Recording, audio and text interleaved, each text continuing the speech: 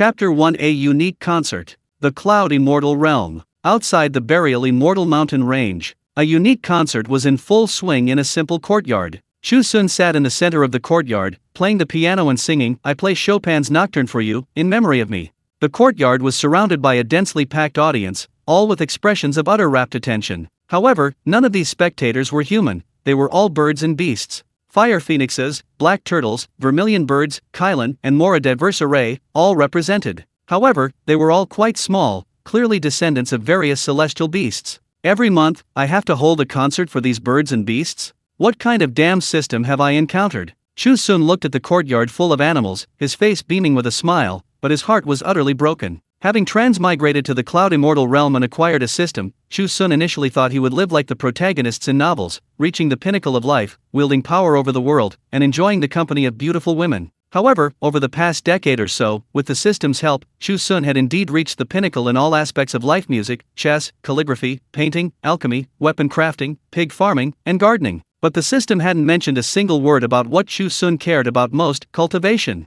In the Cloud Immortal Realm, where cultivators were everywhere and powerful figures were as common as dogs, how was Chu Xun supposed to survive? Therefore, Chu Xun was filled with resentment towards that damn system. What angered Chu Xun the most was that the system required him to hold a concert in this small courtyard every month to liven up the monotonous lives of those immortal beast descendants. This was outrageous. Did they really think I was a street performer? And for free? Chu Xun grew increasingly angry and was about to quit on the spot. However, considering the system's previous promise to him, Chu Xun suppressed his impulse and continued the concert with his best effort. Goodbye, everyone. As soon as the concert ended, Chu Xun turned and left with his black dog, because he still had system tasks to complete. For the past 5 years since he obtained the system, he had either been doing system tasks or on his way to do system tasks. These days were pretty miserable. Rumble. As soon as Chu Xun left, those seemingly ordinary birds and beasts suddenly erupted with terrifying auras that shook the heavens and earth, their bodies rapidly expanding. In the blink of an eye, those birds and beasts soared into the air, all transforming into terrifying behemoths tens of meters tall, becoming truly terrifying celestial beasts.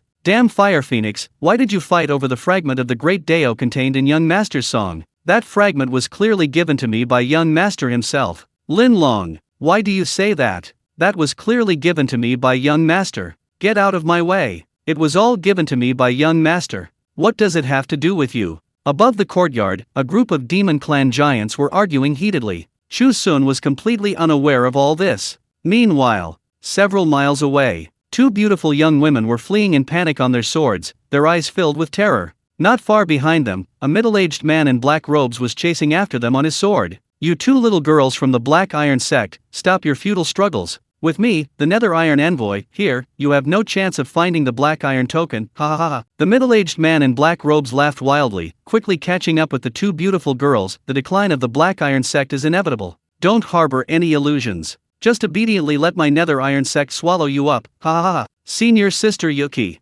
you run first. I'll hold off that Nether Iron Envoy of the Nether Iron sect with my life. The chance to find the Black Iron token is in your hands." One of the girls, dressed in red, looked resolutely at the girl in green. "Junior Sister Fair, what nonsense are you talking about? If we die, we sisters will die together. How could I, John Yuki, abandon you and escape alone?" Upon hearing this, John Yuki glared fiercely at Meng Fair. What a pair of sisters, so deeply in love. "But don't bother arguing, I'll make sure you both die today. Not one will be spared. He he he." The Black Mountain monster sneered, unleashing a terrifying aura that whipped up storms of spiritual energy around them, creating a truly frightening sight. Fair. Beyond that swamp lies the most terrifying Burial Immortal Mist Zone within the Burial Immortal Mountain Range. Within the Burial Immortal Mist Zone lie various extremely terrifying fragments of immortal laws left behind by ancient immortals. If we enter, the Black Mountain monster will definitely not dare to pursue us. John Yuki gritted her teeth, making a difficult decision. Princess Yuki. The Burial Immortal Mist Zone is a notorious forbidden zone for living beings. Even a Golden Nascent Soul stage expert would die from the attacks of various fragments of immortal laws if they entered. With our current cultivation level, entering would probably be. Meng Fair's pretty face paled, revealing a look of terror, as if she had heard an extremely frightening name. The Burial Immortal Mist Zone is the most terrifying place within the Burial Immortal Mountain Range. No cultivator has ever dared to venture there. In the past, some highly skilled individuals defied the odds and insisted on entering to investigate, but none of them ever returned alive. Among them were quite a few powerful cultivators at the nascent soul stage. Over time, the burial immortal mist zone became a forbidden zone for living beings, and no one dared to trespass upon it anymore. Therefore, upon hearing Zhang Yuqi's words, Meng Feier was utterly terrified and at a loss.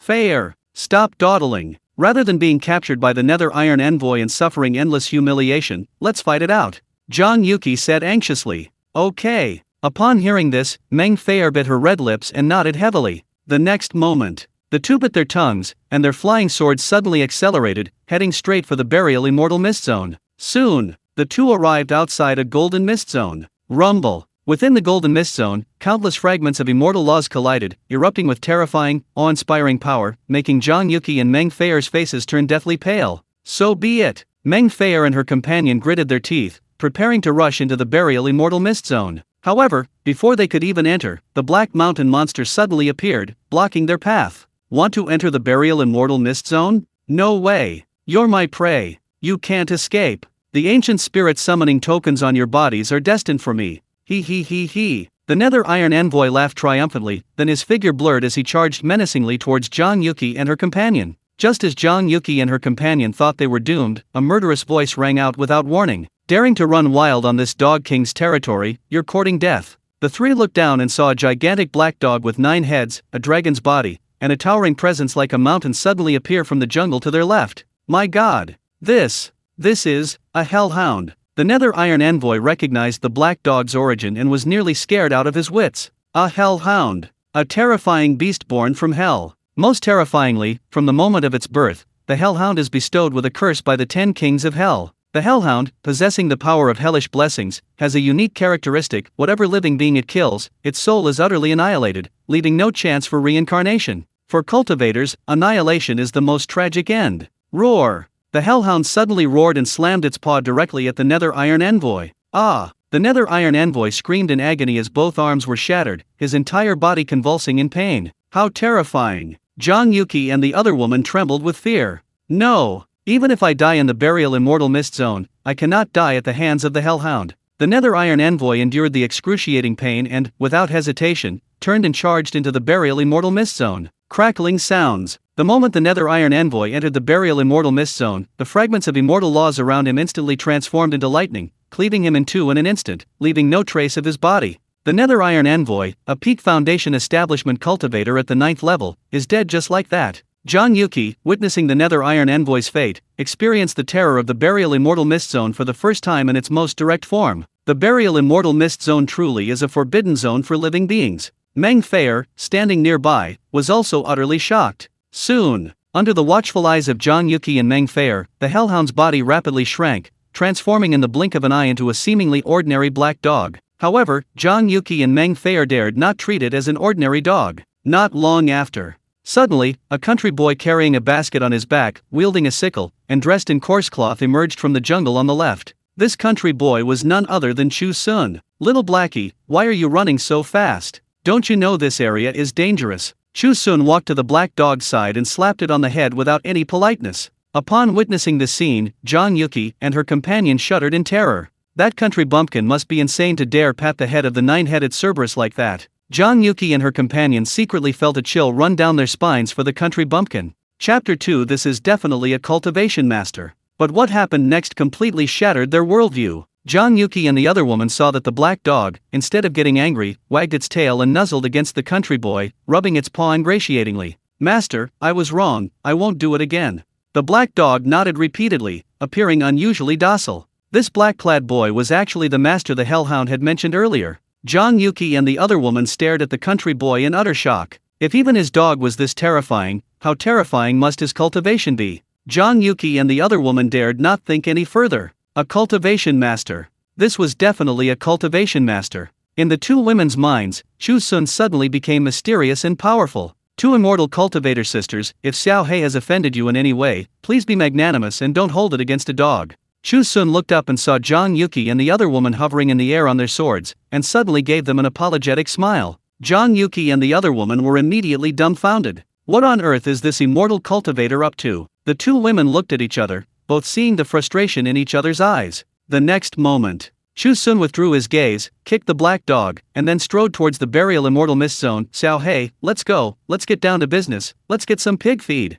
Today's task given to him by the system was to dig pig feed, and it was specific pig feed at that. This kind of pig feed can only be found in the burial immortal mist zone. He actually wants to enter the burial immortal mist zone. Seeing Chu Xun's actions, Zhang Yuqi and Meng Fei trembled in fear. Young master, don't go in. Zhang Yuqi couldn't bear to watch Chu Xun go into his death, and kindly warned him, but it was too late. Chu Xun had already stepped into the burial immortal mist zone. It's over. Zhang Yuqi and Meng Fei sighed inwardly. However, what happened next completely stunned them. In their vision, they saw that wherever Chu Xun passed, the terrifying fragments of immortal laws actually dispersed in all directions, seemingly terrified of him. Chu Xun walked leisurely through the burial immortal mist zone, as if strolling in his own backyard, exuding an indescribable ease. Zhang Yuqi and Meng Fei looked at each other, both seeing the shock and disbelief in each other's eyes. Who exactly is this person who can tame a hellhound and roam freely in the burial immortal mist zone? The two women became even more secretive about Chu Xun. The next moment,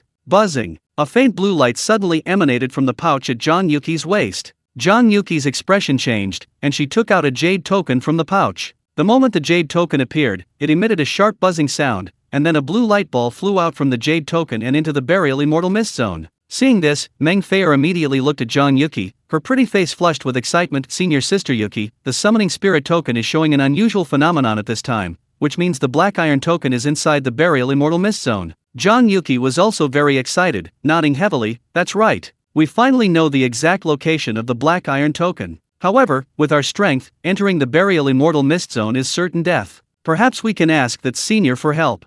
Meng Fei nodded without hesitation. The two women acted immediately, chasing after Chu Xun. Reaching the edge of the burial immortal mist zone, they landed on their flying swords and anxiously called out in Chu Xun's direction. Young master, please wait. Chu Xun was taken aback, turning to look at Zhang Yuqi and the other woman, his face uncertain. You called me? Yes. Zhang Yuqi and the other woman nodded repeatedly. Young master, can you lead us into the burial immortal mist zone? Meng Fei asked nervously, her face flushed. Zhang Yuqi, standing beside him, also looked at Chu Xun hopefully. Sure. Chu Xun nodded readily. This peerless master is actually so easy to talk to. Upon hearing this, Zhang Yuqi and her companion were immediately taken aback. Two immortal cultivator sisters, please come in with me. Remember, stay close to me. There are many forks in the road here, and it's very easy to get lost. I got lost several times when I first entered. Chu Xun walked to their side, beckoning with a smile, but now, this is my backyard. I wouldn't get lost even with my eyes closed, so stay close to me, and you definitely won't get lost. Using the burial immortal mist zone as his backyard? Upon hearing Chu Xun's words, Zhang Yuqi and her companion felt that Chu Xun had become even more mysterious. Chu Xun was definitely the first person in history to dare to use the burial immortal mist zone as his backyard. This news would definitely cause a sensation in the cultivation world. Soon, Zhang Yuqi followed Chu Xun and stepped into the burial immortal mist zone. The moment the two entered the burial immortal mist zone, the surrounding fragments of immortal laws emitted a terrifying, soul-shaking pressure, causing them to break out in a cold sweat, their faces pale, and struggling to breathe. The next moment, crackling sounds. The fragments of immortal laws transformed into a terrifying bolt of lightning, directly striking towards Zhang Yuqi and the other woman. Ah! Upon seeing this, Zhang Yuqi and the other woman screamed in terror, their legs buckling as they half knelt on the ground. Are we going to die like the Nether Iron Envoy? A wave of despair washed over them. However, just as the lightning was about to strike, Zhang Yuqi and the other woman suddenly saw a hazy radiance emerge from Chu Xun's body, spreading directly towards the lightning. Zhang Yuqi and the other woman saw it clearly. When the lightning touched that hazy radiance, it was as if it had encountered a terrifying natural enemy, flying backwards as if it had encountered a monstrous enemy, disappearing without a trace in the blink of an eye. This young master truly lives up to his reputation as a peerless master. He's incredibly powerful. Zhang Yuqi and the other woman, panting heavily, gained a deeper and more direct understanding of Chu Xun's strength. Oh my god, is this what cultivators are like? They're already this exhausted after only a few steps? They're not even as strong as an ordinary person like me. Seeing Zhang Yuqi and the other woman's current state, Chu Xun couldn't help but feel a mixture of disdain and a little smug satisfaction. After all, he could stroll around here with incredible speed, no matter how long he walked, a true powerhouse. Are you hungry? Here, these are some steamed buns I made this morning. Have some to eat. Chu Xun composed himself and considerately took 2 steamed buns from his robes, offering them to Zhang Yuqi and the other woman. Thank you, young master.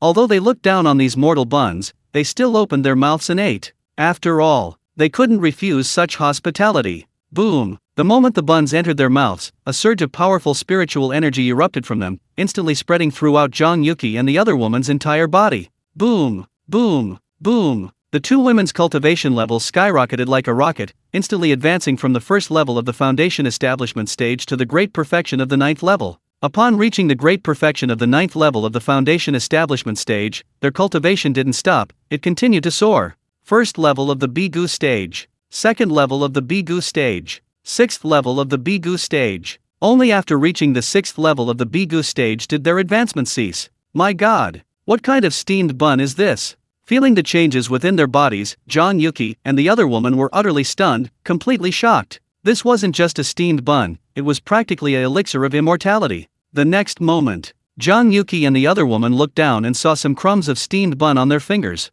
They immediately began frantically sucking on their fingers like hungry wolves, afraid of missing even a single crumb. A casually steamed bun has raised our cultivation so much, are they human or gods? Zhang Yuki and her companion were utterly shocked. Even their sect's top alchemist couldn't concoct such a miraculous pill. Not to mention, this was just an ordinary steamed bun. This truly shows that without comparison, there is no harm. Chapter 3. Is this even human? How hungry were they? 3 days, 5 days, 10 days without food? Seeing Zhang Yuki and the other woman's actions, Chu Xun's eyes immediately filled with sympathy. For cultivators to be so hungry, it was truly pitiful. At this moment, Chu Xun felt that being an ordinary person was quite good. At least he had 3 meals a day, and sometimes he even needed to go for a walk to digest after eating too much. Not long after, the 3 of them and the dog went directly into the depths of the burial immortal mist zone. Not far away, a half-meter-tall plant appeared, emitting a strange fragrance, resembling both gold and jade. My God! There's actually a legendary saint-level immortal herb here, the Jade Golden Immortal Herb. Meng Feier stared at the Jade Golden Immortal Herb, utterly shocked. If I could get one of those, I'd be rich.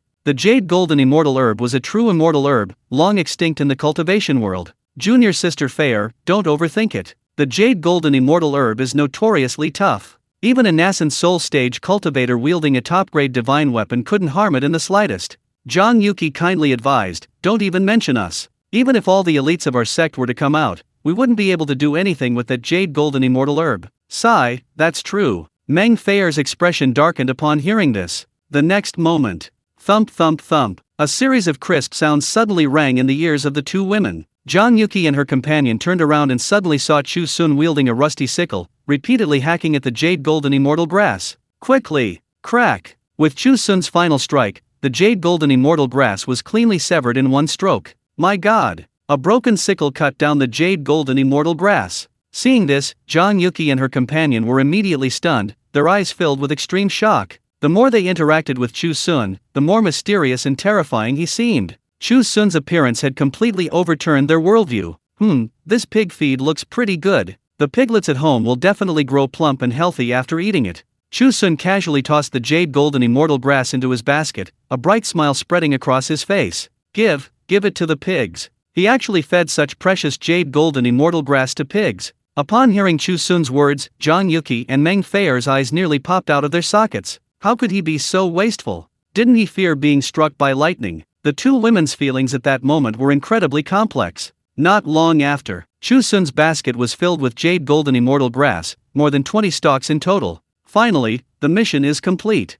Chu Xun looked at the basket overflowing with pig feed and immediately whistled with joy. As soon as the whistle sounded, Zhang Yuki and Meng Feier's eyes widened suddenly, filled with utter shock. Before their eyes, as Chu Xun's lips moved, streams of Daoist runes flew from his mouth and then merged into their bodies. Rumbling. Stimulated by these Dao-related musical inscriptions, the power within their bodies surged once more. 7th level of the Bigu stage. 8th level of the Bigu stage. 9th level of the Bigu stage. 1st level of the Enlightenment stage. 4th level of the Enlightenment stage. In the blink of an eye, the two of them advanced from the 6th level of the Foundation Establishment stage to the 4th level of the Enlightenment stage. My God! Just what level of cultivation master is this? Zhang Yuki and Meng Feier were utterly astonished. A casual whistle contained the sounds and inscriptions of the Great Dao, allowing them to advance so many realms. They had never even heard of a cultivation master of this level before, let alone seen one in person. The next moment, buzzing, the summoning token in Zhang Yuki's hand suddenly trembled violently, then flew off in one direction.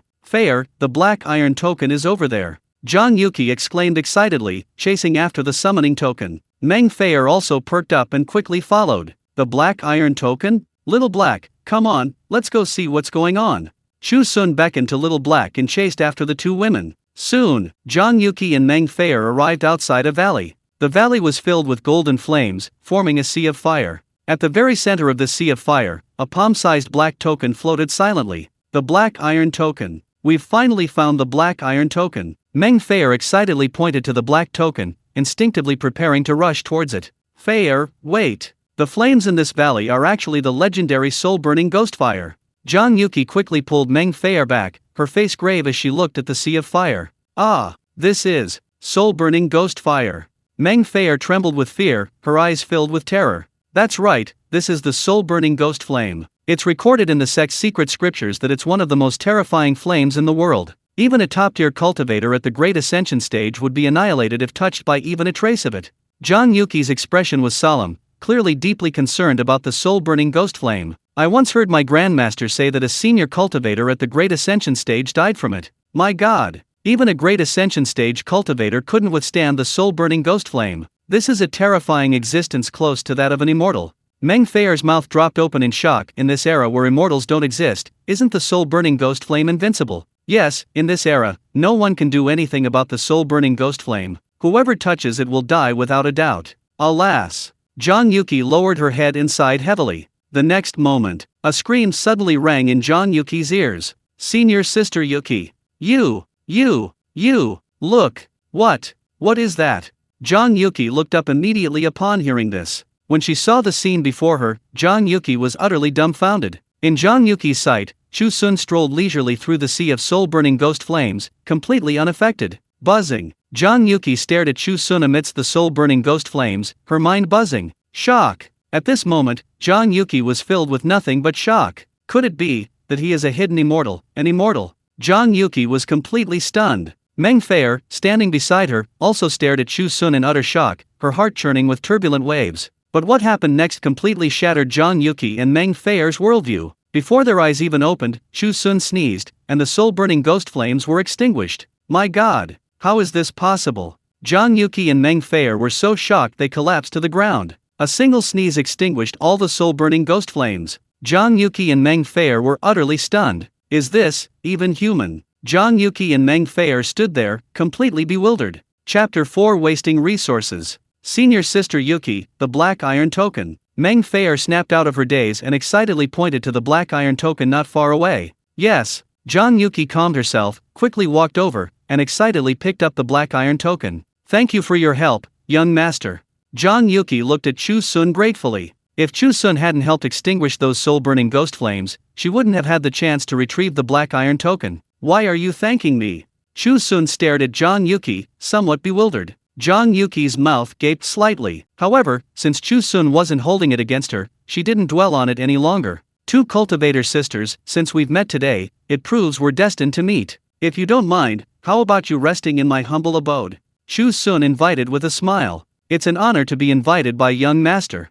Zhang Yuqi and the other woman nodded. Filled with curiosity about the cultivation cave of such a top-tier immortal cultivator, the two women were eager to visit it, a golden opportunity they wouldn't miss. Furthermore, they harbored a secret hope of gaining more immortal blessings through this visit. Soon, the three of them and their dog arrived at a remote village. Greetings, village chief. The surrounding villagers greeted Chu Xun with smiles. Village chief? Zhang Yuqi and her companion were utterly dumbfounded. They never imagined that Chu Xun was actually the village chief of a small mountain village. Perhaps, this was the legendary hidden master. A realization dawned on Zhang Yuqi and her companion. Please come in. Chu Xun stopped outside a simple courtyard, smiling as he gestured for Zhang Yuqi and the other woman to enter. It's an honor to have you two cultivator sisters grace my humble abode with your presence. You're too kind, young master. Zhang Yuqi and the other woman smiled awkwardly, then followed Chu Xun into the courtyard. Come, please have a seat, you two great cultivators. I'll go to the backyard and get you some fruit. This is all natural, pesticide-free, truly organic food, you can't find this anywhere else. Chu Xun warmly arranged for the two women to sit down, then went to the melon patch in the backyard and picked the largest watermelon. Quickly, Chu Xun cut the watermelon, placed it in a bowl, and brought it out into the courtyard. My humble abode is simple, and I have nothing of value to offer. Please don't be offended, you two great cultivators. Chu Xun scratched his head somewhat embarrassedly, like a country bumpkin entertaining a high-ranking official. His unease and apprehension were impossible to conceal. You two eat first. It's pig feeding time now, I need to go to the backyard to feed the pigs. Chu Xun grinned, then turned and left with the black dog. As soon as Chu Xun left, Zhang Yuqi and Meng Fei picked up a slice of watermelon and started eating. The moment the watermelon entered their stomachs, their expressions changed drastically. An extremely powerful surge of spiritual energy erupted from the watermelon flesh, then flooded into their bodies, continuously boosting their cultivation levels. Senior Sister Yuki, what kind of rare treasure is this watermelon? It's terrifying. I only took one bite, and I've already increased my cultivation level by a small realm. This is unbelievable. Meng Fei's eyes widened, utterly shocked. I've also advanced a minor realm. This watermelon is terrifying. Zhang Yuqi was also stunned. The next moment, Zhang Yuqi and Meng Fei screamed and scrambled to eat the remaining watermelon.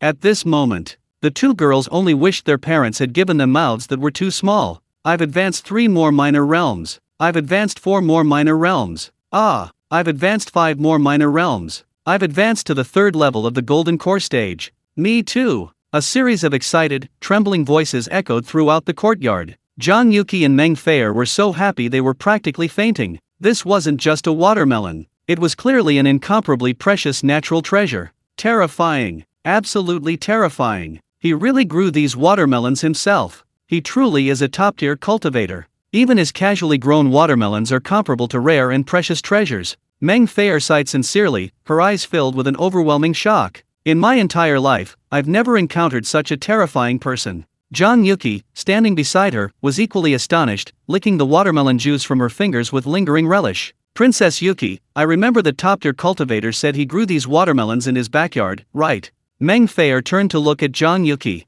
Yes, he's feeding the pigs in the backyard right now. Zhang Yuqi nodded, her eyes sparkling. Let's go to the backyard and try to get him to give us some more watermelons.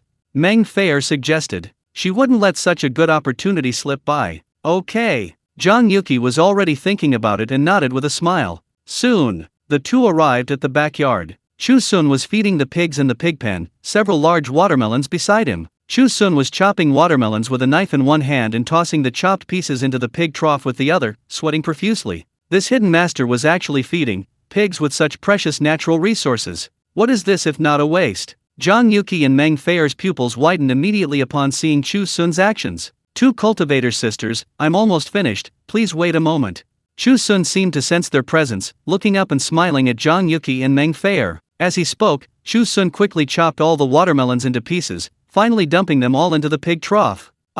You're wasting resources. Stop! Meng Fei suddenly screamed, startling Chu Yi. Before Chu Xun could react, Meng Fei and Zhang Yuqi pounced on the pig trough, one after the other, their pretty faces flushed and beads of sweat dripping down their cheeks. With lightning speed, the two appeared beside the trough in the blink of an eye. Get out of the way! Get out of the way! The two girls kicked away the pigs beside the trough, then, their eyes bloodshot, frantically devoured the watermelons, as if suddenly possessed. Chu Xun, standing to the side, was dumbfounded. He never imagined that the high and mighty cultivator in his mind would actually come and fight with pigs for food. Hey, 2 cultivator sisters, what are you doing? Fighting with pigs for food, isn't that a bit unseemly?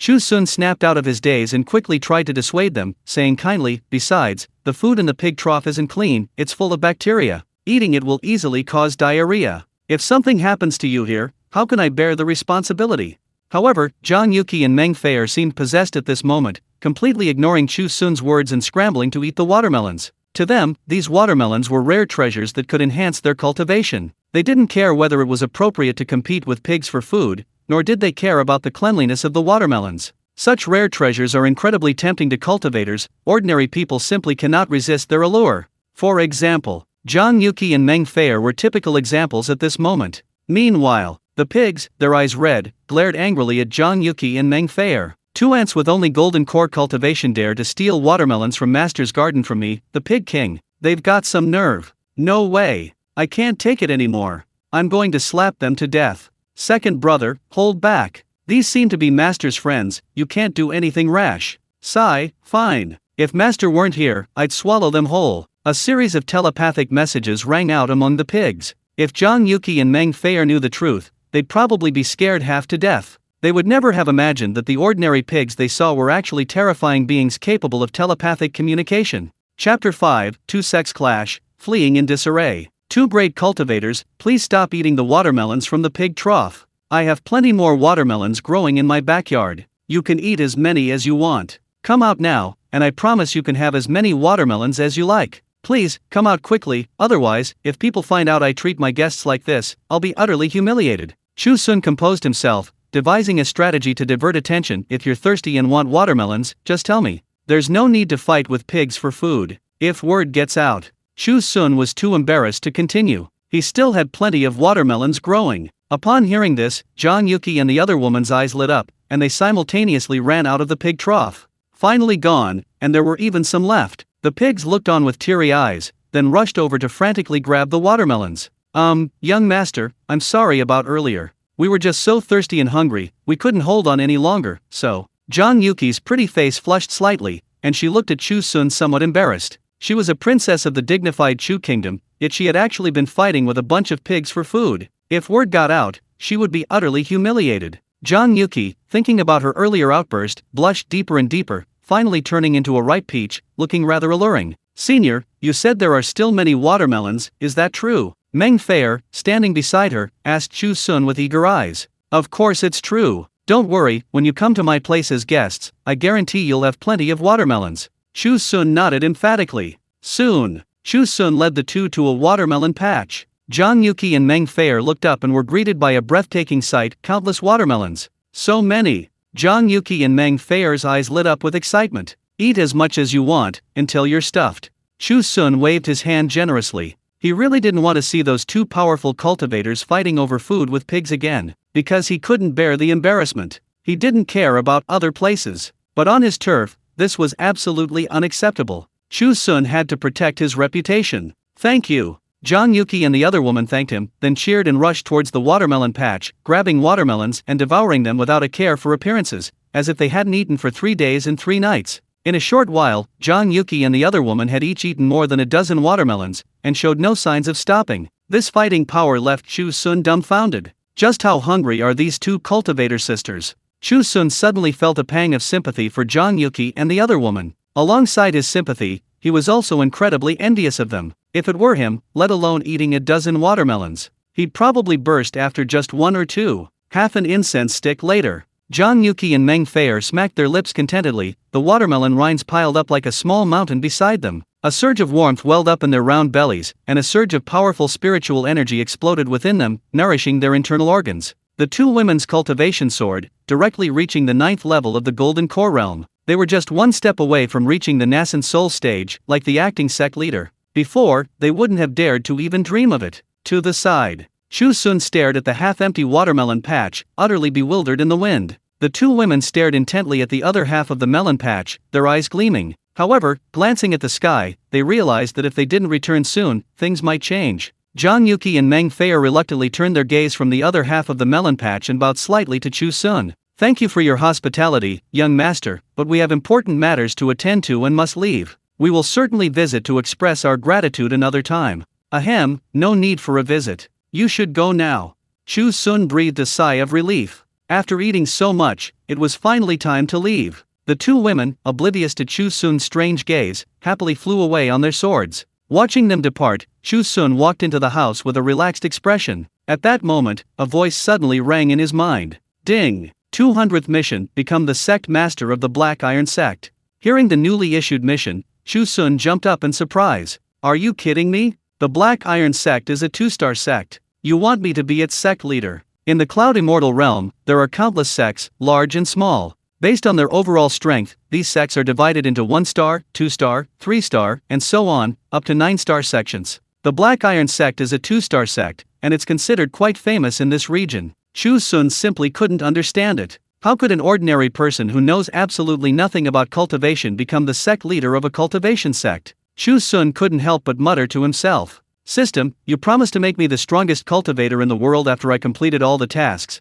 but when will these tasks ever end? Your name is Cultivation Assistance System, and all the tasks you issue are supposed to assist in cultivation. But becoming the sect leader of a sect, what kind of assistance task is that? You should at least give me a hint. Hey! No matter how much Chu Xun cursed, the system remained unresponsive. Chu Xun felt a lump in his throat, but was completely helpless. He had already completed so many tasks, giving up now was impossible. Even if the system was a jerk, he had to keep going. Sigh. Chu Xun sighed heavily and went back inside to think of a solution. Black Iron Mountain, at the gate of the Black Iron sect. Two groups of people faced off at the gate, the atmosphere extremely tense. Ya Hongguan, why don't you surrender obediently? Your Black Iron sect is leaderless, and you've even lost the Black Iron token. Do you think you still have the strength to fight? An old man in golden robes sneered and slowly stepped forward. This man was Jin Qinqi, an elder of the Nether Iron sect. What happens to our Black Iron sect is none of your business. This is Black Iron sect territory, and you are not welcome here. Ya Hongguang, the acting sect leader of the Black Iron sect, spoke in a deep voice, but he clearly lacked confidence. Jin Qinqi sensed the unease in Ya Hongguang's voice and sneered, your sect leader is gone, and such a large sect is left without management. What right do you, a temporary acting sect leader, have to challenge me? Get out of my way quickly. Perhaps after the Nether Iron sect annexes the Black Iron sect, you'll be spared a proper burial. You! Ya Hongguang's eyes widened, and he immediately assumed an attack stance. Jin Qinqi remained calm and simply waved his hand. Two middle-aged men stepped out from the group and stood beside Jin Qinqi. Judging from their aura, they were two golden core stage experts. Ya Hongguang's expression changed. One nascent soul stage expert plus two golden core stage experts. He, a nascent soul stage expert, leading a group of disciples who weren't even at the foundation establishment stage, what could he possibly do against them? But even so, he wouldn't back down. Ya Hongguang gritted his teeth and roared, I'll fight you to the death. A powerful aura erupted, and the two sides were on the verge of a fierce battle. At this moment, a delicate shout came from the sky. Let's see who dares to run wild on Black Iron sect's territory. As she spoke, two figures jumped down from the sky and stood on the side of Black Iron sect's forces. It was Zhang Yuqi and Meng Feier. Zhang Yuqi cupped her hands in a respectful greeting to Ya Hongguang, then pulled something from her robes and shouted, the Black Iron token, the Black Iron sect's most precious treasure, has been recovered. Her words immediately caused a stir among those around her. Jin Qinqi's eyes nearly popped out of their sockets. You two little girls are still alive. And you even found the Black Iron token.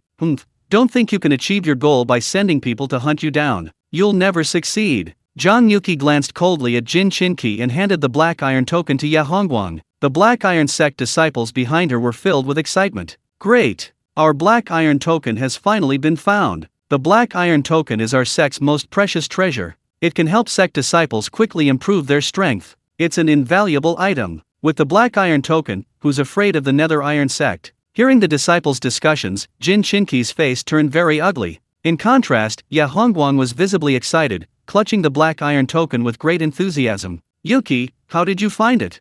We encountered a senior expert who guided us to it. Moreover, under his guidance, we even improved our cultivation level. Zhang Yuqi and Meng Feier exchanged a smile, their auras radiating confidence. Jin Qinqi sensed the two women's cultivation levels and was immediately shocked. When did you reach the golden core stage? How is that possible? Not long ago, you were just two foundation establishment stage brats. Tell me, who guided you? Jin Qinqi trembled, involuntarily taking a step back. The sudden appearance of two golden core stage experts, coupled with the Black Iron token's enhancement, meant their strength was no longer equal. Zhang Yuqi's expression was arrogant, and she gave a cold smile. No comment. With that, she drew her sword, holding it horizontally at the forefront. So, still want to fight? You're the ones who can't fight now. With the Black Iron token in hand and two more golden core stage experts, the Black Iron sect disciples, who had been dejected, instantly regained their momentum. Jin Qinqi, knowing the principle of not fighting a losing battle, gritted his teeth and said, Fine, I'll let you go today. Let's go. With that, Jin Qinqi transformed into a streak of light and disappeared into the horizon. The remaining Nether Iron sect disciples hurriedly followed behind, vanishing without a trace moments later. The crisis was temporarily averted, and the Black Iron sect members all breathed a sigh of relief. Ya Hongguang, still preoccupied with Zhang Yuqi's earlier words, quickly asked, What exactly happened between you two? It's like this. Zhang Yuqi and Meng Feier didn't hide anything, recounting everything that had happened after their encounter with Chu Xun. Upon hearing this, Ya Hongguang was utterly shocked. In the Cloud Immortal realm, there actually exists such a reclusive master? Using a sickle to cut immortal herbs? Giving immortal herbs to pigs? Breaking through your cultivation by eating just one steamed bun and one watermelon? Truly unimaginable. Could it be? Ya Hongguang suddenly realized something and hurriedly walked towards the section. Yuki, Feier, come with me. Chapter 6 Strange Events in the Village. Zhang Yuqi and Meng Fei obediently followed Ye Hongguang, quickly arriving at the inner hall of the Black Iron sect. Inside the inner hall sat an old man. The old man was hunched over, his face pale, coughing incessantly, looking like he was on his deathbed. He was Xiang Kongshu, the second elder of the Black Iron sect. Ye Hongguang stepped forward and took out the Black Iron token. Upon seeing the Black Iron token, Xiang Kongshu's cloudy eyes immediately brightened. They really found the Black Iron token? Yes, your divination was correct. The two whispered among themselves, while Zhang Yuqi and Meng Fei stood aside, somewhat confused. After a moment, Ye Hongguang looked at them and said, "Do you know why the sect sent you out to find the Black Iron token?" The two women shook their heads. Because the second elder has already divined it using his own destiny as a guide. You will take the ancient spirit summoning token and go out to find the Black Iron token. You will encounter a destined person who will grant you an opportunity and help you accomplish this. Your ability to return safely and bring back the Black Iron token proves this prophecy was correct. The second elder said this destined person can help the Black Iron sect overcome its difficulties. We must seize this opportunity firmly. Ye Hongguang was excited, wishing he could have Zhang Yuqi and Meng Fei take him to find this destined person right now. The two women hadn't expected this. Seeing Xiang Kongshu's weak appearance, their hearts ached. Not long ago, a great battle broke out between the Nether Iron sect and the Black Iron sect. The Black Iron sect's leader perished in this battle, and the sect suffered heavy losses. Ye Hongguang, as the Grand Elder, had no choice but to hastily assume the position of acting sect master. The second elder, the only one in the sect skilled in divination, sacrificed his own life in an attempt to find the long-lost treasure, the Black Iron token. If Chu Xun was indeed the prophesied chosen one who could save the Black Iron sect, then they had to bring him here no matter what. Zhang Yuqi and Meng Fei nodded. Alright, let's go find that senior now. With that, the two women walked out. Ye Hongguang originally intended to go alone, but Xiang Kongshu insisted on coming, so he had no choice but to take him along. The four of them flew on their swords and soon arrived at a small mountain village. Seeing this ordinary little mountain village, Ye Hongguang immediately showed a look of doubt. This, senior lives in a place like this? Zhang Yuqi nodded. Yes, senior is the village chief of this village. Village chief. Ye Hongguang's eyes widened, his face showing disbelief. Xiang Kongshu tapped his cane and said, "Don't be surprised. Hiding in the world to cultivate one's character, that's what a true master is." Second elder is right. Ye Hongguang nodded. Although he hadn't yet met the senior, a deep sense of reverence had already welled up within him. The four of them said no more and hurried into the village. The sun was setting, and smoke rose from every chimney. It was dinner time. A group of children were playing outside, kicking a wooden ball back and forth. Accidentally, the ball landed at Ye Hongguang's feet. "Please bring our wooden ball over," the children shouted as they ran over. Ye Hongguang smiled, bent down to pick up the ball, and his smile suddenly froze. His legs trembled, and he almost collapsed to the ground. The wooden ball in his hand was actually enveloped in a faint Daoist aura. Empowered by the Daoist aura, even an ordinary wooden ball could evolve into a magical artifact. Ye Hongguang stroked the rough texture of the wooden ball. It was clearly man-made. He squatted down and asked the children, "Where did this wooden ball come from?" "The village chief made it for us," a child shouted loudly. The village chief, it was that senior master. Ye Hongguang murmured to himself, holding the wooden ball reluctantly. The child in front of him, seeing that someone else had taken the wooden ball, cried out unhappily, "Mom! Someone stole my things. Who dares to cause trouble in the village?" A loud voice rang out, and an old woman holding a spatula rushed out of a nearby house and stood before Ye Hongguang. Ye Hongguang looked up and his mouth dropped open in astonishment, the wooden ball in his hand falling to the ground with a thud. He saw that even the spatula in the old woman's hand was imbued with a faint Daoist aura. Ye Hongguang's eyes lit up. He stood up, gripped the spatula tightly, and excitedly asked, "Auntie, has anyone else used this spatula? What are you trying to do?" "This spatula, besides me, only the village chief has used it to cook a few meals for me."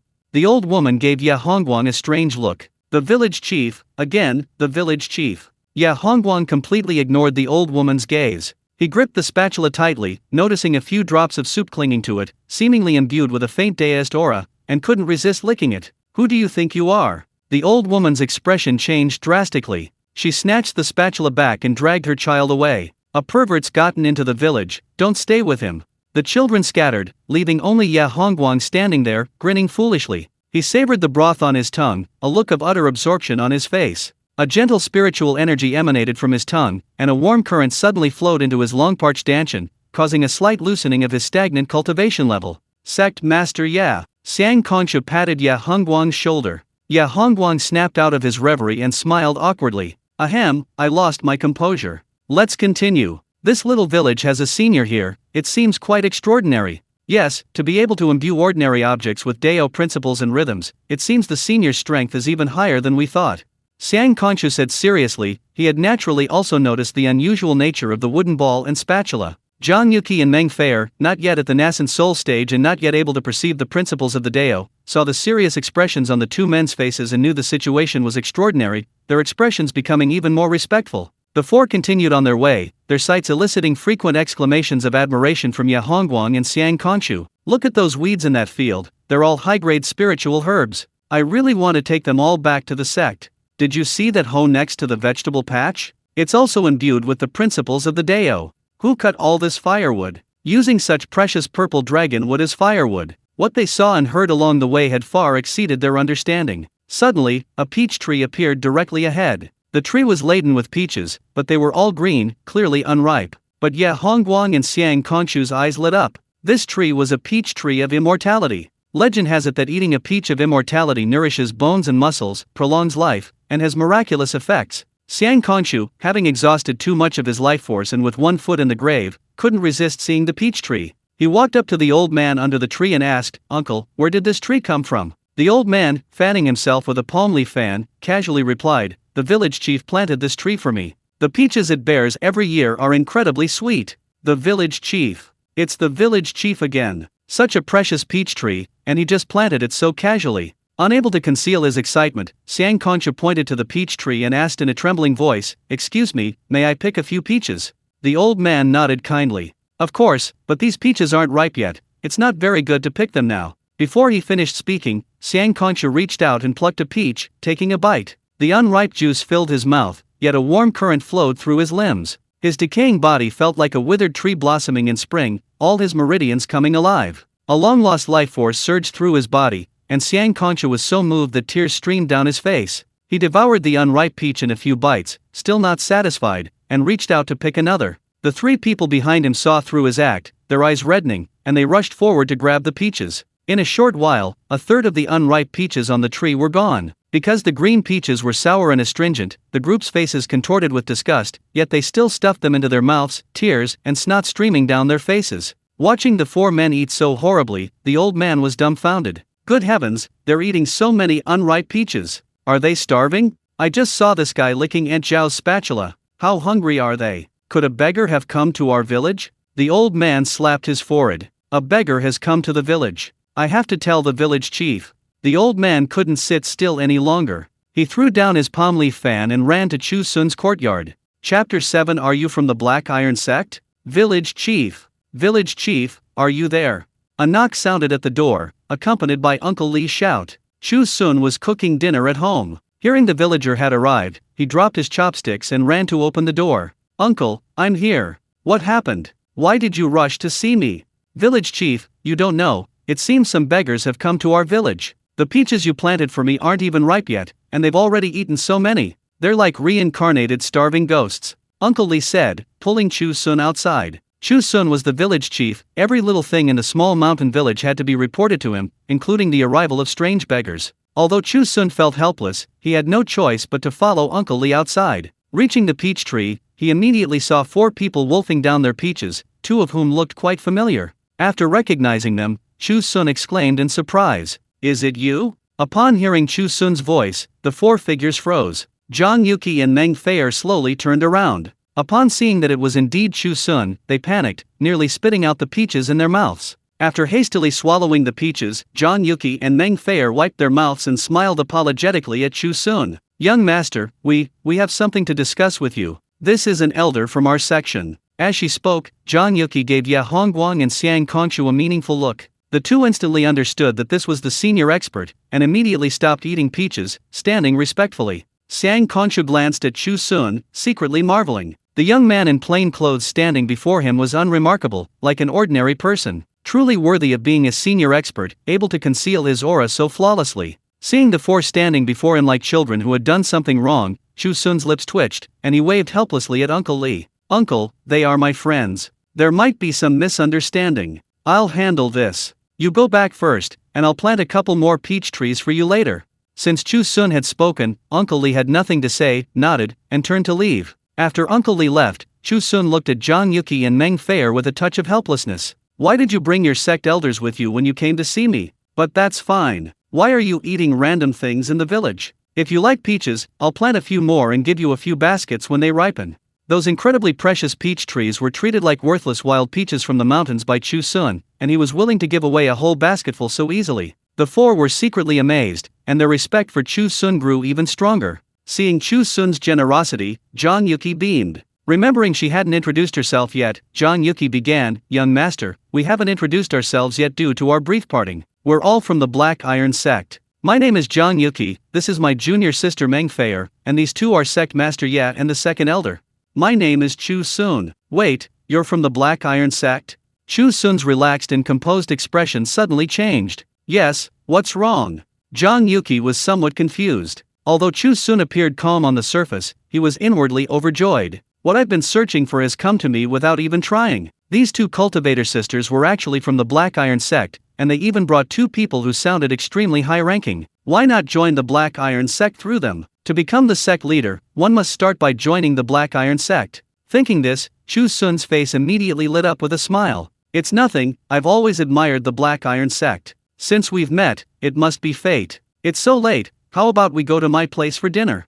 Seeing how hungry they were, treating them to a meal was the best way to build a good relationship with them. Hearing Chu Xun's invitation, Zhang Yuki was overjoyed and readily agreed, and the other three had no objections either. So, led by Chu Xun, the group of five arrived at Chu Xun's courtyard. Seeing the simple courtyard, Ya Hongguang and Xiang Kongshu were somewhat surprised. However, they didn't reveal their thoughts and went inside after Chu Xun pushed open the door. They hadn't taken more than a few steps when Ya Hongguang and Xiang Kongshu froze, almost falling to the ground, because they felt several sharp gazes fixed on them. Looking up, they only saw a pig pen, with several pigs glaring at them. "Those two ants who stole my lunch. They actually dared to bring others into Master's yard. Second brother, don't be impulsive. Since Master allowed them in, it proves they are Master's friends. We can't act rashly. Yes, second brother, don't glare anymore. If you expose your identity to Master, it won't be easy to handle." A series of grunts echoed from inside the pig pen, the oppressive gazes never leaving their sides. Ya Hongguang and Xiang Kongshu were already drenched in cold sweat. Seeing that no one was following behind, Chu Xun glanced back in confusion. Ya Hongguang and Xiang Kongshu were kneeling on the ground, their faces deathly pale. Zhang Yuki and Meng Feier, who hadn't felt the oppressive gaze, stood helplessly to the side. Chu Xun was speechless and quickly went over to help them up. "They're so old, even walking such a short distance makes them want to lie down. These cultivators, their constitutions are really weak." The moment Chu Xun helped them up, the pressure on them vanished. Ya Hongguang and Xiang Kongshu were moved to tears, grasping Chu Xun's hands and thanking him profusely. Chu Xun was speechless. "I just helped them up, is it really necessary?" However, although he was speechless, out of respect for the fact that they were from the Black Iron sect, Chu Xun still put on a smiling face. "Alright, let's go inside, the food's getting cold."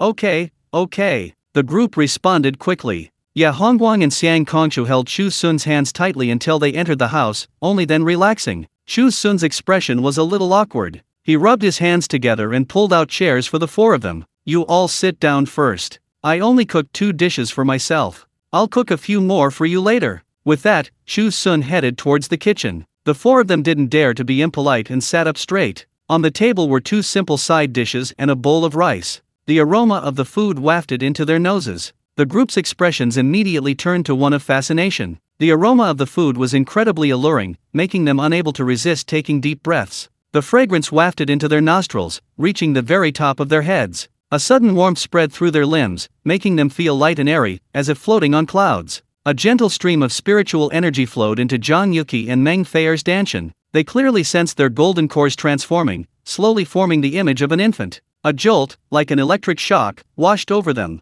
Then, they felt refreshed and overjoyed. "Junior sister Feier, I've broken through to the nascent soul stage. Senior sister Yuki, me too." The main effect of the peaches of immortality is to prolong life. They don't replenish much spiritual energy. The two women had initially felt some regret, but now, just smelling Chu Xun's cooking had led to their breakthrough. The two women were ecstatic, then looked at the other two, who, as expected, were also filled with excitement. Ya Hongguang was overjoyed. He had actually advanced 3 minor realms, from the 6th level of the nascent soul stage to the 9th level. Looking at Xiang Kongshu again, he, who was already at the great perfection of the 9th level of the nascent soul stage, had actually broken through to the out-of-body stage. With the breakthrough in realm, increased lifespan, and the addition of the peaches of immortality, Xiang Kongshu, who had 1 foot in the grave, had been reborn. He was radiant, like a robust middle-aged man. Realizing the benefits of the food's aroma, Xiang Kongshu couldn't contain his excitement. He raised his hand and created a gust of wind, directing all the fragrance toward himself, and inhaled deeply.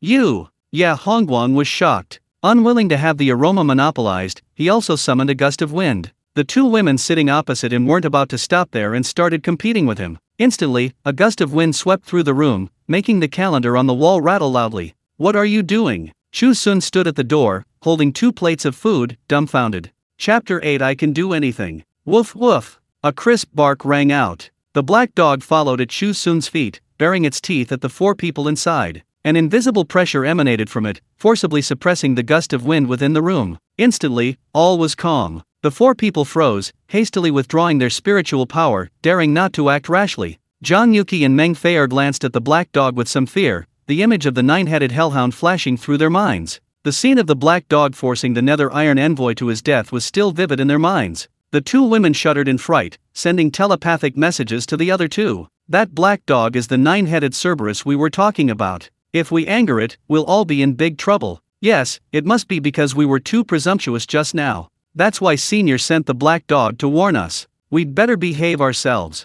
Upon realizing the black dog's true identity, Ya Hongguang and Xiang Kongshu turned pale. The 4 of them sat obediently in their seats, heads bowed, not daring to speak, like children who had done something wrong. Chu Xun glanced at them, said nothing, and placed the dishes on the table. After all, he still needed them to enter the Black Iron sect. He wouldn't reprimand them unless they caused any major trouble. Come and eat, Chu Xun said casually. Thank you, young master.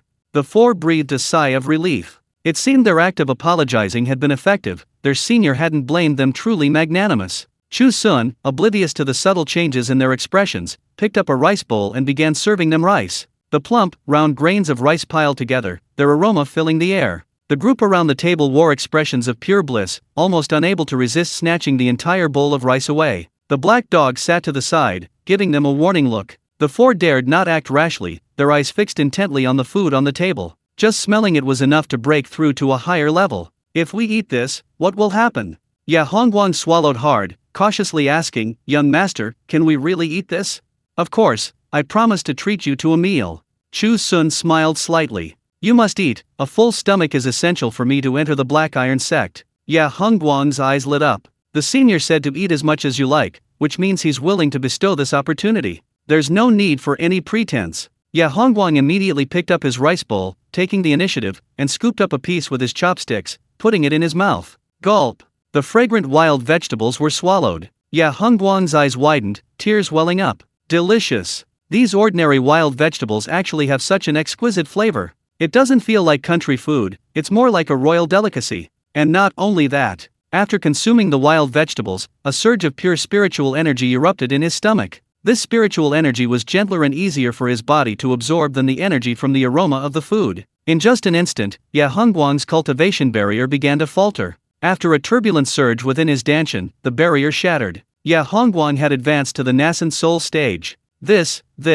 Ya Hongguang's eyes gleamed, and he frantically began shoveling food into the table before him. The other 3, unable to contain their eagerness, simultaneously grabbed their chopsticks and frantically grabbed at the food. In an instant, the dining table ceased to be a dining table, it transformed into a battlefield for the 4 of them. The chopsticks, moving so fast they left after images, became their swords. Whoever wins gets to share in this divine blessing. After a brief scramble, the 4 dishes were devoured in a flash, leaving only empty plates. The 4 were thoroughly enjoying themselves, their cultivation auras shifting rapidly. Zhang Yuqi and Meng Feier advanced 9 minor realms, directly reaching the great perfection of the 9th level of the nascent soul stage. To reach such heights at their age is truly rare. As for Ya Hongguang and Xiang Kongshu, one broke through to the 4th level of the nascent soul stage, and the other reached the great perfection of the 9th level of the nascent soul stage. They were only one step away from reaching the divine transformation stage. With such powerful figures in charge, the Black Iron sect could certainly dominate the region. And all of this was brought about by Chu Xun. The 4 couldn't hide their excitement, even grabbing plates of food and carefully licking them clean. Chu Xun's arm, holding chopsticks, froze in midair. He opened his mouth, his eyes nearly popping out of their sockets in astonishment. He knew they were hungry, but he hadn't expected them to be this hungry. Could it be that the Black Iron sect's food wasn't very good? It seemed he'd have to bring his own pots and pans to cook if he joined the Black Iron sect. As Chu Xun pondered this, the 4 people in front of him finished their meal. 4 clean plates sat on the table, their gleaming surfaces as if they had been washed. The 4 were satisfied, burping contentedly, immersed in the excitement of their improved cultivation levels. Seeing that they were full and seemed to be in good spirits, Chu Xun thought his opportunity had arrived. After thinking for a moment, he tentatively asked, "Since everyone is full, let's talk about something serious. Would any of you be willing to do me a favor?" Upon hearing that Chu Xun offered to help, the 4 immediately sat up straight, adopting serious expressions. "Please speak, young master. We will help if we can. Thank you in advance." Chu Xun smiled brightly. "I want to join the Black Iron sect. That shouldn't be difficult for you, right?" As soon as he finished speaking, the expressions of the 4 people in front of him immediately turned serious. The 4 were tense and didn't answer immediately, exchanging thoughts internally. Senior actually took the initiative to offer to join the Black Iron sect. Did he foresee that we would come to ask for help? Given your great power, it's normal for him to have foreseen these things. Being so willing to help the Black Iron sect, I think Senior is the chosen one. I think so too, but this matter is of great importance, and we can't be too hasty. Then what should we do now? After a heated discussion in their minds, the 4 didn't answer. Seeing their long silence, Chu Xun became a little anxious. Were they unwilling? Actually, that was normal. After all, he was just an ordinary person who didn't know how to cultivate. To expect someone to join a cultivation sect simply because he cooked them a meal is truly asking too much. However, he had to complete the system's mission. Chu Xun steeled his resolve and loudly proclaimed, "Let me join the Black Iron sect. Don't worry, I can do anything." He simply didn't know how to cultivate, but through the system's training, he had mastered all the arts: music, chess, calligraphy, and painting, and could play various instruments and sing. At the very least, he could join the sect and play music to soothe their moods. Chu Xun's voice was extremely loud, startling everyone back to their senses. Xiang Kongshu and Ye Hongguang exchanged a glance, then Xiang Kongshu whispered, "Since you can do anything, then show the Black Iron token to the senior." Ye Hongguang asked in surprise, "What do you mean?" "I once used divination to predict that the chosen one will resonate with the Black Iron token." "You mean, I should use the Black Iron token to test the senior?" "Yes, but don't be too direct. After all, this is our sect's most precious treasure." Xiang Kongshu's words seemed to make sense. Ye Hongguang thought for a moment, then took out the Black Iron token from his robes and presented it to Chu Xun. "Young master, since you can do anything, then let's see what this token is like first." Chapter 9, The Cult Admission Examination? "Okay, let me see." Chu Xun nodded and took the token. He immediately recognized it as the black token Zhang Yuki and the others had been searching for. But why show it to him? What did they want him to do? Chu Xun examined it closely. He saw numerous small cracks on the black token, the carved patterns were blurred, and a piece was missing from the lower right corner. The entire token was old and ancient, exuding a lifeless aura. Chu Xun had learned wood carving under the system's guidance, and the system often gave him old wood carvings to practice repairing. This black token was similar to those carvings. Realizing this, Chu Xun suddenly understood. He understood. They probably wanted him to repair this token. So, the Black Iron sect's entrance exam was wood carving. That made things easier, that was his forte. Chu Xun smiled broadly and said, "I understand. Then let me repair this token." "Repair?" Ye Hongguang was stunned, not expecting Chu Xun's unexpected words. "What does senior mean?" Chu Xun confidently stated, "Yes, look at the state this token is in. I'll recarve it." "Carve, carve." The 4 people in front of him froze. The Black Iron token was made of heavenly Ze wood, a wood as hard as iron, not easily carved. The founding ancestor of the Black Iron sect had gone to great lengths to obtain a small piece of heavenly Ze wood and carve a rough pattern. Leaving aside what Chu Xun would use to carve it, the Black Iron token was the Black Iron sect's most treasured artifact. Its patterns were extremely ancient, containing the power of the founding ancestor, and could not be easily altered. Ye Hongguang pondered how to refuse Chu Xun, looking up at him. Chu Xun was examining the wooden token closely, seemingly very interested. Wood carving was one of his specialties, he could give it a try. Seeing his expression, Ye Hongguang gave a wry smile. If the senior insisted on taking the Black Iron token, what right did he have to refuse? If they angered him, they'd all be in trouble. Ye Hongguang reluctantly nodded. "Fine, whatever you want. Then you'll have to wait." Chu Xun smiled, grabbed the Black Iron token, and ran out like a gust of wind. Inside the room, a somber mood hung heavy. The 4 stood there, stunned, unable to recover for a long time. Xiang Kongshu was speechless. He actually took the Black Iron token. That's a sect treasure. How can we just hand it over to someone else? What can I do? Ye Hongguang sighed helplessly. I wonder what senior will do to the Black Iron token. With his strength, he could destroy the entire token. Perhaps we were too presumptuous in front of him, which angered him, and he wants to teach us a lesson. The group looked distressed, filled with regret. We're just eating, can't we at least be a little more reserved in front of Senior? Now look what's happened, Senior is going to punish them. Ya Hongguang, his face full of sorrow, said mournfully, never mind, even if the black iron token is truly destroyed, we have no right to blame Senior. Stop talking about a destined person. Let's go back and think carefully about how we're going to fight the Nether Iron sect without the black iron token. Ya Hongguang prepared for the worst. The group sighed deeply, and the atmosphere in the room became heavy. After an unknown amount of time, Chu Xun's shout came from outside. I've taken care of it. Chu Xun strode into the room like the wind, carrying something in his hand. Ya Hongguang weakly raised his head. Upon seeing what Chu Xun was holding, his eyes widened, and he instantly perked up. What's wrong? Here, what you wanted.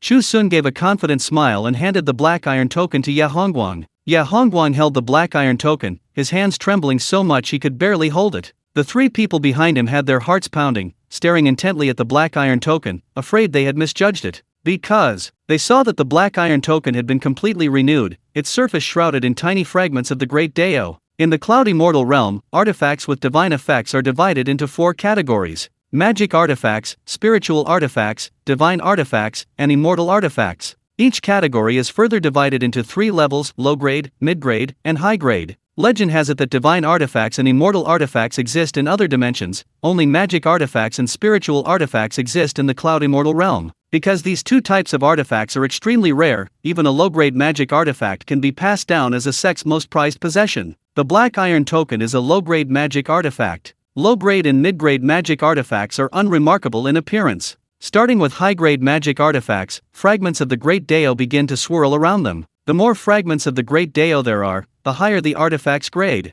Zhang Yuqi and Meng Feier whispered amongst themselves, afraid they might have misjudged. The black iron token is just a low-level magic artifact, yet it's imbued with fragments of the Great Dao. Could it have evolved into a high-level magic artifact? A low-level magic artifact can evolve? Unheard of. I think only you, Senior, possess such ability. A low-level magic artifact evolving into a high-level one amplifies and deepens its original effects. Perhaps there are even some hidden benefits. You've truly helped us immensely. Ya Hongguang gasped for breath, his excitement barely contained. 2 streams of tears flowed down his face, making him look somewhat comical. Chu Xun glanced at Ya Hongguang strangely. Just completing the sect entrance assessment, is it really necessary to be like this? It must be his skill that's so exceptional, stunning everyone present. Chu Xun smiled smugly and deliberately said, this is a pattern I specially redesigned. What do you think? Ya Hongguang's face was streaked with tears, his vision blurred, his hands constantly caressing the black iron token. He clearly felt the design on the black iron token was completely altered, becoming elegant and beautiful.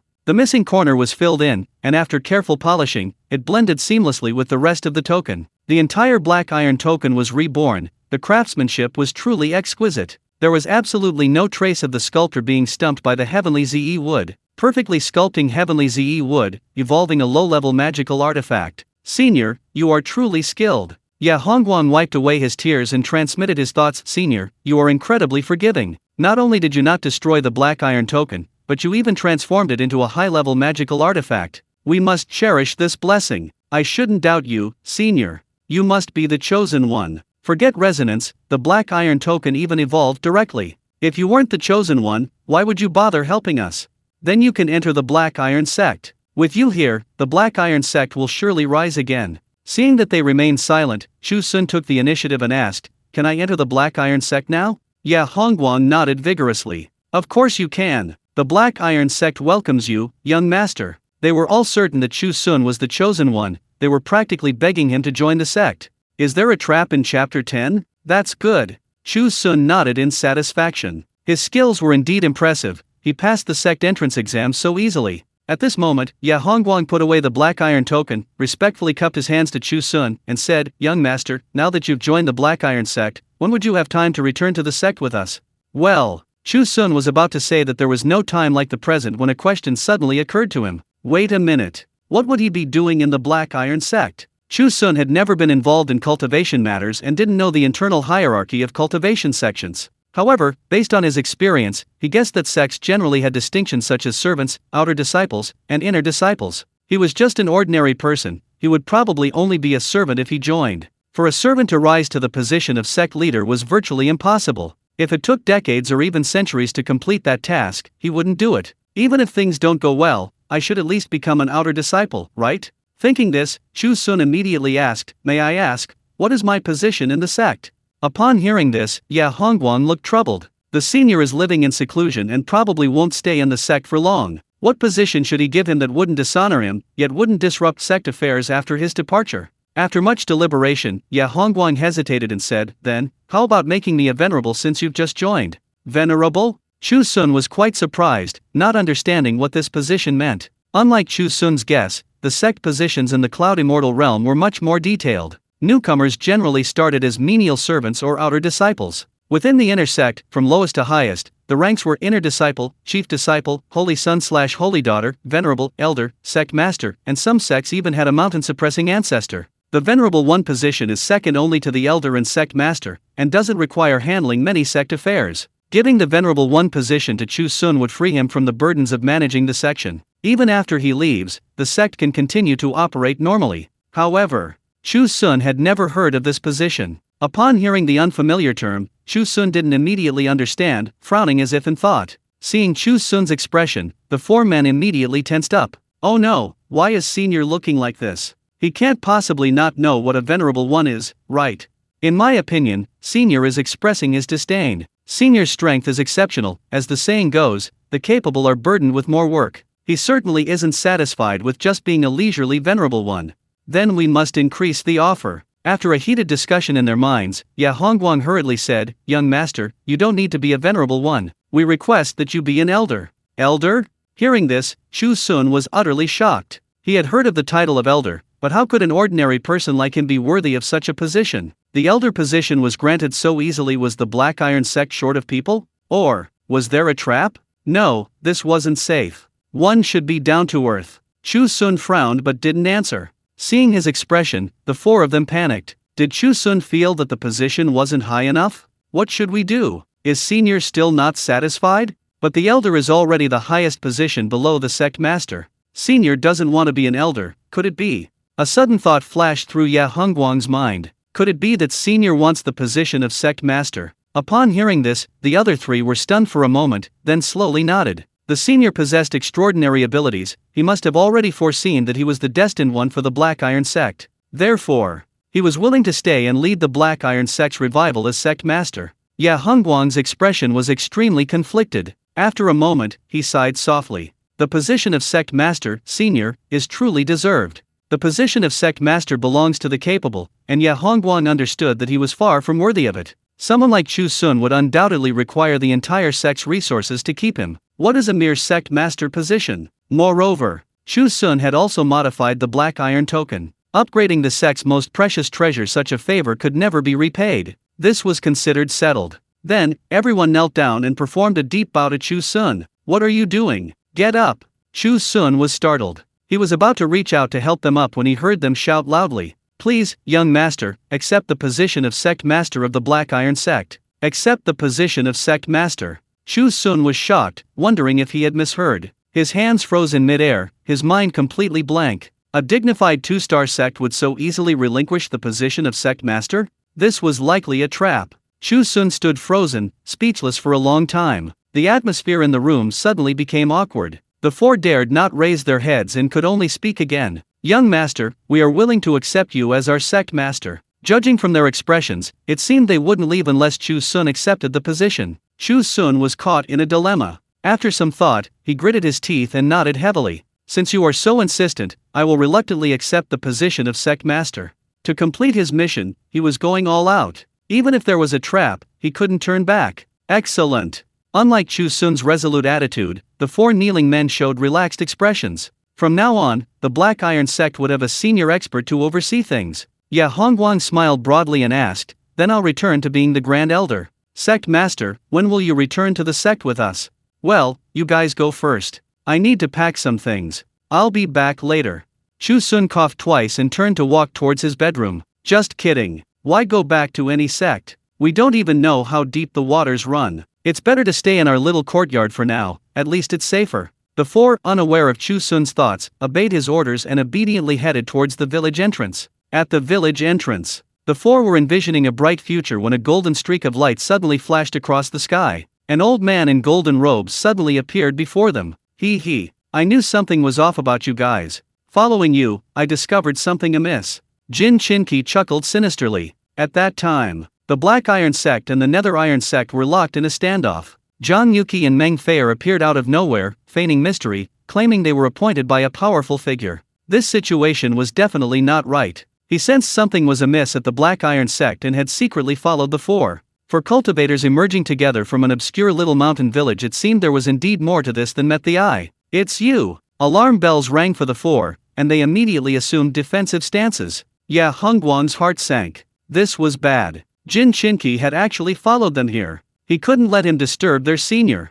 Chapter 11. Let's clash with magical artifacts. At the village entrance, the atmosphere was extremely tense. Ya Hongguang, his face grim, stared intently at Jin Chinqi and shouted, "Elder Jin, this is not a place for you. I advise you to leave immediately, or don't blame us for being impolite." "Why can't I come? What's in this village that's shameful?" Jin Chinqi laughed loudly, showing no fear whatsoever. You're just a nascent soul cultivator. Do you think we're afraid of you?" Ya Hongguang sneered, his aura swaggering. A faint pressure from a nascent soul stage expert descended, causing Jin Chinqi to subconsciously frown. To be able to break through your cultivation level in such a short time, Ya Hongguang, it seems you've obtained some fortuitous encounter in this village. Perhaps the senior expert this little girl speaks of is in this village? Where the senior is none of your business. Zhang Yuqi frowned and took a step forward. Now a nascent soul stage expert, she was completely unfazed by Jin Chinqi's power. Xiang Kongshu and Meng Feier remained silent, but their auras revealed their current cultivation levels. 2 nascent soul stage cultivators, 2 body refinement stage cultivators. What kind of fortuitous encounter did they find in this small mountain village to cause such a dramatic transformation? This is bad. The senior expert Zhang Yuqi spoke of favored the Black Iron Sect, opposing the Nether Iron Sect. Such a menace cannot be allowed to live. Jin Chinqi frowned slightly, his gaze shifting towards Chu Xun's direction in the village. His calculations were written all over his face, causing unease among the four opposite him. "Jin Chinqi, what exactly do you want? If you don't leave now, we'll really have to make a move." Ya Hongguang, unwilling to waste words, assumed an attack stance. Jin Chinqi gave him a cold glance, then suddenly burst into laughter. "Ha, you, a worthless acting sect leader, dare to speak to me in such a tone. Just because you've broken through to the nascent soul stage, do you really think you're invincible?" Jin Chinqi sneered, flicking his long sleeve, from which a magical artifact flew out. The artifact was a golden lotus lamp, floating in the air, its golden light dazzling. In an instant, a gale arose, spiritual energy trembled, and the space around the artifact visibly distorted. Jin Chinqi's gaze was as venomous as a sharp blade, and the golden lotus lamp flew towards the village. "Fools! How could I, following you alone, not have a backup plan? This is a mid-grade magic artifact bestowed upon me by the sect leader, the Myriad Law Lotus Lamp. You've never seen a mid-grade magic artifact before, have you? Even your sect's treasure, the Black Iron Token, is nothing more than a low-grade magic artifact. Watch closely, this thing can distort space and destroy it in an instant. Today, your lives will be spared, but this village will not be spared either. Whatever opportunities lie within this mountain village, they must be destroyed." Jin Chinqi laughed heartily, pouring all his spiritual energy into the Myriad Law Lotus Lamp. The lotus lamp shone brightly with golden light, and the space it passed through rapidly collapsed. Ya Hongguang and Xiang Kongshu's expressions changed, and they rushed towards the lotus lamp. They couldn't let Jin Chinqi's evil scheme succeed. The senior was still in the village. Without a second thought, Ya Hongguang and Xiang Kongshu attempted to block the lotus lamp with their own bodies. 2 streaks of light flew towards the lotus lamp of the wondrous Dharma, intertwining with it. Instantly, the air was filled with dazzling light, and a continuous rumbling sound echoed. In the courtyard, Chu Xun was sitting in his bedroom, lost in thought. Hearing the commotion outside, he looked out curiously. He saw 2 figures in the air, who looked very familiar: Ya Hongguang and Xiang Kongshu. They were doing something, their expressions contorted in agony, clearly in pain. My God! Chu Xun's expression changed. These cultivators have such strange tempers. We were having dinner together here not long ago, all smiles, and now they're fighting. When gods fight, mortals suffer. If they cause trouble in their sects too, how am I, an ordinary person, supposed to survive? I'm not going, I'd rather stay in the village. Anyway, I'm already the sect leader, I don't need to worry about anything else. Wait? Chu Xun belatedly realized. Why didn't the system notify him that the task was complete? System, Why haven't I completed my mission? Ding host has not assumed the position of sect leader. Who said that? I clearly agreed verbally. The system didn't reply. Chu Xun thought of a terrifying possibility. System, do I have to go back to the sect with them and hold some kind of succession ceremony before I'm considered to have completed my mission? The system still didn't reply, but Chu Xun guessed that was probably the case. His face contorted, almost unable to suppress the urge to curse. Fine, then I still can't escape. Sigh, fine, I'll go. What am I afraid of as a man? I can't act rashly. I have to be careful once I'm inside. What if those cultivators don't like me and try to silence me? Chu Xun sighed and resignedly began packing his things. At the village entrance, Ya Hongguang and Xiang Kongshu were exhausted. A sudden, powerful twisting force struck, nearly tearing their bodies apart in an instant. The two men were terrified and hastily pulled away, only to be thrown back by the immense impact. Puffed. Ya Hongguang coughed up blood, collapsing to his knees scraped raw and bloody. His vision blurred, and he reached out to grab the distant lotus lamp, but he had lost all strength. Jin Chinqi's arrogant laughter echoed in his ears. Today, you will all die here. No! Ya Hongguang roared, his blood surging within him. Suddenly, a faint blue light emanated from his arms, and something flew out with a whoosh. The blue light was incredibly fast, quickly catching up with the myriad Dharma lotus lamp. The blue light collided with the golden light, erupting in a blinding flash. Bang! A huge explosion rang out, and Jin Chinqi's expression suddenly changed, revealing disbelief. The myriad Dharma lotus lamp exploded upon impact, golden fragments scattering and quickly turning to ash in the air. How could this be? That was the myriad Dharma lotus lamp, personally bestowed by the sect master. A mid-grade magic artifact, shattered just like that. Before Jin Chinqi could even voice his questions, a sudden pain shot through his chest, and he involuntarily collapsed to his knees, spitting out a mouthful of blood. All his spiritual energy had been poured into the myriad Dharma lotus lamp. Its shattering had caused him to suffer a backlash. His cultivation level plummeted to the foundation establishment stage in an instant. Jin Chinqi was severely injured, his face contorted in a grimace, and he could barely speak. You, what did you do? Beside him, the four people had different expressions, equally stunned. The azure light that had flown out hovered in the air. It was the black iron token. Ya Hongguang stared intently at the black iron token, muttering to himself. Senior is indeed a master. He must have foreseen this calamity for us, which is why he upgraded the black iron token to help us overcome it. Jin Chinqi witnessed the changes in the black iron token. Seeing the fragments of the great Dao swirling around it, Jin Chinqi's eyes nearly popped out of their sockets. He wasn't seeing things, was he? The black iron token had actually transformed into a high-grade magic weapon. Just a short while ago, it was merely a low-grade magic weapon. What kind of person possessed such terrifying power to modify and evolve a low-grade magic weapon? If someone like this were to fight against the Nether Iron sect, wouldn't they be doomed? Jin Chinqi was filled with panic. He frantically pulled out a precious teleportation talisman from his robes and decisively crushed it. This matter is of utmost importance. I will definitely report this to the sect and ask the sect leader to deal with you. Don't think that having a high-level magic artifact means you can fight against the Nether Iron sect. This grudge will be avenged one day. A puff of smoke rose, and Jin Chinqi quickly disappeared from the spot. Damn it, he got away. Zhang Yuqi and Meng Feier stomped their feet in anger. But there was nothing they could do. They could only curse and help Ya Hongguang and Xiang Kongshu, who had fallen to the ground, to their feet. The black iron token that had been floating in the air flew back, its light dimmed, and it turned into an ordinary token, lying in Ya Hongguang's hand. A high-level magical artifact actually possesses a protective consciousness, and its offensive power is so strong, I never expected it. Ya Hongguang muttered to himself, carefully tucking the black iron token into his robes. This is all thanks to the opportunity bestowed by the senior. The powerful figures of this era are indeed not to be underestimated. Xiang Kongshu also sighed, but suddenly his expression changed, and he coughed violently. Both of them suffered extremely serious internal injuries, and their legs were also scraped when they were thrown. Right now, they were in excruciating pain, almost unable to catch their breath. What should we do? Let's rest for a while. The senior will be here soon, let's not trouble him. Ya Hongguang and Xiang Kongshu exchanged a glance and gave a wry smile. With the help of Zhang Yuqi and Meng Feier, they struggled to sit on a nearby rock, waiting for Chu Xun's arrival. Chapter 12 Top-Tier Elixirs. At the village entrance, Chu Xun didn't arrive for a long time. The longer it went on, the more unbearable the pain became for Ya Hongguang and Xiang Kongshu. Their internal injuries worsened, and the abrasions on their legs burned with pain. But, even so, they sat at the village entrance, anxiously waiting for Chu Xun's arrival. Ya Hongguang was somewhat worried. Senior won't not come, will he? Probably not. Senior is a great power, why would he deceive us?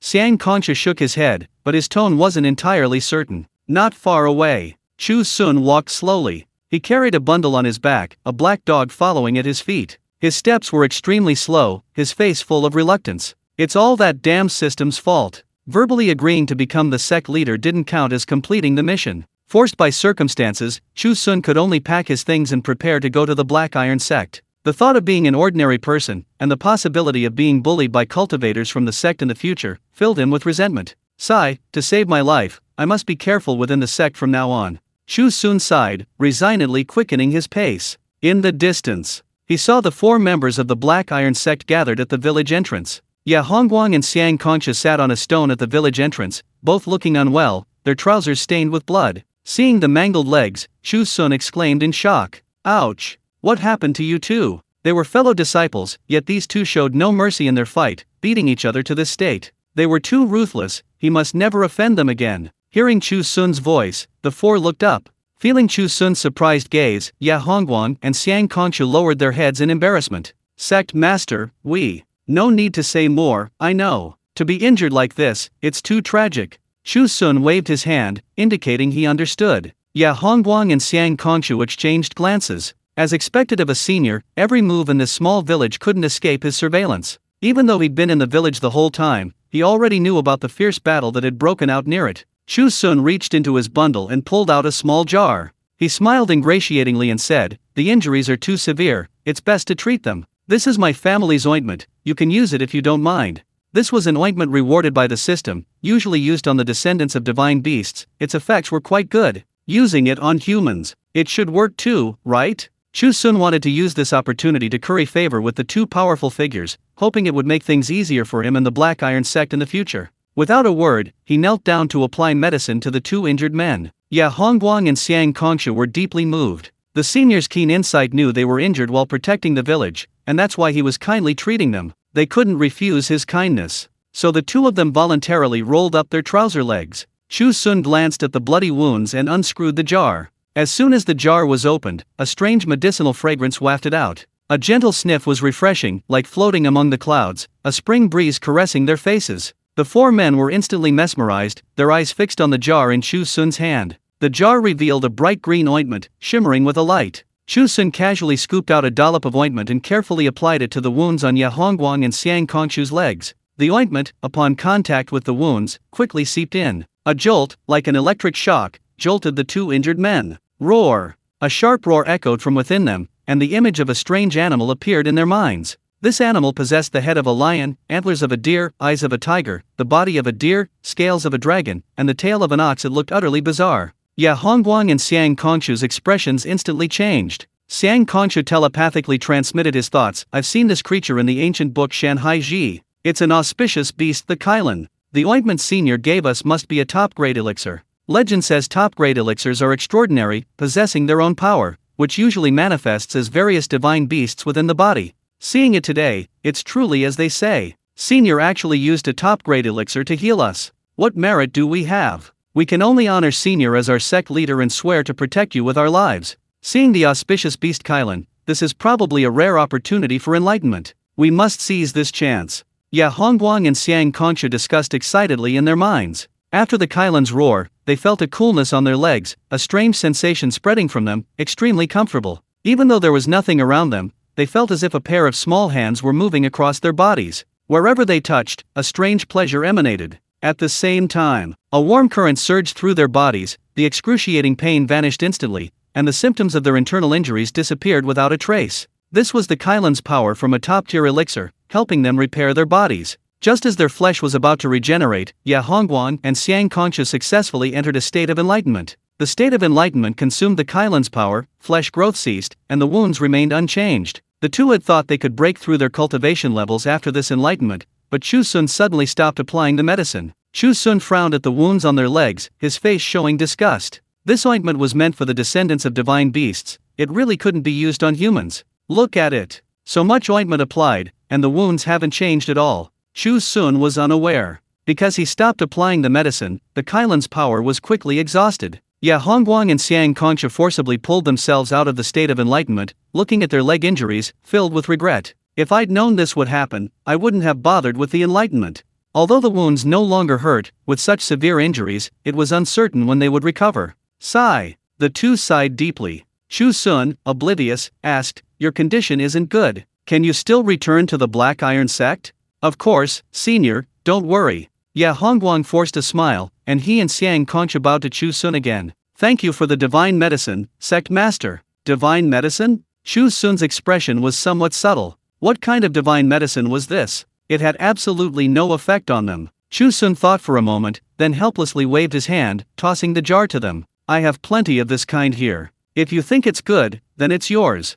Although Chu Xun himself didn't think it was anything special, since they called it divine medicine, he might as well give it to them as a favor. Ya Hongguang hurriedly caught the jar, carefully holding it as if afraid of dropping such a precious pill. "Giving away top-grade pills so casually, senior, you truly have great generosity." He carefully wrapped the jar with layers upon layers of cloth and stored it away. Ya Hongguang then remembered that he should report the events at the village entrance to Chu Xun. Although Chu Xun could mostly predict the future, he was still the sect leader of the Black Iron sect, and everything should be reported to him. Now that they had completely offended the Nether Iron sect, how the Black Iron sect would conduct itself in the future was a problem. Ya Hongguang opened his mouth, about to speak, when Chu Xun suddenly spoke. "By the way, don't start conflicts recklessly in the future. Once a conflict starts, the consequences will be uncontrollable. Even maintaining a semblance of peace is better than a full-blown fight, don't you think? When gods fight, mortals suffer." To avoid suffering, Chu Xun could only advise these gods not to fight. If these two started fighting again within the sect, he couldn't handle it. Hearing this, Ya Hongguang and Xiang Kongshu exchanged puzzled glances. However, only for a moment. Then they slapped their foreheads, suddenly enlightened. Senior is giving them some pointers. They were just about to ask the Black Iron sect how to conduct themselves in the future when the senior spoke these words. This was the senior's answer. The Black Iron sect's strength was ultimately inferior to the Nether Iron sect's. If they rashly clashed with the Nether Iron sect, they would likely be the ones to suffer. Jin Qinqi wanted to report to the sect master, so let him go. With the senior in charge, the other side might not necessarily seek trouble with the Black Iron sect. Be patient and don't act rashly. Maintain a superficial peace with the Nether Iron sect for now. Respond to all changes with constancy. Ya Hongguang and Xiang Kongshu suddenly understood and were sincerely convinced. "Thank you for your guidance, sect master. We know what to do now." Chu Xun breathed a sigh of relief. "It's good that you understand." That's right. The two of them should restrain their tempers and not act recklessly within the sect, so as not to involve him, an ordinary person. Chu Xun smiled with relief and nodded. His life could finally go on peacefully. Chapter 13. 3 days later, the inauguration ceremony. After the dust settled, Chu Xun, accompanied by the black dog, followed the four of them on their swords to the Black Iron sect. Meanwhile, inside the Nether Iron sect, Jin Qinqi knelt on the ground, ignoring his own pain, and reported everything that had happened at the village entrance. Upon listening, the black-robed elder's face darkened. "You said the mystic lotus lamp I specially bestowed upon you was destroyed. How could the Black Iron token evolve into a high-level magic weapon? This is unheard of. That small village likely held a great opportunity, and now that the Black Iron sect has obtained it, the situation is probably dire." The black-robed elder stood up and paced irritably around the hall. Jin Qinqi pondered for a moment, then said, "Sect master, if the Black Iron sect can truly invite a senior expert, they might become a scourge in the future, and your plan might be ruined. It would be better to nip the Black Iron sect in the bud before it gains power. If one Nether Iron sect isn't enough, then add other sects." The black-robed elder completely understood Jin Qinqi's meaning. He snorted coldly, took out a bottle of pills from his robes, and tossed it to Jin Qinqi. "Take this bottle of pills, they can repair your injuries." A dignified Nasan Soul stage expert, unable to control a magic weapon, has fallen to the foundation establishment stage. You need more practice. As for your plan, I'll write to the Lishui sect today. With two major sects joining forces, I don't believe the Black Iron sect can withstand it. The group of 5 flew back to the Black Iron sect on their swords. Chu Xun, with his black dog, jumped off the flying sword and waited quietly for the 4 to sheathe their swords. Zhang Yuki sheathed her flying sword, glanced at Chu Xun with some curiosity, and whispered to Ya Hongguang, "Senior, you possess extraordinary abilities, why didn't you fly yourself using the light? Why did you come with us on your sword? What do you know?" Ya Hongguang said seriously, "Didn't you see that Senior deliberately concealed his strength, pretending to be an ordinary person? How could he easily reveal his abilities? Living in seclusion requires this kind of mindset. If Senior doesn't want to say, let him be. Don't disturb him." "I see. Senior's character is truly admirable." Zhang Yuki nodded, her respect deepening. entering the mortal world as an ordinary person to gain experience, acting like an ordinary person in every way. Senior is a true reclusive master. Beside him, Chu Xun stood quietly in place. Despite his calm exterior, he was actually very uneasy inside. As an ordinary person becoming the sect leader of a cultivation sect, he was destined to live a life of constant anxiety. He needed to curry favor with these powerful cultivators to make things easier for himself. Sect leader. At this moment, Ya Hongguang called out to Chu Xun. Chu Xun jumped, a smile spreading across his face. I'm here. Is there anything I can do? You are the sect leader. There's no reason for the sect leader to do anything. Ya Hongguang shook his head. I just wanted to inform you that the succession ceremony will be held in 3 days. Please prepare accordingly. 3 days. I understand. Chu Xun breathed a slight sigh of relief. Good. The sooner the succession ceremony is held, the faster he can complete the system task. Then, if the next system task has nothing to do with the Black Iron sect, he can try to run away. The 4 people before them, unaware of Chu Xun's thoughts, assumed he was eager to become sect leader and govern the sect, and were quite pleased. Looking up, they realized it was already late and it was inconvenient to say more. Chu Xun was arranged to stay in the sect leader's courtyard, while the other 4 left to return to their own quarters. Although their leg injuries hadn't healed, Ya Hongguang and Xiang Concha showed no abnormalities and slept soundly. However, they seemed to hear some strange sounds in their sleep. It seemed as if something was wriggling and growing. The next morning, the 2 woke up. Feeling the unusual sensation in their legs, they touched them and were immediately stunned. Skin had grown back on their legs, smooth as before, without a trace of injury. The 2 simultaneously thought of the ointment Chu Xun had given them. Having exhausted their Kailan power earlier, they thought there was no hope for their leg wounds.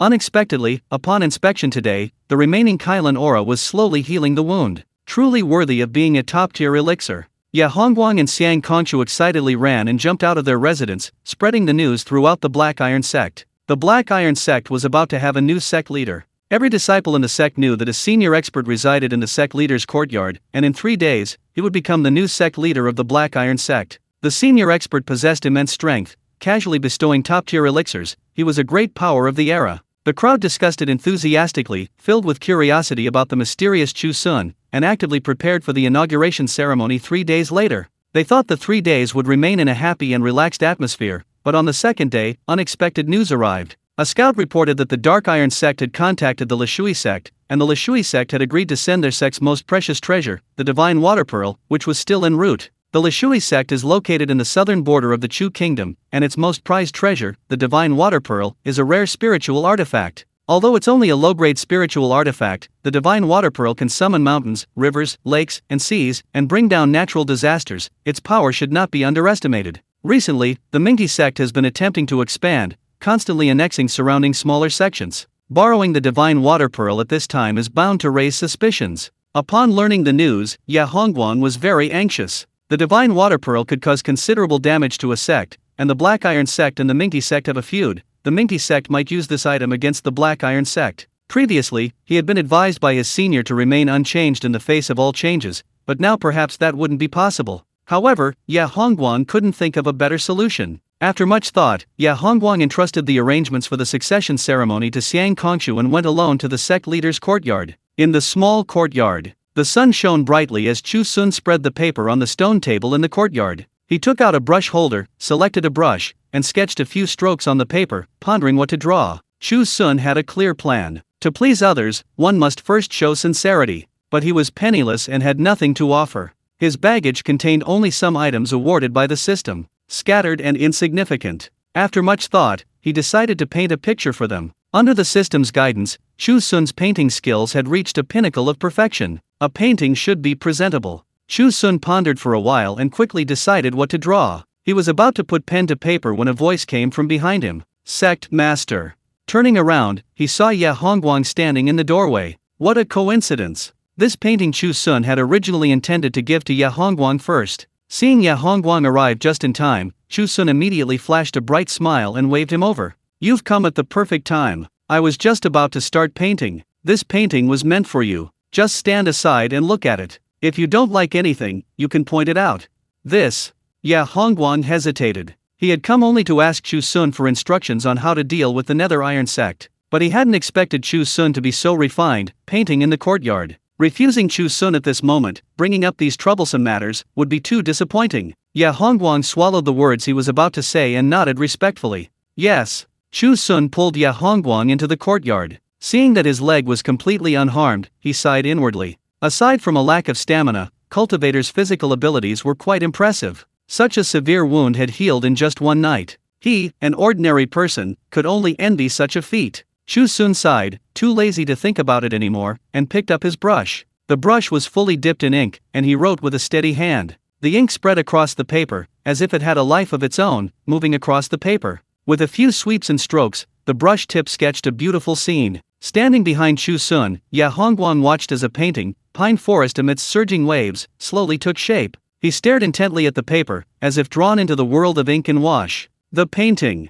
It seemed to come alive. In that instant, the sect master's courtyard vanished. In its place stood a pine forest. The wind whistled, the pines rustling like waves. Chu Xun, focused on his painting, stood amidst the pines, his silhouette exuding an indescribable tranquility. The painting's atmosphere, originating from Chu Xun, seemed to possess a magical power, drawing the viewer in. A certain string in his mind seemed to have been struck. Ya Hongguang closed his eyes, quietly savoring this extraordinary feeling. His body was burning intensely, yet Ya Hongguang, in his meditative state, felt nothing. His meridians seemed to have been opened up at this moment, and the turbid energy within him was expelled with each breath, further purifying the spiritual energy in his danshan. In this genuine experience of leaving his body, Ya Hongguang's cultivation level was quietly rising. 5th level of the out-of-body stage. 6th level of the out-of-body stage. 9 heavens of the nascent soul stage. Upon reaching the pinnacle, Ya Hongguang suddenly opened his eyes. He clutched his burning chest in disbelief, stunned. Chu Xun finished painting and placed the brush on the brush holder. The slight sound brought Ya Hongguang back to his senses. Chapter 14. Pointing out from the painting. How is it? Chu Xun looked at Ya Hongguang and asked with a smile. Good, very good. Ya Hongguang's heart pounded, and he couldn't help but glance at the painting a few more times, his eyes filled with greed. To gain insight from the painting, this was an opportunity bestowed by his senior. I'm glad you like it. Seeing Ya Hongguang's delighted expression, Chu Xun felt a little smug. A lucky accident. This painting, which he had originally intended to give to Ya Hongguang, seemed to suit his taste perfectly. Then he'd chat with him a little longer, to build a closer relationship. Thinking this, Chu Xun said, Do you know the theme of this painting? Ya Hongguang, who had suppressed his excitement and wanted to get down to business with Chu Xun, was taken aback by the question. What does the sect master want to say? The pine forest is filled with the sound of crashing waves, the trees wish to be still, but the wind will not cease. Chu Xun smiled slightly, clarifying the theme. In that instant, a gentle breeze swept through the sect leader's courtyard, blowing a leaf down to Chu Xun's feet. Ya Hongguang remained silent for a moment. Staring at the fallen leaf, he suddenly understood. Whenever he was about to say something, his senior could accurately guess his thoughts. The tree desires stillness, but the wind will not cease. Isn't this referring to the current state of the Black Iron sect? His senior had previously advised the Black Iron sect to remain unchanged amidst all changes. But now, while the Black Iron sect remained unchanged, the Nether Iron sect had joined forces with other sects, trying to force them to react. His senior had succinctly revealed the current situation, likely pointing him in the right direction. Ya Hongguang suddenly understood, his heart filled with joy. I understand. Please continue, sect leader. So excited. Does Ya Hongguang really like this painting that much? It seems his painting skills are truly excellent. Chu Xun, somewhat smug, said proudly, Pine trees are easily broken by the wind, the reason is that their roots are unstable. Ya Hongguang thought to himself. Indeed, this was describing the current state of the Black Iron sect. The Black Iron sect had only a short history, hadn't truly risen to power, and its former sect leader had perished in the Great War. Such a foundation couldn't possibly contend with the centuries-old Nether Iron sect. However, a tree is still a tree. Its roots are deep in the ground, its branches intertwined, even if broken by the wind, it will still stand tall. There's no need to worry too much.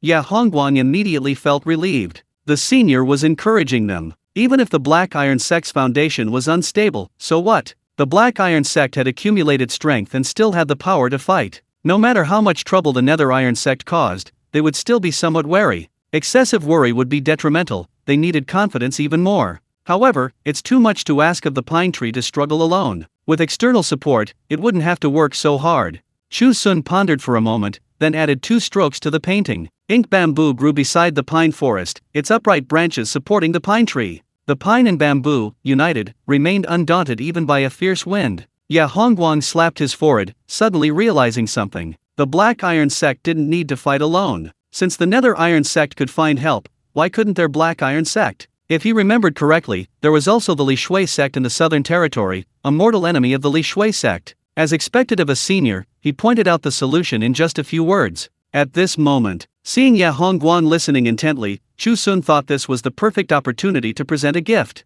He then lifted the painting and handed it to Ya Hongguang. If you like it, I'll give it to you. Really? Overjoyed, Ya Hongguang immediately knelt down and bowed to Chu Xun. Thump, thump, thump. Ya Hongguang kowtowed 3 times heavily. He stood up, accepting the painting from Chu Xun with a devout expression, his face filled with barely suppressed excitement. This painting is excellent, thank you, Sect Master. I will take it back now, frame it, and worship it daily. With that, Ya Hongguang vanished like a whirlwind, leaving Chu Xun standing there dumbfounded. Wow, it's just a painting, why go to such lengths? However, pleasing this grand elder should make his life more comfortable within the sect in the future. Chu Xun smiled easily, packed up his brush holder, and leisurely returned to his room. 3 days later, the inauguration ceremony took place. The Black Iron Sect was newly decorated, adorned with lanterns and colorful streamers, and a high platform was erected in the center. On the platform, Chu Xun feigned composure, but inwardly he was filled with dread. The Black Iron Sect disciples sat below the stage, watching their new sect leader with keen interest. The audience was a sea of black, and Chu Xun nearly fainted from panic. So many disciples of the Black Iron Sect. It's over.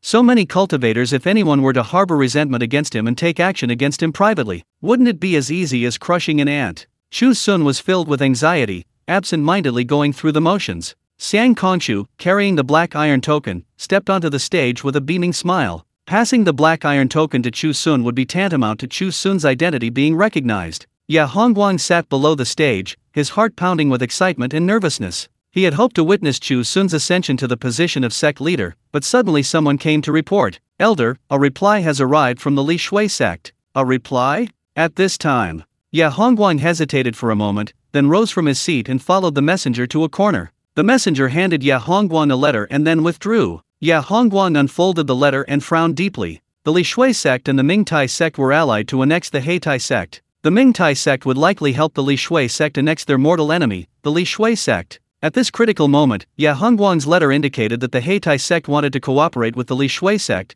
and there was no reason for them to refuse. The Li Shui sect was willing to offer their sect's most precious treasure, the water-avoiding pearl, to help the Heitai sect overcome its difficulties. However, the Li Shui sect had recently experienced internal strife and was unable to send anyone to deliver the water-avoiding pearl. The Heitai sect would have to send someone to the Li Shui sect to retrieve the water-avoiding pearl. After reading the letter, Ya Hongguang pondered the journey to the Li Shui sect. The route would pass through several dangerous areas, fraught with peril, unsuitable for anyone but those with profound strength. The ordinary disciples of the Black Iron sect were insufficiently strong, and Xiang Kongshu was too old. Within the entire sect, only Ya Hongguang and Chu Xun were suitable candidates. Ya Hongguang had always managed sect affairs, and his first instinct was to ask Chu Xun to go. However, upon further reflection, without Chu Xun's presence, what would happen if the Ming Iron sect attacked? Ya Hongguang was perplexed. No matter how he thought about it, it didn't seem right. Frustrated, he took the letter back to the inauguration ceremony, intending to consult Chu Xun afterward. When Ya Hongguang returned,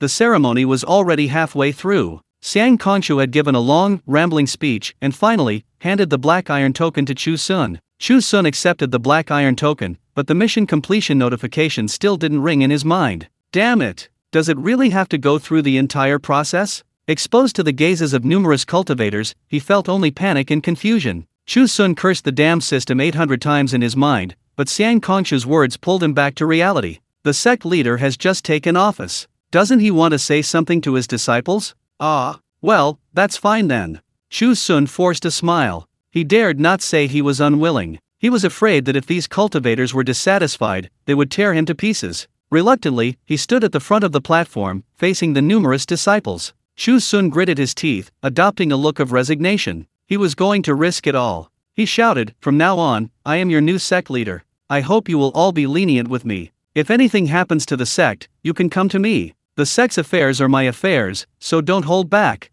His cautious and obsequious behavior was nothing compared to his own life. Chu Xun was flexible and capable of anything. Chapter 15, one mission after another. The words had barely left his lips. Silence fell. Then, a burst of enthusiastic applause erupted. The new sect leader was not only incredibly powerful but also so devoted, a stroke of good fortune for the Black Iron sect, especially Ya Hongguang. Sitting below the stage, his eyes brimming with tears of gratitude. His senior was always like this. When others were in trouble, he would anticipate everything and provide direct or indirect instructions. And now, as soon as the letter from the Li Shui sect arrived, Chu Xun proactively took on the responsibility, expressing his willingness to do anything, truly worthy of being the sect leader, so insightful. Seeing the enthusiastic reaction from below, Chu Xun breathed a sigh of relief. He was willing to take on the sect's miscellaneous affairs. Surely these powerful cultivators would give him some face? However, perhaps that wasn't enough. Chu Xun thought for a moment, then took out a flute from his robes.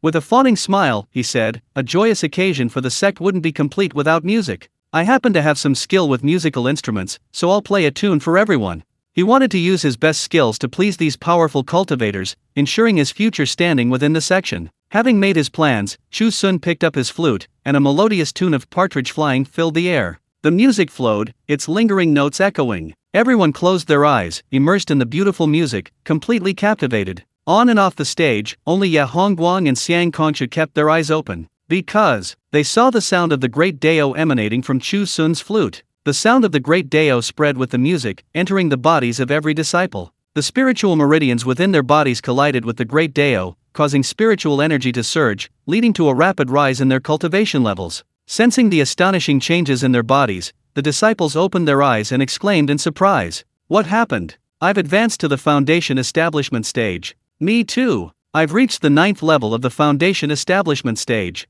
Look at me. I've broken through to the Bigu stage." Heavens! Just listening to a piece of music, and this happened. The disciples couldn't contain their excitement, they were practically going crazy with joy. On the stage, Chu Xun played the flute with complete concentration, as if entering a state of selflessness, shutting out all distractions. The flute music continued, and the disciples' cultivation levels continued to rise. Their cultivation levels were too low to see the sound of the great Dao, but they understood that all of this was brought about by Chu Xun. The melodious flute music seemed to contain boundless power. Xiang Kongshu broke through from the nascent soul stage to the deity transformation stage, trembling with excitement, wishing he could kneel down to thank Chu Xun for his blessing. Zhang Yuqi and Meng Fei sat below the stage, both having broken through from the nascent soul stage to the nascent soul stage. The two girls wept with joy, almost rushing onto the stage to embrace Chu Xun. Such a young age, yet such profound cultivation. He's destined to be an extraordinary figure. Ya Hongguang also broke through, his strength now comparable to Xiang Kongshu's.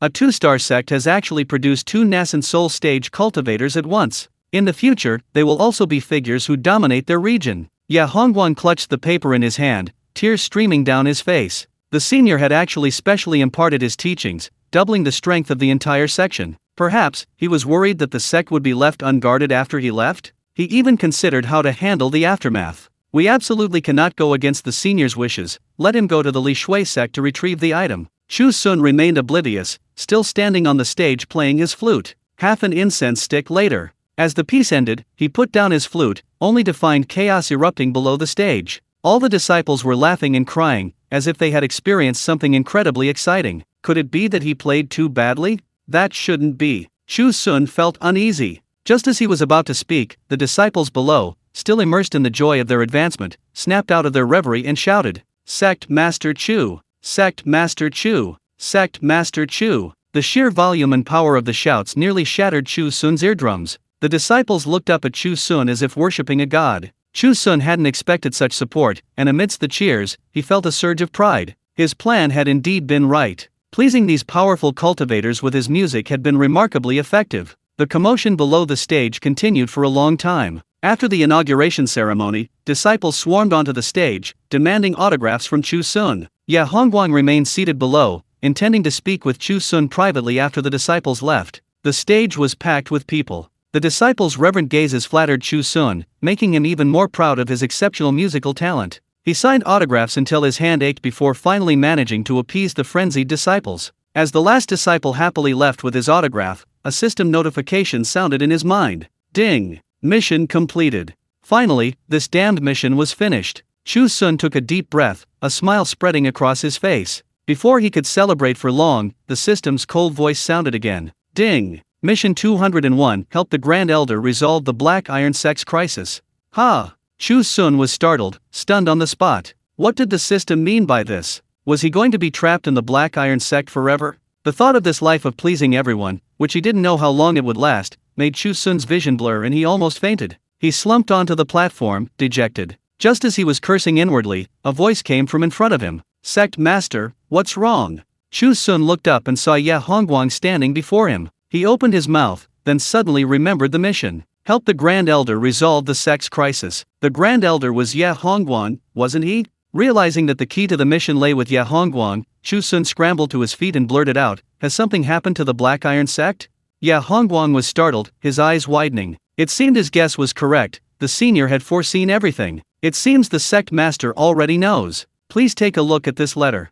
Ye Hongguang respectfully presented the letter with both hands. Chu Xun picked up the letter and skimmed through it. After reading it, he felt a wave of dizziness wash over him, and he simply didn't want to do anything anymore. Although he knew nothing about the Li Shui sect or the water-avoiding pearl, his intuition told him that this matter was definitely dangerous. At the end of the letter, the Li Shui sect asked the Black Iron sect to send someone to their sect to borrow the water-avoiding pearl and escape a calamity. This calamity was probably the sect crisis mentioned in the mission. They wanted him to solve it. Wasn't this just making him a sucker? Chu Xun cursed the damn system in his heart, almost crushing the letter in his hand. Ye Hongguang said worriedly, "Sect Master, I know what you want to say, I'll go, okay." Chu Xun spoke with a dark face. He had a mission to complete and had no choice but to comply. Ye Hongguang was overjoyed, his face beaming with delight. Then we'll have to trouble the sect master. The sect master is indeed wise and righteous, we didn't misjudge him. Ye Hongguang launched into a tirade of praise. Chu Xun, however, felt only bitterness in his heart.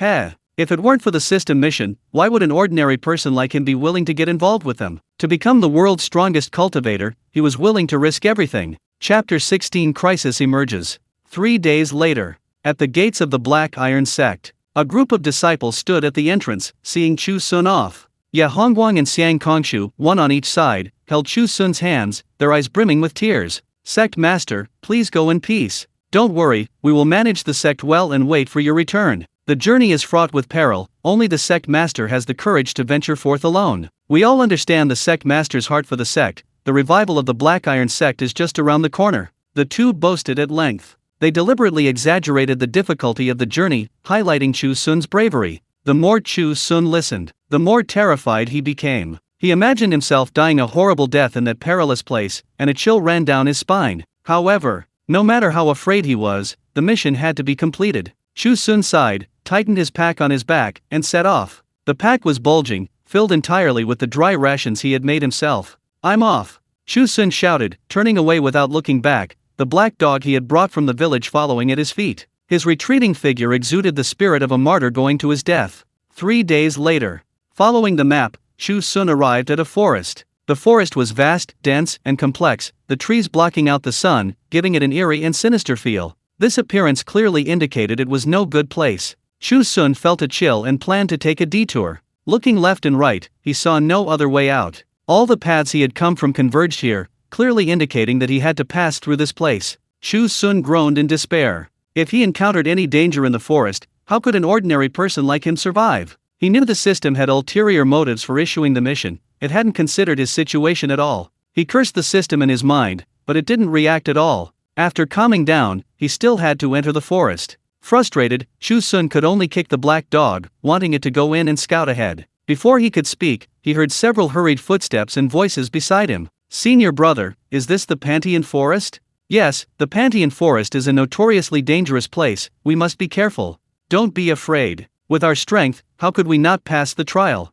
The voices grew closer, and Chu Xun looked in the direction of the sound. He saw a group of white-robed cultivators suddenly appear on the path to the east. There were 7 or 8 people in the group, all around 17 or 18 years old. They had swords hanging at their waists, confident smiles on their faces, and were full of vigor. Chu Xun's eyes lit up. Look at their bearing. It was obvious they were a group of powerful cultivators. If he could latch onto their coattails, he wouldn't have to worry about getting out of there. Thinking this, Chu Xun immediately stepped forward, a warm smile on his face. "Greetings, fellow cultivators." Suddenly, someone appeared before them, and the cultivators stopped in their tracks. The cultivator at the front sized up Chu Xun and cautiously asked, "Who are you? What do you want by stopping us?"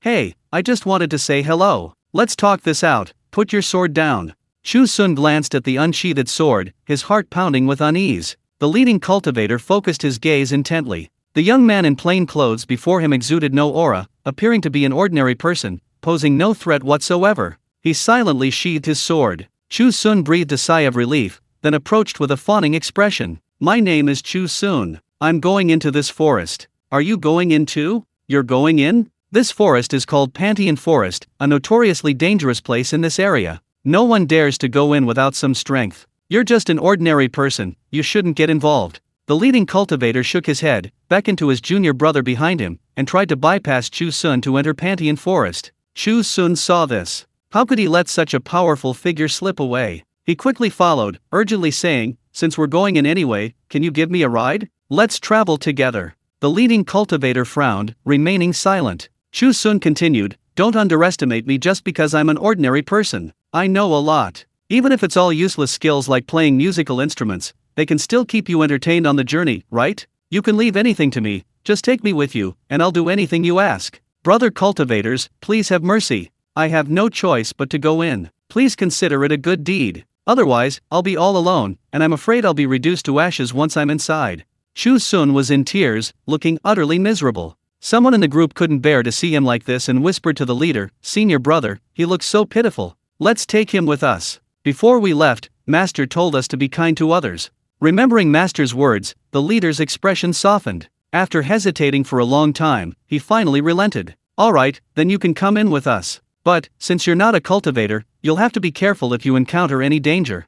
"Okay, I won't cause you any trouble." Chu Xun was overjoyed, nodded in agreement, and happily joined the group. The group entered the forest. During their conversation, Chu Xun learned that the leading cultivator was named Emosen, and he was leading a group of junior disciples on a training expedition. Each of them was at least at the opening light stage. However, they were unwilling to reveal which sect they belonged to, seemingly avoiding something. Chu Xun didn't care about that. As long as he could latch onto a powerful figure, who cared about their status? The group walked forward casually, the atmosphere harmonious. They hadn't taken more than a few steps. Suddenly, a scream rang out. "Ah!" A sharp female voice shattered the silence of the forest. The entire group became alert, drawing their swords and cautiously looking ahead. The hurried, chaotic footsteps grew closer, and a small, thin figure burst into view. "Help me, help me!" The girl's cries rang out as she ran towards the group like a startled rabbit. She was too exhausted to run any further and stumbled to the ground, still crying for help. At the same time, not far behind the girl, a series of roars erupted.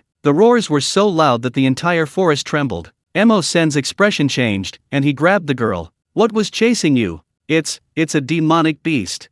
The girl's voice was hoarse, her body trembling uncontrollably. Her hair was disheveled, and her face was covered in soot, yet it couldn't conceal her beautiful features. At this moment, she was weeping, her face streaked with tears, a pitiful sight. But this was no time to admire a beauty. Emosen released her grip and used her vision enhancement technique. Her gaze pierced through layers of trees, revealing the complete appearance of the distant demonic beast. Emosen was immediately horrified. "Not good. It's a descendant of the demonic beast Changyu." The demonic beast Changyu. That was a notoriously ferocious beast, one that no one dared to provoke. It was likely that Changyu's descendant had inherited its strength and was not to be underestimated. She hadn't expected to encounter such a troublesome situation on her first training trip. Emosen gritted her teeth and shouted, "Retreat!" Instantly, the team of cultivators retreated in unison, leaving the girl and Chu Xun ahead. Chu Xun's legs went weak, and she almost fainted. What was going on? Chapter 17. Using a dog for encouragement. I've heard, when people are under extreme stress, their bodies produce a stress response. Their bodies freeze in place, unable to move. Chu Xun used to disbelieve it. But now, he has no choice but to believe it. His whole body was stiff, his calves trembling, wanting to escape but unable to move. He opened his mouth to ask the cultivator team for help, but no sound came out. A series of roars came from behind him, making Chu Xun's scalp tingle. "Damn it! Really damn it! Damn system, you've screwed me over." Chu Xun's pleading gaze fell on the cultivator team, but they remained unmoved. "Are you kidding me? This demonic beast possesses a portion of the bloodline of the ancient demonic beast Changyu, and is incredibly powerful, estimated to be at least at the nascent soul stage. The entire team's cultivation is around the enlightenment stage, with the highest ranking Mo-sen only at the golden core stage. The difference in strength is enormous. How can they fight this demonic beast?" Although the girl was beautiful and lovely, and Chu Xun was an innocent, ordinary person, but, compared to his own life, nothing else mattered.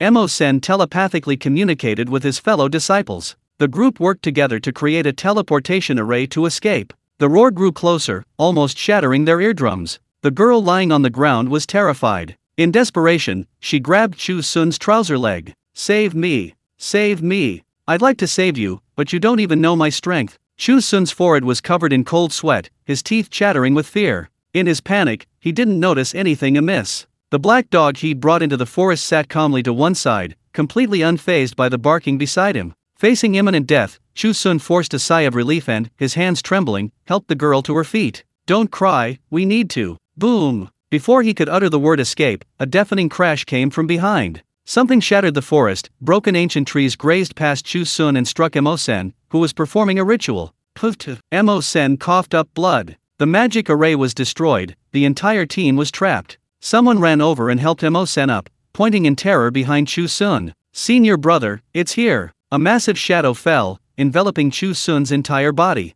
Chu Xun turned around, trembling. A gigantic monster stood behind him, resembling a long-tailed ape with 4 ears on its head, glowing red eyes, and a stench emanating from its mouth. Who could withstand such a monstrous creature? Chu Xun let out a wail and shouted, "Do I have to do it myself?" He said this to the group of cultivators behind him. "You are cultivators, I am just an ordinary person. You left me at the forefront of the battlefield. Could it be that you think I have the strength to fight against demonic beasts?" Chu Xun spoke in anger, but the black dog squatting beside him suddenly changed its expression and stood up. "Oh no! Master must be angry. It's just a small demon beast, yet Master mistakenly thinks it's going to deal with it personally. It's its duty to protect its master." Without a word, the black dog pounced forward, barking wildly at the demon beast. Woof woof! Ordinary dog bark sounded different to the demon beast's ears. Where did this little demon beast come from, daring to be so insolent in front of Master? "If you hurt Master, this dog king will make you pay." A powerful pressure emanating from the depths of its bloodline descended, nearly shattering the demon beast's internal organs in an instant. The demon beast ceased its roar, staring in terror at the small black dog on the ground. Through the black dog's murderous eyes, its true form was vaguely seen. The Hellhound. The Hellhound and Changju were both ancient demon beasts, their strength comparable, but the demon beasts of Pantheon Forest only possessed a portion of Changju's bloodline. Before a true ancient demon beast, it could only be utterly suppressed. The demon beast trembled, not daring to move. In an instant, deathly silence fell over the forest. Chu Xun, who had been hugging himself in fear, closing his eyes and awaiting death, heard nothing. He mustered his courage and opened his eyes. The demon beast stood frozen in place, while the black dog sat before it, a smug look on its face. Chu Xun froze. What was going on? No one gave Chu Xun an answer. Everyone held their breath, afraid the monster would regain its senses and crush them under its foot. In a daze, Chu Xun remembered hearing a dog bark. After the bark, the monster stopped moving. A ridiculous guess flashed through Chu Xun's mind. Could it be? This monster is afraid of dogs. The guess was so absurd that Chu Xun couldn't believe himself. But the stalemate couldn't continue indefinitely. To verify his guess, Chu Xun called out softly, "Little Black, bark twice more." The black dog, upon hearing this, barked loudly at the monster with full force. "Woof woof! Master sent me to warn you, so you won't cause any trouble. Under my watchful eye, no one can stir up any trouble." After the threat, the black dog deliberately amplified its oppressive aura. The demonic beast turned ashen-faced, unable to suppress its fear. With a thump, it knelt before Chu Xun. Boom! This kneeling caused the earth to shake. The surrounding trees, barely standing, were crushed. Woof woof! The black dog wagged its tail at Chu Xun, extremely smug. Chu Xun didn't look at the black dog, he was stunned. The girl beside him looked at Chu Xun in surprise, her mouth slightly agape, tears still welling in her eyes. The cultivator team behind him changed expressions repeatedly, especially Mo-sen. His face was a kaleidoscope of emotions. After a moment of stunned silence, Chu Xun felt a surge of wild joy. He had guessed right. This monster is terrified of dogs. I never expected such a cowardly monster. Doesn't this mean, with the black dog on his side, he'll never be afraid of monster attacks? Ha ha ha! Chu Xun laughed loudly, his laughter abruptly interrupting the conversation. He mustered his courage and stepped forward, shouting, "Are you scared now? If you're scared, get lost. Go somewhere cool and stay there. There are many other people in this forest. Why did you choose to come after us instead of them?" Having said these words, Chu Xun felt incredibly pleased. He was almost scared to death just now. Now, thanks to the black dog's power, he could show off.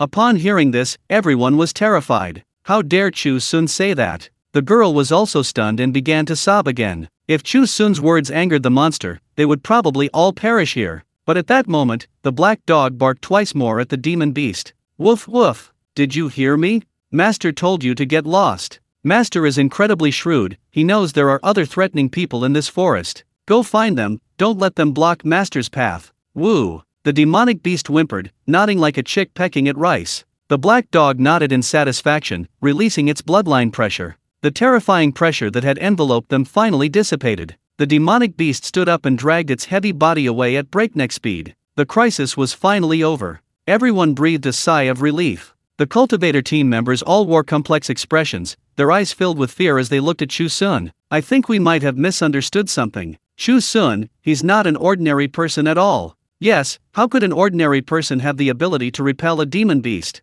That's a descendant of the ancient demon beast Changju. Senior Chu must be a reclusive master who came to the mortal world to gain experience, hence his guise as an ordinary person. We were blind to his greatness and actually slighted him. We wonder if he'll hold a grudge, alas. The crowd whispered among themselves, quite moved. Beside Chu Xun, the girl's eyes sparkled. Without a word, she immediately knelt before Chu Xun and bowed solemnly. Thank you for saving me, young master. I have nothing of value to offer you in gratitude, so I can only repay you with my body. From now on, I will follow you by your side.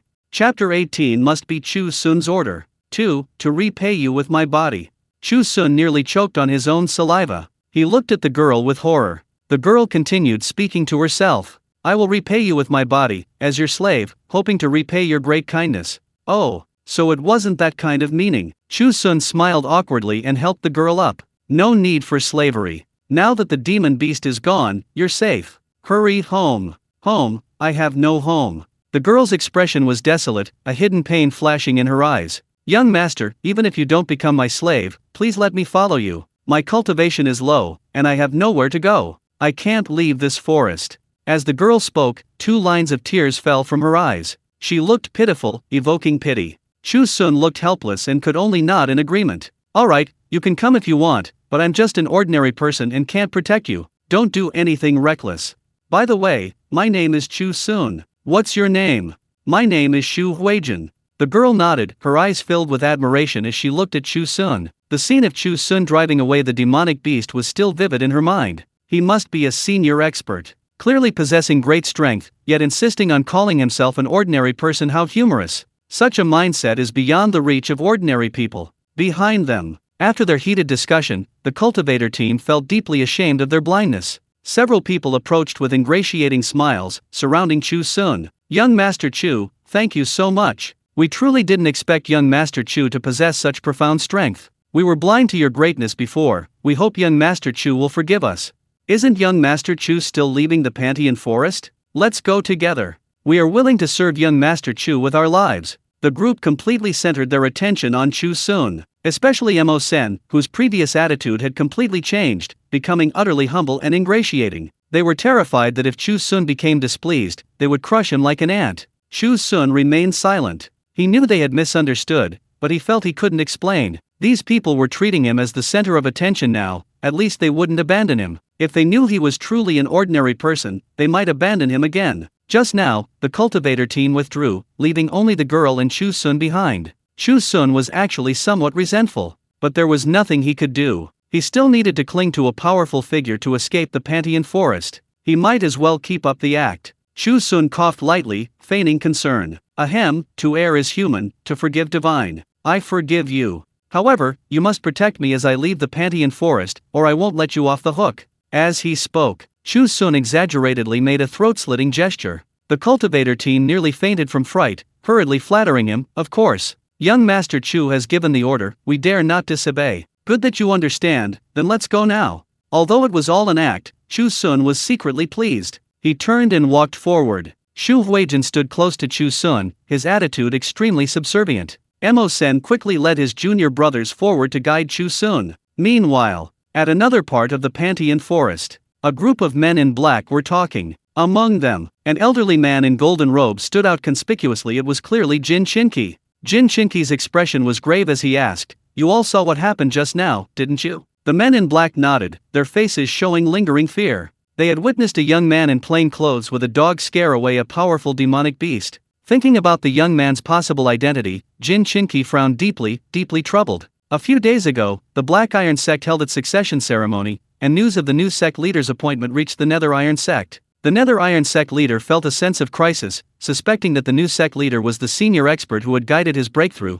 and deliberately sent people to investigate. Jin Shinki, having recovered his strength, accepted the order and led a group of men to stake out the vicinity of the Black Iron sect. A few days later, they saw a young man in plain clothes emerge from the Black Iron sect, with the sect disciples seeing him off. At that time, because of the distance, Jin Shinki didn't hear what Ye Hongguang and Xiang Kongshu said. After pondering for a moment, Jin Shinki and his men quietly followed the young man in plain clothes, wanting to confirm his identity. Witnessing the young man in plain clothes repel the demonic beast was incredibly impactful. Now, what should they do next? Jin Shinki was completely at a loss. The men in black exchanged glances and began to discuss among themselves. A few words were enough to frighten that monster into kneeling. This person is definitely no ordinary individual. In my opinion, the sect master's guess was correct. He is the new sect master of the Black Iron sect, and also a senior expert who guided others through breakthroughs. That senior can guide others through breakthroughs. The Black Iron sect's strength is no longer what it used to be, and the senior himself must be even more powerful.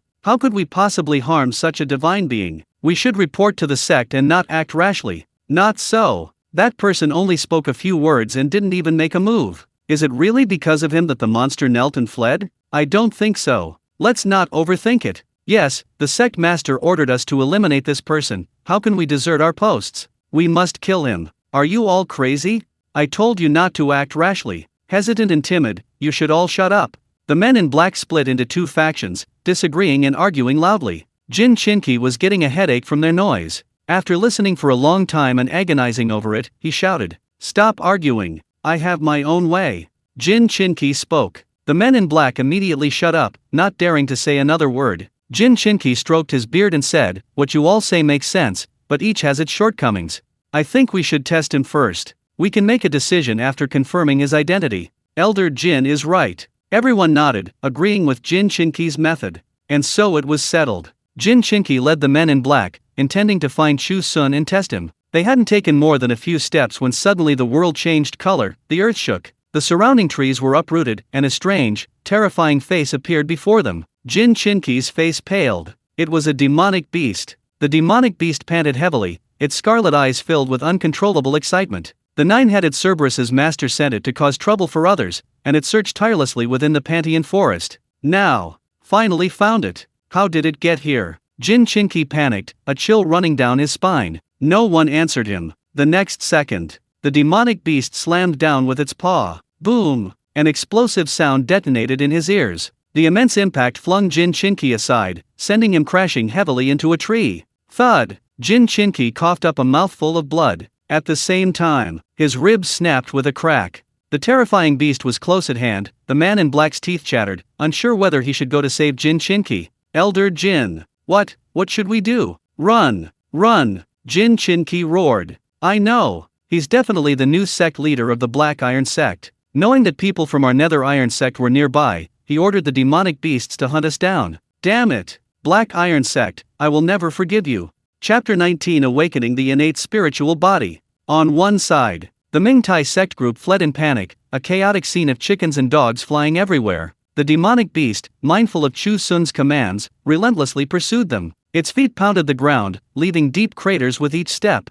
Towering ancient trees were uprooted and sent flying in all directions. The demonic beast's excited roars deafened the forest, piercing the eardrums of everyone in the forest. On the other side, Mo Sen and his group, hearing the commotion, exchanged bewildered glances, swallowing nervously. Chu Xun was filled with lingering fear. He thought to himself that his rash advance to show off was truly inappropriate. A demonic beast is, after all, a demonic beast, incredibly powerful, and possessing an untamable ferocity that could erupt at any moment. For example, right now, he didn't know what was wrong with it, causing destruction in the forest again. Taking advantage of the demonic beast's fear of dogs and its lack of madness, Chu Xun gained the upper hand when confronting it. If they had pushed the demon beast too far, they probably wouldn't have fared well. It seems, they still need to avoid the demon beast from now on, to prevent it from going berserk again and hurting them. Thinking this, Chu Xun felt a little more at ease. He turned around, intending to tell Xu Huijin and the others his thoughts. But he saw Xu Huijin's face was pale, clutching his chest, looking pained.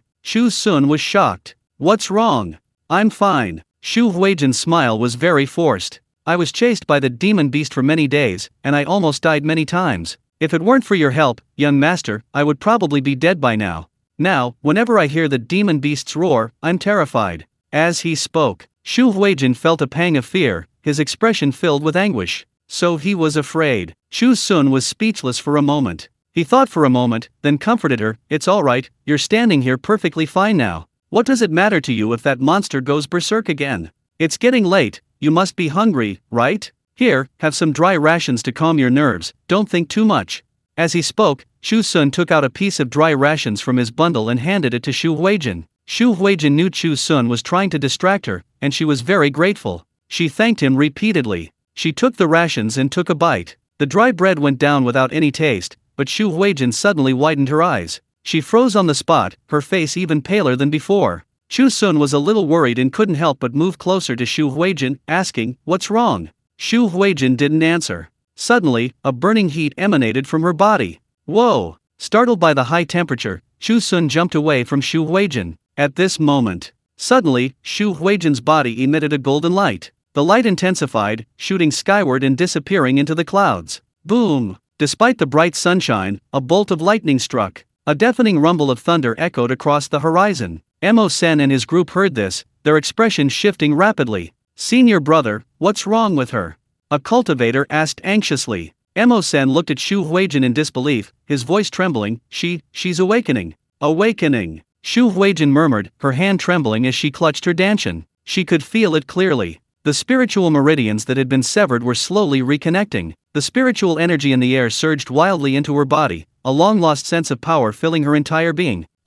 Chu Huijin let out a muffled groan. The golden light surrounding him gradually dissipated, revealing a golden mark on his forehead. The mark was extremely complex, resembling an ancient rune, making Chu Huijin appear both holy and unapproachable. Upon seeing this mark, Mo Sen and his group were immediately stunned. "Senior brother, if I'm not mistaken, that mark should be the sign of awakening a primordial spiritual body."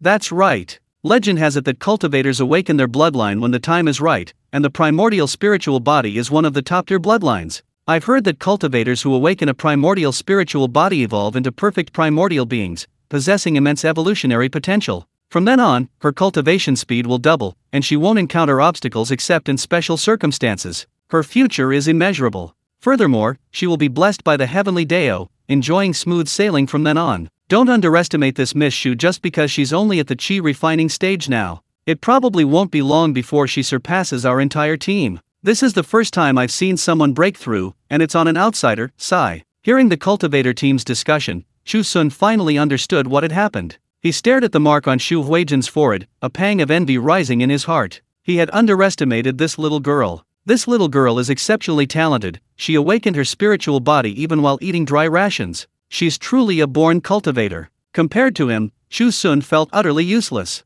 He'd been in the cloud immortal realm for several years, yet he'd accomplished nothing. He was still just an ordinary person who hadn't even begun cultivating immortality. This was too damn frustrating. A wave of sadness washed over Chu Xun. He stood there blankly, not even wanting to look at Chu Huijin anymore. Beside him, Chu Huijin was utterly shocked. Her hand trembled as she touched the mark on her forehead, completely baffled. What on earth? How did she awaken? This opportunity had fallen on her without warning. After much thought, a guess flashed through Chu Huijin's mind. Chu Huijin hesitated, looking at the dry rations in her hand. Awakening one's bloodline required an immense stroke of luck, and all she had just done was eat the dry rations. Could it be that this piece of dry rations was a divinely granted opportunity? Thinking about it carefully, the dried rations were given to her by Chu Xun, and Chu Xun could repel demonic beasts with a mere shout. His strength was extraordinary. Perhaps his true strength was even greater than she imagined, able to casually bestow opportunities. Chu Huijin gritted her teeth.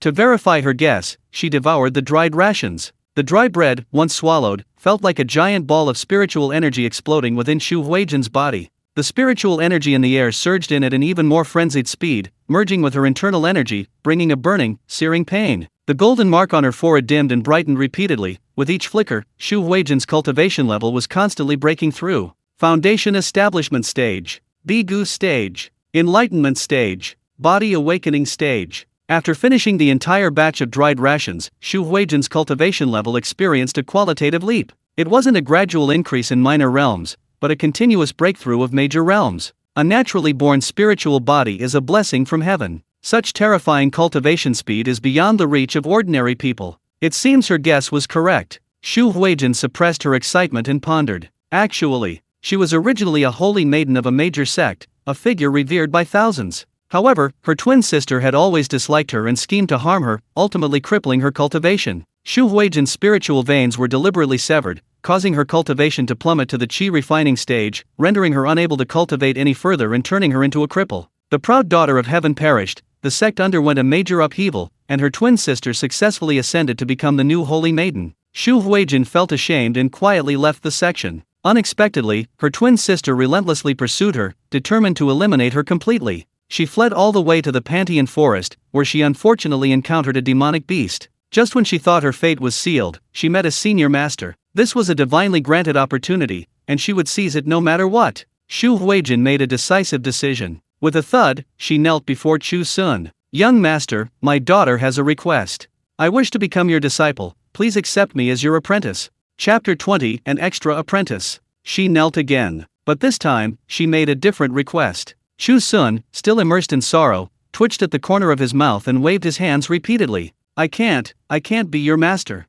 What a joke! How could an ordinary person like him be the master of a cultivator? Especially a cultivator who had awakened an innate spiritual body. She wanted to become a disciple, countless people would beg to be her master. How could it be Chu Xun's turn? Chu Xun was unwilling. Chu Huijin gritted her teeth, unwilling to give up. If she didn't seize this opportunity, she would be wasting the chance given to her by heaven. Bang bang bang. Without saying a word, Chu Huijin kowtowed several times. She cried out, "Young master, you are the perfect person to be my master. No one else is worthy. Young master, save me. My life already belongs to you. Before, my cultivation was too low, and I couldn't cultivate, so I could only serve you as a slave. Now that I've awakened my innate spiritual body, I should naturally take you as my master, protect you for life, and repay your kindness. Please, young master, grant my request. I live on only for a chance to repay you." With that, Chu Huijin kowtowed repeatedly. Her forehead rubbed against the rough sand, drawing blood and staining the faint golden mark. Seeing her continue kowtowing like this, if Chu Xun didn't agree, she might knock the stuff out of her head. The thought of this scene sent a chill down Chu Xun's spine. After much deliberation, he could only say helplessly, all right, I agree to be your master, okay? Get up." "Thank you, master." Chu Huijin's eyes lit up, and she jumped to her feet. She didn't even bother to wipe the blood from her forehead, strode forward to help Chu Xun, her expression extremely submissive. Chu Xun was quite embarrassed. "It's not like I can't walk by myself. No, as a disciple, one should serve their master like this," Chu Huijin said meekly. She stubbornly refused to leave Chu Xun's side. Chu Xun was speechless. He had no choice but to slowly walk forward with Chu Huijin's support. Behind them, Mo Sen and his group exchanged glances, looking somewhat wary. Her cultivation speed as a naturally born spirit body is incredibly fast. It hasn't been long, and she's already the most powerful among us. Even with a naturally born spirit body, it shouldn't be this fast, right? Did you see how her breakthrough speed increased after she finished the piece of dried ration? It seems it was Senior Chu's doing. It's all our fault for being blind and offending Senior Chu before. Otherwise, Senior Chu might have bestowed upon us an opportunity.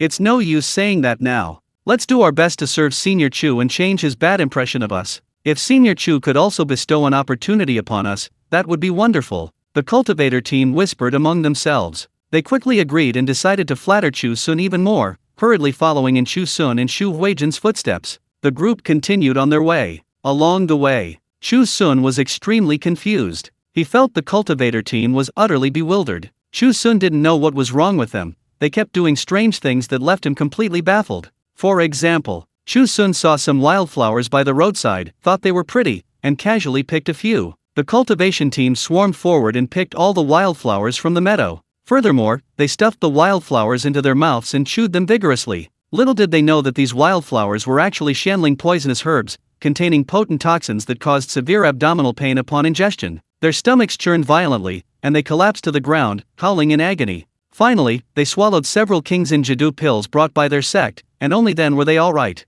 For another example, Chu Xun was walking along when he saw a stream. He scooped up some water and washed the sweat from his face. The cultivation team's eyes lit up, and with a plop, they jumped into the stream. It was one thing for others to jump, but Mo Sen, who couldn't swim, also jumped in. Glug glug. Before he could even drink the water, Mo Sen's leg cramped, and he sank into the water. The cultivation team was terrified and scrambled to their feet. After finally managing to pull Mo Sen ashore, she was nearly dead and lay unconscious on the ground for a long time. Strange things like this happened repeatedly. Many things like this occurred. Chu Xun was terrified and dared not do anything more. She was afraid these guys would go berserk again and cause a death. However, Chu Xun couldn't help but look at Chu Huijin beside her and ask, "Disciple, do you know what they're trying to do? It's quite frightening." Chu Huijin's eyes darkened, and she gave them a cold glance. The cultivator team followed closely behind them, keeping a close eye on Chu Xun's movements. Chu Huijin was incredibly intelligent and naturally understood what these people were thinking. However, she wouldn't let them succeed. These people dared to abandon their master before. They don't deserve any opportunity now. Master, you don't need to pay them any attention. I think they're having an episode.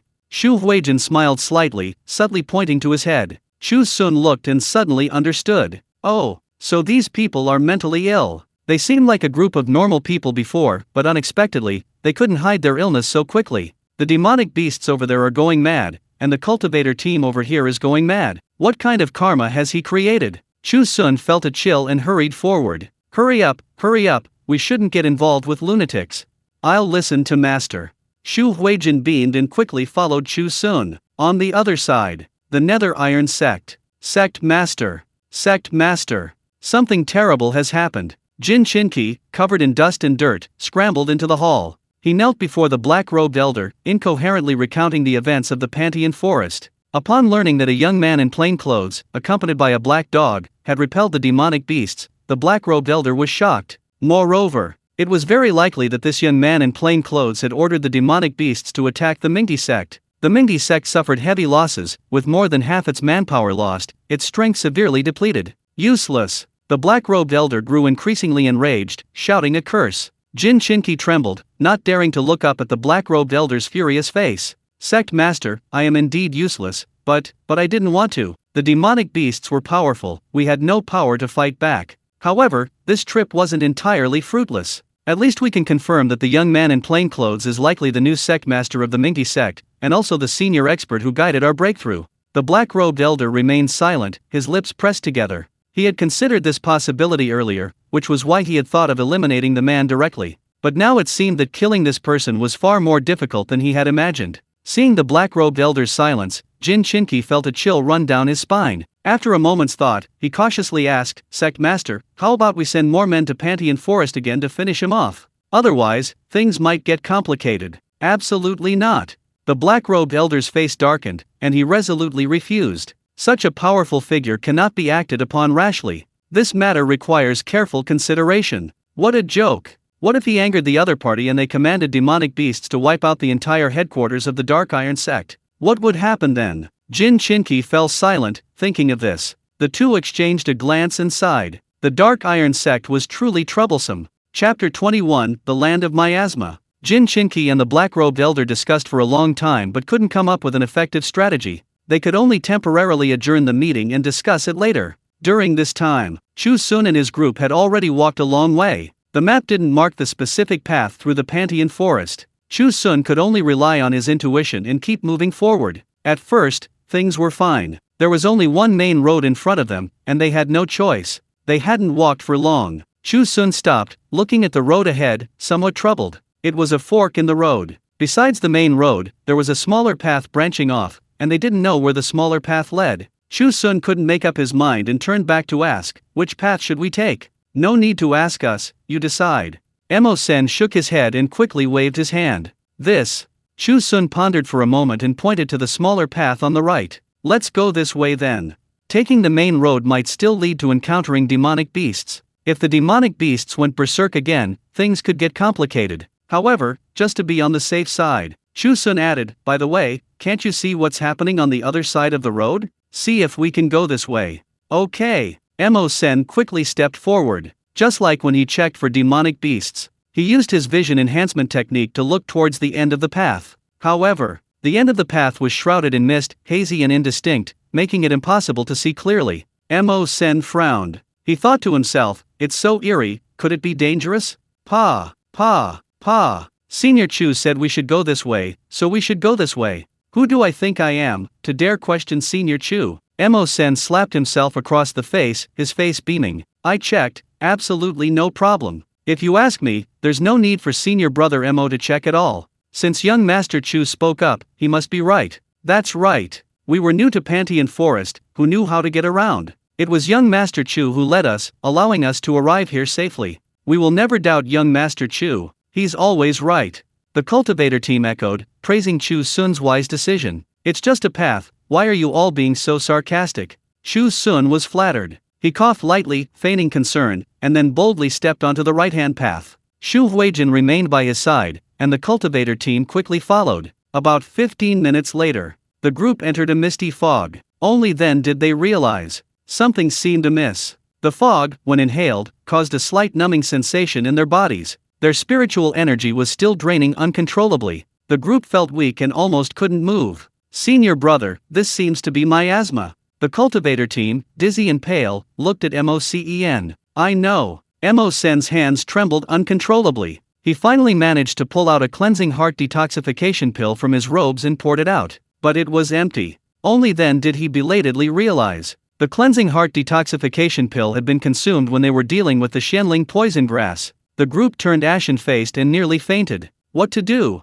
Would they die in the miasma? That's not right. Senior Chu is a powerful being. How could he not know the true nature of this path? Why did he lead us here? A cultivator, panting heavily, looked pained. Completely baffled, Mo-sen shouted. Shut up. None of us are allowed to doubt Senior Chu. You know nothing. Senior Chu brought us in specifically for our training. We entered the Pantheon Forest with a trial mission. Senior Chu knew about this, so he arranged this trial for us. We can't let Senior Chu down. Let's go. We have to go. Mo-sen finished speaking and gritted his teeth, moving forward. The other cultivators, upon hearing this, are they right? They couldn't lose face in front of Senior Chu. So, the group gritted their teeth and endured the pain, quickly following Chu Xun. Ahead, Xu Huijin was also feeling unwell. She could naturally sense that this place was unusual. However, she also felt that Chu Xun was using her for training. After all, it was her first awakening, and her strength was still unstable. She desperately needed training to solidify it.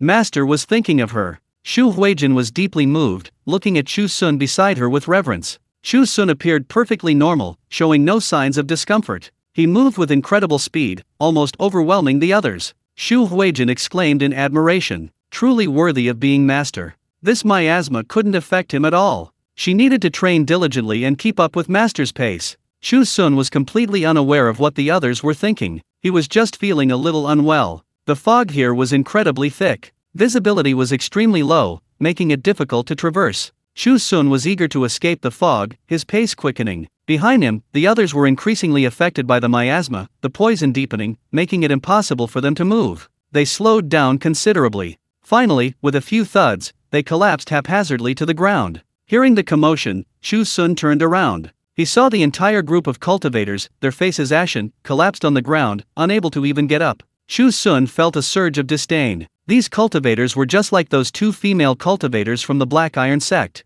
Their physical condition was so poor, they collapsed from exhaustion so quickly. He wondered how his disciple was doing. Chu Xun looked at Xu Huijin beside him and asked with concern, "Are you all right?" I'm all right, master, don't worry." Xu Huijin's face was deathly pale, and she spat out each word through clenched teeth. Her eyes were wide open, struggling to stay conscious, making her look particularly eerie. Chu Xun felt a chill run down his spine when he saw Xu Huijin's bloodshot eyes. His disciple was probably also completely exhausted. The whole group was half dead from exhaustion, they probably couldn't go any further. Helpless, Chu Xun could only say, "Let's rest for a while." Rest? Everyone was shocked. Resting in this godforsaken place was tantamount to suicide. Yes, wouldn't it be better to rest for a while? Chu Xun was completely unaware. He simply assumed it was for everyone's good. No one dared to object and could only nod in agreement. The smiles on their faces were more like cries. Seeing everyone agree, Chu Xun gestured and casually sat down on a nearby rock.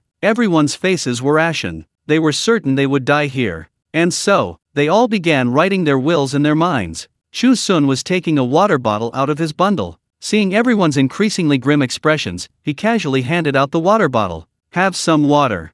"Thank you, master." Xu Huijin, whose face had been pale and ashen, suddenly brightened and snatched the water bottle. Remembering the benefits of the dry rations he had eaten earlier, Xu Huijin hurriedly opened the bottle. Glug glug. He gulped it down. The cool liquid slid down his throat, relieving the stuffiness and discomfort caused by inhaling the miasma. A surge of spiritual energy quietly coursed through his body. His spiritual veins were nourished, and his innate spiritual body sensed it. Second level of the nascent soul stage. Third level of the nascent soul stage. Fourth level of the nascent soul stage. Ninth level of the nascent soul stage. With the blessing of his innate spiritual body, Chu Huijin's cultivation level continued to rise. Although this breakthrough wasn't as dramatic as before, directly reaching the great perfection of the ninth level of the nascent soul stage was still beyond the reach of ordinary people. Chu Huijin instantly became excited. Without saying a word, she gulped down several more mouthfuls. Her body emitted a faint golden light, forming a protective shield against the miasma. Behind her, the cultivator team was green with envy. She's about to break through to the nascent soul stage. The cultivation speed of an innate spiritual body is truly beyond the reach of ordinary people like us.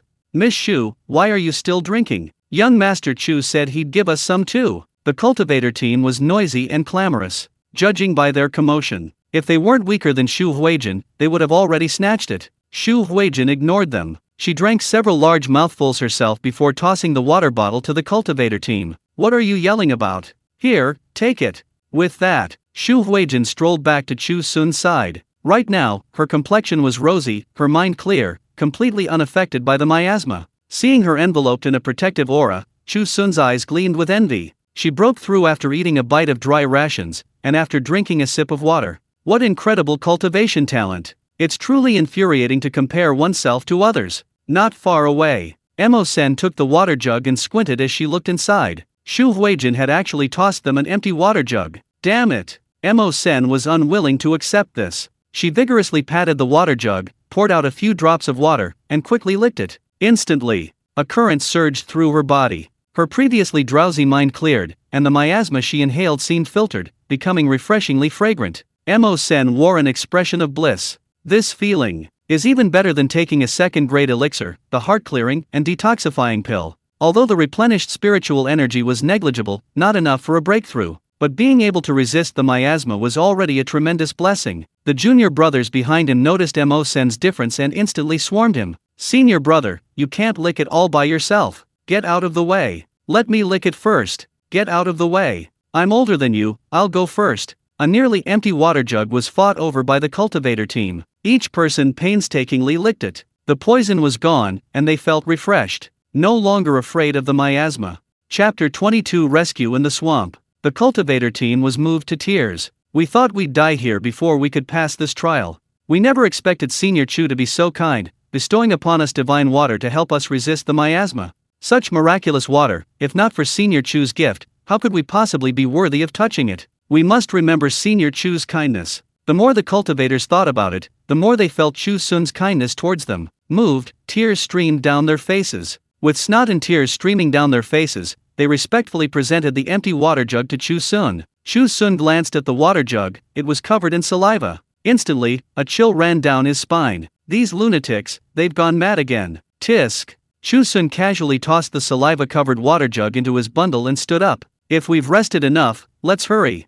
If we don't leave now, who knows what other crazy things they might do. We're coming right away. The group, full of energy, quickly followed. Undeterred by the miasma, they walked swiftly. Before long, they reached a muddy area. Looking at the vast gray swamp before them, the group stopped, hesitant to proceed. The cultivator team's expressions were grave, and they exchanged hushed conversations. Senior brother, this swamp is strange, it looks like the Black Swamp. When we left the sect, Master said that the Pantheon Forest has many dangerous places, and the Black Swamp is one of them. I heard the Black Swamp has extremely strong suction. Walking in such a place, one wrong step and you could be swept away and forever buried there. But senior brother, I remember Master also said that there's a safe route in the Black Swamp. If we just follow the safe route, we can safely reach the other side. That's what he says, but do you dare to go? Who dares to risk their life to test the correct path? The swamp bubbled, a testament to its danger. A white moth flew in from nowhere and landed on a bubble. With a pop, the bubble burst. The flowing swamp instantly swept the moth away. A moment later, stillness returned. Seeing this scene, everyone felt a chill. Frozen in place, they dared not move. Chu Xun remained expressionless. He glanced at the swampy ground before him with some disdain, but still stepped forward. He'd seen this kind of place countless times. Back when he lived in a small mountain village, there were no roads. When it rained, the roads became muddy and difficult to traverse. One step in and the mud would cover half your leg. After countless falls into mud pits, Chu Xun had finally developed a keen eye. He knew where to go and where not to go. He continued walking, but no one followed. Looking back, he asked curiously, "Why aren't you coming over?" Mo Sen's heart skipped a beat. He dared not lead the cultivator team over. What was Senior Chu doing? Didn't he see the danger of this swamp? The cultivator team, unsure of Chu Xun's intentions, dared not speak. Beside them, Xu Huijin's face was pale, but he gritted his teeth and followed. "Master, I'm coming right away." She recognized this as the dangerous black swamp. But, to stay by her master's side, she was determined. Seeing Xu Huijin following, Chu Xun smiled with satisfaction. "My disciple is the most obedient," he kindly instructed. "You must stay close to me." Having said that, Chu Xun stepped onto the ground. "Master!" Xu Huijin couldn't help but call out. The next second, her mouth gaped open, her eyes wide like saucers. The spot Chu Xun stepped on was solid. He didn't sink in at all. What's wrong?" Chu Xun walked a short distance before turning back to look at Xu Huijin. Xu Huijin's heart pounded wildly with excitement. She beamed and quickly followed Chu Xun's footprints. It's nothing, I'll catch up with Master right away." As expected of his master, he knew exactly where to go the moment he stepped on the ground. Xu Huijin happily followed behind Chu Xun. The two walked for quite a while without any problems. Chu Xun strolled leisurely. He seemed to have no regard for the dangerous swamp. On the shore, the cultivator team exchanged bewildered glances, their hearts filled with shock. "This is the Black Swamp." Senior Chu walked in unscathed. Who is Senior Chu? His strength is so profound, how could a mere swamp be a challenge for him? Senior Chu must have already calculated the correct path. Seeing that we dared not proceed, he went first to lead the way for us. Such painstaking effort is truly touching, the cultivator team discussed animatedly. Seeing that Chu Xun had already gone far away, they dared not talk anymore and hurriedly followed. They imitated Xu Huijin, stepping in Chu Xun's footprints, and remained unharmed throughout. The dangerous swamp lost its deterrent power. To everyone else, it was just an ordinary patch of mud. They had been following Chu Xun for a while without any mishaps. The group relaxed and began chatting. Just as the atmosphere was becoming more harmonious, a shout suddenly came from ahead. "Help! Help!" It was a man's cry for help, accompanied by sounds of struggling. Chu Xun's heart tightened, and he quickened his pace. After turning past a few withered trees in the swamp, the scene before them came into view. A man was trapped in the swamp, struggling desperately. He cried for help, but the more he struggled, the deeper he sank, his face contorted with despair. The scene evoked a deep fear of the swamp in everyone's hearts. The swamp's suction was too strong. If they rashly tried to rescue him, they would likely drown themselves. Everyone was thinking of their own safety. No one spoke up, no one even considered offering a helping hand. The mud and water reached his chin, and the man was about to sink. Chu Xun frowned and quickly took a few steps forward. He reached out his hand to the man in the swamp. In the past, when heavy rains made the roads muddy and impassable, a few villagers would occasionally fall in. Although the mud wasn't very deep, some villagers would get leg cramps and be unable to stand, putting their lives in danger. Seeing the man's pitiful state, he had probably encountered a similar predicament. Seeing him was like seeing one of his own villagers. Chu Xun couldn't bear it after all. He would help him. Seeing someone extend a helping hand, the man grabbed Chu Xun like a lifeline. Chu Xun pulled, effortlessly lifting the man up. Splash! The man felt a mysterious force pulling him. Before he could react, he was already on the shore from the swamp. The people behind him stared wide-eyed, dumbfounded. He rescued the man from the swamp so easily, without even swaying. Chu Xun is truly a god. Seeing the man had been rescued, everyone quickly gathered around. The man lay on the ground, seemingly still in shock, his face blank. Chu Xun glanced at him and noticed something was wrong. He was a person with dwarfism. Although the man had a mature face, he was short, probably only about 4 feet tall. His long arms hung at his sides, making him look like a gibbon, quite comical. Chu Xun thought to himself. No wonder he couldn't climb out of ordinary mud pits, he wasn't tall enough. Chu Xun sighed and tried to pull the man up. The man remained dazed, letting Chu Xun do as he pleased. With a large movement, a thud was heard. A gray cloth bag fell from the man's body. The bag was loosened, and its contents spilled out with a whoosh. A Luoyang shovel, an iron crowbar, a short-handled hoe. Chu Xun stared at the man, mouth agape, in utter astonishment. Chapter 23 Hu Da, the Dwarf. A gray cloth bag fell out from the man's abdomen. At first, seeing his large belly, one might have assumed he was just overweight, but it turned out he had a large bag stuffed inside. The tools that fell out of the bag were clearly those used for tomb raiding. Why would an ordinary person carry such things? Chu Xun looked at the man with a strange expression. He couldn't figure out his identity for a moment. The items spilled all over the ground, and the man seemed to finally come to his senses. He looked startled, hurriedly picked up the items, and stuffed the gray cloth bag back into his stomach. Chu Xun still felt something was amiss and frowned, asking, "Who are you? What are you doing here? And what's in that bag?" "None of your business." The man's tone was extremely aggressive, startling Chu Xun. Chu Huijin immediately flew into a rage. "How dare you speak to my master like that?" Sensing that the other party was a nascent soul cultivator, the man glanced at Chu Huijin warily, softening his tone. "Sorry, I didn't realize what I was saying and it might have been offensive. Please forgive me. These are just trinkets I've collected, it's part of my hobby. Just pretend you didn't see them. My name is Huda, I'm an honest man, and I accidentally got lost around here." Huda scratched his head and gave a simple, honest smile. He really did look like an honest man. However, he still didn't reveal his identity. Just as Chu Xun was about to ask again, Huda asked, "This area is difficult to navigate. What are you all doing here?" Seeing his simple, honest smile, he didn't seem to have any malicious intentions. Chu Xun casually replied, "We just wandered here randomly. We'll get out of here soon." Hearing this, Huda's expression changed several times. Huda turned his head and looked in a certain direction. After hesitating for a moment, a fawning smile appeared on his face. "Since you want to cross this area, let me help you. I know this region very well. Follow me, and we'll be out of here quickly. Consider it my way of repaying your kindness."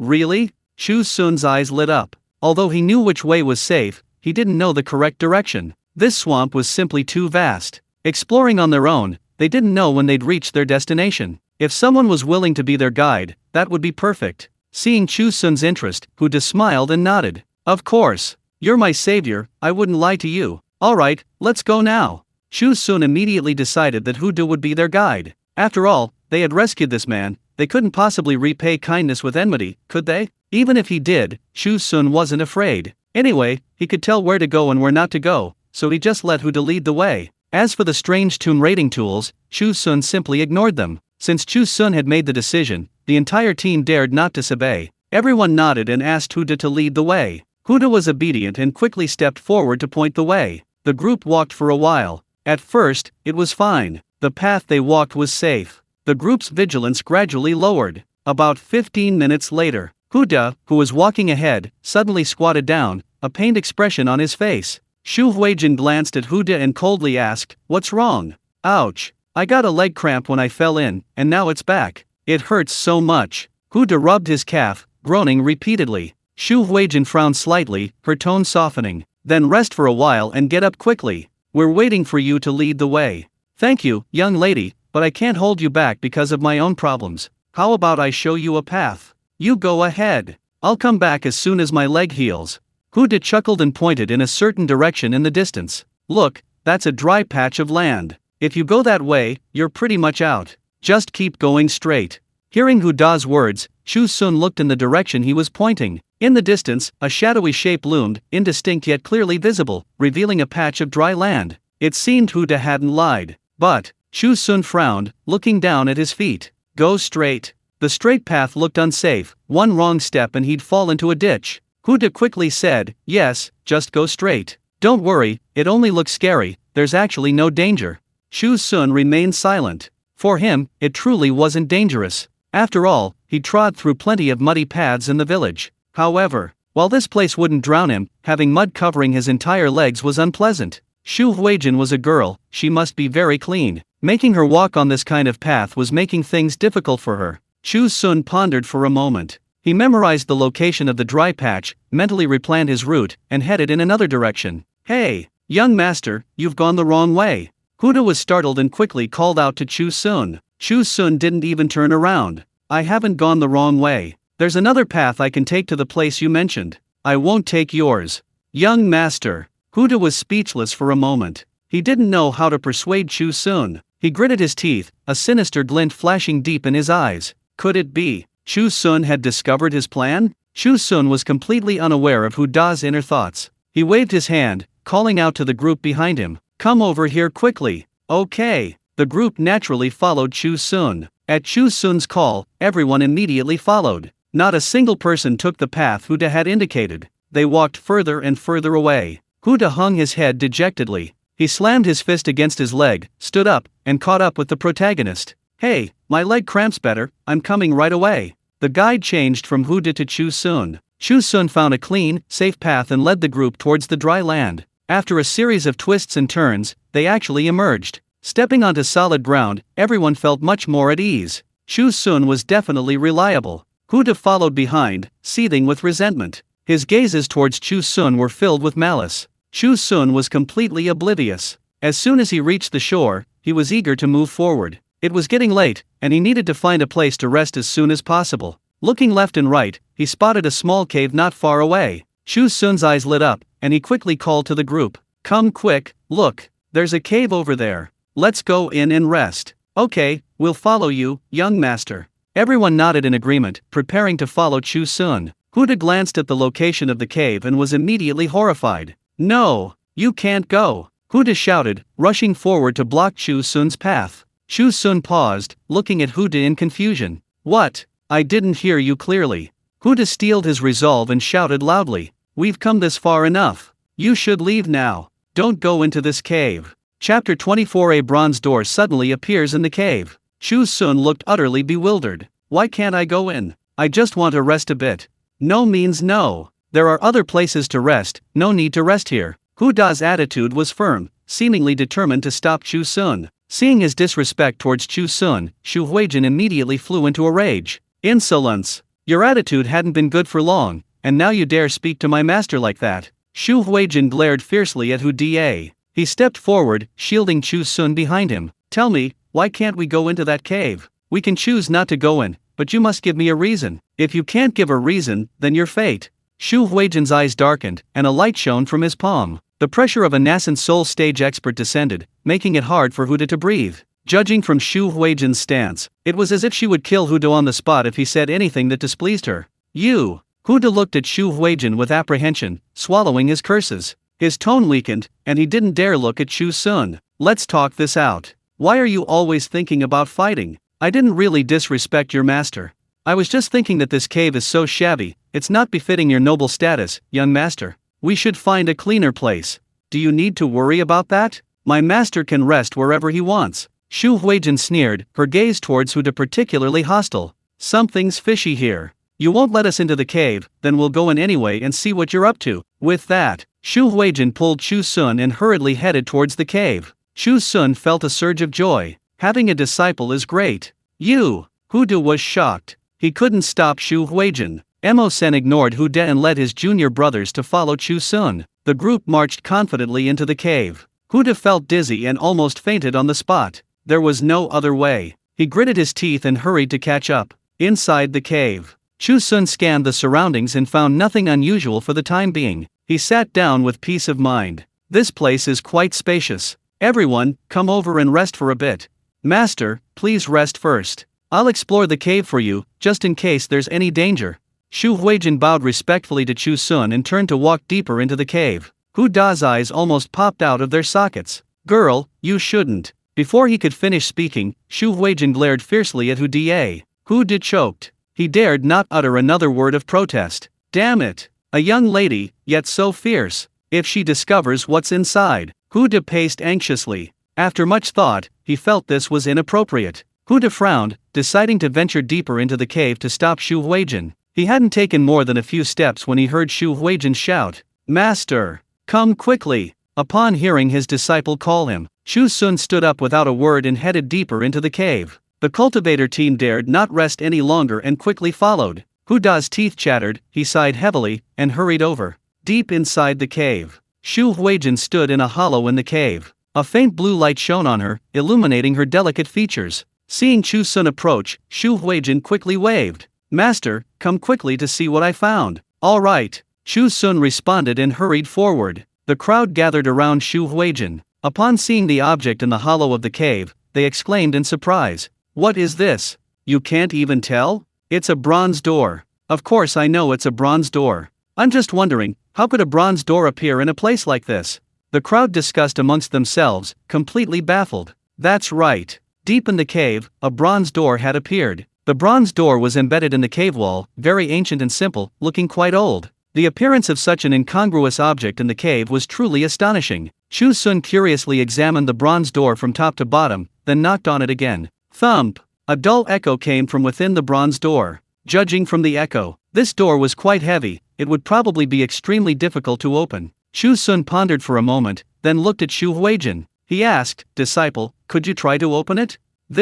I'll try." Xu Huijin hesitated. However, he dared not disobey his master's order. Xu Huijin closed his eyes, and white light emanated from his palms. Energy fluctuations occurred within the cave, and suddenly a gust of wind swept towards the bronze door. After a long period of preparation, Xu Huijin suddenly opened his eyes and shouted, "Open!" With that, he slammed his palms against the bronze door. Buzz! The bronze door hummed, the sharp sound almost piercing the eardrums of everyone present. Xu Huijin's hands went numb from the shock, her vision blurring. Before she could recover, she suddenly felt a powerful impact, and her entire body was sent flying. Bang! Xu Huijin slammed heavily against the cave wall. "Whoa! Disciple, are you alright?" Chu Xun was shocked and rushed over to help Xu Huijin up. Cough, puffed. "Master, I'm sorry, it's my fault for being useless." Xu Huijin coughed and spat out 2 mouthfuls of blood, her face filled with guilt. Chu Xun was heartbroken. "What are you saying? If I had known this bronze door was so evil, I wouldn't have let you try it.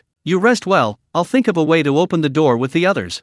With that, Chu Xun helped Xu Huijin to a corner so she could rest. He returned to the bronze door and discussed with the cultivator team what to do with it. Not far away, Huda stood in a secluded corner. He had witnessed everything that had happened. Hearing Chu Xun and Emosen discussing how to open the door, Huda's expression grew increasingly gloomy. Originally, he thought that since this person had saved his life, he could let them go. Who knew they would be so reckless as to insist on entering the cave? Whatever happened afterward, he couldn't blame himself. Huda gritted his teeth and stamped his foot. He hurriedly ran out of the cave, pulled out a whistle, and began to blow it. A long, sharp whistle rang out, echoing throughout the open space. Huda waited in place for a while. Not long after, suddenly, rustling sounds came from all around, mixed with the sound of hurried footsteps. A voice carried on the wind to Huda's ears. "Huda, why are you back again? What happened? Brother, bring men quickly. Something terrible has happened." Huda shouted urgently, waving at the cave entrance.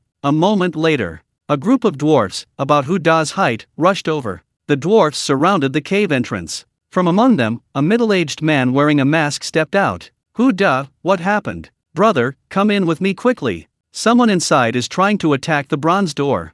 Chapter 25. Tensions rise. "What did you say? Who dares to lay a hand on the bronze gate?" The middle-aged man erupted in fury. His eyes, fixed on the cave, were filled with ruthless intent. This man was Chen San, the leader of the dwarf tribe. Behind Chen San, the dwarves were enraged. "Outrageous! Our tribe has been waiting here for years. How dare someone just lay a hand on us like that? That's right, let's just charge in and slaughter them all. Anyone who dares to lay a finger on our treasure must die." The atmosphere within the tribe was electric. Seeing everyone about to rush in and tear Chu Xun and his group to pieces, Huda hurriedly stopped them. Frowning, he said, "This group definitely can't be allowed to stay, but you don't know, there's a senior expert among them. If he intervenes, we're likely to suffer a terrible fate." "What do you mean? Who did you encounter?"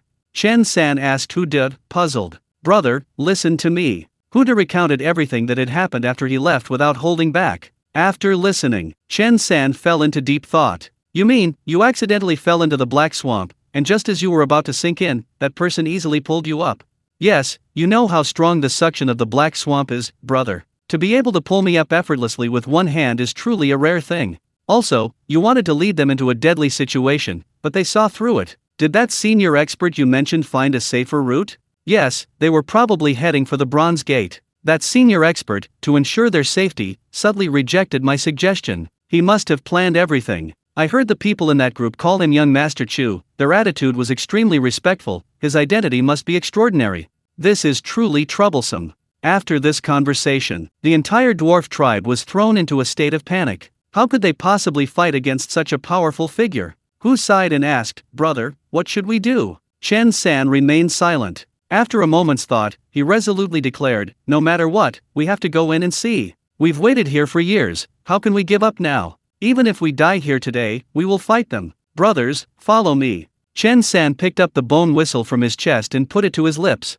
A sharp whistle rang out. The dwarf tribe, their morale high, charged into the cave. Inside the cave, Chu Xun sat on the ground with Xu Huijin, resting, watching the cultivator team discuss with utter boredom. Mo Sen and his fellow disciples were engaged in a heated discussion. The group had tried everything, but couldn't budge the bronze door an inch. Swords and blades couldn't leave a single mark on the bronze door. All kinds of spells were reflected back. The cultivator team had suffered greatly. Their spirits were low, and they dared not approach the bronze door again. They could only discuss what methods were left. Just when everyone was at a loss, suddenly, a flurry of footsteps sounded beside him, mixed with the clanging of weapons. Emo-sen reacted quickly, immediately taking a step back. Back off! Clang! The words had barely left his lips. An axe grazed past Emo-sen's ear and struck the cave wall behind him. A few severed strands of hair drifted down. Emo-sen's face turned deathly pale. The cultivator team's expressions changed drastically, and they retreated to a corner.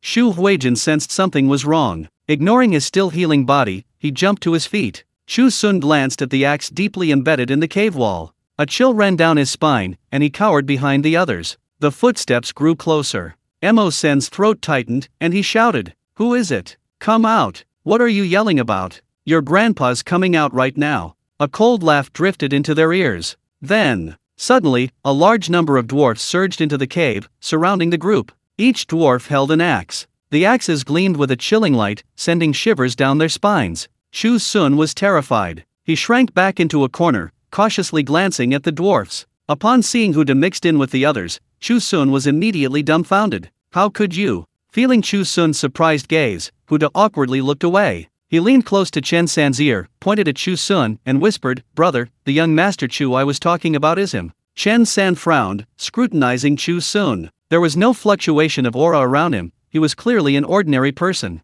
How could this be? Could it be the powerful senior had concealed his aura perfectly? Chen San was startled, but his expression softened slightly. He glanced at Chu Xun warily and stepped out from the dwarf group. He spoke in a deep voice, "Why did you come here? That's none of your business. And who are you? Do you want to fight us?" Emo-sen remained vigilant, not answering. Instead, he drew his sword. Chen San sneered, "You don't need to know our identities, just know this is our territory, that's enough. Trespassers, die." Chen San had already made his plans. This was the secret territory of the dwarf tribe. The information absolutely could not be leaked. Therefore, no one could be left alive here. He just didn't know what that mysterious young master Chu would do. "Oh my god, are they going to kill us?" Chu Xun muttered softly, his expression filled with fear. "Let's talk this out, don't just start fighting," Chu Xun said, winking at Chu Huijin. "My good disciple, it's your turn. Talk to them properly, don't really tear things apart and start a fight.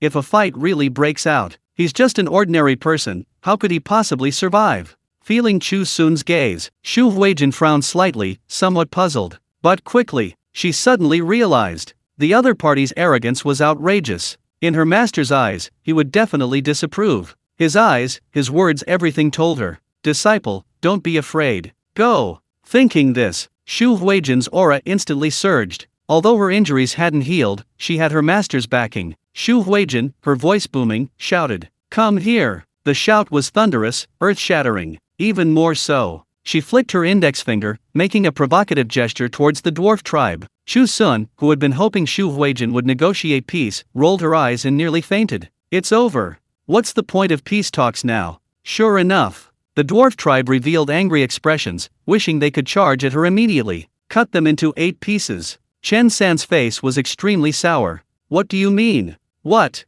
You don't understand?" Chu Huijin smiled contemptuously. "What do you mean, your territory? You just spout nonsense. Can you produce any evidence? If you can't, whoever discovers this unclaimed land gets to keep it. You want to fight? Open your dog eyes and see who's behind us." Behind Chu Huijin. Warningly, Chu Xun was desperately shrinking back. Feeling Chen San's hostile gaze, cold sweat poured down Chu Xun's forehead. This disciple. He's really going to get him killed. Chapter 26. Lying without thinking. Chen San was right. This young master Chu had deliberately brought his men here, wanting to take the treasure belonging to their clan. Since that's the case, even if this young master Chu is incredibly powerful, they must fight with all their might. They absolutely cannot let him live. Thinking this, Chen San picked up the bone whistle on his chest again. Before he blew it, Emo-sen suddenly frowned. Pointing at him, he shouted, "I found you. You're from the Tomb Raiders sect." The Tomb Raiders sect, a mysterious section. Although it's called a sect on the surface, it's actually a group of Tomb Raiders. Most members of the Tomb Raiders sect are dwarfs. They have no fixed abode, and the group is active year-round in various ancient tombs. They steal treasures everywhere, and the Chu Kingdom dynasty is very troubled by them. Mo Sen had seen a member of the Tomb Raiders sect by chance before. Now, judging from Chen San and his companion's physique and attire, they seemed to be members of the Tomb Raiders sect. Their identities were suddenly discovered. Chen San frowned, his eyes flashing with even more murderous intent. As Tomb Raiders, their greatest fear was having their identities revealed. Although they had disappeared for decades, they still didn't want to be exposed. Decades ago, the Tomb Raiders sect was in decline. The sect's last elder exhausted his efforts, divining the Heavenly Dao. Guided by the Heavenly Dao, he obtained a clue to a treasure trove. This place might be an ancient tomb. The Heavenly Dao said that great opportunities lay within. Perhaps it could change the fate of everyone in the Tomb Raiders sect. The elder who glimpsed the Heavenly Dao died immediately after leaving his message. The remaining members of the Tomb Raiders sect, filled with hope, searched for this place, hoping to obtain the treasure. But they were blocked by the Bronze Gate, unable to enter for decades. The dwarf didn't appear old, everyone thought he was middle-aged. In reality, they were nearing the end of their lives. The Tomb Raiders regularly update their tomb raiding tools, and this time they sent out Huda. Huda returned with a pile of brand new tools, but accidentally fell into a swamp and was eventually rescued by Chu Xun. Everything they saw pointed to this place. Chu Xun and his group's target was this very spot. How could they allow others to share a place guided by the Heavenly Dao? There was no need for these uninvited guests to know. They only needed to die here. Most of the Tomb Raiders' cultivation levels were around the Golden Core and Nascent Soul stages. Although they couldn't compare to Shu Huijin, their advantage lay in their sheer numbers. The cultivator team's cultivation was insufficient, and Shu Huijin's internal injuries hadn't healed. If a real fight broke out, the dwarf tribe might not necessarily suffer a loss. The two groups were on the verge of battle, the atmosphere extremely tense. They thought Chu Xun was their guarantor. Shu Huijin remained defiant, unwilling to back down. Chu Xun inwardly groaned. He hurriedly tugged at Shu Huijin's sleeve, trying to urge her to retreat and escape. Disciple, you. Shu Huijin's eyes lit up. Master is indeed master. After all this boasting, he finally couldn't resist making his move. Master, I understand what you mean, so just go for it. Shu Huijin flashed a bright smile, grabbed Chu Xun's wrist, and shoved him aside. Chu Xun was caught off guard. Before he could react, he found himself standing between two groups of people. Shu Huijin raised an eyebrow at Chen San, a smug smile on her face. The dwarfs looked at each other, their expressions wary. Chen San, axe in hand, walked up to Chu Xun, his face menacing. What do you want? The axe was inches from Chu Xun's face, nearly killing him with fear. Chu Xun's throat tightened. In this situation, he had no idea what to say. Seeing Chu Xun remain silent, Chen San pondered. This young Master Chu hasn't made a move yet. So calm, does he look down on us? No. A scholar can be killed, but not humiliated. Chen San was furious and blew his bone whistle. The sharp whistle rang out, and the dwarves, their morale soaring, charged forward, axes raised. Seeing his life in danger, Chu Xun nearly fainted from fright. He took a step back, steeling his resolve. He shouted, "Wait, don't attack. I know how to break the Bronze Gate." Chen San's heart skipped a beat upon hearing this. He quickly waved his hand, stopping the dwarf horde. His face darkened. What do you mean by that? Chu Xun asked. Chu Xun's mind raced, racking his brains to come up with a lie. It means exactly what it says. You all want to open that bronze door, right? I have a way to open it. Everyone, don't move. Anyone with eyes could see how important this place was to the Tomb Raiders. And there was only one bronze door here. The situation was critical. To divert the Tomb Raiders' attention, they probably had to use the bronze door as a pretext. Sure enough, the Tomb Raiders looked at each other, and simultaneously stopped what they were doing. In the crowd, Huda looked at Chu Xun with some suspicion. Since you know how to open the door, why didn't you open it before? Ahem, that's because I'm incredibly clever. I knew who you were, so I waited for you to come before opening it. It's all about harmony and mutual benefit. Chu Xun chuckled dryly. He started spouting nonsense. Anyway, he'd already played the role of a reclusive master in front of the cultivator team. Adding another member of the Tomb Raider sect wouldn't have made a difference. He'd just tell them he knew how to open the door, and while they studied it, he'd escape in one fell swoop. Behind him, the cultivator team and Shu Huijin stared wide-eyed, their faces lighting up with delight. As expected of a senior. So he knew everything all along. With such a divine being in charge, what was there to be afraid of? Shu Huijin raised his chin, like a proud peacock. My master isn't an ordinary person, you all better watch yourselves. Whatever he says goes. He's willing to help you open the door, you should be grateful. That's right. Mo Sen chimed in from behind. Don't doubt it, we all know young Master Chu's strength, his words are absolutely true. That's right. Young Master Chu is willing to open the door for you, this is your good fortune. Without young Master Chu, you can't even open the bronze door. Think about it, do you still want to take action? The crowd showered him with praise. Chu Xun broke out in a cold sweat, on the verge of tears. This group of people, they've really put him on the hot seat. Caught in a bind, Chu Xun had no choice but to bite the bullet and speak. Did you all hear that? Without me, you'll never be able to open this bronze door in your entire lives. Put down your axes. Seeing the show of force, the dwarf tribe was indeed intimidated. Chen San gritted his teeth and waved his hand at his tribesmen. Put down your axes. The words had barely left his lips. There were several clanging sounds. The dwarves lowered their hands and threw their axes on the ground. Chen San approached Chu Xun, his expression a mixture of belief and doubt. Since you say you can open the door, then tell us now. We'll do as you say. Ahem, don't rush. Chu Xun chuckled dryly, pointing to the bronze door. You all go over there first. Opening the bronze door requires the combined strength of everyone. Chen San didn't suspect a thing. He nodded and led the dwarf tribe to the bronze door. And then? Chu Xun racked his brains. Look up there, do you see anything? Following the direction Chu Xun was pointing, everyone looked above the bronze door. Empty. There's nothing there. Chen San was completely bewildered. That's right. Chu Xun excitedly slapped his thigh. Because there's a soul attached to it. Your cultivation isn't high enough, you can't see it at all. Chapter 27. The Bronze Gate opens. A soul? Chen San was shocked. His expression was one of extreme fear. That's right. Just because you can't see something doesn't mean it doesn't exist. Chu Xun's expression was excited. He launched into a tirade about the empty bronze gate above it. Such blessed lands are usually guarded by special people, perhaps even the owner of this place himself. Countless years have passed in a flash, the guardians' physical bodies have long since perished, but their souls are immortal, forever guarding this place. Chu Xun became more and more enthusiastic as he spoke. Looking at his earnest expression, the crowd seemed to truly see a soul in the void, perched atop the bronze gate. Chen San was immediately terrified. He then asked Chu Xun, his voice much softer. So, what do you think we should do? Well, that requires your own efforts. Chu Xun gave him a mysterious look. You have disturbed the guardian's soul and displeased him. How can he let you in? To enter the bronze gate, you must first soothe the soul. I happen to know a soul-soothing dance. Learn it from me, and dance it right here. Once the soul is at peace, you can enter safely. Dance. The dwarves' eyes twitched, their mouths agape in disbelief. What? You refuse? Chu Xun shook his head, looking regretful. In that case, you will never enter this bronze gate.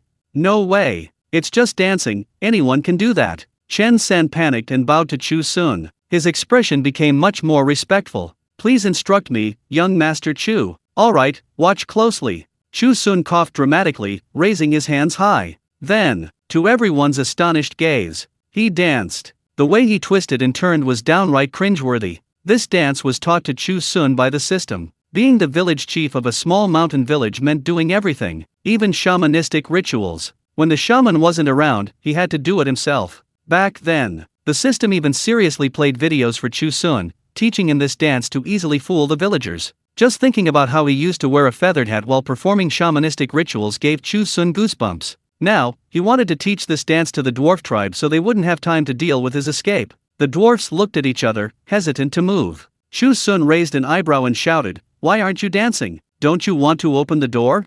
The dwarfs looked at each other. With no other option, they slowly raised their hands. Imitating Chu Xun's earlier movements, they began their comical dance. Chen San looked embarrassed and didn't move. So many people dancing, isn't that enough? Is there anything else we need to do? You don't want to dance? That's fine too, but... Chu Xun looked Chen San up and down. He was thinking about what to make him do to buy time. Chu Xun's eyes flickered, and he hesitated. You just put your hands on the bronze door and push hard. Really? Chen San was skeptical, but placed his hands on the bronze door. Of course. Chu Xun lied without batting an eye. They're dancing to soothe their souls, and you can just push the door open. Okay. Chen San frowned. Despite his suspicions, he still exerted considerable force. After all, Chu Xun didn't seem to be lying. And so, a strange scene unfolded before them. A group of short, dwarf-like figures were performing a comical dance, their leader desperately pushing against a heavy bronze door. The sight of them dancing together actually had a somewhat eerie feel. A cold wind blew in from somewhere. Chu Xun caught a chill and sneezed. Achoo, why did it suddenly get so cold? Chu Xun rubbed his nose, glanced at the dwarf group, and quietly retreated. He retreated to Chu Huijin's side. Chu Xun whispered, "They're busy right now, we should hurry." Crack! Before he could finish speaking, a faint sound interrupted Chu Xun. Chen San's excited voice suddenly burst out in the cave. "The door is open." "What?" Chu Xun's expression changed. He looked up. He saw Chen San's men. The bronze door was making a series of clicking sounds, seemingly the activation of some kind of mechanism. The heavy bronze door was visibly moving little by little. The bronze door scraped against the ground, making a dull thud. To everyone's astonished and excited gaze, the bronze door slowly opened. The interior gradually revealed itself. A blinding light suddenly emanated from within, almost blinding everyone present. Chen San, who had pushed the door open, instinctively closed his eyes. Only after the light subsided did he push the door open again. The light dissipated. A dark passage was revealed before everyone. It was pitch black. They couldn't see what was inside. But judging from the dazzling light just now, it must be a blessed land inside. Chen San, tears streaming down his face, turned to look at his clansmen. "We've waited so long. Finally, the door has opened." The dwarfs, equally moved, embraced each other. They laughed and cried, overwhelmed with emotion. Chu Xun's eyes widened, his heart filled with panic. What had happened? How could the bronze door have opened? The unimaginable was unfolding before his eyes. Chu Xun was at a loss. Now, it seemed there was no way to escape anymore. Nearby, the cultivator team was shocked, whispering amongst themselves. As expected of a senior. "We tried so many methods and couldn't open the bronze door, but he cracked it so easily. Since senior knew how to open the bronze door, why did you ask us for a method before? What do you know? This is just like senior deliberately leading us to the misty land. It's a trial for us." "I see, senior really went to great lengths." The cultivator team discussed animatedly. Their respect for Chu Xun grew even stronger. Chu Huijin looked at Chu Xun standing beside her, her eyes filled with tears. She understood her master's intentions. Opening the gate for the Tomb Raiders had two major benefits. Firstly, it would gain the trust of the Tomb Raiders, preventing a major conflict between the two sides. This was good for both sides. Secondly, judging from the situation, the place inside the bronze door must be a blessed land, with immeasurable benefits. Opening the bronze door was a gift from her master to her, his disciple. "If we go in and retrieve any treasures from inside, that would be wonderful. Master's efforts are truly commendable. We are deeply grateful. Master." Chu Huijin looked at Chu Xun with tears in her eyes. Chu Xun looked completely bewildered. "Why are you crying?" Before he could ask, footsteps sounded. Chen San walked over. His gaze towards Chu Xun was a mixture of emotions, full of shock, respect, and fear. Chu Xun was confused, not knowing what he wanted to do. "How could you?" Before he could finish speaking, Chen San knelt down before Chu Xun with a thud. Behind him, a large group of dwarfs knelt down in unison. Chen San lowered his eyes, his tone respectful. "We were blind and dared to lay a hand on young Master Chu. Now that young Master Chu has helped us open the door, this kindness will be remembered by the entire Tomb Raider sect." Chapter 28. The Tomb Raiders willingly offer up their treasure. Just now, Chen San had already been discussing it animatedly with his clansmen. The bronze gate actually opened. "Young Master Chu didn't lie to us. We've been here for so many years, trying so many methods, but we still couldn't figure it out and open the bronze gate. We never expected that young Master Chu would teach us a soul-suppressing dance, and the bronze gate would actually open. It seems that young Master Chu is truly a senior master. We won't gain anything by opposing him.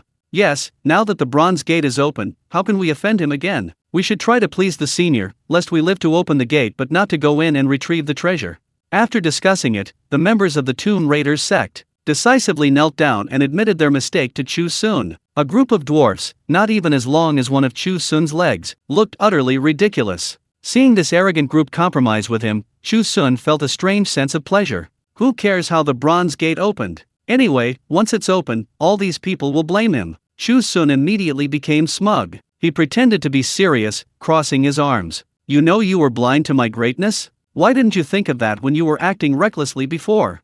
Chu Xun deliberately showed anger, scaring the dwarfs half to death. Chen San was extremely nervous. He hurriedly said, "We were wrong, please be magnanimous, young Master Chu, and let us off." "Humph, you think you can let us off so easily? It's not impossible, but you don't seem to have any sincerity," Chu Xun said sullenly, indulging in his boasting. Beside him, Chu Huijin looked at Chu Xun with stars in his eyes and tenderness. "Master is so handsome." Compared to Chu Xun's leisurely demeanor, the dwarf tribe was extremely nervous. Chen San knelt on the ground, not daring to look up at Chu Xun. He was terrified that any glance he gave Chu Xun might displease him and bring about his own demise. He lowered his head and thought for a moment. Stewardly, he said, the Tomb Raiders sect is a tomb raiding organization. Over the years, our members have roamed ancient tombs, acquiring countless treasures of gold and silver. These treasures are all hidden in one place, and members of the Tomb Raiders sect can take them at will. If young Master Chu is willing to spare us, we will gladly offer up all the treasures within the Tomb Raiders sect. Moreover, the location of this bronze gate is guided by the heavenly Dao, and it must contain immense benefits. We are willing to share them with young Master Chu, although this place was found with the painstaking efforts of the Tomb Raiders sect elders. But, in front of such a senior expert, who would dare to monopolize it? Unless they were suicidal. Even the Tomb Raiders sect's accumulated treasures would not remain in their hands. Upon hearing this, his eyes lit up instantly. This is great. Why not take advantage of this opportunity? Although he had only thought of escaping before. Now, Chu Xun changed his mind. He coughed lightly, feigning seriousness. He said slowly and deliberately, since you are so sincere, I won't make things difficult for you. I'm not after your Mojin sect's treasures, you offered them to me yourselves, so don't try to blame me. As for what's inside this bronze door, let's go in and see. Young Master Chu is so generous. The Mojin sect is eternally grateful. Chen San shouted. He bowed 3 times to Chu Xun. On the surface, everything was calm, but inside, blood was flowing. All the sect's treasures were about to vanish in an instant. Alright, get up already, don't waste time. Chu Xun was particularly pleased with the flattery from the Tomb Raiders. He hummed a little tune and took the lead into the bronze door. The passage was pitch black, and Chu Xun's figure quickly disappeared at the entrance. The crowd crowded at the entrance. They looked around. The entrance was narrow, only allowing one person to pass at a time. The crowd looked at each other, then immediately began to shout. The bronze door must be fraught with danger. Only by following Senior Chu is it safe. Let me in. Who do you think you are? Get out of the way. I should be behind Senior Chu. Go away, go away. You dare to steal anything. What, do you want to fight? Fight then. Who's afraid of you? The crowd was on the verge of battle, and the atmosphere suddenly became tense. At this moment, Xu Huijin shouted. Enough. If you want to stay by Master's side, you'll have to get past me first. She's Chu Xun's own disciple. She hasn't even gone in, and these sycophants dare to try and take her place. Let's teach them a lesson. Xu Huijin's face darkened. The oppressive aura of a nascent soul stage expert instantly descended. Although Xu Huijin suffered internal injuries when breaking down the door, even a weakened camel is bigger than a horse, who dared to offend her? The crowd was suffocated by the pressure. Their faces were extremely grim. They had no choice but to make way. Xu Huijin, smug and triumphant, was about to go in. Suddenly, she heard 2 woof-woof sounds. Xu Huijin looked down. A black dog appeared out of nowhere, slowly strolling over. Throughout this journey, the black dog was practically invisible. Even in the most dangerous moments, it lay on the ground watching the show. Now that the play is over, it wakes up from its slumber and silently follows Chu Xun again. Everyone knew the black dog was Chu Xun's beloved pet and dared not underestimate it. Xu Huijin immediately stood respectfully to the side. He gestured for the black dog to enter. The black dog glanced at Xu Huijin and swaggered inside. At this moment, Xu Huijin followed the black dog inside. The person and dog closest to Chu Xun had already entered. Next, how to determine the order of the group depended entirely on everyone's abilities. Everyone looked at each other, their eyes reddening. Enough with the nonsense, strength will decide the winner. Whoever wins can get close to Senior Chu. My cultivation is higher than all of yours, don't even dream about it. That's not necessarily true, take this. Inside the door. In the pitch-black passage, a tinderbox was lit. Chu Xun focused on walking forward, but kept hearing screams. What's happening outside? Chu Xun asked, a little worried. Nothing. Xu Huijin said casually. They've just had another episode, Master, you don't need to worry about it. Is that so? Then their episodes are affecting the Tomb Raiders. Chu Xun shook his head. He stopped and shouted towards the door, don't cause any trouble, come in right now. He was in a hurry to find the treasure, he didn't have time to watch them go crazy. Outside the door. A moment of silence. Suddenly, someone shouted in response. It was Mo Sen's voice. We're coming right away. Immediately afterwards, a flurry of footsteps sounded, as if someone was rushing in. Chu Xun picked up a tinderbox and shone it, immediately startled. Mo Sen rushed to him like the wind, his face bruised and swollen. He saw Chu Xun. He strained his aching muscles and forced a smile. Before he could even greet him, someone shoved him hard in the back. Chu Xun glanced over. Behind Mo Sen was a dense crowd. The passageway, which could only accommodate one person, was squeezed shut by two people sideways. The dwarfs were even more audacious, standing one on top of another. One on top of another, they forced their way in. The crowd, huddled together, still managed to grin at Chu Xun. "Young Master Chu, we're here." Chu Xun was speechless. He sighed, rubbing his forehead, and shook his head as he walked forward. "Let's go." Chapter 29, The Land of Fallen Angels. The entire group was packed tightly together. They crawled forward in an eerie manner. The passageway inside the door was dark and long, its length unknown. The oppressive darkness gave the illusion that they had walked for eternity. In the darkness, the tinderbox in Chu Xun's hand was the only source of light. Just as he was about to lose his composure, suddenly, a glimmer of light appeared ahead. Chu Xun's eyes lit up. He hurriedly ran towards it. Chu Huijin and the black dog followed behind. The rest of the group anxiously followed, but because of the intense pushing and shoving, they were almost crushed into mincemeat. "Hey, stop pushing me. I can't breathe. Do you think I want this? I just want to keep up with Senior Chu." "Everyone, be quiet. We've finally seen a glimmer of light. Don't anger Senior Chu." The group fell silent, no longer daring to make a sound. After finally squeezing their way out, they saw Chu Xun standing blankly at a fork in the road. Following his gaze, they saw a high platform at the fork. Something seemed to be placed on the platform, radiating light. There was enough space now, no need for further pushing. They quickly gathered around Chu Xun and looked at the platform. On the platform, a piece of jade came into view. The group exchanged bewildered glances. What was this? Mo-sen cast a questioning look at Chu Xun. Chu Xun remained silent. He beckoned to Chu Huijin, gesturing for her to come over. "Disciple, look at this." "Yes." Chu Huijin obediently stepped forward. She picked up the jade from the platform, examining it from all angles. She couldn't figure it out. Chu Huijin pondered for a moment. A light shone from his palm as he channeled his spiritual energy into the jade. Buzz! The jade hummed, its light instantly intensifying. Chu Huijin was overjoyed. "Master, I've got it." The words had barely left his lips when several lines of small characters appeared above the jade. The jade projected a record before everyone's eyes. The crowd carefully examined the tiny characters and roughly understood their meaning. After reading it, Chen San was ecstatic. This is an ancient tomb, and the place where the 5 sages of antiquity perished. Our elders were right, the place guided by the heavenly Dao is indeed extraordinary. The 5 sages? Chu Xun was puzzled. Before he could ask, Chu Huijin spoke for him. "What does 5 sages mean? You don't even know that?" Chen San exclaimed in surprise. Chu Huijin glared at him. Chen San shrank back fearfully and explained honestly. Legend has it that in ancient times there was a great Emperor Dongyun, who had 5 elders under his command, known as the 5 sages. The 5 sages served the great Emperor Dongyun, possessing extraordinary abilities and renown throughout the cultivation world.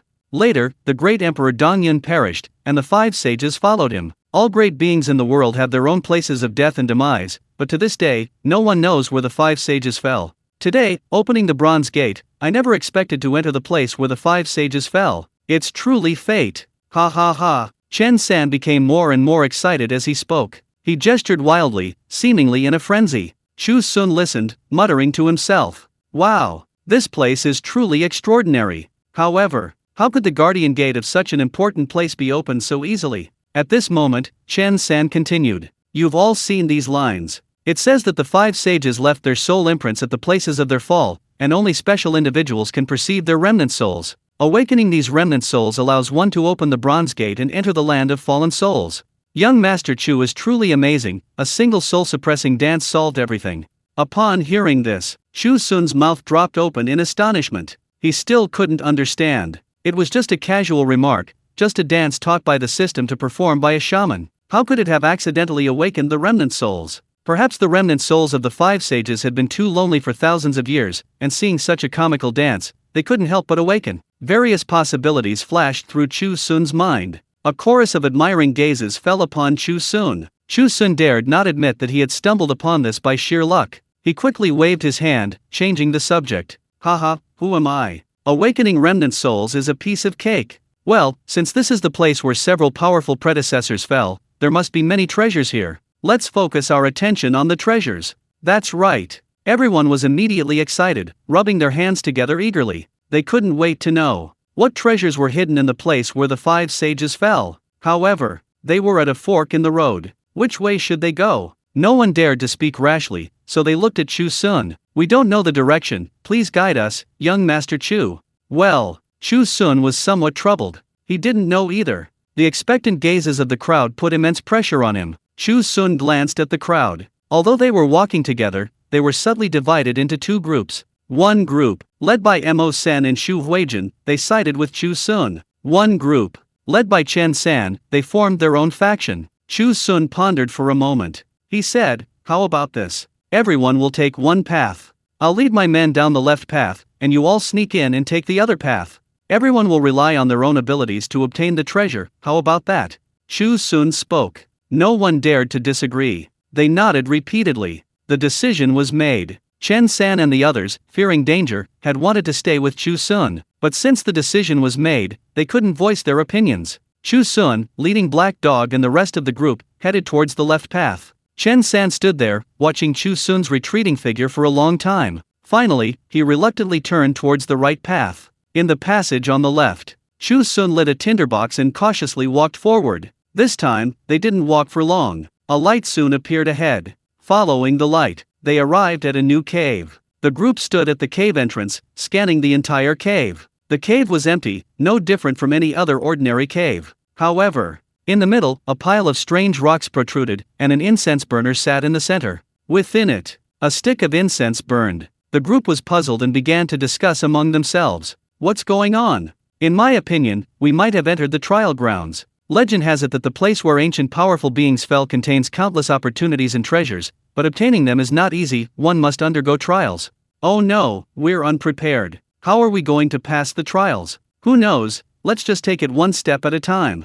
Chu Xun felt a chill run down his spine upon hearing their words. A trial? What kind of trial could an ordinary person like him possibly take? Chu Xun didn't want to lose his life here, and his mind started to waver. He thought for a moment, then opened his mouth to say, "How about we?" Before he could finish speaking, a gust of cold wind swept by. The scent of burning incense filled everyone's nostrils. Suddenly, a wave of dizziness washed over them. His vision blurred, his limbs went weak, and he could barely stand. Chu Xun knew something was wrong and tried to escape. Suddenly, his head spun. He collapsed to the ground with a thud. Chapter 31 Chance, one mistake and you're dead. A long, dark night. Chu Xun almost thought he was dead. He awoke from the darkness, weakly opening his eyes. "Ha!" A question escaped his lips. Chu Xun's eyes widened in surprise. Where was he? He wasn't in the cave he'd been in. The scenery around him had changed to a desolate desert. The desert stretched endlessly, with no end in sight. Could it be? He had already escaped?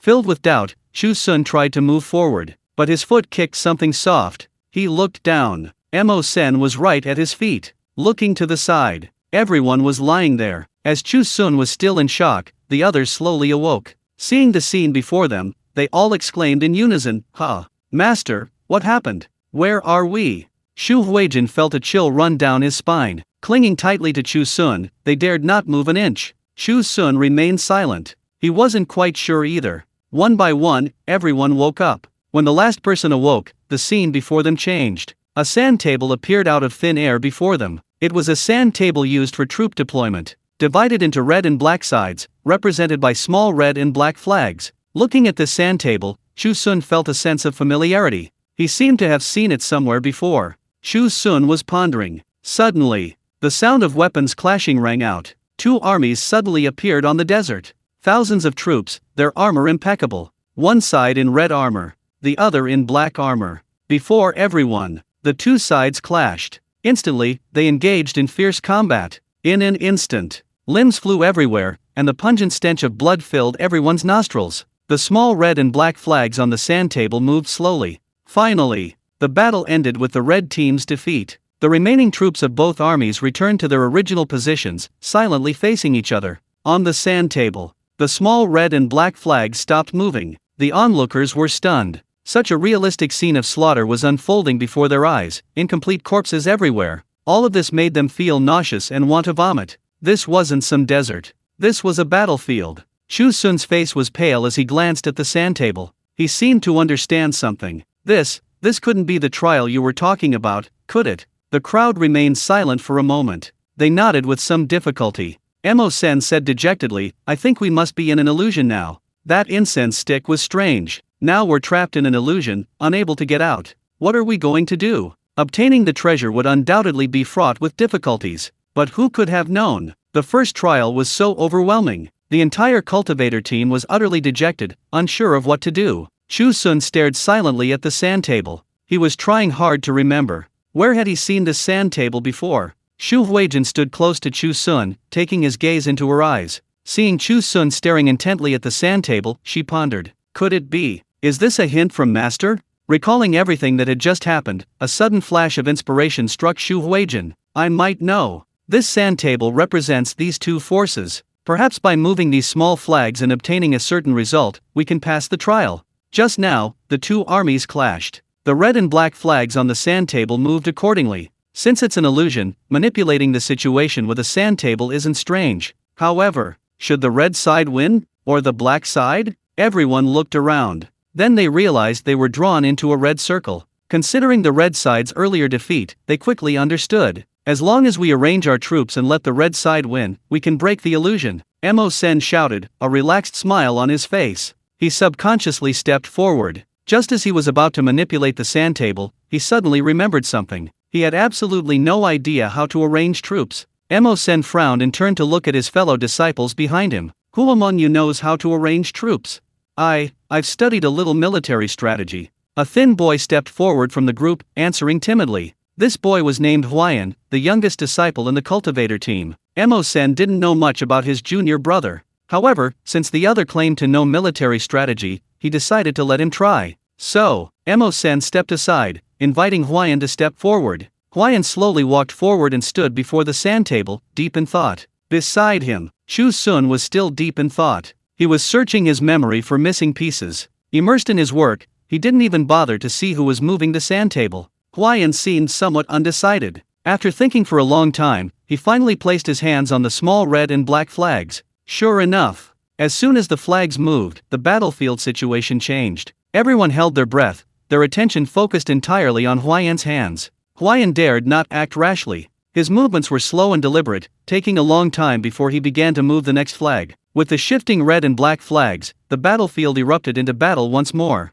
This time, it was significantly more brutal than before. Blood flowed like rivers, staining the entire desert land. The scene was horrifying. Upon closer inspection, it seemed the Red Army had suffered more casualties. A bad premonition rose in everyone's hearts. Huayan seemed to realize something was wrong. He tried to stop and put the sand table back in its place. But the small red and black flag seemed welded to the sand table, impossible to move. The others were helpless. They could only watch helplessly as the Red Army was defeated once again. After the battle, as before, the remaining forces of both sides returned to their original positions. The sand table was restored to its original state. The Red Army had not won, and the illusion remained unbroken. Brothers, it's my fault for not being skilled enough, I'm sorry.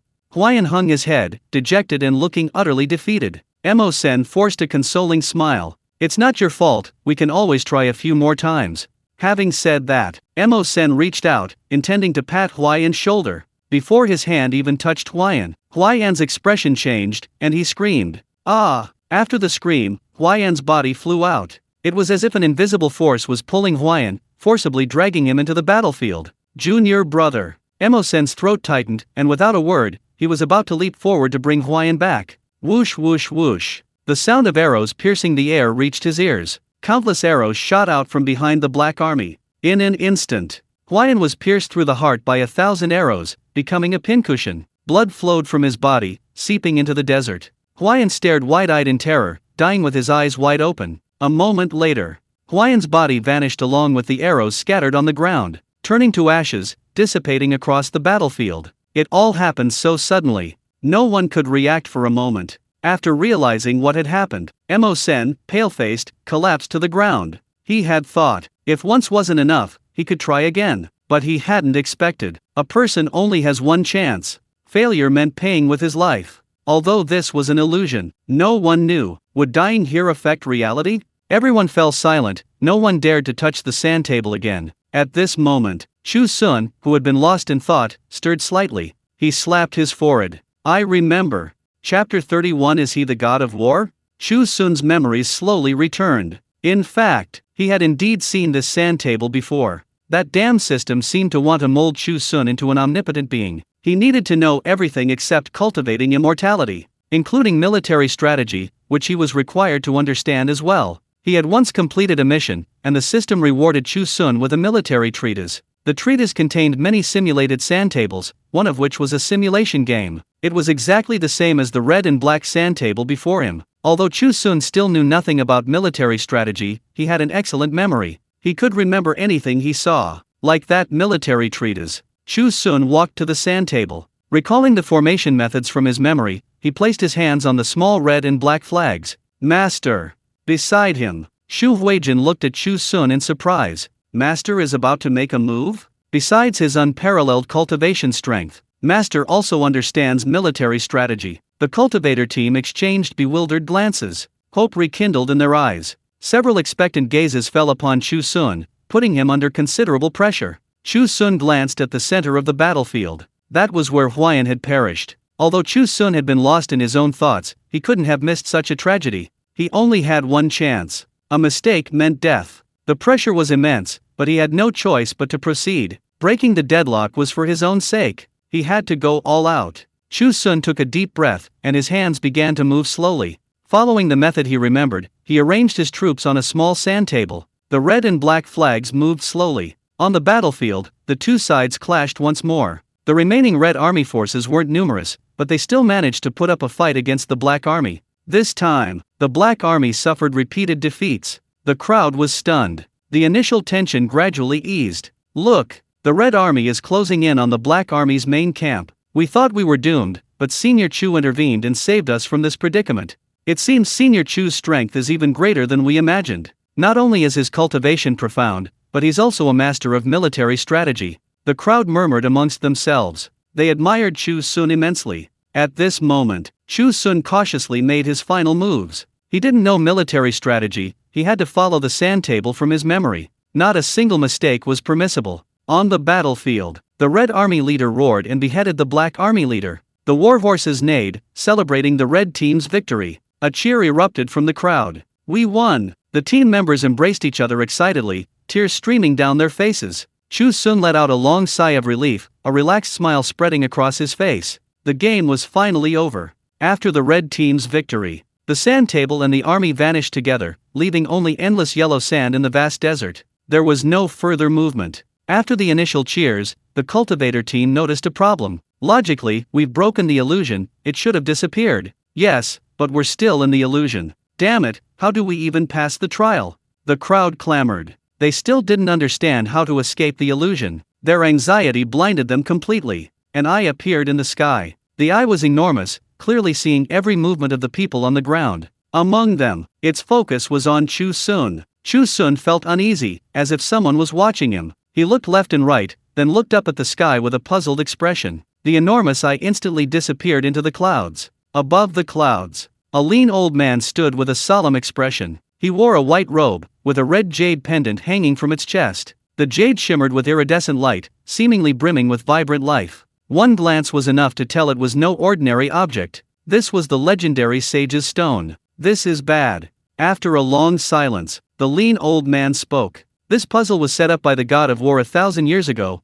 Only the god of war himself can solve it. None of us can. That kid looks like an ordinary person. How could he possibly solve the god of war's puzzle? Could it be? A terrifying thought flashed through the old man's mind. He gripped the Sage's Stone at his chest with some fear. Could this person be the reincarnation of the god of war? If that's the case, there's probably considerable trouble here. Although this guess sounded unbelievable, upon closer examination, it seemed the most reasonable explanation. Thinking of the god of war's majestic figure 1,000 years ago, the lean old man shuddered and began to tremble uncontrollably. After much deliberation, to be on the safe side, he decided to test the waters. The lean old man waved his hand. A stream of light descended from the clouds. If this person truly was the reincarnation of the god of war, retaining the god of war's strength and memories, then he should know how to activate this item. On the ground, everyone was dejected. Suddenly, a rumbling sound rang out, and a stone platform rose from the ground. On the platform, located a sword.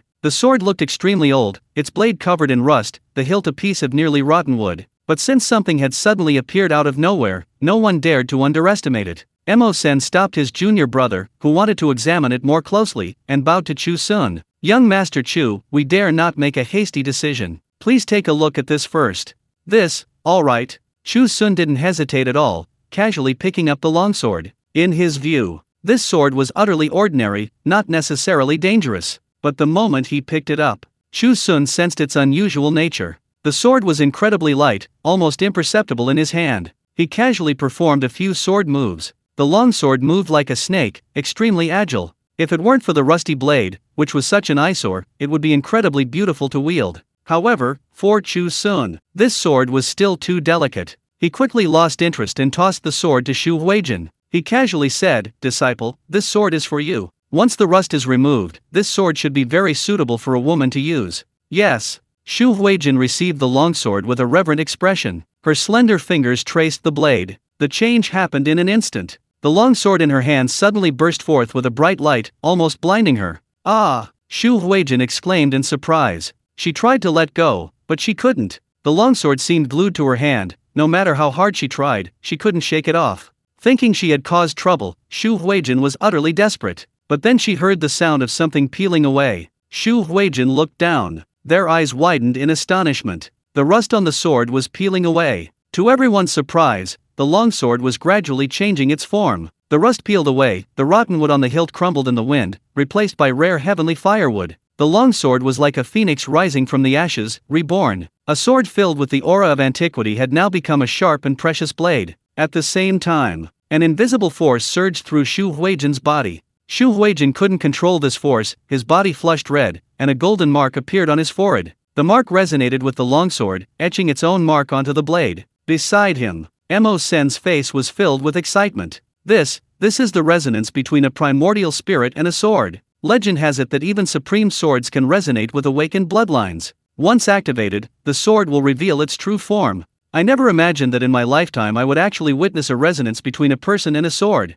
Chapter 32. Do you want to compete with us in playing the piano? The sword awakens, unmatched in its power. In an instant, the illusionary realm plunged into darkness. A fierce wind, seemingly from nowhere, swept across the entire realm, filling the air with choking, yellow sand. The group, somewhat fearful, involuntarily took a step back. A powerful force surged through Chu Huijin's body. She felt unbearably hot and couldn't help but raise the sword. "Open!" Chu Huijin uttered a low shout. She slashed with the sword. The sky was torn apart, and the entire illusionary realm was on the verge of collapse. Seeing the black gap that had appeared in the sky, the group was shocked. The sword's power was truly extraordinary. Senior Chu was indeed wise. Recognizing the sword's affinity with Chu Huijin, he decisively gifted it to his disciple. The awakened bloodline resonated with the sword, unleashing immense power that helped them escape the illusion. Senior Chu was truly prescient. After cleaving through the illusion, Chu Huijin gently stroked the sword. She no longer felt any aversion to it. The sword and she seemed to be one. She looked at Chu Xun with deep emotion. "Master is so good to me. Such powerful insight, who else could match him?" Chu Xun didn't notice Chu Huijin's gaze. He was feeling quite depressed. Chu Huijin is truly a favorite of heaven, isn't she? First, she awakened her innate spiritual body, and now her bloodline resonates with the divine sword. This luck, who can compare? To think that I, an ordinary person, dared to presume to be the master of someone else's favorite of heaven. Chu Xun looked helpless and walked towards the gaping hole in the sky. "Master, wait for me." Chu Huijin didn't notice Chu Xun's downcast mood. She flew to Chu Xun's side like a happy little bird. Above the celestial canopy, the gaunt old man trembled uncontrollably. He gripped the philosopher's stone tightly to his chest, his strength so great it seemed he wanted to tear it off. "This is bad, this boy must be the reincarnation of the god of war, otherwise how would he know how to activate the divine sword? This is perilous, the reincarnation of the god of war has actually come to our place of fall. Thousands of years have passed, and he still won't let us go? No, I must talk to those old geezers." The gaunt old man muttered to himself. With a flick of his sleeve, he left. Below the celestial canopy, the group had gradually emerged from the illusion. Stepping out of the black gap, everything went black, and they fainted. When they awoke, they found themselves still in the original cave. On the stone platform, the incense stick had burned out, leaving only ashes on the ground. "Thank goodness, we've passed this ordeal." Mo Sen breathed a sigh of relief. But remembering Huayan's painful death in the illusion, he couldn't help but feel a pang of sadness. "It's just a pity, junior brother won't be coming back." A muffled groan sounding very familiar. The senior brothers were overjoyed and all looked at the ground. Huayan, who had been lying there, slowly opened his eyes. Junior brother, you're alive. Emo-sen, tears welling in his eyes, rushed over and helped Huayan up. I'm alive. Huayan looked incredulous. He touched his chest with lingering fear. There were no wounds there. It seems, as long as the illusion is broken, those who die in it can still return. The cultivator team hugged each other, crying and laughing, overjoyed at Huayan's resurrection. On the other side, Chu Huijin raised the sword, his eyes sparkling as he looked at Chu Xun. Master, I've given this sword a name. What name? Chu Xun asked curiously. Chu Huijin smiled slightly. He spoke each word earnestly. I call it the Sunan sword. Chu Huijin's thoughts were simple. Master, you gave me this sword, protecting me on my journey. This sword should bear your name. Chu Xun could roughly guess Chu Huijin's thoughts. His initial sour feelings vanished instantly. His disciple valued him so much. What was there to be jealous of? Chu Xun patted Chu Huijin's shoulder, his face filled with emotion. Truly my good disciple. Take your Sunan sword, let's go. With that, Chu Xun took a step forward. The others followed closely behind. After passing the first trial, there was inevitably a second. The group walked cautiously through the dark passage, fearing a sudden trigger. Nothing happened along the way. Just like before. Finally, light appeared ahead. Rushing to investigate, they found themselves in another ordinary cave. A stone platform still rose within the cave. However, this time, no incense burned on the platform. A zither sat on the platform. Beside it, two beautiful young women. The women possessed a captivating charm, smiling warmly at the uninvited guests in the cave. Trial participants, you have arrived. Who are you? Chu Xun frowned and took a step back. Two stunningly beautiful women appeared in the desolate cave. Something was definitely off. Us? Who we are is unimportant. The two young women blinked and spoke in unison. The important thing is whether you can pass the trial. It seems, this is the second trial. Having already passed the first trial, it's unlikely he'll give up now. Chu Xun could only bite the bullet and ask, so, what is this trial about? It's simple, just compete with us in playing the zither. The two young women smiled gracefully. They produced two more zithers from somewhere and placed them on their laps. So simple? Chu Xun's eyes lit up immediately. Under the system's training, he was proficient in all the arts: music, chess, calligraphy, and painting. A zither competition? That's no challenge for him. Chu Xun rubbed his hands together, ready to go himself. Suddenly, Chu Huijin said softly, Master, let me try. I used to practice the zither when I was at home. She volunteered, wanting to show off in front of her master. Chu Xun didn't care and nodded. Alright, then go up and give it a try. Thank you for your trust, master. Chu Huijin was overjoyed and gave Chu Xun a sweet smile. She walked up to the stone platform and sat down in front of the gukin. Let's begin. Young lady, you must be careful. The two young women smiled slightly. Their fingers moved slightly, and they began to play. Chu Huijin's slender fingers rested on the strings. She thought of her time in the sect, and a melody carrying a faint sadness flowed from her fingertips.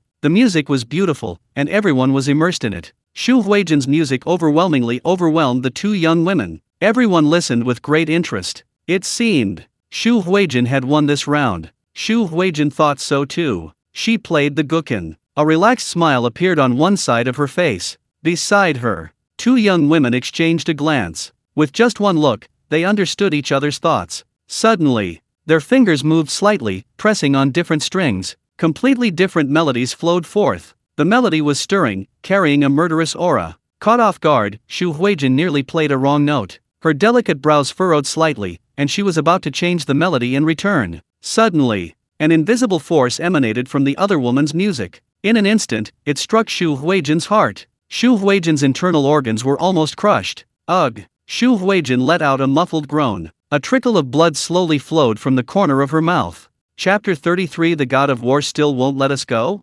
Disciple. Below the stage, Chu Xun stared in disbelief. He didn't understand. It was just a musical competition. How could Chu Huijin be injured? On the stage, disturbing sound waves relentlessly penetrated Chu Huijin's ears. The music played by the two young women carried a murderous aura. It was as if an invisible force within the sound waves was relentlessly crushing towards Chu Huijin. Chu Huijin glanced at Chu Xun below the stage. She wanted to persist in front of her master, but a surge of resentment lingered in her chest. Her mind faltered, and her hand faltered. Her movements were a beat too slow. She played the wrong note. Oh no! Chu Huijin's expression changed. She quickly adjusted her posture, trying to cover up the wrong note. The two young women smiled coldly. You lost. The words had barely left their lips. A sharp, piercing sound emanated from the guqin played by two beautiful young women. Clang! A powerful force struck Chu Xun. Ah! Chu Xun cried out in alarm. His body was thrown uncontrollably. Bang! Chu Xun crashed into the cave wall, his body collapsing limply. Everyone was horrified. They rushed over and helped Chu Xun up. Chu Xun coughed up blood, unable to speak. He glared hatefully at the two beautiful young women on the stone platform, but was powerless to do anything. After knocking Chu Xun down, the two young women remained seated on the platform, as if nothing had happened. Everyone was busy checking on Chu Xun's condition, and no one noticed. Above the cave, a gigantic eye appeared. It was almost identical to the eye that appeared in the first illusion. Outside the cave, in a space accessible only to souls, 5 old men stood within. They watched the actions of everyone inside the cave through the gigantic eye. One of the 5 old men was a gaunt, wiry old man. The other 4, some had white beards trailing on the ground, others had flowing white hair. Some were as tall as pillars of heaven, others as short as dwarfs. These 5 were known as the 5 sages. At this moment, except for the gaunt old man, the other 4 sages were conversing. The white-bearded old man laughed heartily, stroking his beard and boasting, "Who can rival my musical skills in creating this illusion?" The white-haired old man sneered, "Don't be too happy yet. That team has only sent one person, there's no guarantee there aren't others skilled in music." "Yes, that's right. I think that man in plain clothes hasn't shown his true abilities, perhaps he's the key to breaking the deadlock." The tall old man suddenly interjected. He pointed to the scene before him, showing Chu Xun to the others. The short old man looked sullen. "A fragment of my soul lies on the bronze door. I thought no one in this world was worthy to awaken me, but this person, with a single soul-suppressing dance, forcibly roused me. That soul-suppressing dance is an ancient secret dance, which should have been lost long ago. I never imagined someone would know it and its effects. In my opinion, this person is not to be underestimated. It's only a matter of time before he breaks your illusion." Hearing the short old man say this, the white-bearded old man seemed somewhat displeased. So what if that young man in plain clothes is powerful? He didn't display any aura of a strong person, he might just be an ordinary person who stumbled in by mistake. The white-bearded old man snorted coldly, about to retort. At this moment, the lean, elderly man, who had remained silent until now, suddenly spoke. "This man is extraordinary. In my opinion, he is likely deeply connected to the god of war." The god of war. The other 4's expressions immediately changed. The white-bearded elder exclaimed, "The god of war perished 1,000 years ago. Could it be that he still won't let us go 1,000 years later?" The tall elder's face darkened. "How do you know this man is related to the god of war? If that's true, we can no longer afford to be so complacent. Calm down, listen to me." The lean, elderly man sighed and carefully recounted what had happened in the sandbox illusion. "That's how it is. I'm certain that even if he's not the reincarnation of the god of war, he's definitely connected to him. The sword the god of war gave to his disciple has been intentionally activated by him. Now that he's barged here, his next move might be to wreak havoc in our fallen land."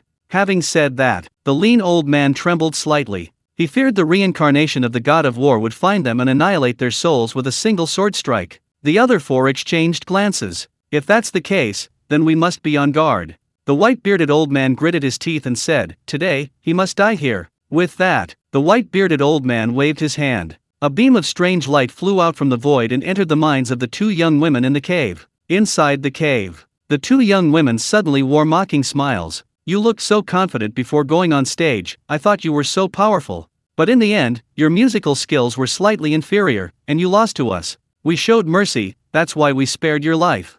"What? Your companions aren't all afraid, are they?" The blatant mockery. It made one's blood boil. Chu Xun lowered his head, his expression inscrutable. Seeing her like this, Chu Xun sighed, "Disciple, if it really comes to this, we should leave." "You think you can still leave?" The 2 beautiful young women sneered. Then everyone realized. Sometime during the night, the cave entrance had been blocked by a huge rock. Seeing the astonished faces of the crowd, the 2 beautiful young women were extremely smug. "You'd better behave yourselves and compete with us in playing the zither."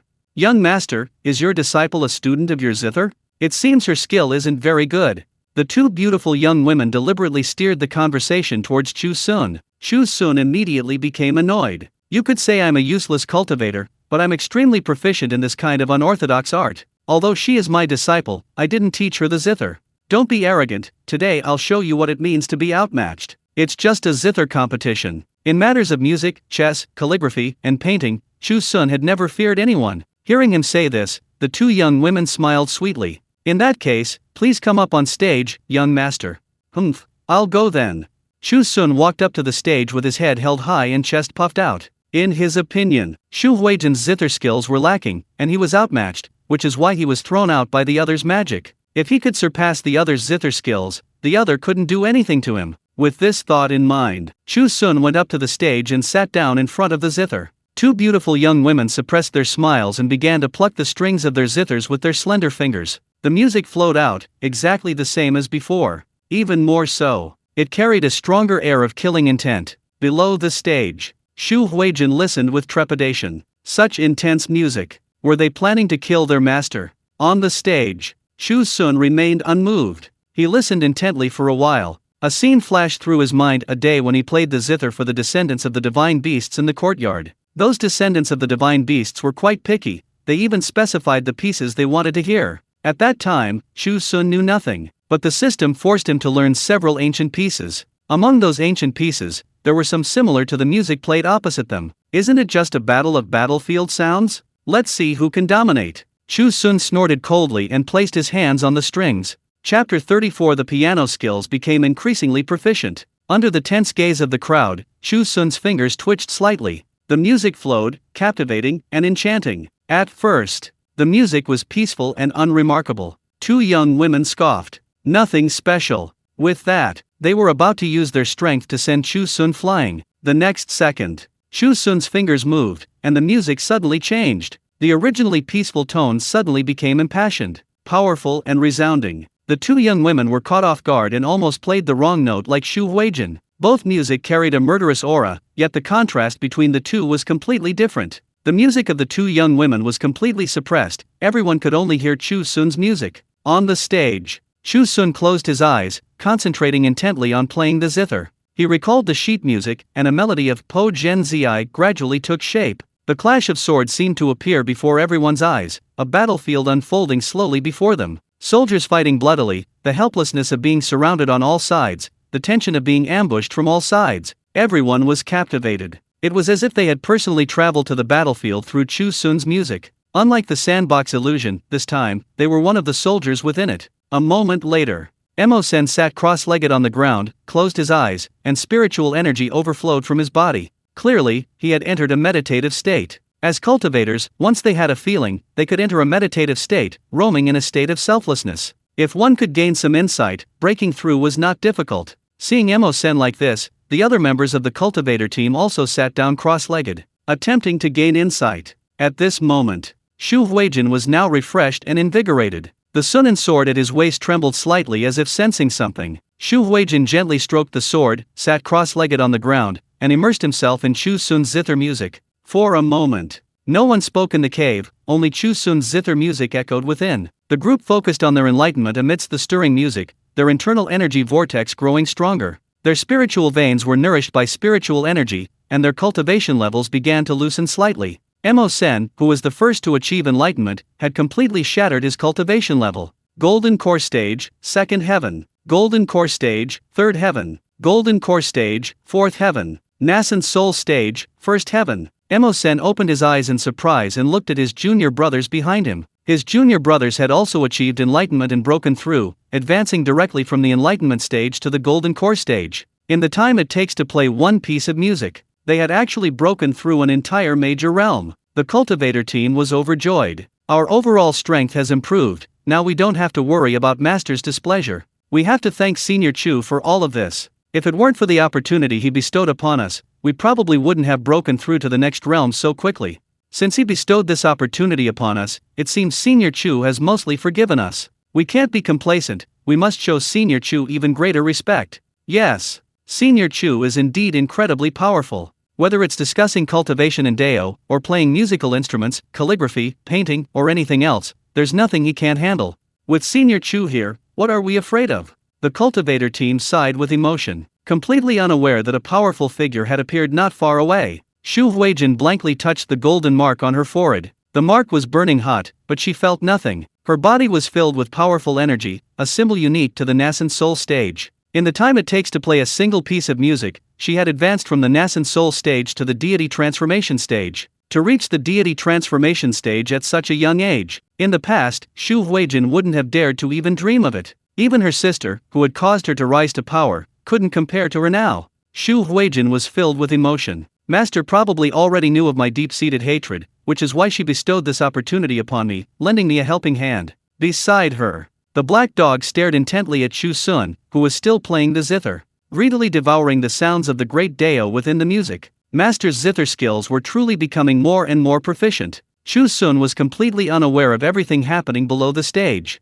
Only after the piece ended did he open his eyes. The two young women were pale-faced and speechless. This divine music was beyond their reach. How was it? Chu Xun raised an eyebrow at them triumphantly. His musical skills were unparalleled. Who could rival his mastery of the instrument? The two young women stared in disbelief, remaining silent. In the soul space, the five elders were utterly astonished. That piece he played, breaking the formation, was clearly the very piece the god of war used to defeat enemies and break through enemy formations. It seems we have no choice but to believe he truly is the god of war. What should we do now? We can't kill him. What else can we do? Let's leave this place first, and think of something else later. This barrier has been breached, we can't do anything to him here. The five elders sighed deeply. The white-bearded elder was sullen and helpless. He waved his hand, dispelling the illusion. The five elders transformed into beams of light and flew away. In the cave, seeing the two young women remain silent, Chu Xun grew impatient. What's wrong with me?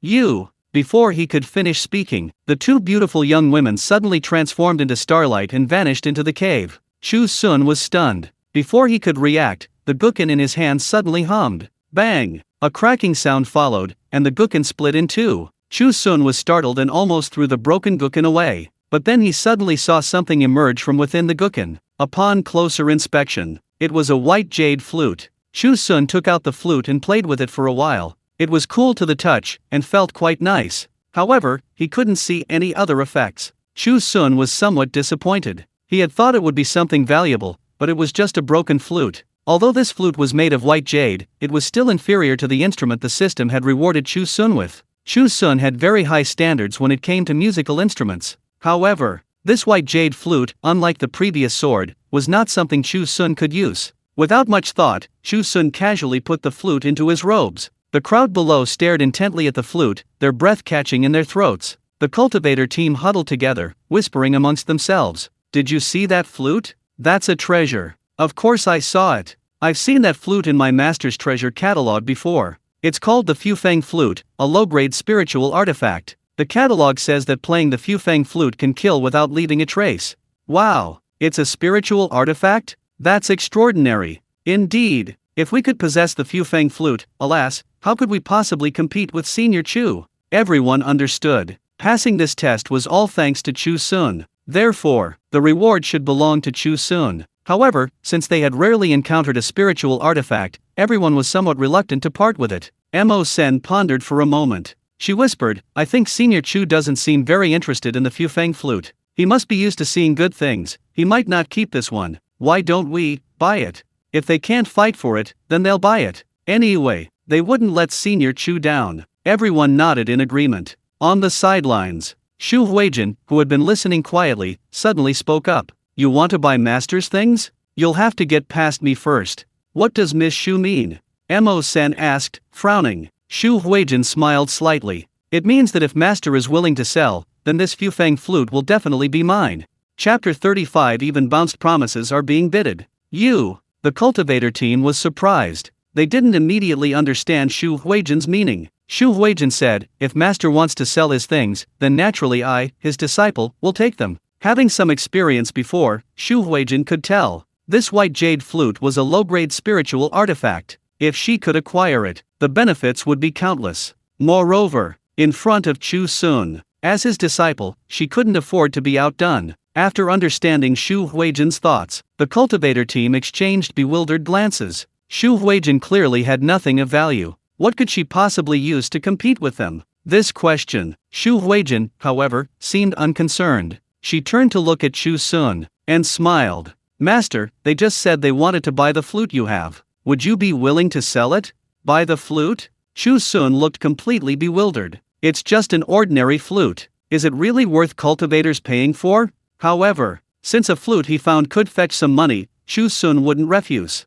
Chu Xun nodded, acknowledging his agreement. Upon seeing this, Mo Sen immediately exclaimed, "Since young Master Chu is willing to sell, we can't let him down. We'll offer 1,000 Xian stones." 1,000. Chu Xun's eyes lit up instantly. Xian stones are the universal high-level currency in the Cloud Immortal realm. Xian stone mines are controlled by the Chu Kingdom dynasty and high-level sections. Normally, 1 Xian stone is enough to support an ordinary person's expenses for a month. The cultivator team offered 1,000 Xian stones right off the bat. Under normal circumstances, Chu Xun wouldn't even dare to dream of such a thing. Chu Xun was overjoyed and about to agree. "Since you're willing to pay, then How can 1,000 Xian stones be enough for master's possessions? I'll offer 2,000. Before Chu Xun could finish speaking, Xu Huijin interrupted. She actually doubled the offer. Mo Sen's face immediately turned ugly upon hearing this. "Miss Xu, isn't that a bit unreasonable? What do you think you have to compete with us with?" Behind her, the other junior disciples chimed in. "Yes, although Miss Xu is young Master Chu's disciple, you can't act recklessly just because of that. You clearly don't have a single penny on you. How could you possibly afford 2,000 Xian stones? Miss Xu, you'd better not joke with us." The crowd complained incessantly. Xu Huijin, however, held her chin high, displaying an arrogant demeanor. "I simply can't afford that many Xian stones right now, but I won't renege on my promise to Master." Having said that, Xu Huijin bowed respectfully to Chu Xun again. "Master, rest assured, when I return to the sect, I will give you every penny I owe." Xu Huijin had already made up her mind. She would return to the sect and compete for the title of Holy Maiden again. Heaven had shown mercy. It allowed her to meet her master and awaken her innate spiritual body. She would seize this opportunity given by heaven. When she returned to the sect, she would reclaim the title of Holy Maiden. Then, how many Xian stones wouldn't she be able to afford? At this moment, Mo Sen shouted angrily, "You're making empty promises. What about me?" Before she finished speaking, the Sunan sword was drawn from its sheath with a whoosh. The snow-white blade gleamed with a cold light, reflecting the terrified faces of the crowd. Knowing their strength was inferior, the cultivator team dared not argue further. Xu Huijin smiled with satisfaction. "Since that's the case, then I'll bid for this white jade flute." The cultivator team exchanged glances, each one filled with resentment. They huddled together, whispering amongst themselves, and then checked their belongings. Seeing Xu Huijin's arrogance, Mo Sen gritted his teeth and shouted, "Wait, we're willing to offer 3,000 Xian stones." 3,000? Xu Huijin's eyes flashed. He continued bidding. "I offer 4,000 Xian stones. We offer 4,500 Xian stones. I offer 5,000 Xian stones. We offer 9,000 Xian stones. I offer 10,000 Xian stones." The word 10,000 fell silent. Even if it was an empty promise, this price was astonishingly high. Mo Sen's lips twitched, and she shut her mouth in utter defeat. Xu Huijin appeared calm on the surface, but her heart was bleeding. 10,000 Xian stones. That's a huge loss. Back at the sect, she'd have to carefully plan how to access such a large amount of Xian stones. Beside her, Chu Xun was overjoyed. As expected of my good disciple. To offer her master a small favor, she actually went to such lengths. In Chu Xun's eyes, this white jade flute was nothing special. The cultivator team clearly didn't know its value, and Xu Huijin was just trying to curry favor with her master. "Disciple, you can take this flute. Don't forget to pay me back when we get back to the section." Chu Xun tossed the Fufeng flute to Xu Huijin, winking at her. Xu Huijin was conflicted, but dared not show it to Chu Xun. She put away the flute and gave Chu Xun an IOU. The matter was thus temporarily settled.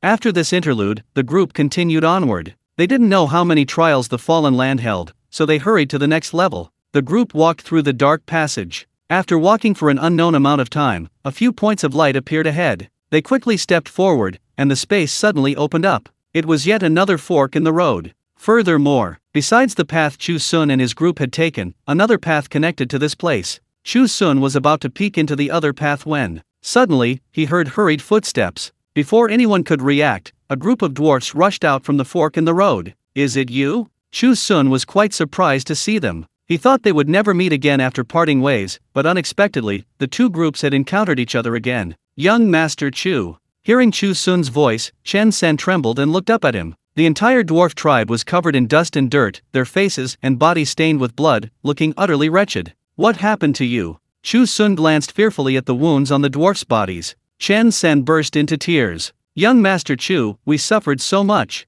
After separating from Chu Xun, the Tomb Raiders indeed encountered a trial in the Fallen Land. But these tomb raiders knew nothing of military strategy, tactics, or arts. The dwarfs struggled greatly to pass through the trial, suffering heavy casualties. Seeing that Chu Xun and his group were all unharmed, without even a small wound, Chen San regretted it even more. He should have stayed with Chu Xun no matter what. Hearing Chen San's tearful lament, Chu Xun glanced at the dwindling number of dwarfs and sighed inwardly. Luckily, he had chosen the right path, a relatively simple one. The sand table, the zither. These were all things he was good at. However, in front of the pitiful members of the tomb raiders, he couldn't appear too happy. Ahem. Chu Xun coughed lightly, feigning concern. I deeply sympathize with your plight. However, there are other paths ahead, and we can't just stop here. This is another fork in the road. I think we should. Before Chu Xun could finish speaking, Chen San turned pale with fright. He immediately threw himself to the ground, tightly hugging Chu Xun's leg.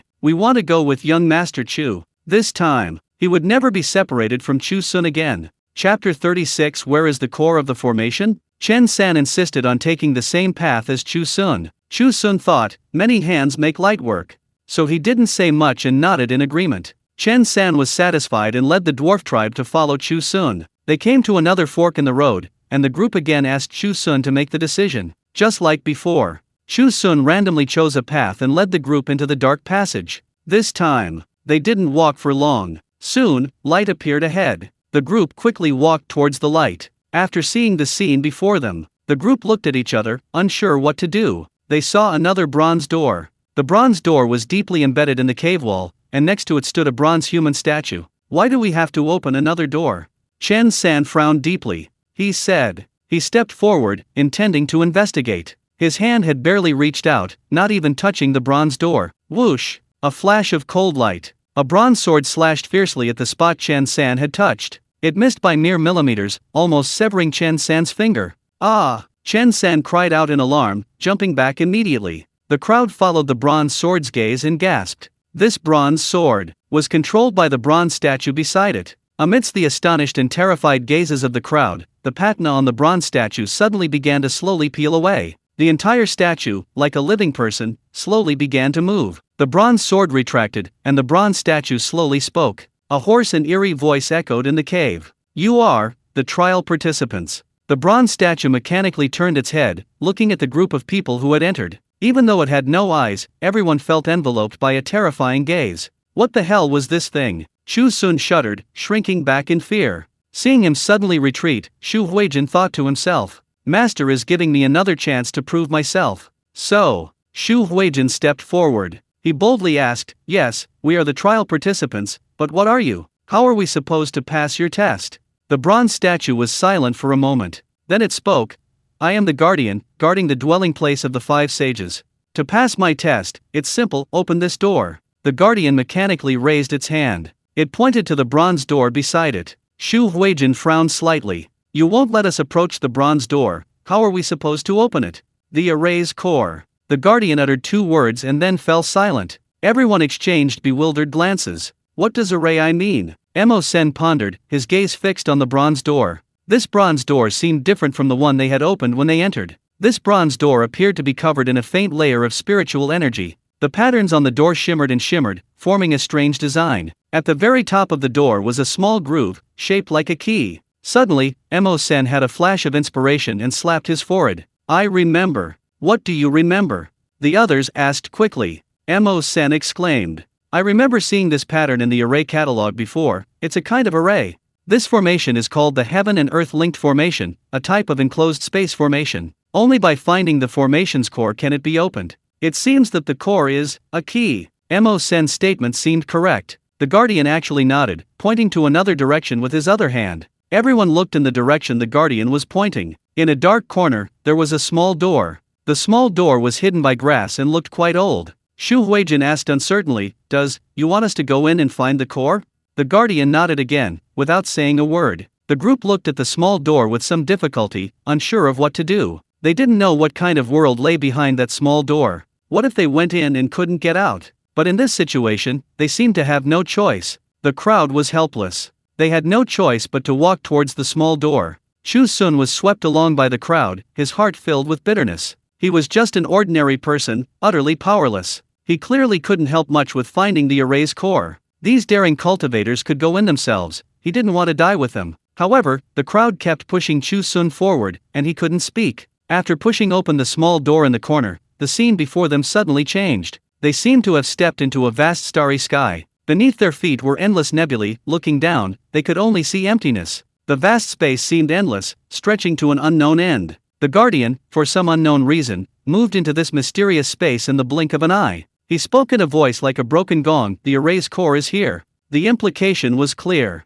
You can start searching now. However, the boundaries of this space are invisible, and the location of the so-called array key is unknown. Although reluctant, the group had no choice. They could only scatter and search for the array key. Chu Xun was just an ordinary person with no special abilities. He didn't follow the others, remaining rooted to the spot. Chu Huijin asked in confusion, "Master, why aren't you with us?"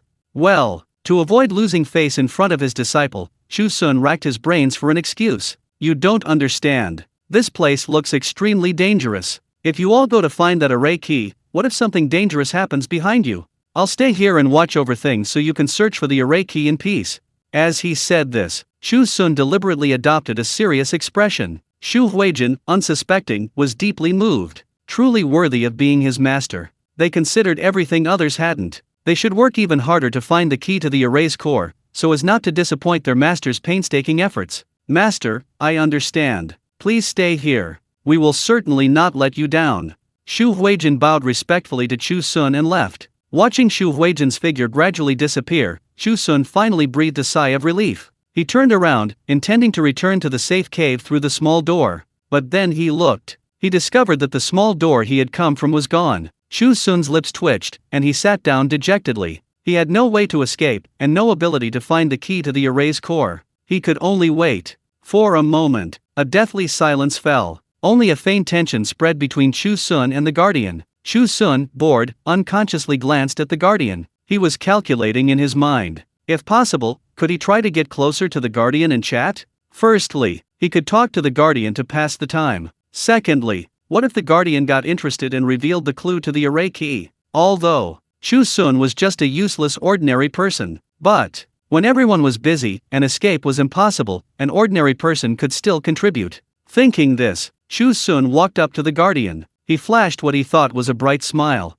Hello. Chapter 37. He is threatening us. Chu Xun's voice rang out. The Guardian turned its head. Even though the Guardian had no eyes, Chu Xun felt a gaze gripping him, sending chills down his spine. The Guardian remained expressionless and did not answer. A flicker of fear flashed across its empty, blank face. Inside the soul space, 5 elders gathered together, observing the external situation through a gigantic eye. Among them, the white-haired elder trembled violently, cold sweat pouring down his face. The god of war, why is the god of war suddenly speaking to me? A wisp of the white-haired elder's consciousness was placed into the bronze statue, thus transforming it into a guardian. Chu Xun spoke to the guardian. In reality, it was equivalent to speaking to the white-haired elder. Not only was the white-haired elder afraid, the other 4 were equally uneasy. The god of war is incredibly powerful. Since he was able to get here, it's not unreasonable for him to see through our manipulation. If he truly sees through everything, what exactly does he want? Who can fathom the god of war's thoughts? We should be careful, lest he loses his temper and kills us. Yes, let's ask him first. The group discussed for a while. The white-haired elder remained silent, and so did the guardian. Chu Xun thought the other party was unwilling to talk to him. He felt somewhat disappointed. He shook his head, preparing to leave. The guardian suddenly spoke. You, what do you want? For some reason, his tone seemed to carry a hint of nervousness. However, why would the guardian be nervous about an ordinary person? He must have misheard. Chu Xun pursed his lips, but when he looked at the guardian again, a smile appeared on his face. It's nothing, I just wanted to chat with you. Chat? The white-haired elder controlling the guardian was uneasy. How could a mighty war god only want to chat casually? He must have another purpose. Therefore, the white-haired elder didn't dare to breathe. He cautiously spoke. Then, what do you want to talk about? Anything, Chu Xun said casually. Then, he really started chatting with the guardian about everything under the sun. Chatting. This was a secret to making friends. To shorten the distance between himself and the guardian, Chu Xun went to great lengths. Even the white-haired elder, who had been wary of Chu Xun, was getting impatient. He almost dozed off. An incense stick later. The group that had scattered to search for the array key hadn't returned yet. It seemed they still had no clues. Chu Xun's throat was dry from talking, and he felt he had talked enough. In his view, he was now quite familiar with the Guardian. He should be able to probe for clues about the array key. So, Chu Xun approached the Guardian, his face mysterious. I have something I want to ask you. What is it?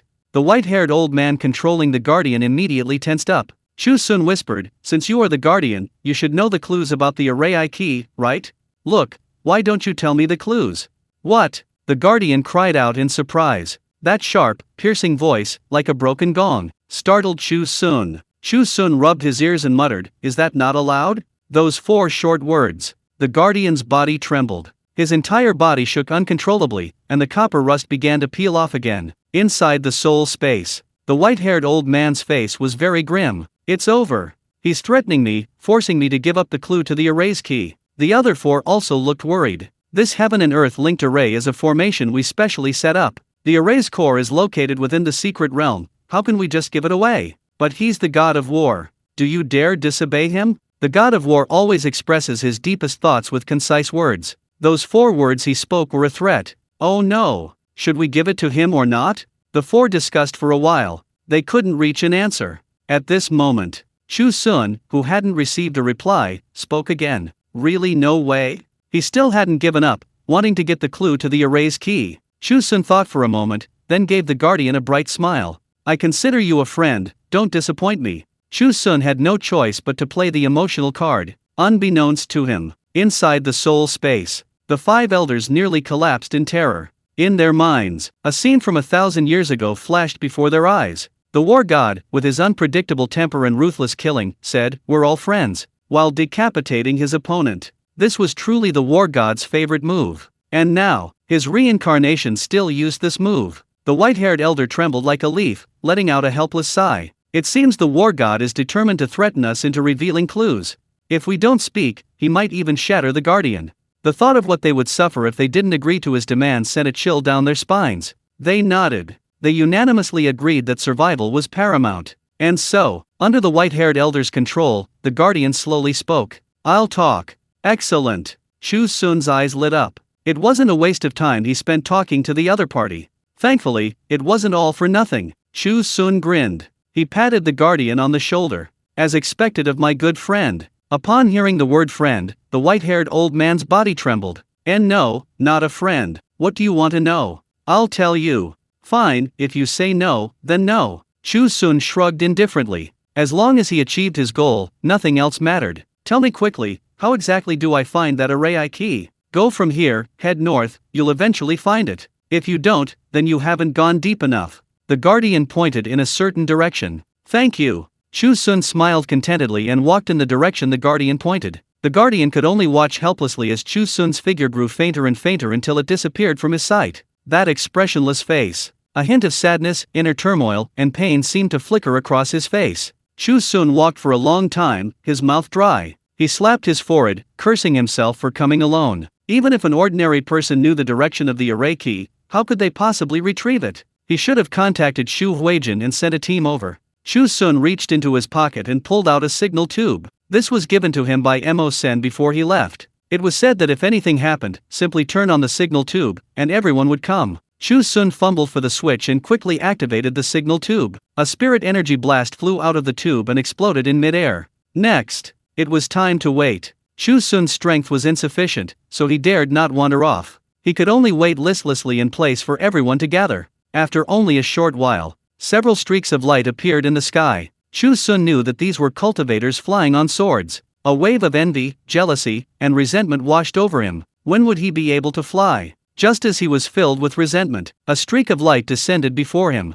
Xu Huijin dismounted from his flying sword and hurriedly approached Chu Xun. Master, what's wrong? Chapter 38, The Mysterious Forest. You've gone the wrong way. The array's core is over here, Chu Xun announced happily to the group. What? We've been searching for so long, and we've been going the wrong way all along. But, Senior Chu, how did you know the array's core was over here? A member of the cultivator team asked curiously. Chu Xun shrugged. The Guardian told me. He said to go south, and if you go deep enough, you'll find the key. Everyone was astonished. Immediately, they were filled with admiration. As expected of Senior Chu, he actually managed to extract the location of the array's core from the guards. What kind of strength does he possess that makes even the array's guardians submit to him? Senior Chu is truly amazing. Great. We're saved again.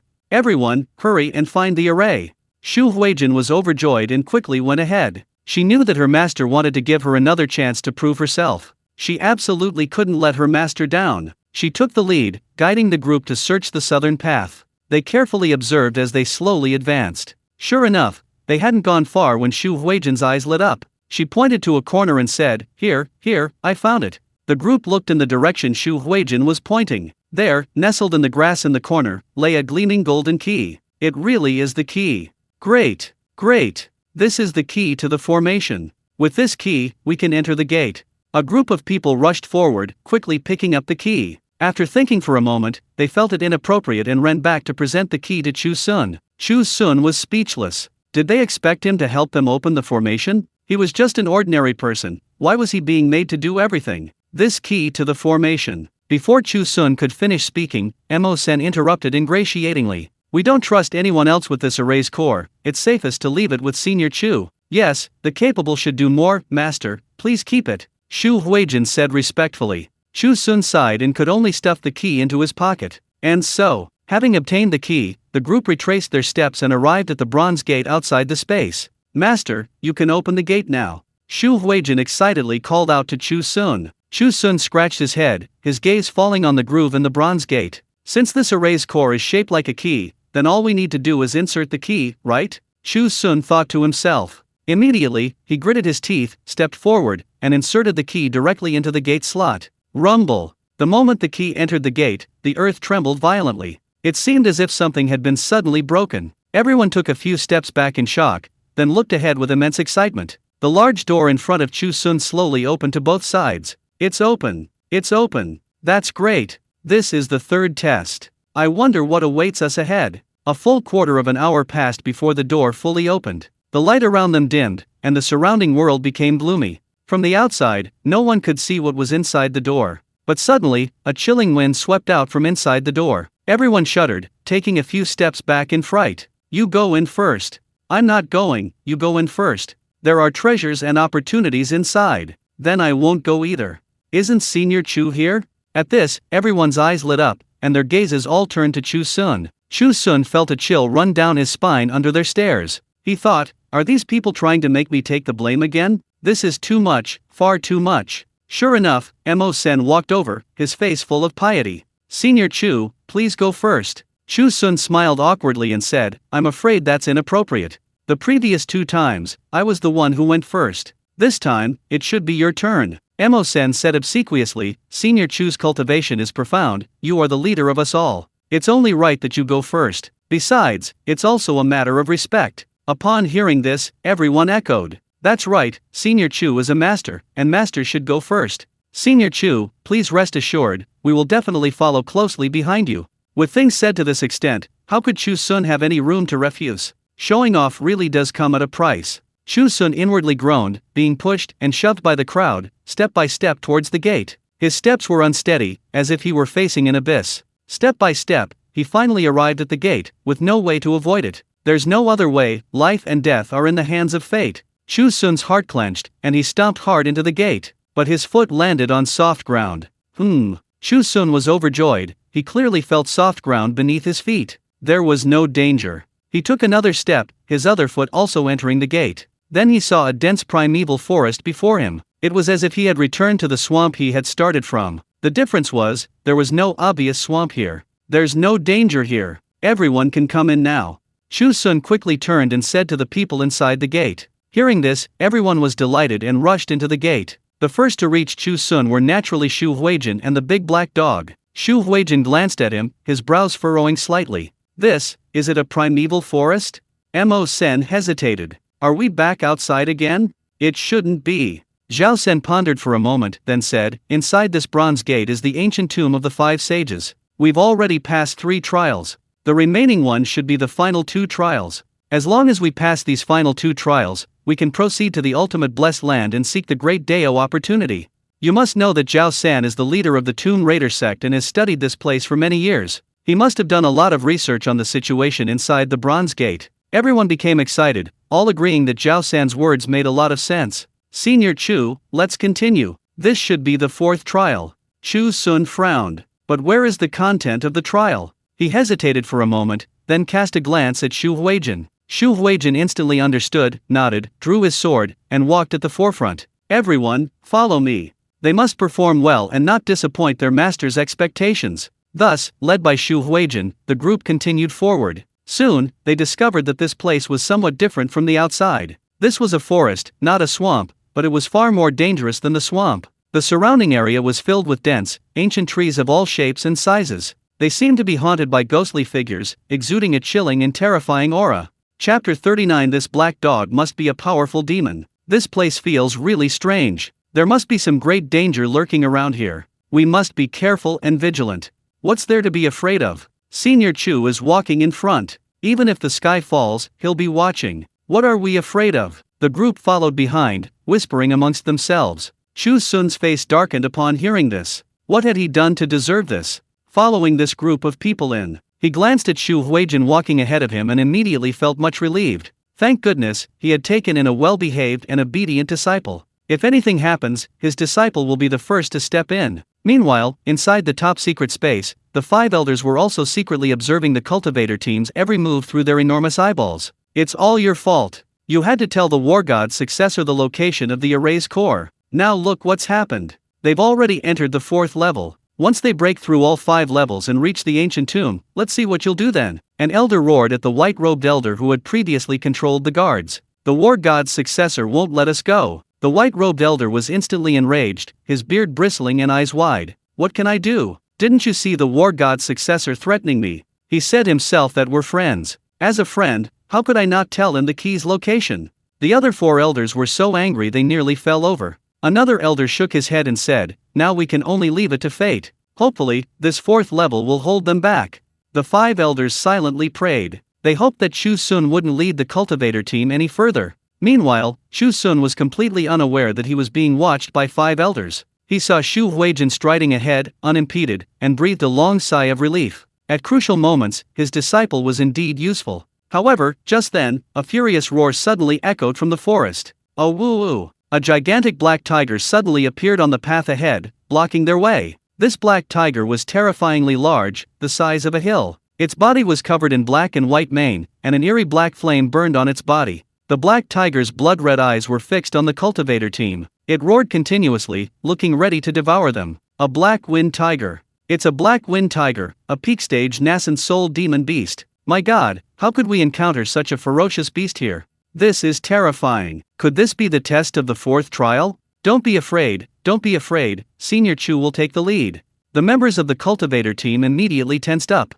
Then they shifted the blame to Chu Xun. Hearing this, Chu Xun was almost numb. But this black tiger was no joke. Its ferocious gaze made every hair on Chu Xun's body stand on end. My dear disciple, don't be afraid, go up and do your best. Chu Xun cast an encouraging look at Chu Huijin. Chu Huijin's face was deathly pale, and beads of nervous sweat appeared on her forehead. Her right hand, gripping the longsword, trembled slightly as she shook her head, saying, no, master, I really can't. This black wind tiger is at the peak of the nascent soul stage. Her cultivation had just reached the early nascent soul stage. Even within the same major realm, the difference between a minor realm and a minor realm is like heaven and earth. Moreover, even with the sun and sword in hand, her aura was completely suppressed by her opponent, preventing her from unleashing her full strength. Master, this disciple is useless, I have disappointed you. Chu Huijin took a few steps back, saying with a face full of shame, we will have to trouble Master to personally deal with this monster. Chu Xun's face immediately darkened. What do you mean, request Master to personally deal with it?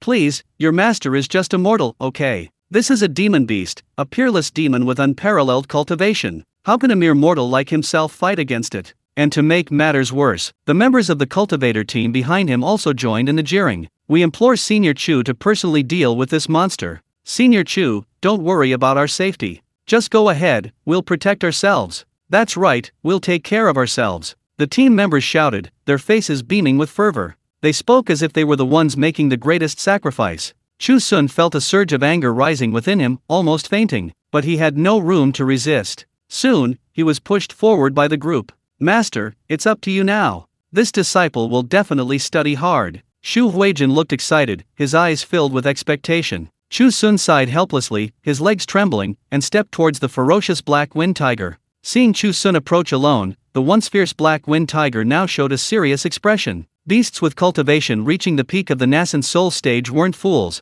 they possessed extraordinary intelligence. In the Black Wind Tiger's senses, the strongest member of this cultivator team was Chu Xun, but this woman didn't move at all. Instead, she sent a mortal to fight her. Something was definitely wrong. Where did this mere mortal get the courage to challenge her? Especially the expectant look Chu Xun gave Chu Xun at the end, which made the Black Wind Tiger even more suspicious. Could she have misjudged him? Is this kid not a mortal, but a peerless expert hiding his cultivation? Impossible. With her peak nascent soul cultivation, she couldn't possibly not sense him. Chu Xun, facing the Black Wind Tiger, was also feeling apprehensive. However, he knew that at this moment, he absolutely could not show weakness. He had to put on a show of force. If he showed any fear, the tiger might just rush up and devour him whole. Losing face was a small matter, losing his life was the real issue. And so, Chu Xun's face hardened, his eyes darkening as he coldly stared at the Black Wind Tiger. The Black Wind Tiger didn't move, and neither did he. The two remained locked in a stalemate.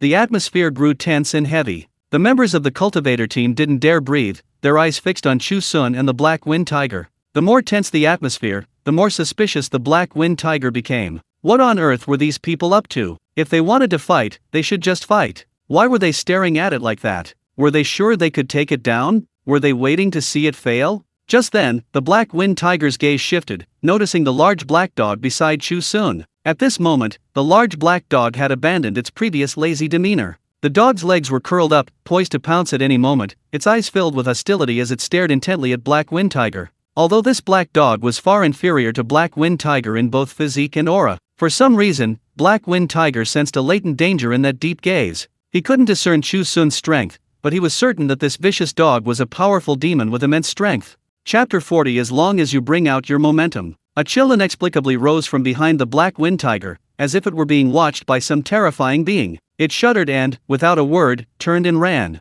Whoosh! Its speed was like a whirlwind. In the blink of an eye, it disappeared from everyone's sight. This great demon ran away? My God, did I see that right? Senior Chu scared this great demon away with just a glance. Amazing, truly amazing. No wonder he's Senior Chu. Senior Chu is truly a role model for us cultivators. To be able to follow Senior Chu is an honor beyond measure. The members of the cultivator team, seeing this, cheered with joy. They immediately rushed forward to surround Chu Xun, showering him with flattery. Chu Huijin's beautiful eyes looked at Chu Xun, shining like stars. As expected of master, so amazing. Such techniques were far beyond her reach, she might never master them in her entire life. She silently resolved to stay close to her master and learn as much as possible. Chu Xun silently wiped away a cold sweat, looking at the fawning faces of the surrounding cultivators, his heart filled with indescribable feelings. He still didn't understand what had happened. Was that great demon really scared away by him? How could a peerless demon be frightened by a mere mortal? Could it be because he was too handsome? Shaking his head, clearing the jumbled thoughts from his mind, Chu Xun said, "Black Tiger is gone, let's continue on our way." The cultivators quickly agreed, their confidence in Chu Xun increasing. In the hidden space, the five elders looked at each other, despair on their faces. One glance was enough to scare away the Black Wind Tiger. It's certain he's the successor of the god of war. An old man in black robes sighed deeply. This Black Wind Tiger is a ferocious beast I personally raised. This demon is extremely aggressive and unruly. Even when faced with a cultivator stronger than itself, it won't easily back down. But now, just a glance with the successor of the god of war, and it's terrified like a kitten. This means the other party possesses something that it deeply fears. An old man in white robes said, "Don't worry, this fourth level is a primeval forest, vast in area, laid out like a maze. They won't be able to find their way out anytime soon. In this forest, there are other demonic beasts we've raised. Perhaps, the other demonic beasts can kill the successor of the god of war?" Hearing this, the other four old men looked at him as if he were an idiot. The Black Wind Tiger was already the strongest demonic beast in the fourth level. Even the Black Wind Tiger couldn't handle it, how could the other lesser demons? On this side, after defeating the Black Wind Tiger, everyone breathed a sigh of relief. They continued onward. Chu Xun and Chu Huijin were still leading the way. Having learned from their previous experience, Chu Xun felt much more relaxed. So, demonic beasts aren't that powerful after all. As long as he unleashes his aura, he'll definitely scare them away. His eyes, that's right, his handsome, piercing gaze. They continued on, and sure enough, they encountered many other demonic beasts along the way. But these demonic beasts were even weaker than the Black Wind Tiger. Chu Huijin was filled with guilt and made up his mind that he couldn't disappoint his master again. So, upon encountering these demonic beasts, he immediately stepped forward. His sword was drawn, and sword energy danced in the air. Whoosh whoosh whoosh. The sword energy shot out, and the demonic beasts were terrified and fled in all directions. In no time, they disappeared without a trace. Not bad, as expected of my good disciple, you didn't disappoint your master. Chu Xun was overjoyed and stepped forward to pat Xu Huijin on the shoulder encouragingly. Xu Huijin was beaming with happiness. This is nothing, it's all thanks to master's excellent guidance. The cultivators behind them watched with envy. To have a master as powerful as Senior Chu was truly a blessing. Unfortunately, they were dead and would never have that chance. Without an innate spiritual body, Senior Chu probably wouldn't even deign to glance at them. Soon, the group continued onward. But they soon discovered a problem. The forest was far larger than they had imagined. The paths crisscrossed, laid out like a maze, completely unpredictable. As they walked, they realized they were lost. The dense forest blocked out the sun, making the surroundings dark and disorienting them even more. Damn it, who created this forest? It's infuriating. After wandering around for most of the day without finding an exit, they began to curse. Xu Huijin suddenly remembered something and said, "Why don't we fly up and take a look?"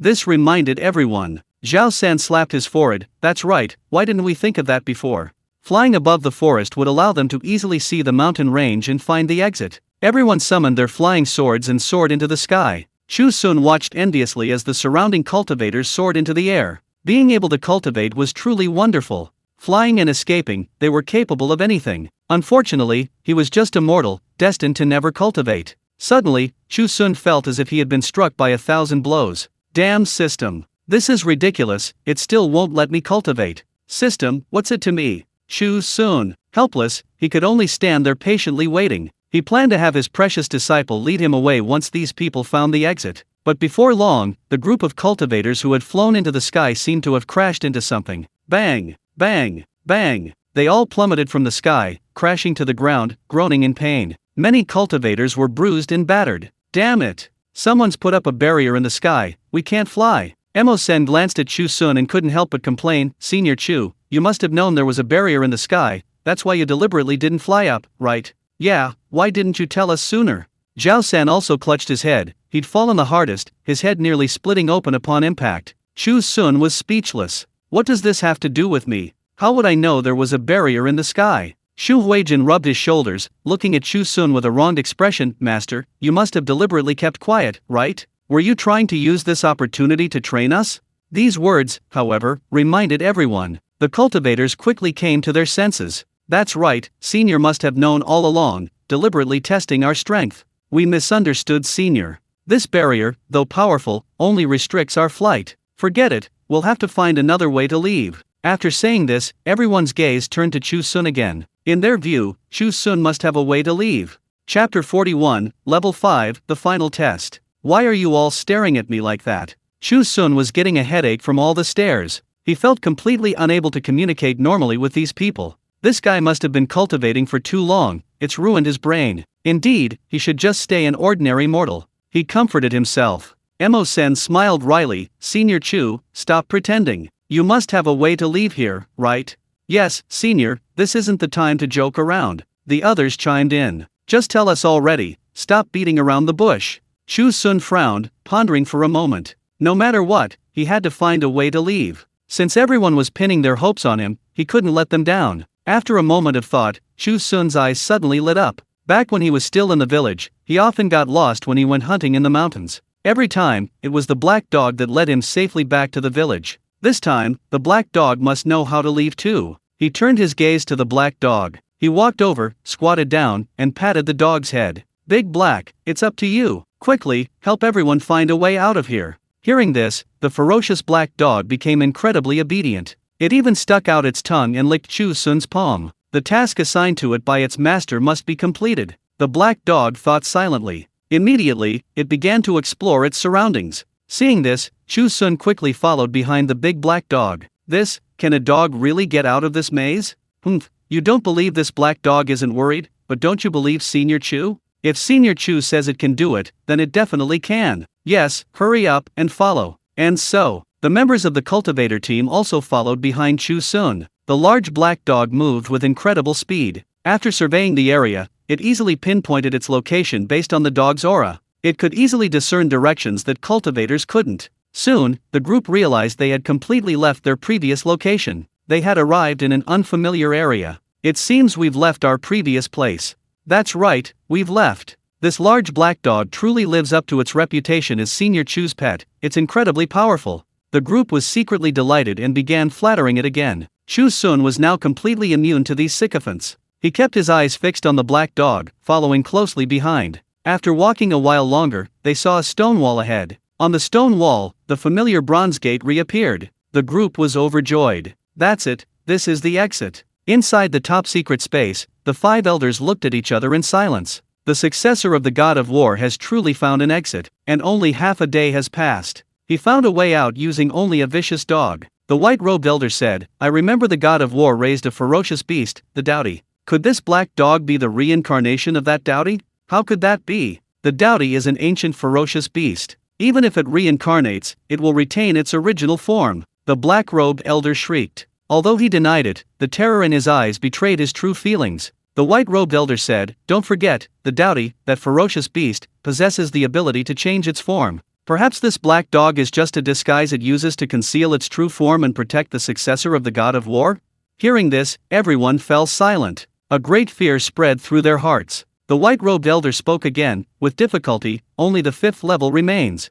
Once this level is broken, they will enter the true ancient tomb. What should we do then? The black-robed elder was almost in tears. I don't want to die. I still want to enjoy my retirement. A moment of silence followed. Before the bronze gate, everyone discussed animatedly. After passing this level, only the last one remains. But now we've encountered the bronze gate again. How do we break through it this time? The crowd was preparing to step forward to study it, even preparing for various unexpected situations. However, this time they had just encountered the bronze gate. The gate opened automatically. Rumble. The gate swung open to both sides with a dull thud. A blinding light shot out from within, causing everyone to instinctively close their eyes. When they opened their eyes again, the scene before them had changed. They had arrived at a spacious plaza. At the edge of the plaza was a series of steps carved from white jade. The steps stretched for miles, ascending straight up. At the end was a magnificent and imposing gate. Above the gate were 4 large, elegant characters, 5 sages' sacred land.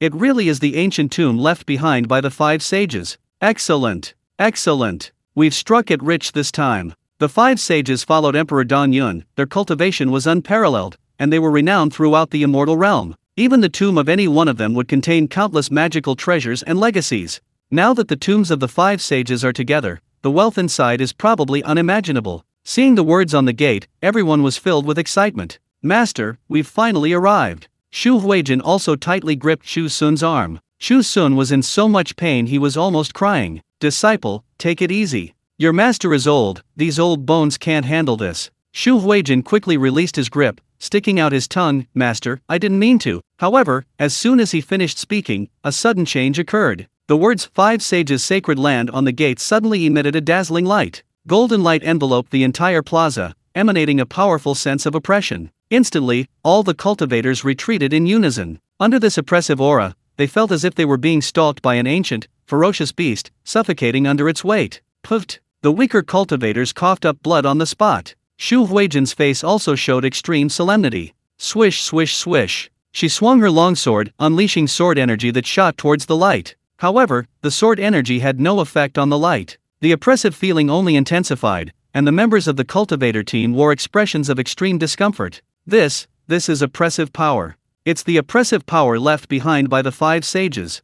Mo Sen suddenly realized, I understand, this is the test from the 5th trial. To enter the final blessed land, one must withstand the pressure of the 5 sages and pass the final test. Hearing this, the cultivators' faces turned grim. This pressure was so intense that even Chu Huijin, at the nascent soul stage, struggled to withstand it. How could they possibly pass this final trial? And so, everyone's gaze turned to Chu Xun again. But to their surprise, Chu Xun stood motionless. He seemed completely unaffected by the oppressive light. Chapter 42's handwriting isn't even as good as mine. Surprise flashed in everyone's eyes. But a moment later, they understood. With Senior Chu's cultivation level, how could he be affected by such a small trick? Even the 5 sages, renowned throughout the cultivation world, were far inferior to Senior Chu in cultivation. Chu Xun looked at everyone, bewildered. Was the light emanating from those 4 characters really that powerful? These guys are too good at pretending. Are they trying to back out again and make him take the blame? Senior Chu, didn't you feel a powerful will within those 4 characters,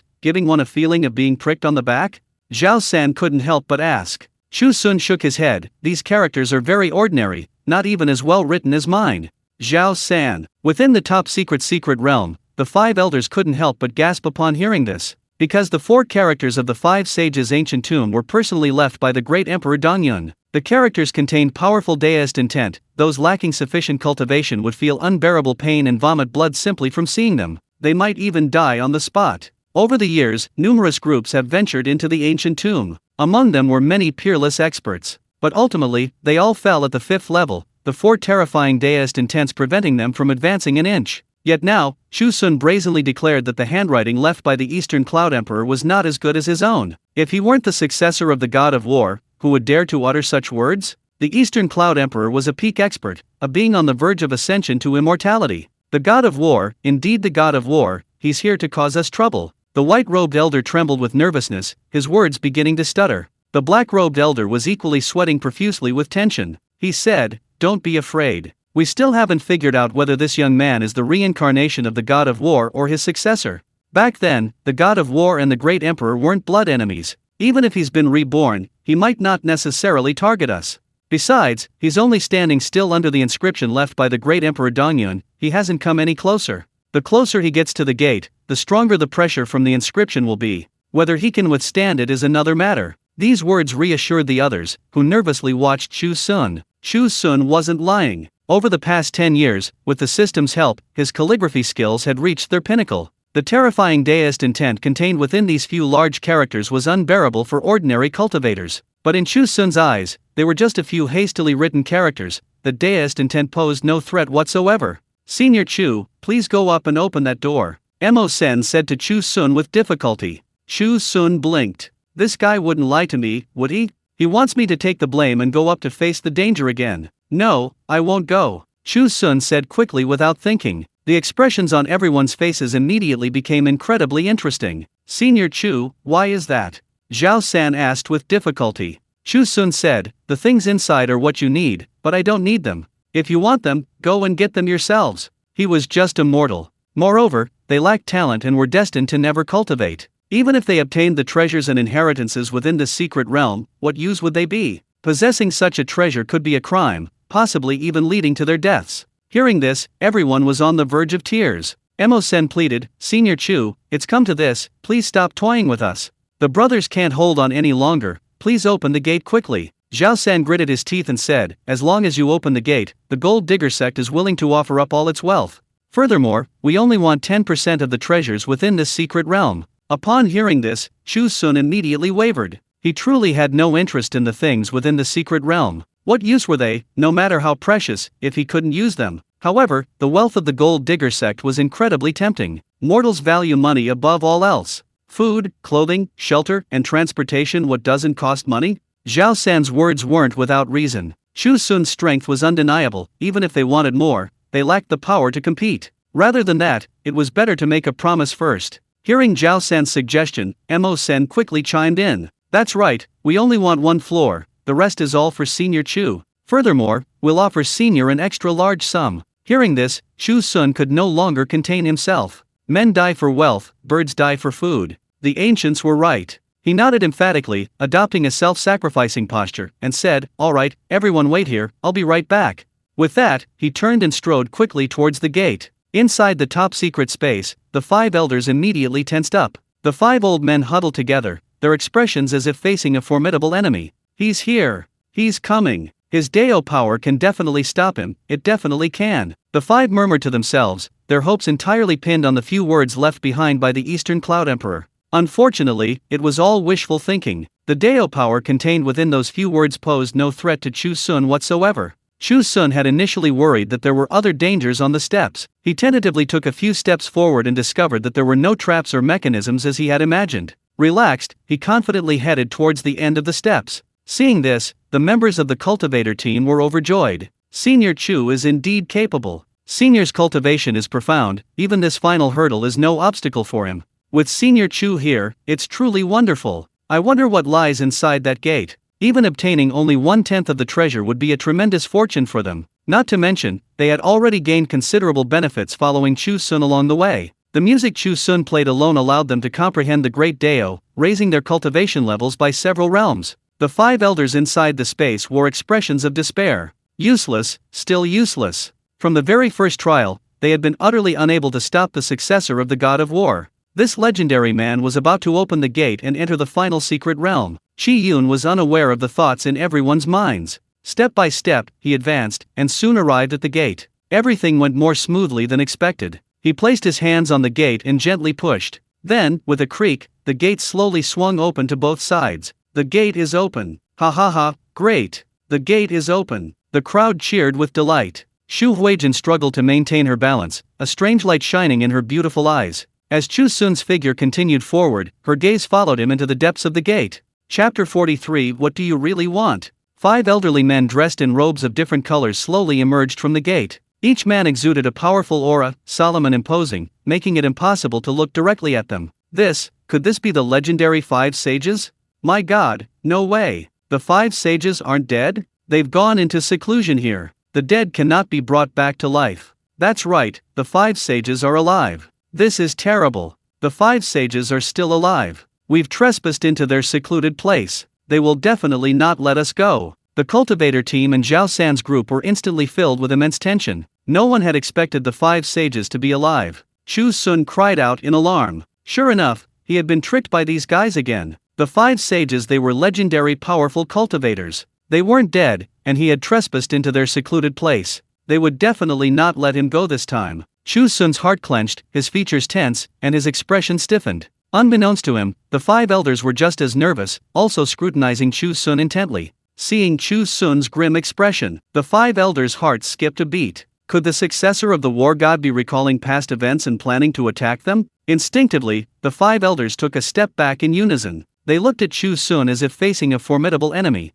Chu Xun's heart tightened, and he quickly said, "Greetings, seniors. No need to be nervous, we just stumbled upon this place by accident. We heard that this ancient tomb contains great opportunities, so we came here to take a risk." The 5 exchanged glances. Although they didn't speak, they all breathed a sigh of relief. This successor of the war god wasn't here to cause them trouble. He wanted the great opportunities. Since that's the case, then let's give it to him. As long as this successor of the god of war is satisfied, we can pay to avoid trouble and send him away. Ha ha ha, I see. The white-robed elder spoke first, laughing loudly. Young friend, so you've come here seeking opportunities. You've overcome many difficulties, breaking through 5 trials, you deserve some rewards. As he spoke, the elder hesitated, seemingly considering what to give him. Chu Xun smiled ingratiatingly. Senior, you flatter us. We were merely lucky. It's our honor to receive the fortune left behind by you, senior. The black-robed elder's smile became extremely unnatural. Pretending, still pretending.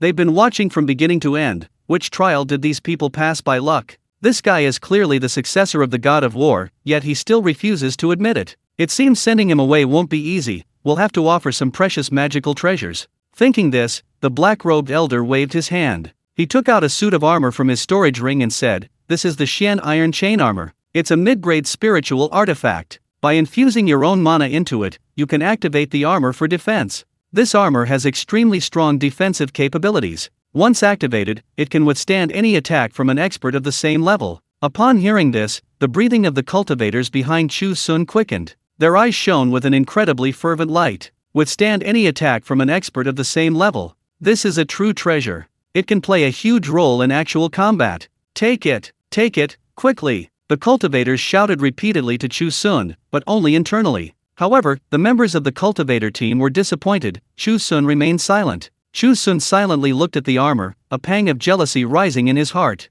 A spiritual weapon, yet another spiritual weapon. He could forge spiritual weapons himself. What use were these things? He was just an ordinary person who couldn't cultivate. Without magical power, even the best treasures were useless to him. Seeing Chu Xun's dissatisfied expression, the 5 elders became uneasy. Clearly, he looked down on the treasures they had given him, especially the black-robed elder, whose expression was extremely awkward. This was his most cherished possession, he rarely even dared to wear it. And yet, this successor of the god of war wouldn't even give it a second glance. The white-robed elder gritted his teeth, waved his hand, and retrieved a booklet from his storage ring. He said with a pained expression, "This is the great Luo divine might technique, a supreme secret method passed down from ancient times. This technique is infinitely profound, even I have only reached the 7th level. It is said that if one can reach the 9th level, one can achieve supreme divine power and ascend to immortality in no time. Behind Chu Xun, the members of the cultivator team breathed heavily, their eyes gleaming with incomparable greed. Compared to the previous armor, this technique was the real treasure. Upon mastery, one could directly ascend. If this method were to spread, it would likely cause a bloodbath in the cultivation world. Even Xu Huijin couldn't help but swallow hard. This technique was rarely seen even in the major sect she had previously belonged to. However, Chu Xun still refused to even glance at it. The bitterness in his heart intensified. He couldn't cultivate it himself. Giving such a good technique to him would be a waste, wouldn't it? In the end, wouldn't it just benefit the cultivators behind him? Chu Xun raised his head, looking expectantly at the white-robed elder. Actually, he only wanted something he could use. Even gold and silver treasures would do. Under Chu Xun's gaze, the white-robed elder trembled. Could it be that the other party wasn't satisfied with this technique either? As expected of the successor of the god of war, his standards were far too high. He hadn't explicitly stated before that this technique was personally passed down by the great Emperor Dongyun. It was unique in the world, one of a kind. And even so, the other party didn't even consider it. Helplessly, the white-robed elder turned his gaze to another green-robed elder behind him. The meaning was clear: it's your turn. Hurry up and bring out something good to send the other party away. The green-robed elder's lips twitched, and he hurriedly took out a palm-sized porcelain bottle from his storage ring, his face showing a pained expression. This bottle contains 10 drops of heavenly dew. As a reward for your passing the 5 trials, I present it to you all. Heavenly dew. Just hearing the words heavenly dew, the members of the cultivator team all stood up excitedly. Heavenly dew is an extremely rare spiritual substance in the cultivation world. Cultivators of all levels can consume it. This substance not only cleanses the marrow and refines the body, but also contains a vast amount of spiritual energy. It could directly help cultivators improve their cultivation level. However, Chu Xun remained unmoved. He had tried many times. No matter how good the elixirs or medicines were, they had absolutely no effect on his weak constitution. This thing was utterly useless to him. Seeing Chu Xun's dissatisfied expression, the green-robed elder's lips twitched violently, and his face turned green. I myself wouldn't even wear this, and you're still not satisfied. What exactly do you want? Chapter 44 Senior Chu's Noble Character. Next, it was the gray-robed elder's turn. Seeing the rewards offered by the 3 elders, Chu Xun was dissatisfied with none. The gray-robed elder's heart began to tremble. If this still couldn't satisfy the successor of the god of war, he feared the other party might ruthlessly kill all 5 of them. He made up his mind to offer a treasure that would satisfy Chu Xun. After much deliberation, the gray-robed elder gritted his teeth and took out a talisman from his storage ring. This is a heavenly thunder talisman, meticulously crafted by me over 300 years. Unleashing this talisman can unleash the power equivalent to a lightning tribulation. No matter how powerful the opponent, it can annihilate them in one strike. Hearing this, the members of the cultivator team were utterly shocked. A strike equivalent to a lightning tribulation. How terrifying would that power be? Even without activating the talisman, simply presenting it was enough to intimidate the vast majority of cultivators in the world. Compared to the previous items, this was the true treasure. In an instant, everyone's eyes lit up with envy. Chu Xun curled his lip. He couldn't even activate this talisman. What use was it? Have these 5 old guys cultivated for too long and ruined their brains? Can't they see he's just an ordinary person? Are all the things they've given out for cultivators, or are they deliberately making things difficult for him? Is there anything else? Chu Xun sighed helplessly and simply said, I don't need any of these. Hiss. Everyone gasped collectively. They thought, as expected of Senior Chu, these 5 sages brought out all peerless treasures, and he didn't even want any of them. That's the confidence of a strong person. While everyone was shocked, they were also filled with envy. The gray-robed elder's expression wilted upon hearing this. Even the heavenly thunder talisman was rejected. He truly didn't know what else could satisfy the other party. Finally, only the blue-robed elder remained. At this moment, the blue-robed elder was already in despair. He knew that no matter how fine the treasures he offered, it would be impossible to win the favor of this successor of the god of war. Suddenly, an idea struck the blue-robed elder. How could the successor of the god of war possibly be interested in these mortal objects?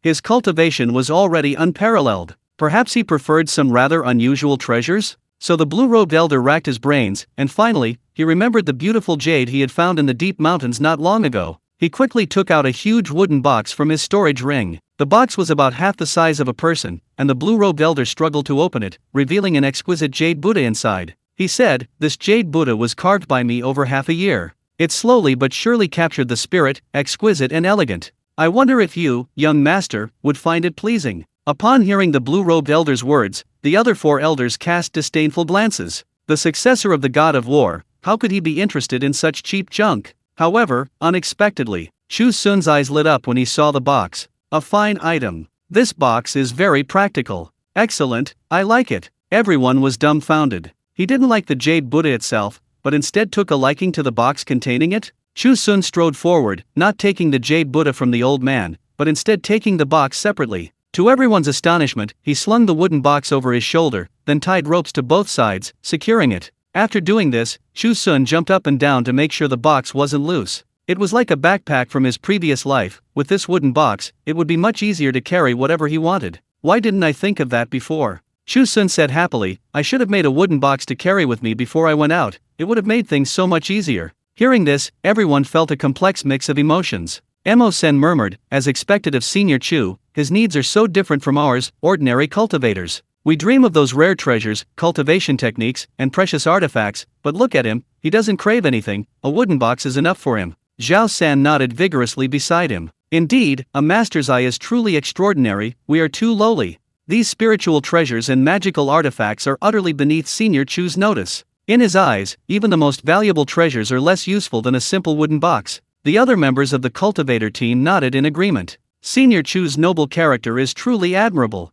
A master is indeed a master, never following the ordinary path. We are too lowly, we can only look up to Senior Chu. Hearing these flattering words, Chu Xun's face flushed red, wishing he could disappear into the ground. He was merely unable to cultivate. Why were these people speaking of him as so powerful? The 4 elders who had previously looked down on the blue-robed old man were now filled with regret. If they had known this would happen, they wouldn't have needed to bring out those precious treasures. Anything they brought out would have satisfied this successor of the god of war. Damn it, I should have thought of that sooner. The white-robed elder slapped his forehead in frustration. The blue-robed elder laughed heartily, turning to Chu Xun and saying, Is the young master satisfied now? If not, we have other wooden boxes here, please choose whichever you like. No need, this box is fine, Chu Xun said, blushing. Since that's the case, everyone has passed the trial and received their rewards, can we leave now? The white-robed elder asked nervously. He was afraid that if Chu Xun stayed even a moment longer, they might displease him and he might kill them all in a fit of rage. Chu Xun was also secretly delighted, saying, But, we don't know how to leave.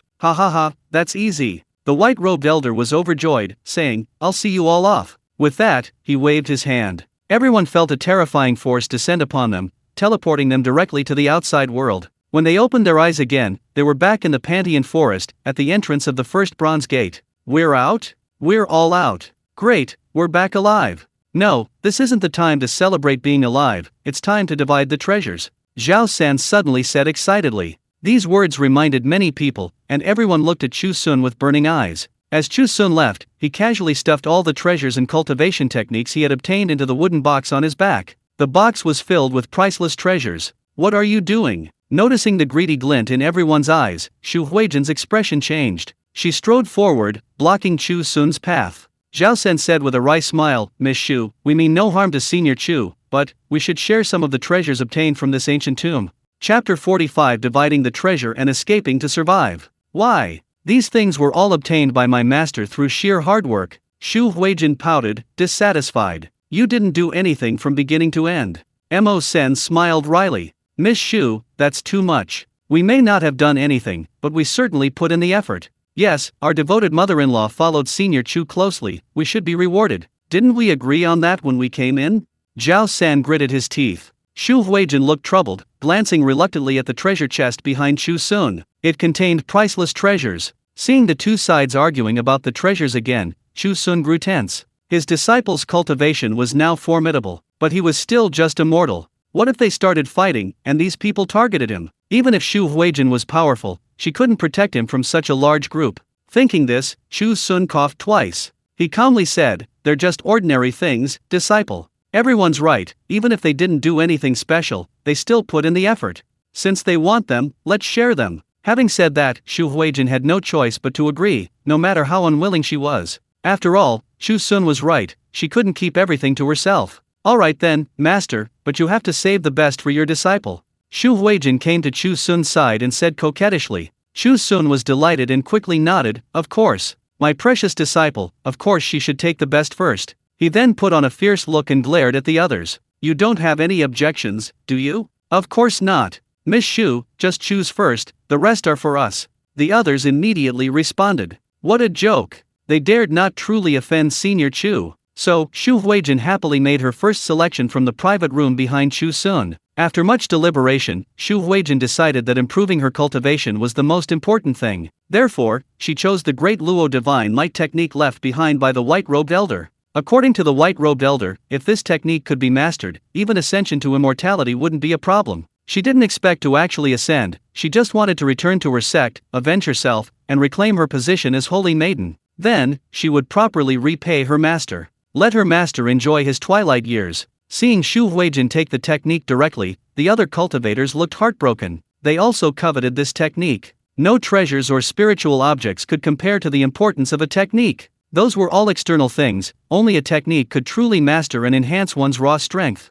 Chu Xun didn't hold back, taking out the remaining items and letting everyone choose freely. Some chose armor, others chose spiritual dew. There were 10 drops of spiritual dew, enough to share with 10 people. Besides, the jade Buddha that Chu Xun had obtained was also taken. However, he didn't care. In Chu Xun's opinion, the craftsmanship of this jade Buddha was quite mediocre, not as good as one he had carved himself. But the cultivator who received the jade Buddha was overjoyed. Bringing this jade Buddha back to the sect would surely earn them high praise, and it might even be displayed as decoration in the sect's main hall. Soon, the treasure was completely divided up. Seeing this, Chu Xun silently breathed a sigh of relief. With all the treasures taken, surely these people wouldn't set their sights on him anymore. Senior Chu, what are your plans next? Mo Sen asked cautiously. Chu Xun replied, I just need to get through this forest. Zhao San excitedly said, Senior, we know the exit of this forest and can lead everyone out safely. Hearing this, the members of the cultivator team all breathed a sigh of relief. Zhao San and his group had lived in this forest for many years and were extremely familiar with the surroundings. With them leading the way, it would be much safer from now on. So, Zhao San led the way, with Chu Xun, Shu Huijin, and the others following behind. The journey was indeed much safer from then on, and before long, the group successfully exited the forest. Thank you all. Mo Sen clasped his hands in a fist salute to Zhao San. Zhao San laughed heartily, why thank us? If you want to thank someone, thank Senior Chu. We've had a great harvest this time, all thanks to Senior Chu's help. Yes, thanks to Senior Chu. Without Senior Chu, we might have already died in the ancient tomb. The others behind him echoed his sentiments. This made Chu Xun feel quite smug again. Not at all, it was just a small favor. Zhao San's eyes darted around, and he said, we'll part ways here, Mr. Chu, farewell. All right. Chu Xun nodded in agreement. Having received a response, Zhao San eagerly led his group away. Soon, their figures disappeared into the forest. Chu Xun, feeling puzzled, couldn't help but say, we've all been together for so long, how can they just leave like that? They didn't even stay a little longer. Suddenly, he remembered something and slapped his forehead. I forgot. Zhao San promised me he'd hand over the wealth of the gold digger sect. Despicable. That guy is truly despicable. He must have taken advantage of my inattention to renege on his promise and run away. Shu Huijin, upon hearing this, couldn't tolerate it. She quickly said, Master, you wait here, I'll go after them. How dare they go back on their word? I'll make them hand over double the wealth. No! Chu Xun quickly grabbed Shu Huijin. In this desolate mountain forest, with his disciple gone, he was left alone. What would he do if he encountered danger? And Mo Sen and the others also made Chu Xun uneasy. You can know a person's face but not their heart. Now, he only trusted his precious disciple. Chu Xun chuckled and said, it's nothing more than worldly possessions. If you don't want it, then don't want it. I was just joking earlier, I didn't ask if you wanted it. Hearing this, Shu Huijin could only nod helplessly. Master says forget it, then forget it. Mo Sen, standing to the side, felt a surge of admiration upon hearing this. Truly worthy of being Senior Chu, so indifferent to fame and fortune, I admire you immensely. Chu Xun felt even more heartbroken at these words and could only continue to force a laugh.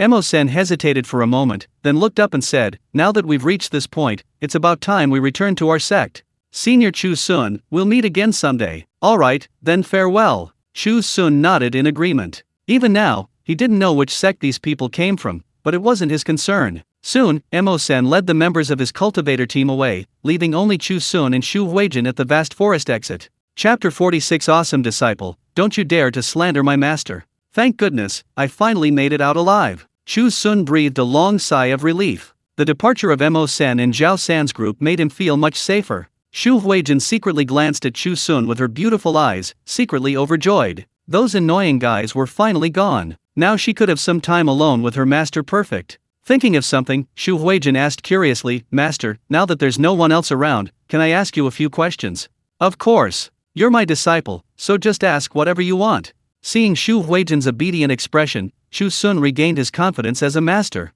Any question, Master can answer for you. Chu Huijin asked, Master, who exactly are you? She wasn't stupid, she didn't believe in the saying that great hermits live in seclusion. Her master was definitely not an ordinary person. He must be carrying an extraordinary mission. Chu Xun hesitated for a moment, then sighed, to be honest, I am actually the sect leader of the Black Iron sect. This time, I came out because the Black Iron sect encountered a huge crisis and went to the Li Shui sect to seek help. As expected. Hearing Chu Xun's answer, Chu Huijin's eyes lit up with surprise and delight. She knew her master was no ordinary person. Chu Huijin then asked a whole bunch of questions before finally understanding what had happened. Unfortunately, the Black Iron sect and the Nether Iron sect were both minor powers on the border of the Chu kingdom. Chu Huijin had never even heard of them when she was in a major section. Even so, she thought her master was incredibly powerful. Master, don't worry, your disciple will definitely stay by your side and protect you well. Chu Huijin patted her chest and said. Chu Xun nodded with satisfaction. In that case, let's not waste any more time and set off.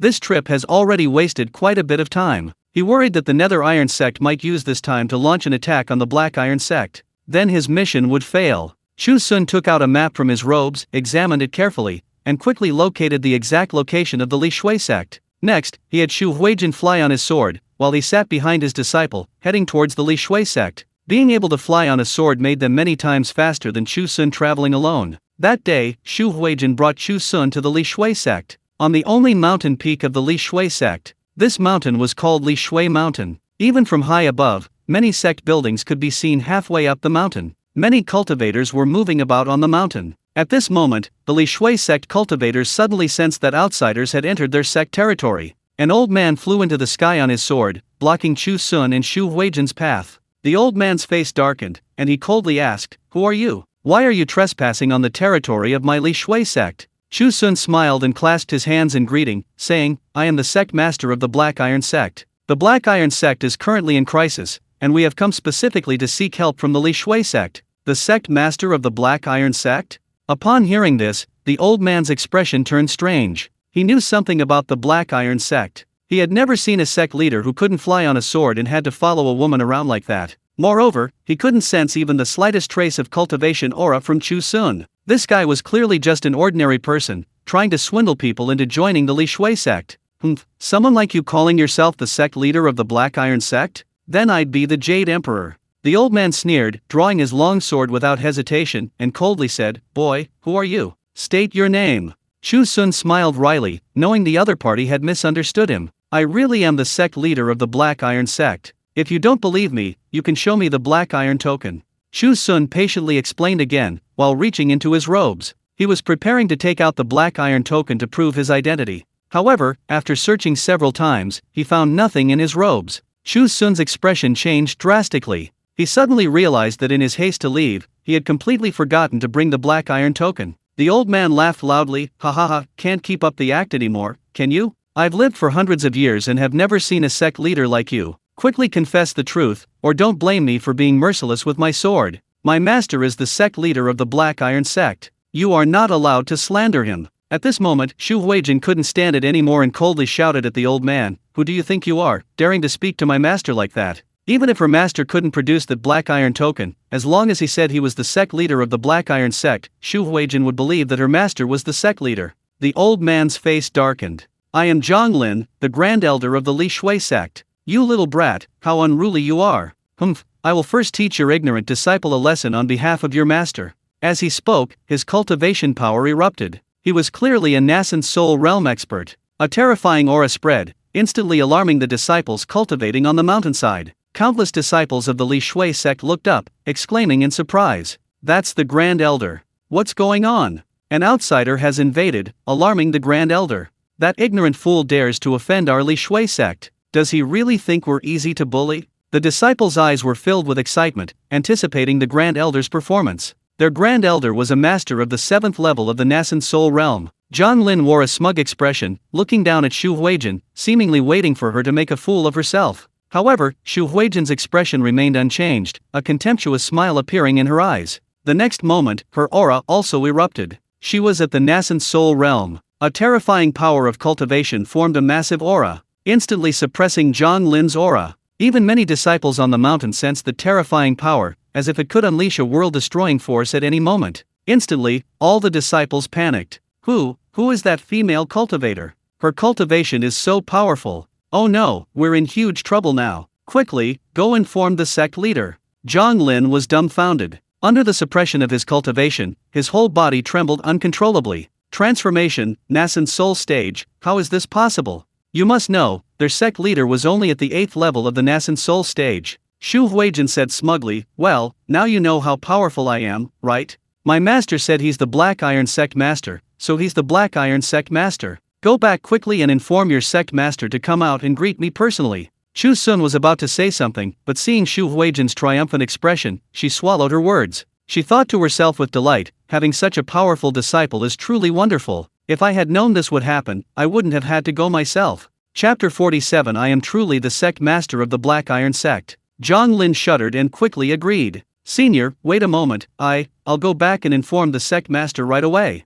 Having witnessed Xu Huijin's cultivation level, Zhang Lin dared not act rashly again. He immediately turned and returned to the mountain peak to discuss the matter with the sect master. As he flew, he couldn't help but mutter, as far as I know, the Black Iron Sect Master perished in the previous battle. The strongest person in the Black Iron Sect now is their Grand Elder, who is only at the nascent soul stage. But now, even a disciple who appeared out of nowhere is at the divine transformation stage. It's unbelievable. Zhang Lin became increasingly confused, and filled with countless doubts, he arrived at the entrance of a grand hall on the mountaintop. This hall was the council hall of the Li Shui sect. Any important matters of the sect would be discussed here. The sect master would also usually stay in the hall to cultivate. Zhang Lin strode into the hall and immediately saw the sect leader sitting inside. The sect leader of the Li Shui sect was named Chu Xun, a middle-aged man who looked to be in his 40s, but was remarkably vigorous. He finished his cultivation, opened his eyes, and calmly asked, "What's the matter that you're in such a panic?" Zhang Lin said, "It's terrible. A young man has arrived outside, claiming to be the sect leader of the Black Iron Sect, but he can't even fly on a sword."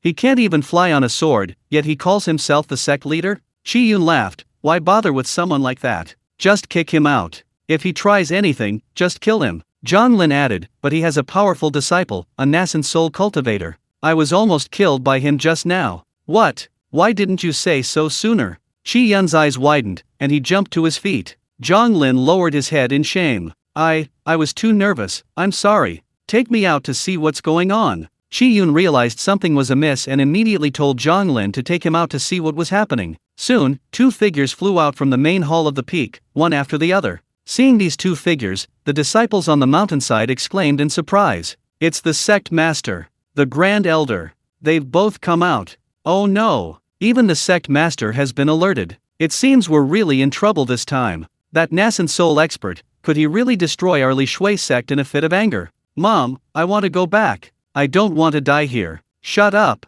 How can we cultivators be afraid of death? The disciples whispered among themselves. Meanwhile, high in the sky, Chu Yun had already followed Zhang Lin to the front of Xu Huijin. Seeing Xu Huijin flying on his sword, with Chu Xun, who had absolutely no cultivation, following behind, Chu Yun's expression turned just like Zhang Lin's at the beginning, indescribably strange. In all his years, he had never seen a disciple carry his master on a sword. It should be the master carrying the disciple. You are from the Black Iron Sect? Chu Yun asked tentatively. Xu Huijin raised his head high. That's right, we are from the Black Iron Sect. The Black Iron Sect is in trouble now, and the Li Shui Sect shares the same fate. We must help you. Quickly hand over your Li Shui Divine Pearl. Now, not only Chu Yun and Zhang Lin, but even Chu Xun felt a little embarrassed. Good heavens! They've come to borrow treasures, not to rob us. Chu Xun said awkwardly, I'm truly sorry, my disciples' manners were lacking, please forgive any offense. We are indeed from the Black Iron Sect. I am Chu Xun, the new sect leader of the Black Iron Sect. However, I forgot to bring the Black Iron token. Hearing this, Chu Yun suspiciously sized up Chu Xun a few times. To him, the other party seemed like just an ordinary person. Naturally, he didn't dare believe Chu Xun's words. Xu Huijin's face darkened, and she shouted, What, even you don't believe my master's words? The power of her nascent soul realm cultivation was released once more. Boom! A deafening roar, the sky changed color. A terrifying aura, like a giant mountain, pressed down on Chu Xun. Although Chu Xun was the sect leader of the Li Shui sect, his cultivation was only at the 8th level of the nascent soul realm. How could he withstand such pressure? Asterisk crack. Crack, asterisk. Suddenly, a series of soft cracking sounds emanated from his bones, and under the pressure, his face drained of color. Wait. Senior, stop. I admit it. Young Master Chu Xun must be the sect master of the Black Iron sect. I confess. A tidal wave of emotions surged within Chu Xun. He had harbored doubts when Zhang Lin spoke of it before, but now he experienced it firsthand. This female cultivator was a genuine nascent soul cultivator. Moreover, she had likely reached the late nascent soul stage, possessing terrifying strength. Even if he united the entire Li Shui sect, he would be far from being a match for such an existence. If she truly wanted to attack, she could easily annihilate the Li Shui sect. Could it be that the sect master of the Black Iron sect had truly changed? Replaced by an unknown, peerless expert? And in such a short time, had she cultivated a nascent soul expert? That's more like it. Seeing Chu Xun admit it, Xu Huijin finally smiled with satisfaction. Come on, take us to your sect. Okay. The presence of the Black Iron sect master and your disciple, Grandmaster, is truly an honor for the Li Shui sect. Chu Xun wiped the cold sweat from his forehead, then turned and flew towards the mountaintop with the two of them. On the mountainside, the disciples breathed a long sigh of relief upon seeing this scene. The crisis was over. That nascent soul realm senior didn't make a move. That's great. I was terrified just now. One casual sword strike from her could have cleaved our entire mountain in two. I just wonder, what is the purpose of the senior's sudden visit to our Li Shui sect? The disciples began to discuss again. Meanwhile, Chu Xun led the group to the mountaintop and entered the main hall. Chu Xun had Chu Xun sit in the main seat, while he himself sat obediently below. Chu Xun glanced at Chu Xun several times, his eyes flickering as he plotted his next move. If this person truly was the sect leader of the Black Iron sect, capable of nurturing a nascent soul realm expert, then their Li Shui sect absolutely had to seize this opportunity to forge an alliance with him. But the problem was, Chu Xun hadn't even produced the Black Iron token. A mere nascent soul realm expert like Xu Huijin wasn't enough to confirm Chu Yun's identity. What to do? What if I continue testing him and offend him? Chu Yun muttered to himself, completely at a loss. Chu Xun immediately understood what the other man was thinking. He smiled wryly. I truly am the sect master of the Black Iron sect. Although I left in a hurry and didn't bring the Black Iron token, I can tell you some things about the Black Iron sect to prove my identity. With that, Chu Xun recounted everything about the first elder, the second elder, and the arrangements the two elders had made before his departure. Upon hearing this, Chu Yun was overjoyed. Chapter 48 Sect Master Chu is actually a master. After hearing Chu Xun's words, Chu Yun was absolutely certain that the other party was the new sect leader of the Black Iron sect. Because he had a very good relationship with the previous sect leader, he knew quite a few secrets about the Black Iron sect in private. And what Chu Yun said matched exactly what he knew. Sect leader Chi, can you rest assured now? Chu Xun said with a smile. Chu Yun nodded like a chicken pecking at rice. I believe you. But then, as if remembering something, a troubled look appeared on his face. He said awkwardly, however, some trouble has arisen within the sect recently, and the matter of the water-repelling pearl might cause further problems. Chu Xun asked curiously, what, is there some other problem? Chu Yun said with a wry smile, to be honest, for some reason, the Nether Iron sect and the Li Shui sect learned of your plans in advance. Just a few days ago, the Li Shui sect sent a powerful expert to infiltrate our sect's sacred ground. What? Chu Xun jumped to his feet. They didn't send someone to steal the water-repelling pearl, did they? He had gone through countless hardships and near-death experiences to finally arrive here. Wouldn't this mean he'd come all this way for nothing? Well, no, that's not it. Chu Yun shook his head. Our holy land is heavily guarded. How could we let them steal our sect's most treasured artifact? It's just that the intruders wouldn't give up and used magical powers to destroy the water-repelling pearl. I'm currently searching for a weapon refiner to urgently repair it. At the earliest, it will take at least a month. Hearing this, Chu Xun breathed a long sigh of relief. I thought something serious had happened. It turns out it's just the pearl that's broken. Don't worry, leave this to me. I guarantee I'll repair the water-repelling pearl perfectly. Chu Xun confidently patted his chest, assuring them. Seeing Chu Xun's expression, Chu Yun and the Grand Elder looked suspicious. This Black Iron sect master, who had no cultivation whatsoever, actually claimed to be a weapon refiner? You must know that in the immortal cloud realm, weapon refiners are far more precious than cultivators. Out of 1,000 cultivators, you might not find even one weapon refiner. What if they couldn't fix it and further damage their sect's most prized treasure? Chu Yun hesitated, unsure whether to agree. This black iron sect master seemed completely unreliable. Bang! At this moment, Chu Huijin slammed her hand on the table and stood up. She said coldly, "What, you still don't believe my master? If my master says he can do it, he can. There's nothing my master can't do in this world." As she spoke, she prepared to release the aura of her nascent soul realm cultivation. Chu Xun and Zhang Lin turned pale with fright and quickly agreed. We believe. Sect Master Chu is omnipotent, he can definitely repair the water-repelling pearl. Though they spoke, a bitter feeling welled up inside them. This Chu Xun doesn't seem like much, how did he raise such a spoiled disciple? Chu Xun smiled and said, "Since you believe me, then take me to see the water-repelling pearl. If the damage isn't too severe, I can repair it for you on the spot." TCH. Here we go again, showing off. Chu Yun and Zhang Lin thought to themselves. However, pressured by Chu Huijin, he had no choice but to take Chu Yun to the sect's sacred ground. The sacred ground was located in a secluded secret realm behind the sect's mountains. Many disciples guarded the area. Upon seeing their sect leader, they bowed respectfully and made way for him. Thus, Chu Yun and Zhang Lin led Chu Xun into the secret realm. Soon, Chu Yun saw a high platform within the secret realm. On this platform lay a bead the size of an infant, entirely blue, radiating a jade-like light. Unfortunately, the bead was damaged, riddled with cracks. Curious, Chu Xun stepped forward to examine it closely. He reached out and gently stroked the cracks, confidently stating, "It's not a big problem,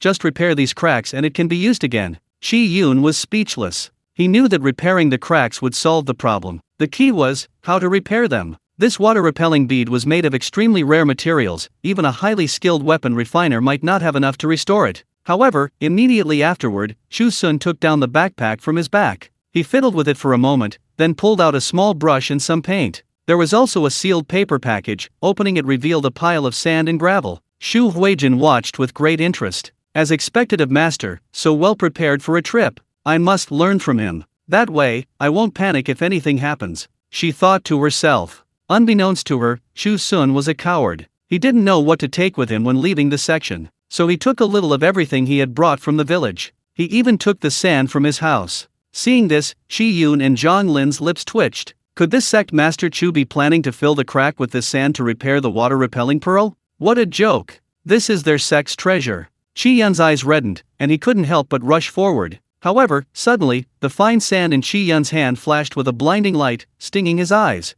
Chu Yun's gaze flickered, and he looked again at the sand in his hand, his expression changing drastically. His eyes widened, revealing a look of jealousy and disbelief. "Sect master, what's wrong?" Zhang Lin, puzzled, anxiously said, "What are you standing there for? Go stop him. Otherwise, my treasure will be gone." Chu Yun grabbed Zhang Lin's hand, saying, "Don't rush, look closely. What exactly is sect master Chu holding?"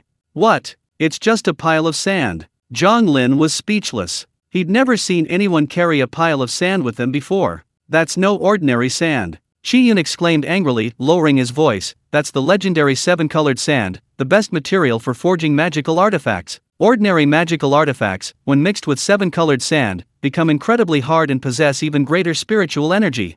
This stuff is priceless, even a tiny bit is enough to drive countless weapon refiners into a frenzy."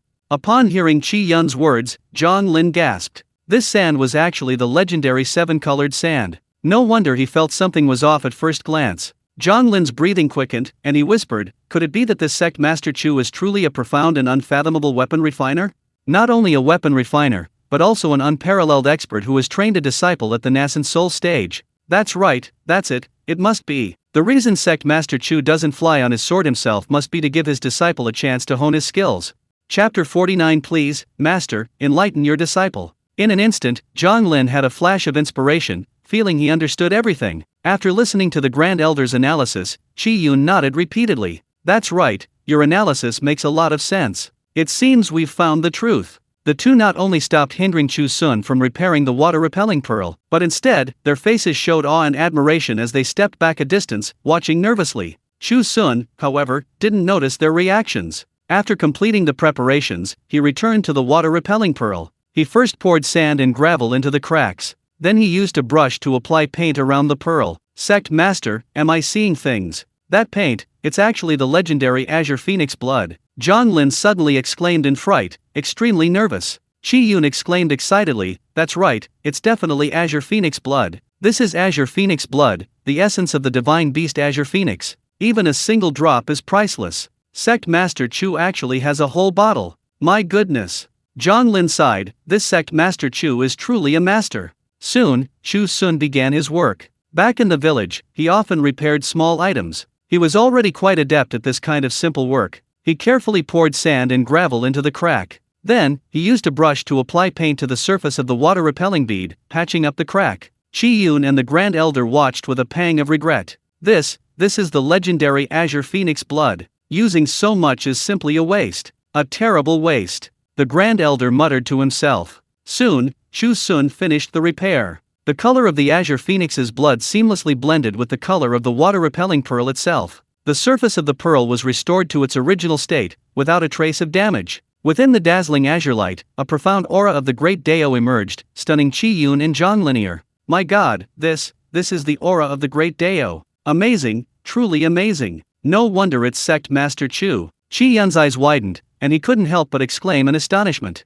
Zhang Lin trembled with excitement, saying, Sect Master, take a closer look. Did you notice? Our water-repelling pearl has broken through. Its quality has improved from a low-grade spiritual artifact to a mid-grade. Reminded by Zhang Lin, Chu Xun also noticed this. His face flushed with excitement. That's right, the quality has improved. Sect Master Chu, you are truly our benefactor of the Li Shui sect. Not only did you repair the water-repelling pearl, but you also improved its quality by a level. As they spoke, the two stepped forward and grasped Chu Xun's hands, expressing their deepest gratitude. Chu Xun was somewhat at a loss. It was just repairing a magical artifact, why was it being made such a big deal out of it? He smiled and said, this is what I should do. The Black Iron sect is in trouble this time, and they really need this treasure of yours.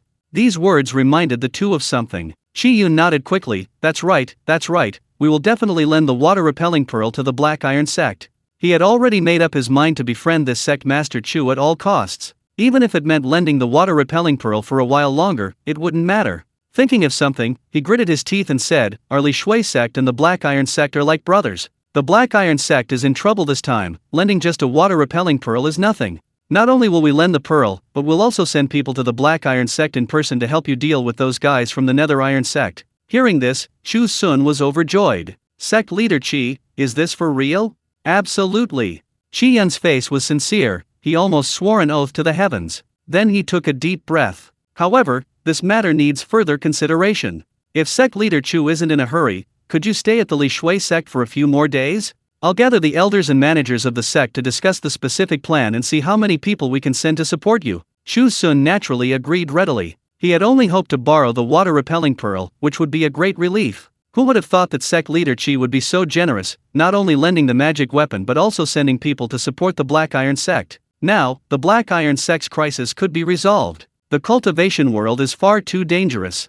Once this mission is complete, I must stay far away from all this trouble. Back to the village, to live my own quiet life. Chu Xun thought to himself. He used to yearn for those cultivators who could fly and teleport. But the events of these past few days had shown him the cruelty of the cultivation world. One wrong step and you could lose your life, and these cultivators were all mentally unstable. It's better to go back to the village and live his own quiet life. At Qi Yun's warm invitation, Chu Xun and Xu Huijin settled down for a short stay on the mountaintop, because the Li Shui sect needed time to prepare for summoning its experts. Furthermore, Qi Yun also needed to discuss some specific plans with the sect elders. Qi Yun and Xu Huijin were arranged to stay at the back of the mountain. There was a separate courtyard there, Qi Yun's usual residence. The environment was tranquil and the scenery pleasant. This is truly a wonderful place. If it weren't for the crisis at the Black Iron sect, I would love to stay here permanently. After a long journey, they finally had a place to settle down. Chu Xun took a hot bath and, looking at the beautiful scenery outside the window, couldn't help but sigh. Master, don't worry, once my cultivation is complete, I will definitely find you a good place so you can retire in peace.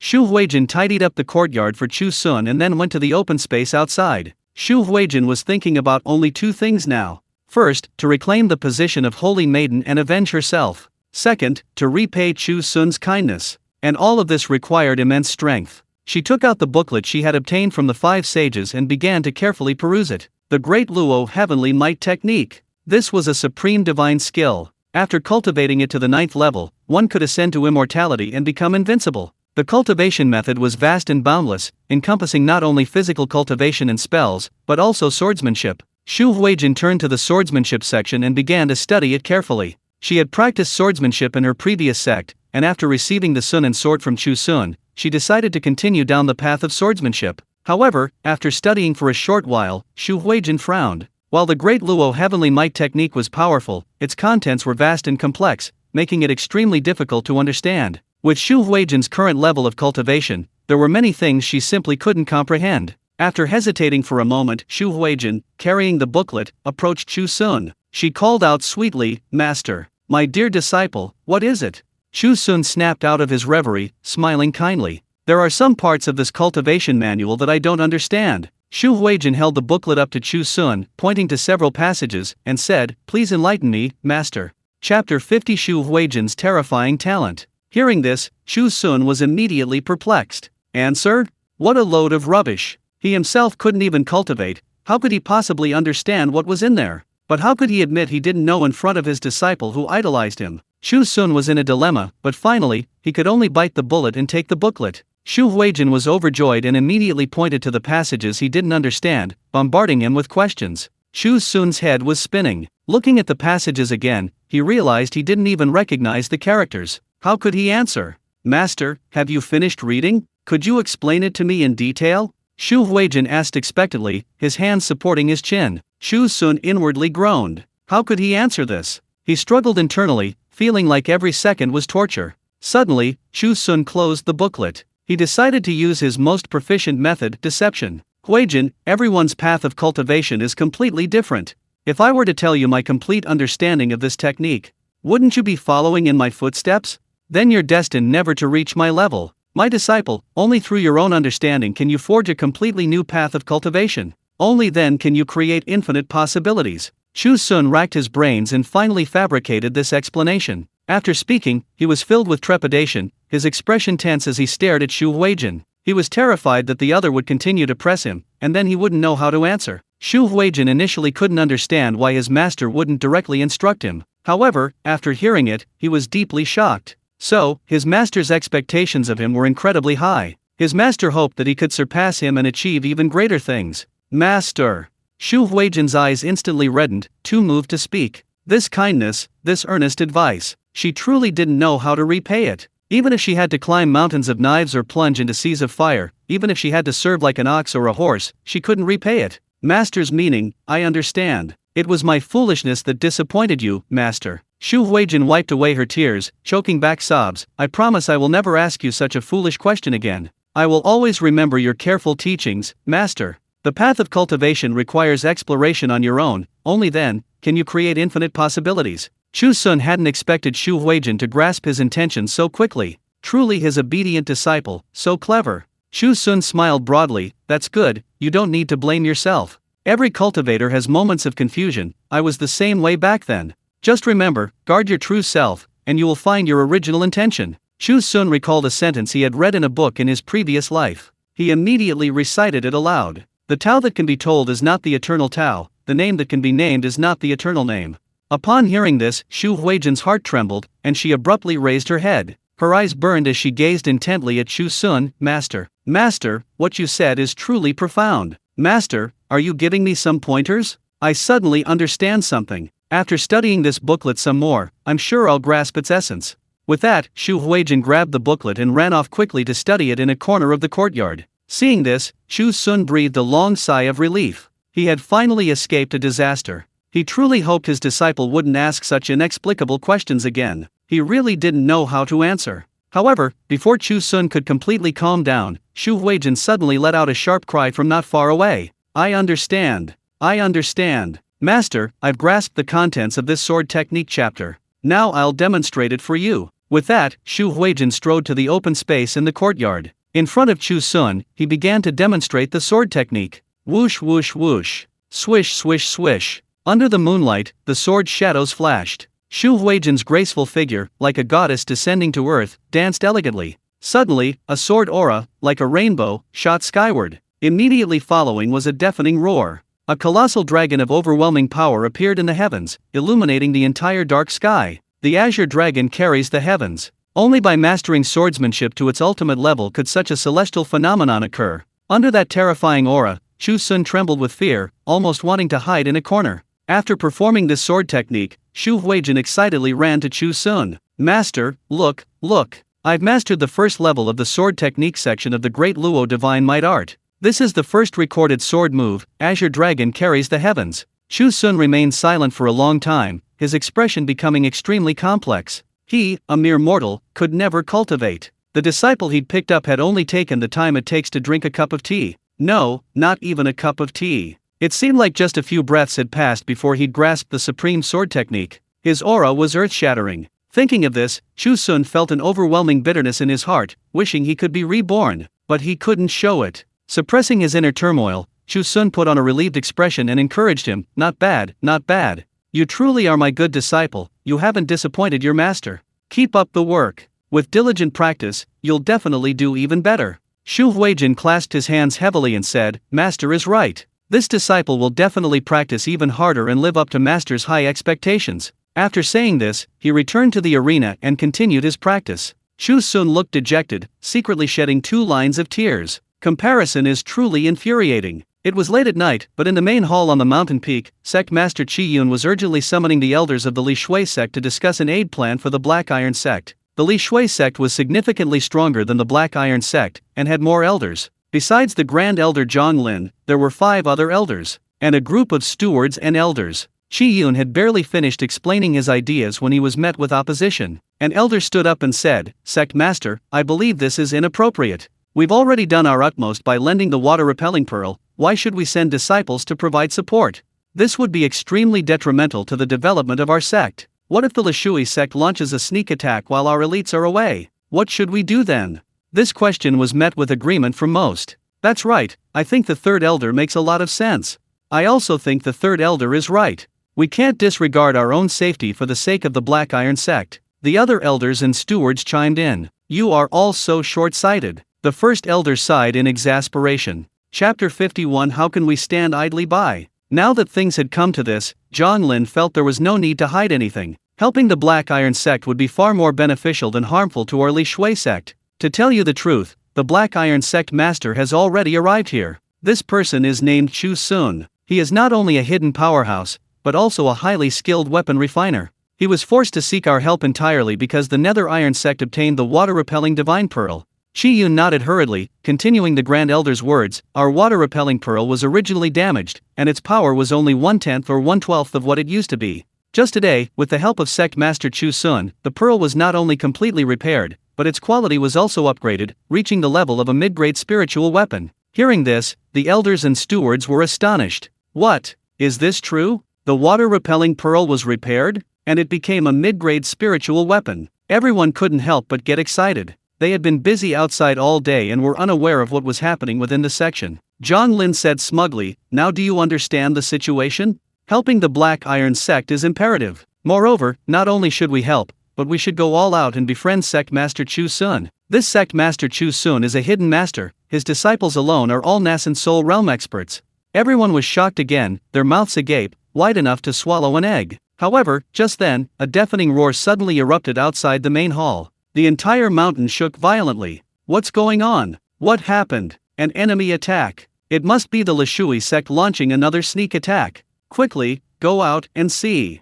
A group of people, disregarding their decorum, rushed outside the main hall to investigate. And there they saw a gigantic azure dragon appear in the sky. This azure dragon, hundreds of feet long, exuded an awe-inspiring divine might, roaming the dark horizon. It resembled an emperor surveying his domain. The entire dark night sky was illuminated by the light emanating from the azure dragon. Not only the elders and stewards, but even the disciples were alarmed. Countless disciples emerged from their houses, staring in astonishment at the strange phenomenon in the sky. "My God, that's an azure dragon. It's not a real dragon, it's a strange phenomenon." A strange phenomenon? Could it be someone cultivating, or breaking through?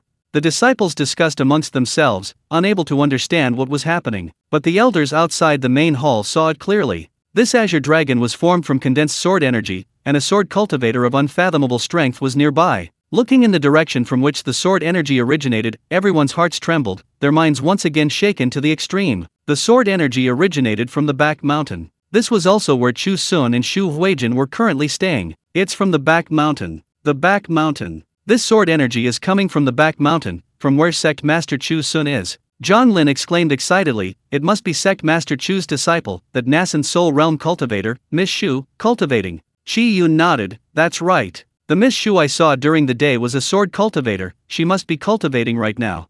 The elders were all speechless, utterly stunned and numb. Even cultivation alone could cause such a world-shaking phenomenon. If that nascent soul cultivator, Miss Shu, were to truly fight, how terrifying would her strength be? However, upon further reflection, remembering Miss Shu's master, Sect Master Chu Xun, a chill ran down their spines. Even a disciple possessed such terrifying cultivation. Then what level of strength must Sect Master Chu possess? Describing him as capable of destroying the heavens and earth wouldn't be an exaggeration. Thinking this, those elders who had previously felt they shouldn't fully support the Black Iron sect instantly changed their minds. This. The third elder exclaimed excitedly, "Sect Master, this subordinate is guilty. This Sect Master Chu Xun is a reclusive master, even the disciples he has trained are so powerful. We should do as you say and befriend him at all costs." The other elders also changed their minds and echoed his sentiments. "Excellent. We must befriend this Sect Master Chu. Not only is his cultivation profound, but he's also a highly skilled weapon refiner.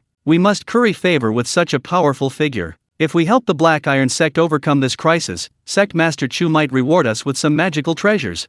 Thinking of the bright future, the elders began to feel elated. Chi Yun, recovering from his shock, stroked his beard and laughed heartily, "Ha ha ha, everyone, you finally see the situation clearly. Now, do you have any objections to my previous suggestion?" No, I wholeheartedly agree. Not only should we send people, but we should send our most elite experts to show our sincerity. We must make sure Sect Master Chu remembers our Li Shui sect vividly." The elders unanimously expressed their absolute support. Thus, Chi Yun's decision received everyone's approval, and the decision was smoothly made. However, further discussion was still needed. The specifics of who to send and how to arrange things were matters for later. An elder suggested that Sect Master Chu Xun shouldn't be allowed to leave so quickly. Chu Xun needed to stay a few more days to experience the warmth of the Li Shui sect. As for the Black Iron sect, they had also received information that they were joining forces with the Li Shui sect. However, both sides needed time to plan and wouldn't immediately launch an attack on the Black Iron sect. In other words, there was still plenty of time. Chi Yun deeply agreed. How could a master like Sect Master Chu Xun only stay at the Li Shui sect for one day? That would make them seem too harsh and inhumane. Chu Xun had to be kept here for a few more days. Therefore, Chi Yun personally made the decision, deciding to use the discussion of the aid plan as an excuse to keep Chu Xun waiting for a few more days. During this time, the Li Shui sect would fully demonstrate their enthusiasm. Chu Xun, of course, was unaware of Chi Yun and the others' plans. After a blissful night's sleep, Chi Yun woke up the next day to find that the Li Shui sect was mobilizing its experts and would need a few more days to prepare. "Sect Master Chu, please forgive any delay." Chi Yun arrived at Chu Xun's courtyard and said with utmost respect, "Please rest assured, Sect Master Chu, we are gathering the sect's experts as quickly as possible. At that time, we will send our most elite disciples to return to the Black Iron sect with Sect Master Chu to help you defeat the Nether Iron sect." Chu Xun was overjoyed. "That would be perfect. Thank you so much, Sect Master Chi." "Not at all." Chi Yun cupped his hands and said, "Our two sects are like brothers, bound by life and death. How could the Li Shui sect stand idly by when the Black Iron sect is in trouble?" Chapter 52 Daoist Calligraphy and Painting. Sect Master Chi has gone mad. And so, Chu Xun happily stayed. The Nether Iron sect wasn't moving quickly, waiting a few more days wouldn't hurt. During these few days, Chi Yun, following his plan, ensured Chu Xun fully experienced the hospitality of the Li Shui sect. Chu Xun stayed in the courtyard, enjoying the best treatment without even leaving the house. His clothes were made from the finest silk within the Li Shui sect's territory, their quality almost reaching the level of magical artifacts. The fruit he ate was all the best spiritual fruit from within the Li Shui sect, juicy and delicious, with an unforgettable aftertaste. Unfortunately, Chu Xun didn't cultivate, so he couldn't fully appreciate the benefits of these spiritual fruits. Even his drink was a 1,000-year-old fine wine meticulously crafted by the Li Shui sect. It was said that this wine was personally brewed by the Grand Elder Zhonglin, and only 2 jars of this 1,000-year-old bamboo leaf green remained. Zhonglin himself couldn't bear to drink it, ultimately offering it all as a tribute to Chu Xun. Chu Xun couldn't possibly drink such a 1,000-year-old spiritual wine. After a few sips, he was drunk and slept for a whole day. In the end, all of this benefited Xu Huijin. Xu Huijin drank the wine and ate the fruit, desperately refining the spiritual energy contained within the wine and fruit. She thought to herself with delight, "Following my master has truly brought me endless good fortune." Before, when she was being chased, she hadn't even had a bite to eat and almost starved to death. In addition, Chu Xun specially sent over the two most beautiful female disciples of the Li Shui sect to serve Chu Xun's daily needs. Naturally, Xu Huijin wouldn't agree and immediately chased the two female disciples away. When Chu Xun woke up, he found he had slept for a whole day. The Li Shui sect's hospitality overwhelmed Chu Xun. The Li Shui sect is too hospitable. How come I didn't notice before? No, we can't let the Li Shui sect spend so much. As the saying goes, give a peach and receive a plum in return. I should repay Sect Master Qi in some way. Thinking this, Chu Xun frowned. He had nothing of value and really didn't know how to return to the Li Shui sect. After much thought, he could only use the old method he used at the Black Iron sect. However, this time, Chu Xun didn't plan to paint again. Painting every time was too boring. Besides painting, he could also play the zither and write calligraphy. This time, Chu Xun planned to create a calligraphy piece and give it to Chi Yun to express his gratitude. 3 days had passed, and Chi Yun knew he couldn't delay any longer. If something serious happened at the Black Iron sect, he couldn't bear the responsibility. He might even incur Chu Xun's wrath. That day, Chi Yun, seeing that preparations were nearly complete and all the sect's experts were in place, decided to consult with Chu Xun about setting off. As soon as he entered the courtyard, he saw Chi Yun writing calligraphy. Sect leader Chu, what an elegant pursuit! Chi Yun laughed heartily. In these deep mountains, reading and painting can indeed cultivate one's character. Chu Xun, seeing it was Chi Yun, smiled and said, "This calligraphy is something I prepared as a gift for sect leader Qi. Since you're here, please give me your critique. If there's anything you're not satisfied with, I'll rewrite it." Chi Yun was overjoyed and quickly stepped forward to examine the scroll. On the scroll were 4 large, flowing characters. Eternal life. Chi Yun said, "These 4 words are for Sect Master Qi. May your Li Shui sect's incense offerings never cease. May your lineage prosper for generations to come, and may your sect flourish and grow ever stronger." Chi Yun stared blankly at the 4 large characters, his mind reeling, no longer hearing Chu Xun's words. His eyes were filled only with these 4 characters. Each stroke of the 4 characters was filled with a boundless and majestic aura. A powerful vitality emanated from the characters, the unique aura of the Heavenly Dao. This, the Heavenly Dao, it's actually the Heavenly Dao. Chi Yun was so moved he almost cried. What had their Li Shui sect done? They had merely sent Sect Master Chu some fruit and fine wine, and yet, they had received such a reward. This was calligraphy imbued with the essence of the Great Dao. Just a glance at these 4 characters was enough to comprehend the Great Dao and cultivate supreme Daoist understanding. Chi Yun's eyes reddened, his lips moving repeatedly, as if he wanted to say something. He was moved but didn't know how to speak. However, in the next moment, his mind trembled again. The Great Dao within him seemed to come alive, forcefully pouring into his mind. Boom! A booming sound echoed in Chi Yun's mind. His cultivation, which had been stagnant at the 8th level of the nascent soul stage for many years, actually broke through at this moment. The 9th level. He broke through, directly breaking through to the 9th level without any obstacles. But this wasn't the end. The next moment, another violent tremor resounded. It seemed as if a shackle had been broken. Chi Yun's cultivation had risen from the 9th level of the nascent soul stage to the early stage of the deity transformation stage. I've broken through.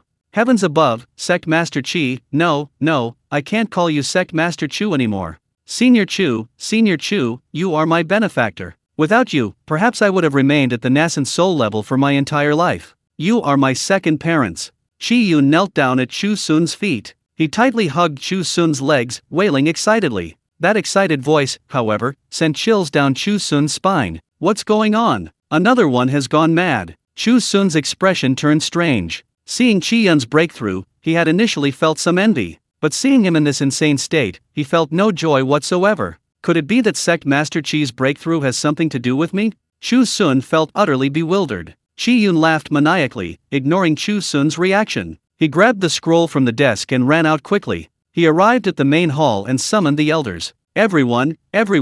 Chi Yun, still looking manic, roared, "Sect Master Chu, no, Senior Chu. Because of our outstanding performance these past few days, he's gifted us ahead of schedule." He then took out the scroll. "Look, this is a scroll personally written by Senior Chu. TCH, I thought it was something special, just a piece of calligraphy. Sect Master, you're making a mountain out of a molehill. I'm busy. It's just a piece of calligraphy. It would be best if Sect Master Chu could personally forge a magic weapon for us." The elders were unimpressed and began to jeering. However, the next moment, when Chi Yun opened the scroll, everyone froze. Their gazes were fixed on the large characters on the scroll, unwilling to look away even an inch. This is the essence of the Great Dao. Hiss, my God, Just how profound is Sect Master Chu's cultivation? He can actually leave the essence of the Dao in his handwriting. A divine being, Sect Master Chu is truly a divine being. I was wrong, I misspoke. This calligraphy is better than any treasure. Chapter 53 The Conspiracy of the Water Conservancy Sect.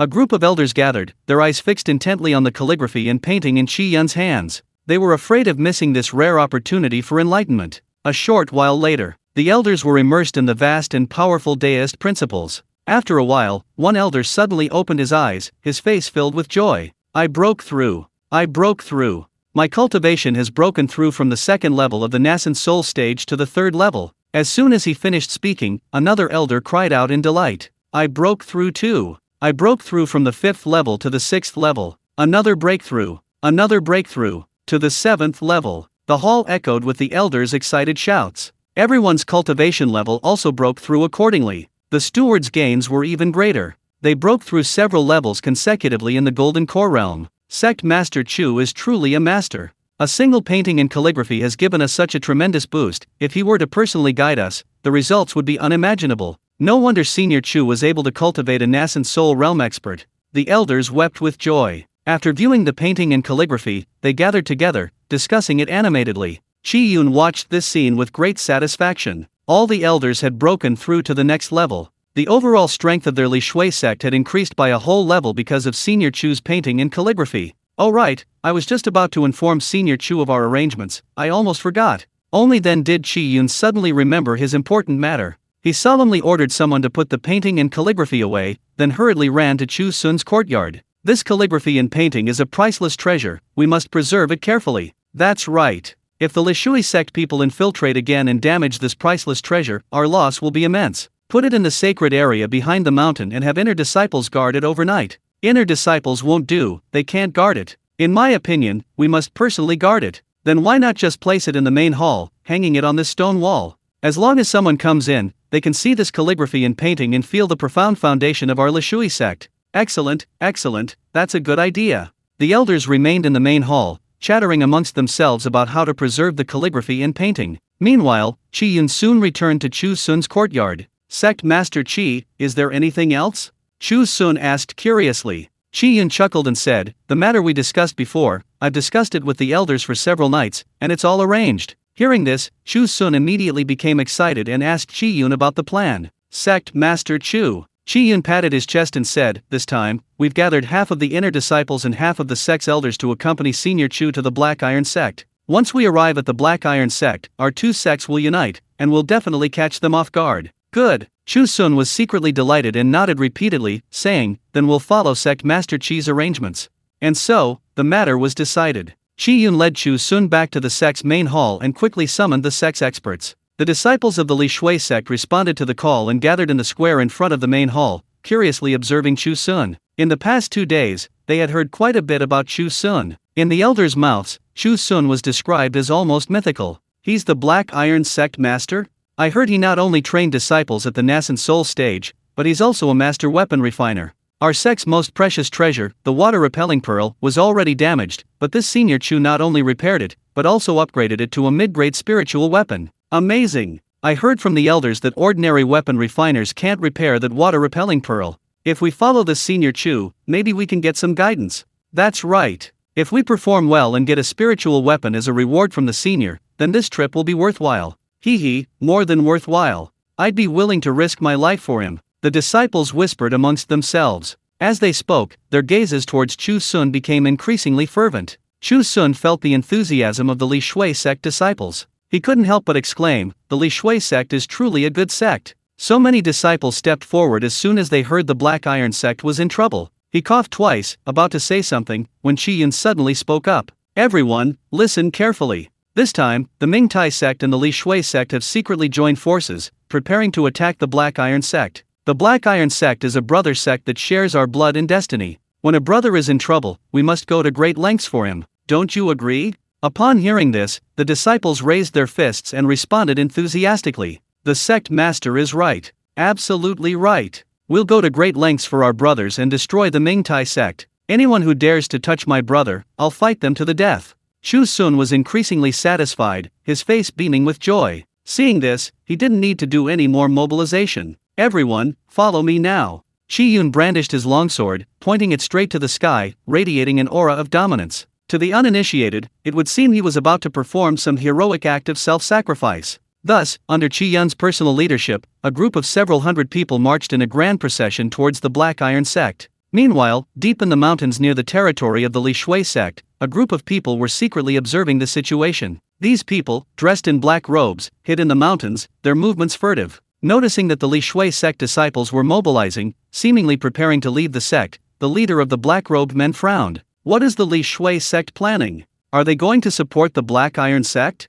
These black-robed men were the powerful figures the Li Shui sect had planted in this area. It was this same group who had infiltrated the Li Shui sect and destroyed the water-repelling pearl. The sect leader of the Li Shui sect was extremely astute. From the moment he decided to join forces with the Mingti sect to deal with the Haitai sect, he anticipated that the Haitai sect might seek help from the Li Shui sect. The Li Shui sect and the Li Shui sect were mortal enemies. Even just to maintain balance and avoid isolation, the Li Shui sect would certainly intervene to aid the Haitai sect. However, the black-robed man hadn't expected the Li Shui sect's actions this time to be so extensive. Hundreds of disciples had been mobilized, all of them carefully selected experts. Grand Elder, there's no need to worry. A disciple scurried up to the black-robed man, grinning sinisterly. Even if the Li Shui sect provides full support, we're not afraid. What do you mean? The black-robed man was none other than Zhao Heng, the Grand Elder of the Li Shui sect, a nascent soul realm expert. The disciple replied, Grand Elder, think about it. Why is the Li Shui sect sending so many people? Isn't it because their sect's most prized treasure has been destroyed by us? Therefore, they must send a large number of disciples to ensure sufficient support.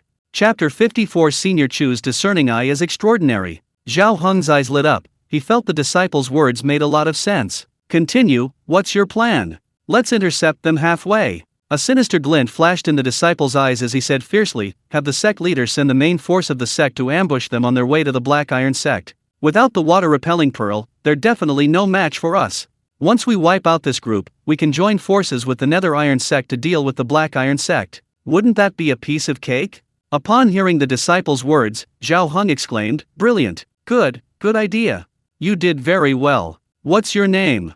The disciple lowered his head and smiled smugly, Disciple Wang Gong. Very good, I'll remember you. After saying this, Zhao Heng turned and left, quickly relaying the message to the sect leader of the Li Shui sect. He also informed the sect leader of the plan and requested reinforcements to ambush them halfway. The Li Shui sect's headquarters was built over a large river. Towering buildings stood on the river, with roads leading in all directions. Among them stood a grand hall, the main hall of the Li Shui sect. The sect leader, a middle-aged man named Liang Suo, dressed in black robes, sat within the hall. After reading Zhao Heng's message, the sect leader was overjoyed, slamming his hand on the table and exclaiming, excellent idea. This plan is brilliant. Pass on my order. Gather all the sect's experts now and proceed immediately to the border area between the Li Shui sect and the Black Iron sect. Over there are rolling mountains, perfect for our ambush. Yes, the other elders in the hall nodded in agreement. Immediately, the entire Li Shui sect mobilized. Countless disciples departed the sect on flying swords, heading towards the designated location. Meanwhile, Chu Xun, along with Xu Huijin and the big black dog, left the Li Shui sect with Chu Yun and his group. He was unaware that they had been targeted by the Li Shui sect and were about to be ambushed. The Li Shui sect was a long way from the Black Iron sect. Even flying on their swords, it would take them 2 days to reach it. Not to mention, sword flight couldn't be sustained for long. They had to stop and rest after flying a short distance. Along the way, Chu Yun huddled beside Chu Xun, showering him with flattering words. Chu Xun happily agreed. He discovered for the first time that there were such enthusiastic cultivators in the cultivation world. These cultivators from the Li Shui sect were far more genuine than Zhao San and Mo Sen, whom he had encountered before. The people of the Li Shui sect were all good people. After flying for a day, the disciples in the group felt utterly exhausted. Seeing this, Chu Yun said, it's getting dark, it's not advisable to travel at night. Let's find a place to rest. The disciples were overjoyed. If it weren't to curry favor with Senior Chu, they wouldn't have risked their lives like this. The life or death of the Black Iron sect had nothing to do with them. Chu Yun's gaze swept across the ground, pointing to a valley. Let's choose this place. This valley is rich in spiritual energy, it looks like a feng shui treasure. We'll rest here tonight. Realizing his mistake, he turned to Chu Xun and asked, Senior Chu, what do you think of this place? Chu Xun had no idea. He glanced down at the valley, it was pitch black. The occasional roars of demonic beasts echoed through it. It didn't look like a good place at all. Abundant spiritual energy? He couldn't sense any spiritual energy at all. After thinking for a moment, Chu Xun said, "This valley is low-lying and dark all around, it might harbor dangers." He pointed to a high point above the valley and said, "In my opinion, we should choose this place. The view is expansive, with unobstructed vistas of the surrounding scenery, it's truly a good place to rest." Chu Xun looked bewildered. The cliffs there were devoid of spiritual energy, completely unsuitable for cultivation. Moreover, the cold winds at night were strong, even for cultivators like them, sleeping wouldn't be comfortable. Crucially, the higher the location, the easier it was to be detected. Wasn't this blatantly telling everyone that the people from the Li Shui sect were right there on this cliff? However, Chu Xun dared not utter a single rebuttal to Chu Xun's words, instead offering a cheerful compliment. "As expected of Senior Chu, your insight is truly extraordinary. How come I didn't notice this sooner? Everyone, listen to my command. We'll choose the steepest cliff face and rest there." Upon hearing this, the faces of the surrounding elders and disciples darkened. Wasn't this blatant lying? That godforsaken place, who could possibly stay there? However, no one dared to openly contradict Chu Xun and Chu Xun. The group obediently landed on the highest point of the cliff, preparing to spend the night there. Seeing the Li Shui sect group land on the cliff, Zhao Heng and his group, who were lying in ambush in the valley, were dumbfounded. What's going on? That cliff is steep and the spiritual energy is thin. How could they possibly have landed there? Zhao Heng had already planned everything. They had brought the water-clearing pearl with them, waiting for the Li Shui sect members to land in this valley and rest. At midnight, they planned to activate the magical artifact, summoning a massive flood to engulf everyone. But who knew that after all their planning, the enemy would actually land on the mountaintop? Although the water-clearing pearl could still work, its power was greatly reduced, making it difficult for the flood to reach the top of the cliff. These idiots must be out of their minds. Rest in a place like that, aren't they afraid the wind will blow them down at night? Wang Gong cursed angrily from the side. Because of his previous excellent performance, he had been promoted to manager. Naturally, he wanted to perform even better in this operation. The strange behavior of these Li Shui sect members completely disrupted their previous plans. "Elder, what do we do now?" Wang Gong hesitated before asking, "Should we still launch the sneak attack tonight?" Zhao Heng gritted his teeth. "We brought so many men, how can we return empty-handed? Tonight, proceed as planned. Even if they hide in the mountains, take them down." "Yes." Wang Gong was overjoyed and immediately gave the orders to the disciples who were lying in ambush nearby. "It's so cold, freezing cold. I'm going to freeze into a block of ice. I should have worn more clothes." On the cliff, the Li Shui sect members, having landed, began to rest. They quickly discovered it was unbearably cold. The mountain winds were incredibly strong, far beyond what most people could endure. They hadn't felt it while flying on their swords, thanks to their protective chi. But after a day of flying, their cultivation was nearly depleted. They had come down to rest, but who knew Chu Xun would choose such a terrible place? Chu Xun, on the other hand, looked at the shivering cultivators around him, completely bewildered. Chapter 55: Ambush in the Valley. "Is it cold? It's perfectly cool up here. The night breeze is so refreshing, it's incredibly comfortable." Chu Xun chuckled. "You cultivators, you never seem to exercise properly. Your bodies are all so weak." He shook his head, a helpless expression on his face. The disciples' faces darkened. If it weren't for the sake of Senior Chu, they would have loved to tear his mouth apart. Even Xu Huijin couldn't bear it, her delicate body trembled slightly. She looked at Chu Xun with admiration, thinking, "No wonder he's my master. The higher you climb, the colder it gets. Even in such a cold place, my master remains unfazed. She must cultivate even harder to reach her master's level. Alright, let's talk this over. Everyone huddle together, it'll be easier to keep warm this way." Chu Yun sighed helplessly. He couldn't very well contradict Chu Xun and tell everyone to go back down the mountain to rest. So, the group could only brave the howling wind and rest on the mountaintop. The biting wind made them think it would be better to continue their journey. Time passed slowly, and soon it was midnight. Many disciples, frozen and asleep, forgot about the surrounding chill. Quite others, numb from the wind, collapsed to the ground and fell fast asleep. But then, suddenly, countless faint lights appeared in the valley. They were the glow of sword energy, exceptionally conspicuous in the darkness. "Prepare to move out." At Zhao Heng's command, nearly 1,000 disciples of the Li Shui sect emerged from the darkness. Whoosh whoosh whoosh. They flew on their swords, speeding towards the Li Shui sect members on the cliff. Qi Yan's eyes were half closed. He was starting to doze off when he suddenly sensed something was wrong and opened them again. Upon opening his eyes, he saw a dense mass of cultivators rushing towards him below. "Watch out, enemy attack. An ambush. Wake up." He abruptly stood up and roared. Instantly, all the surrounding disciples were awakened. Seeing the swarm of Li Shui sect members rushing towards them below, their expressions changed drastically. "Oh no! Those are the Li Shui sect people. Damn it! They were actually waiting to ambush us in the valley. Thank goodness. We listened to Senior Chu Xun and didn't rest in this valley. If we had landed in this valley, we'd probably all be dead by now. As expected of Senior Chu, truly a master. Senior must have foreseen this. The disciples were incredibly relieved, casting grateful glances at Chu Xun. Chu Xun had no time to pay attention to these people. Seeing the densely packed enemies around him, he panicked. Instinctively, he gripped Shu Huijin's arm tightly. Disciple, we're in danger. Shu Huijin, who hadn't been asleep, flashed a cold glint in his eyes and said, Master, don't worry, this disciple will definitely perform well this time. Chu Xun's expression was complicated. It's not about performing well, it's about protecting Master's safety. Ha ha ha, people from the Lishui sect, how have you been? A sinister voice suddenly rang out from within the Lishui sect crowd. Immediately, Zhao Heng's figure flew out from the crowd, his gaze fixed intently on Qi Yun. Qi Yun's face darkened. It's you? Zhao Heng, the Grand Elder of the Lishui sect. That's right. Zhao Heng licked his lips. Didn't expect that, did you? Our people have been lying in ambush here for half a day.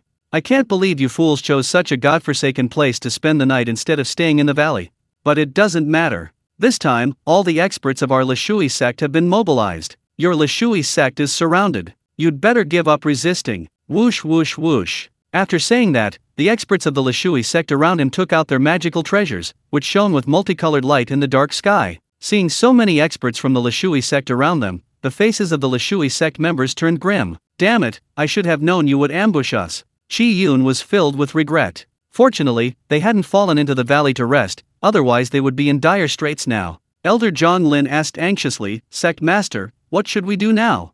They outnumber us, we seem no match for them. What are you afraid of? Qi Yun sneered, with Senior Chu here, how could a bunch of petty scoundrels possibly be a match for Senior Chu? Chu Xun's heart skipped a beat. Judging from these words, it seemed they wanted him to take the blame again? He had previously thought the people of the Li Shui sect were all good people. How did they suddenly become like Zhao San and his group? Master, let me handle this. At this moment, Shu Huijin took a step forward and flew in front of Chu Xun. Chu Xun breathed a sigh of relief. Disciple, it's up to you. This time, don't disappoint your master. Don't forget, you mastered your swordsmanship to perfection a few days ago. Shu Huijin nodded repeatedly, his eyes shining with determination. Zhao Heng glanced at Shu Huijin, his eyes filled with suspicion. He knew all the well-known experts in the Li Shui sect. He'd never heard of such a girl before. This girl was so young, looking only in her early 20s. Could she be a powerful cultivator who had preserved her youthful appearance and remained in seclusion for many years? Impossible.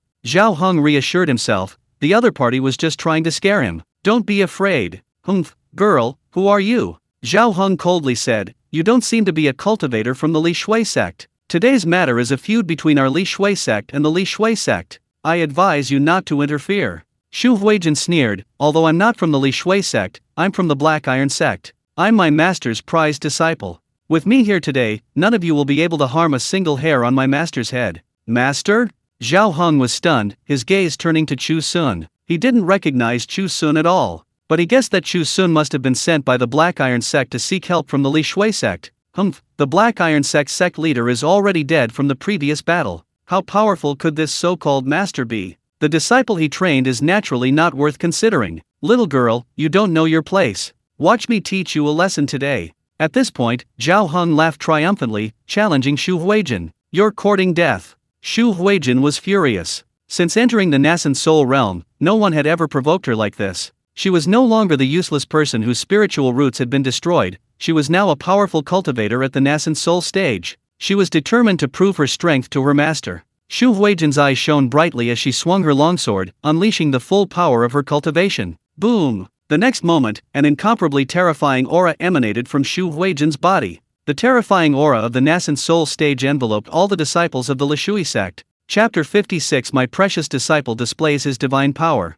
What a terrifying aura! This is the Nascent Soul realm. How is this possible? The Lishui sect disciples, who were just moments before incredibly smug, instantly paled. Especially Zhao Heng, who looked as if he'd seen a ghost. Their Lishui sect leader was only at the 4th level of the Nascent Soul realm, and this little girl had already reached the Nascent Soul realm. When did the Black Iron sect ever have a Nascent Soul realm disciple? This was practically a ghost story. Zhao Heng shuddered, immediately retreating into the crowd. Shu Huijin sneered smugly, what, scared now? Behind her, the Lishui sect members were also incredibly excited, feeling a sense of triumph.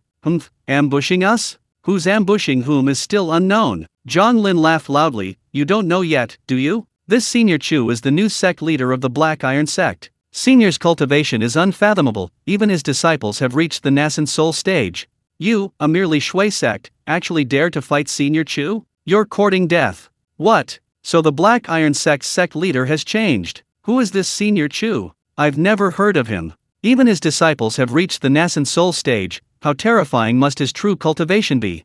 The Li Shui sect disciples were all terrified, their faces turning deathly pale. Their gazes towards Chu Xun became filled with awe and fear. Sensing the tension among them, Chu Xun began to feel somewhat smug. He coughed twice and said, now you know how powerful I am. Unfortunately, it's too late. Disciple, attack. Don't hold back. Teach these people a lesson. Yes, Xu Huijin was overjoyed. She had finally made her master proud. She swung her longsword again, unleashing the ultimate move of the first chapter of the Great Luo Divine Might Absolute Sword Technique, Azure Dragon Carrying the Sky. Boom! A deafening roar echoed as a gigantic azure dragon soared into the sky from the longsword. This azure dragon instantly illuminated the entire sky, its ferocious roar radiating an incomparably terrifying aura. Such powerful sword energy. We can't beat them. Run! Seeing this, the people of the Lishui sect lost all will to fight. A group of them frantically fled backwards, trying to escape the battlefield. Unfortunately, Xu Huijin's move was designed to eliminate her opponents in one fell swoop.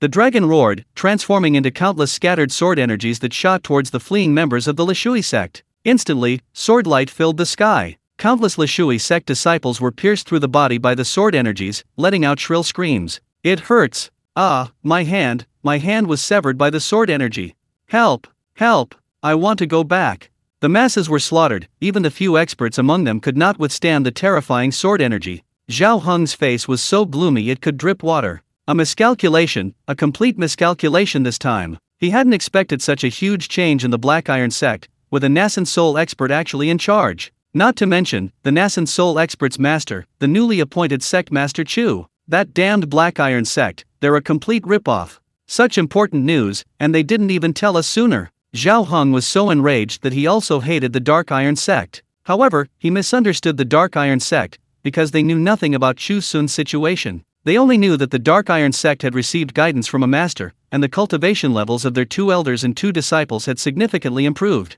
Seeing the surrounding disciples fleeing in disarray after being killed, Zhao Heng knew this couldn't continue. He gritted his teeth, flipped his hand, and a bead the size of an infant appeared in his palm. The bead was entirely white, radiating a bright light. It was none other than the water-benefiting sect's treasured artifact, the water-benefiting divine bead. With his cultivation alone, he couldn't defeat Xu Huijin, a master at the nascent soul stage. But don't forget, he had brought his sect's most precious treasure with him this time. As long as he activated the magic weapon and launched an attack with a flood, even if he couldn't defeat Xu Huijin, defeating these water-benefiting sect disciples would still be a great achievement. So what if I'm at the nascent soul stage? Let me show you the power of the water-repelling divine pearl. Zhao Heng laughed triumphantly, recklessly channeling his inner power into the pearl. Boom! The magical artifact activated. Although the water-repelling divine pearl was only a low-grade artifact, it possessed immense destructive power over a wide area. The sky above changed color. As if a flood had burst its banks, vast amounts of water poured down from the sky, engulfing the location of the Li Shui sect members. Zhao Heng was incredibly smug, already imagining the scene of these Li Shui sect disciples being submerged by the flood. However, the next moment, his expression froze. Qi Yun smiled coldly, waved his hand, and a pearl appeared in his hand as well. A water-repelling pearl. How is this possible? The water-repelling pearl, wasn't it clearly destroyed? Zhao Heng screamed in terror. He had personally led a group to infiltrate the Li Shui sect and destroy this magical artifact. Now, the water-repelling pearl was right before Zhao Heng's eyes, dazzling him. Ha ha ha, you didn't know, did you? Senior Chu is not only a powerful cultivator, but also a weapon refiner. Qi Yun said smugly, this water-repelling pearl was indeed destroyed by you, but fortunately, Senior Chu repaired it and even upgraded its quality to the level of a mid-grade magical artifact. Zhao Heng was shocked, exclaiming that he'd never seen anything like it. At this moment, Qi Yun also activated his magic power, turning the water-repelling pearl into operation. In an instant, a huge light barrier descended, protecting everyone inside. Within that light was a strange power that could repel water. The raging floodwaters descended, but were immediately blocked by the light barrier, having no effect whatsoever. Moreover, at this height in the sky, the floodwaters couldn't last long, greatly reducing the power of the water-repelling pearl. In a short while, the floodwaters poured down, filling the valley. Zhao Heng's face was pale, and he was panting heavily. Activating the water-benefiting divine pearl required an immense amount of magical power, and he could no longer activate it. Moreover, even if he did use it, it wouldn't pose a threat to the people of the Li Shui sect. Everyone, listen to my command. Retreat! In grief and anger, Zhao Heng roared and led his few remaining disciples in flight. Xu Huijin wanted to give chase, but Chu Xun stopped him. Don't chase. Be careful, they might have an ambush. Chu Xun hurriedly shouted. It's fine to get rid of the opponent, but what if new trouble arises, and we have to push him out again? What then? After much deliberation, Chu Xun decided it was best to stop here, just to be on the safe side. Xu Huijin, having received her orders, landed on the cliff. She excitedly said to Chu Xun, Master, I didn't disappoint you this time, did I? Excellent, excellent. You truly are my good disciple. Chu Xun was immediately beaming with pride, feeling quite elated again. Chapter 57 The Shock of the Water Conservancy Sect. Thanks to Senior Chu's disciples, otherwise we would have been in deep trouble. Senior Chu Xun is truly a master, he foresaw the Lishui sect's ambush of us. Senior Chu must be well versed in divination, able to turn misfortune into good fortune. The disciples also boasted to Chu Xun. They made Chu Xun feel like he was on top of the world. Chi Yun breathed a long sigh of relief and said, the Lishui sect suffered heavy losses this time, we can finally relax and rest. So, the group rested again on the cliff. Now, they no longer felt the cold around them. In fact, they felt incredibly safe here. On the other side, Zhao Heng led the remaining disciples of the Lishui sect in a hasty retreat. They fled for over 100 miles, and only after confirming that no one was chasing them did they breathe a sigh of relief. Damn it, infuriating, utterly infuriating. Those useless bastards from the Dark Iron sect, they even managed to find out the details. Zhao Heng was filled with hatred. He felt that if the Dark Iron sect hadn't concealed Chu Xun's whereabouts, they definitely wouldn't have suffered such a crushing defeat. Wang Gong, standing beside him, looked exhausted and asked, Elder, what do we do now? The disciples have suffered too many losses. Go back and quickly report the news to the sect master. The elder's eyes narrowed slightly. That Chu Xun's origins are unknown, and his cultivation is so profound. With such a powerful figure in charge, I'm afraid the situation will change. Wang Gong hesitated for a moment. What about the Dark Iron sect? The Dark Iron sect has offended such a powerful figure, and now they're dragging us into this mess too. They're clearly courting death. Zhao Heng said coldly, if they want to die, let them die. This cooperation plan is cancelled. Hearing this, Wang Gong sighed deeply, unable to say anything more. Thus, disheartened, Zhao Heng led his group back to the Lishui sect. The next morning, the Lishui sect master saw Zhao Heng and his men return in a sorry state. This time, he had mobilized a large force, sending over 1,000 elite disciples. But Zhao Heng brought back less than half. Moreover, many of them were injured and looked pitiful. Liang Suo was dumbfounded and angrily questioned Zhao Heng, what happened? You'd better give me an explanation. Zhao Heng had no choice but to explain the whole story. Of course, he shifted the main responsibility onto the Mingti sect, he dared not take the blame. Sect Master, the Black Iron sect has produced a true master this time. This master not only trained disciples at the nascent soul stage, but is also a weapon refiner himself. Our disciples were attacked by the nascent soul expert, suffering heavy losses. Then I took out the water-repelling divine pearl to suppress him, but unexpectedly, their water-repelling pearl was also repaired by that sect Master Chu. Upon hearing this, Liang Suo's eyes nearly popped out of their sockets. What? The Black Iron sect has such a master? Absolutely true. Zhao Heng was practically swearing to the heavens. He angrily said, this is all the fault of the Nether Iron sect. They didn't even tell us such important information about sect Master Chu, they clearly wanted to drag us down with them. Liang Suo remained silent. He paced anxiously back and forth in the main hall. Nascent Soul Realm, Weapon Refiner. These two things alone were enough to change the balance of power between the two sides. Now, Liang Suo was at a loss. Continuing to cooperate with the Dark Iron sect might plunge the Lishui sect into crisis as well. But giving up now felt unsettling. After all, he had already paid a considerable price for these plans. Send the message to the Dark Iron sect master and see what they say, he said, still reluctant to give up. Both the Dark Iron sect and the Lishui sect controlled vast territories. If these two sects could be destroyed, the Lishui sect could expand further, reaping enormous benefits. Thus, the message, after several twists and turns, finally reached the Dark Iron sect. The Dark Iron sect was dumbfounded upon receiving the news. A master? That master actually became the sect leader of the Black Iron sect. Jin Chinqi trembled, his gaze fixed nervously on the sect leader. Sect leader, what do we do now? That master directly helped the Black Iron sect cultivate 2 nascent soul stage experts, and now there's a nascent soul stage disciple. We can't beat them. The sect leader of the Dark Iron sect was also stunned. It took him a long time to process this news, then he fell into deep thought. He recalled what had happened and asked, what is the background of this master? Why did he inexplicably become the sect leader of the Black Iron sect? In his view, a small, unknown sect like the Black Iron sect, with no background, had no right to receive the support of a powerful figure like Chu Xun. Yet, all of this happened, there must be something fishy about it. Hearing this, Jin Chinqi began to analyze the situation. Suddenly remembering something, he said, if I remember correctly, it was the Grand Elder of the Black Iron sect who personally went to that mountain village. They invited this expert out of the mountains. Could it be that the village itself holds some secret? Or perhaps, the Black Iron sect has some leverage over this expert? The sect master of the Dark Iron sect pondered, feeling he had overlooked some crucial information. After a long while, he suddenly looked up, a golden glint flashing in his eyes. Take some men and go to the village where that expert lives to investigate and see what's hidden there. What does the sect master mean? Jin Chinqi was somewhat taken aback. If that expert has left any leverage in the village, we can use this opportunity to seize it. The Nether Iron sect master sneered. If not, then you should inquire with the villagers about this expert's background. This expert only recently joined the Black Iron sect, and his sense of belonging isn't that strong yet.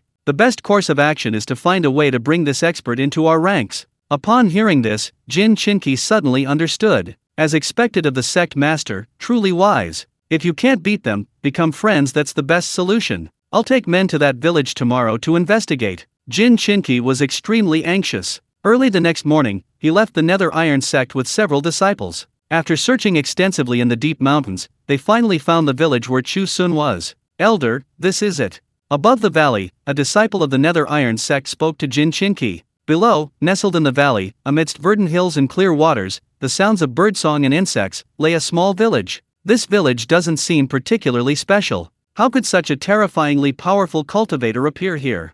Jin Chinqi, observing the children playing in the village from afar, saw nothing unusual and a look of disdain crossed his eyes. Chapter 58. Jin Chinqi is shocked, he miscalculated. Elder Jin, why don't we just go down and grab a few villagers and question them? A disciple eagerly suggested. Jin Chinqi's eyes flickered, then he suddenly scolded, foolish. What if it's just a trick by the village cultivators to deceive us? He may have looked down on him, but he dared not be careless. Then what should we do? The disciple asked, hesitant and embarrassed. Jin Chinqi snorted, we should proceed cautiously, sneaking in quietly and observing the village carefully first. Yes, Elder Jin is wise. The disciples agreed in unison. And so, Jin Chinqi led his group down the mountain stealthily. He didn't even dare to fly on his sword, disguising himself as an ordinary person, and arrived at the back of the village. There was another entrance at the back of the village, visible from above the valley, and few villagers frequented this area. Upon entering, the first thing he saw was a dense grove of trees. These were the peach trees that the old man had planted behind the village. Jin Chinqi's breath caught in his throat, his eyes widening in disbelief. Even before entering the grove, he could feel a thick, powerful spiritual energy emanating from within. This spiritual energy was so dense it was almost tangible, appearing as a mist. What's going on? Jin Chinqi was greatly alarmed and quickly ran forward a few steps, passing through the mist. Finally, he saw the true appearance of the peach trees. A peach tree. An entire grove was filled with peach trees. These weren't ordinary peaches, they were rare, celestial treasures. They bloomed every 100 years and bore fruit every 100. A single peach could cleanse the marrow and prolong life, possessing all sorts of miraculous effects. And behind this village, there was an entire grove of peach trees. The disciples were completely dumbfounded by this sight. Then, saliva dripped from the corners of their mouths. Elder, am I seeing things? These are peaches, the legendary peach trees. We've struck it rich. Stealing these peaches is worth more than anything. A disciple exclaimed excitedly. Jin Chinqi trembled with excitement as he approached a peach tree, intending to pluck a peach to eat. But just then, with a whoosh, a monkey suddenly leaped out of the tree. Squeak, squeak, squeak. The monkey bared its teeth and claws, glaring intently at Jin Chinqi. Its eyes were filled with a warning. Jin Chinqi was startled and took a few steps back. Regaining his composure, he laughed. What did I think it was? A mischievous monkey? You think you can guard the peach garden? Get out of my way, Jin Chinqi said, about to reprimand it. Suddenly, the monkey's pupils changed, golden light emanating from its eyes, and an unparalleled majesty emanated from its body. A terrifying aura, like a giant mountain, pressed down upon them. Instantly, Jin Chinqi and the disciples behind him trembled, feeling as if they wanted to vomit blood. It felt as if they had been targeted by some terrifying beast, pushed back to the edge of an abyss. Suddenly, a disciple recognized the monkey and exclaimed in horror, "This is the golden-eyed spirit monkey, a legendary spirit beast, a spirit beast." Legend has it that the golden-wood spirit monkey possesses immense strength, comparable to a cultivator at the Tongtian level. He's a cultivator from this village, specifically assigned to guard this peach orchard. The spirit monkey leaped off his back and walked step by step towards Jin Shinki. For every step it took, Jin Shinki recoiled 3 steps in fear. Sensing the ferocious intent emanating from the golden-wood spirit monkey, Jin Shinki trembled violently. "Not good. Run! Get out of here! We're not fortunate enough to enjoy this peach orchard." With that, Jin Shinki took off running, fleeing towards the village. A group of disciples followed behind, disappearing without a trace in the blink of an eye. The monkey watched their disheveled figures disappear into the distance, a cold smile playing on its lips. It actually spoke human language. "A bunch of fools, trying to steal my peaches. These peaches were left by my master before he left, specifically for me to take care of. Besides, that's the Fire Phoenix's territory. That guy has a much worse temper than me." With that, the monkey slowly turned around, climbed up a tree, and went back to sleep. Meanwhile, Jin Shinki led the group on a frantic run, arriving at a field. Soon, they saw a small, green fruit blooming on the field. The fruit was about the size of an infant, emanating a spiritual energy even more concentrated than that of the peaches. This is a taking fruit? I'm not seeing things, am I? Elder, our luck is incredible. This taking fruit is a legendary divine fruit. Eating just one of these fruits can increase one's cultivation by decades. If we bring these fruits back, we can advance several realms. Hearing his disciples' words, Jin Shinki was deeply shocked. He was thinking of something else entirely. No wonder the 2 elders of the Black Iron sect, and those 2 girls, had seen their cultivation advance by leaps and bounds after coming to this village. So, they had consumed these fruits. Their luck was incredible. They found peaches of immortality and taking fruits as soon as they entered the village. Now, Jin Shinki felt like a country bumpkin in the city, seeing everything as incredibly precious, his mouth watering. "Elder, the peaches of immortality were guarded by a spirit monkey before, but these taking fruits aren't guarded by any divine beast." A disciple said, "Shall we take these taking fruits?" "Take them." Jin Shinki's eyes gleamed with greed. "Take them all." But just as he was about to act, a large hen suddenly emerged from the field. The hen's face was fierce, and she stared warily at the group. It seemed to be a warning, "Don't come near, this is my territory." Jin Shinki found it amusing. The monkey is one thing, it has the right to be arrogant. "You, a mere little hen, dare to act so domineeringly. Watch me." Before she could finish speaking, the hen suddenly flapped its wings and flew into the air. In midair, the hen's body suddenly transformed, enlarging and elongating, its feathers turning a vibrant crimson. It was none other than a magnificent phoenix. A raging fire burned on the phoenix's body, the terrifying flames emanating an aura of destruction. It seemed capable of scorching everything in heaven and earth. Jin Shinki and his group were utterly dumbfounded. Under the intense heat, their bodies were unbearably hot, yet their hearts felt as if they had been doused with ice water, chilled to the bone. "A phoenix, it's a phoenix." A disciple stammered. "Damn it, how could this happen?" Jin Shinki cried out in despair. The creatures in this village were terrifying beyond belief, first the monkey, then the phoenix he had miscalculated. Chapter 59 Returning to the Black Iron Sect. "Run!" Without a word, Jin Shinki immediately considered fleeing. The group of people didn't care about anything else, they dared not go any further. They fled for their lives, retracing their steps. Seeing this, the fierce aura in the phoenix's eyes slowly dissipated. It flapped its wings and landed back on the ground. It transformed back into a hen. The hen clucked and squeaked, "If it weren't for my kind master's constant reminders not to kill, I would have chopped you all up and fed you to the dogs today." After saying this, it shook its head and returned to the field, continuing to patrol the surrounding area. Meanwhile, Jin Shinki and his group ran all the way to the entrance. "Elder, this village is terrifying. First the spirit monkey, then the phoenix. If we continue deeper, who knows what terrifying beings we'll encounter." A disciple patted his chest, still shaken. Another disciple chimed in, "Even the peach grove and fields behind the village are guarded by such terrifying spirit beasts. The people living inside the village must be even more powerful. Elder, we can't go any further." Hearing his disciples' words, Jin Shinki deeply agreed. Too terrifying, too horrible. Golden-eyed spirit monkey, blazing phoenix. These 2 spirit beasts alone are enough to sweep across hundreds of thousands of miles of the Great Chu border. No, we must go back and inform the sect master. This time, we're probably in serious trouble. Jin Shinki's face suddenly turned deathly pale as he realized something. In his view, these things must be connected to the Chu sect master of the Black Iron sect. They were blind and foolish enough to offend such a powerful figure, they probably wouldn't even know how they died. Therefore, they came with great fanfare, and left in a panic. A group of people quickly left the small village in the valley. The next day, Jin Chinky returned to the sect with his followers and hurriedly sought an audience with the sect leader. The sect leader asked excitedly, "Well, what did you find out?" Jin Chinky, his face contorted with despair, said, "Sect leader, we're finished." His expression of despair startled the sect leader. "What happened? Tell me everything." Jin Chinky then recounted his experiences in the village. That golden-eyed spirit monkey and the blazing phoenix were far too ferocious. I didn't dare go in case I encountered any of the villagers. I'm afraid I won't be able to return to see you, sect leader. Upon hearing Jin Chinky's words, the sect leader gasped. He slumped back into his chair, as if all his strength had been drained. "What you said, is it all true?" "Absolutely true. The disciples I brought all saw it." Jin Chinky wailed, "We've really messed up this time. That sect master Chu is an unparalleled master. Although we don't know if he actually raised the spirit monkey and phoenix, there's definitely some connection. We've offended someone like that. What are we going to do now?" "Don't panic, stay calm." The sect master slammed his hand on the table, shouting angrily. Even so, his face was still deathly pale, and he was inwardly panicked. "No, we must change this situation." The sect leader pondered this for a moment, then fell into deep thought. Suddenly, his eyes lit up, as if he had realized something. This senior Chu, who bestowed blessings upon 2 elders of the Black Iron sect and even offered guidance to his disciples, must not be a petty person. That's right, that's it. Such a powerful figure has a heart as vast as heaven and earth.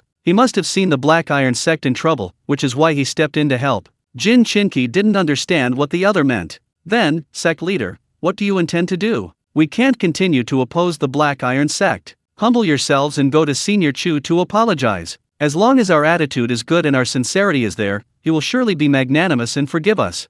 Jin Chinky was delighted upon hearing this, then hesitated and asked, "Will that work?" "Of course."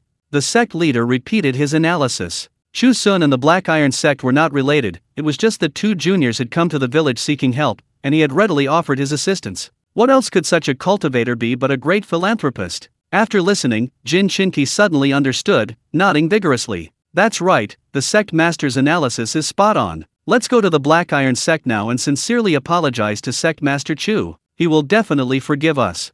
"But, what about the disciples and elders of the Black Iron sect?" Jin Chinky said with a wry smile, "We killed quite a few of them before."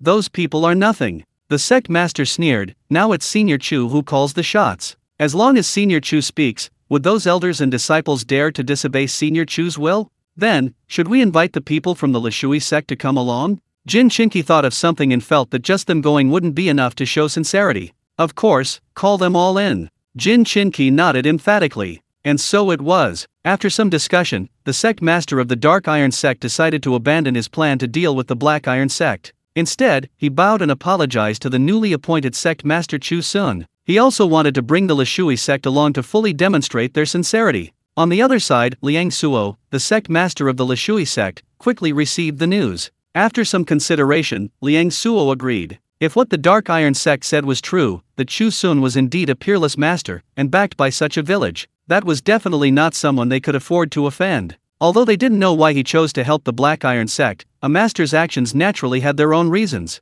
They didn't need to test him anymore. Honestly, admitting their mistake was the right thing to do. "Sai, it seems this time, we can only pay to avoid further trouble. Consider it a lesson learned." Liang Suo sighed, his hatred for the Nether Iron sect intensifying. If it weren't for those idle fools of the Nether Iron sect offending the powerful Chu Xun, their Lishui sect wouldn't have fallen to such a state. Soon, Liang Suo ordered his men to retrieve a large quantity of treasures and numerous Xian stones from the sect's treasury. He planned to personally lead a group to the Black Iron sect to offer these treasures as a gesture of apology. Meanwhile, after overcoming numerous difficulties, Chu Xun finally returned to the Black Iron sect with the Lishui sect members. "We've arrived." On the flying sword, Chu Xun sat behind Shu Huijin, and seeing the familiar mountains ahead, he let out a long sigh of relief. The Black Iron sect's headquarters is just ahead. We're safe here. He had been terrified of encountering any more dangers along the way, his heart had been pounding the entire journey. Chi Yun laughed heartily, "Sect leader Chu, you're joking. With you here, what danger could there be on this road?"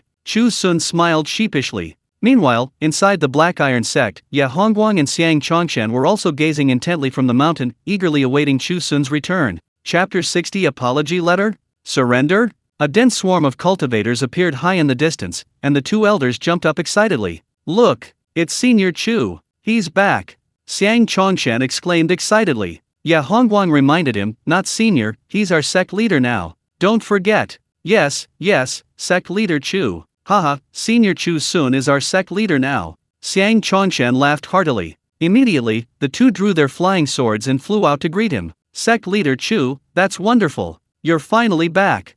The two stepped forward, extremely excited. Chu Xun said, I have fulfilled my mission. Now, the danger to the Black Iron sect can be eliminated. He glanced at the system. He muttered to himself, I brought back the people from the Li Shui sect and the water avoiding pearl. Why isn't the mission complete yet? Does he really have to wait until both sides start fighting, have a major battle, and only after winning will the mission be considered complete? How dangerous would that be if a real battle broke out? Thinking of this, Chu Xun felt a surge of panic. I'm just immortal. Isn't this setting people up for trouble? Sect Master, the fellow Daoists from the Li Shui sect have come to help. This is a great thing. Why do you look so unhappy? Xiang Chongshan observed Chu Xun and asked. Chu Xun smiled awkwardly, how could I be? I'm overjoyed. He then took the initiative to introduce the two elders from the Black Iron sect to Chi Yun and the others. Then he introduced the Li Shui sect to the two elders. In fact, Chu Xun didn't need to say much. They already knew each other when the former sect master was still alive. Chi Yun clasped his hands and said, Elder Xiang, Elder Ya, long time no see. He looked closely and discovered that both of their cultivation had already reached the nascent soul stage. He was immediately filled with envy. Before, they were clearly only at the early nascent soul stage.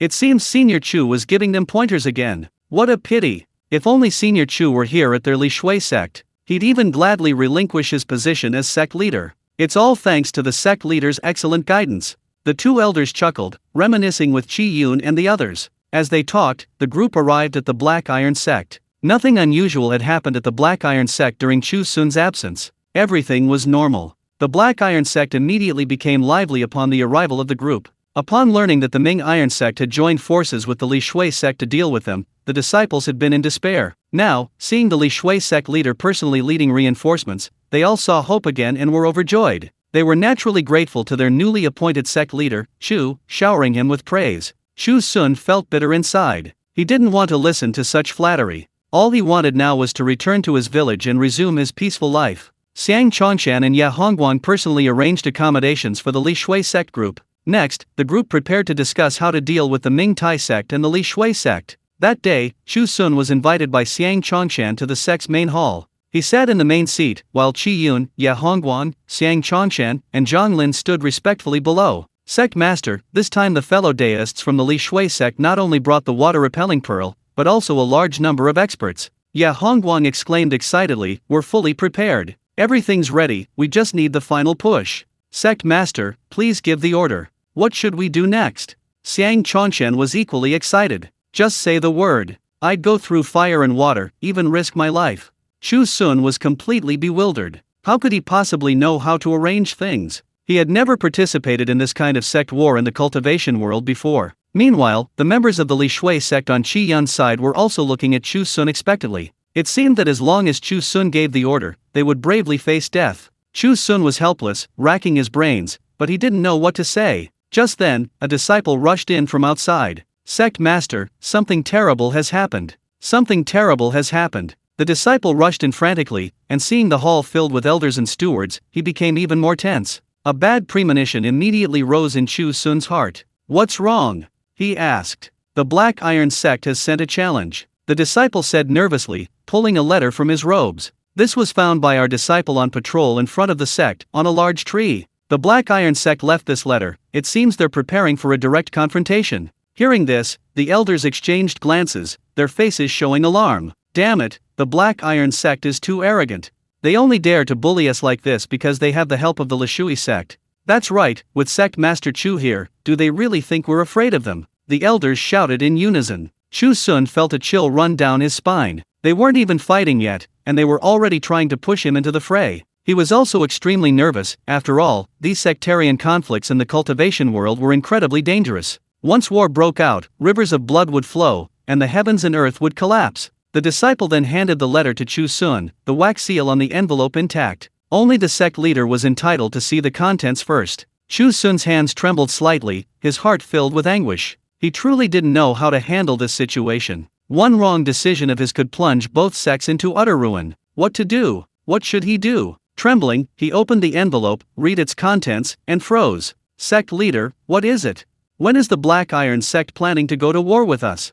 The elders asked indignantly. Chu Xun's expression was somewhat strange. After a long while, he put the envelope down. Just as everyone was tense, he suddenly burst into laughter. Gentlemen, great news! The Black Iron sect has sent a letter, wanting to apologize for what happened before. They say they were blinded by greed and made a grave mistake, which is why they did those things to the Black Iron sect. The Black Iron sect master also said he wants to come in person to apologize. Upon hearing Chu Xun's words, the elders exchanged bewildered glances, their hearts filled with disbelief. The Black Iron sect, apologizing? Admitting their mistake? How could this be? Chu Xun smiled. Not only that, but people from the Lishui sect will also be coming. They said they will not only apologize in person, but to show their sincerity, they will also offer us many treasures as compensation. After speaking, he handed the letter to the elders, allowing them to examine it one by one. The elders quickly gathered around, reading the contents of the letter. Just as Chu Xun had said, the Black Iron sect's letter was resolute, its words not only expressing apology but also brimming with sincerity.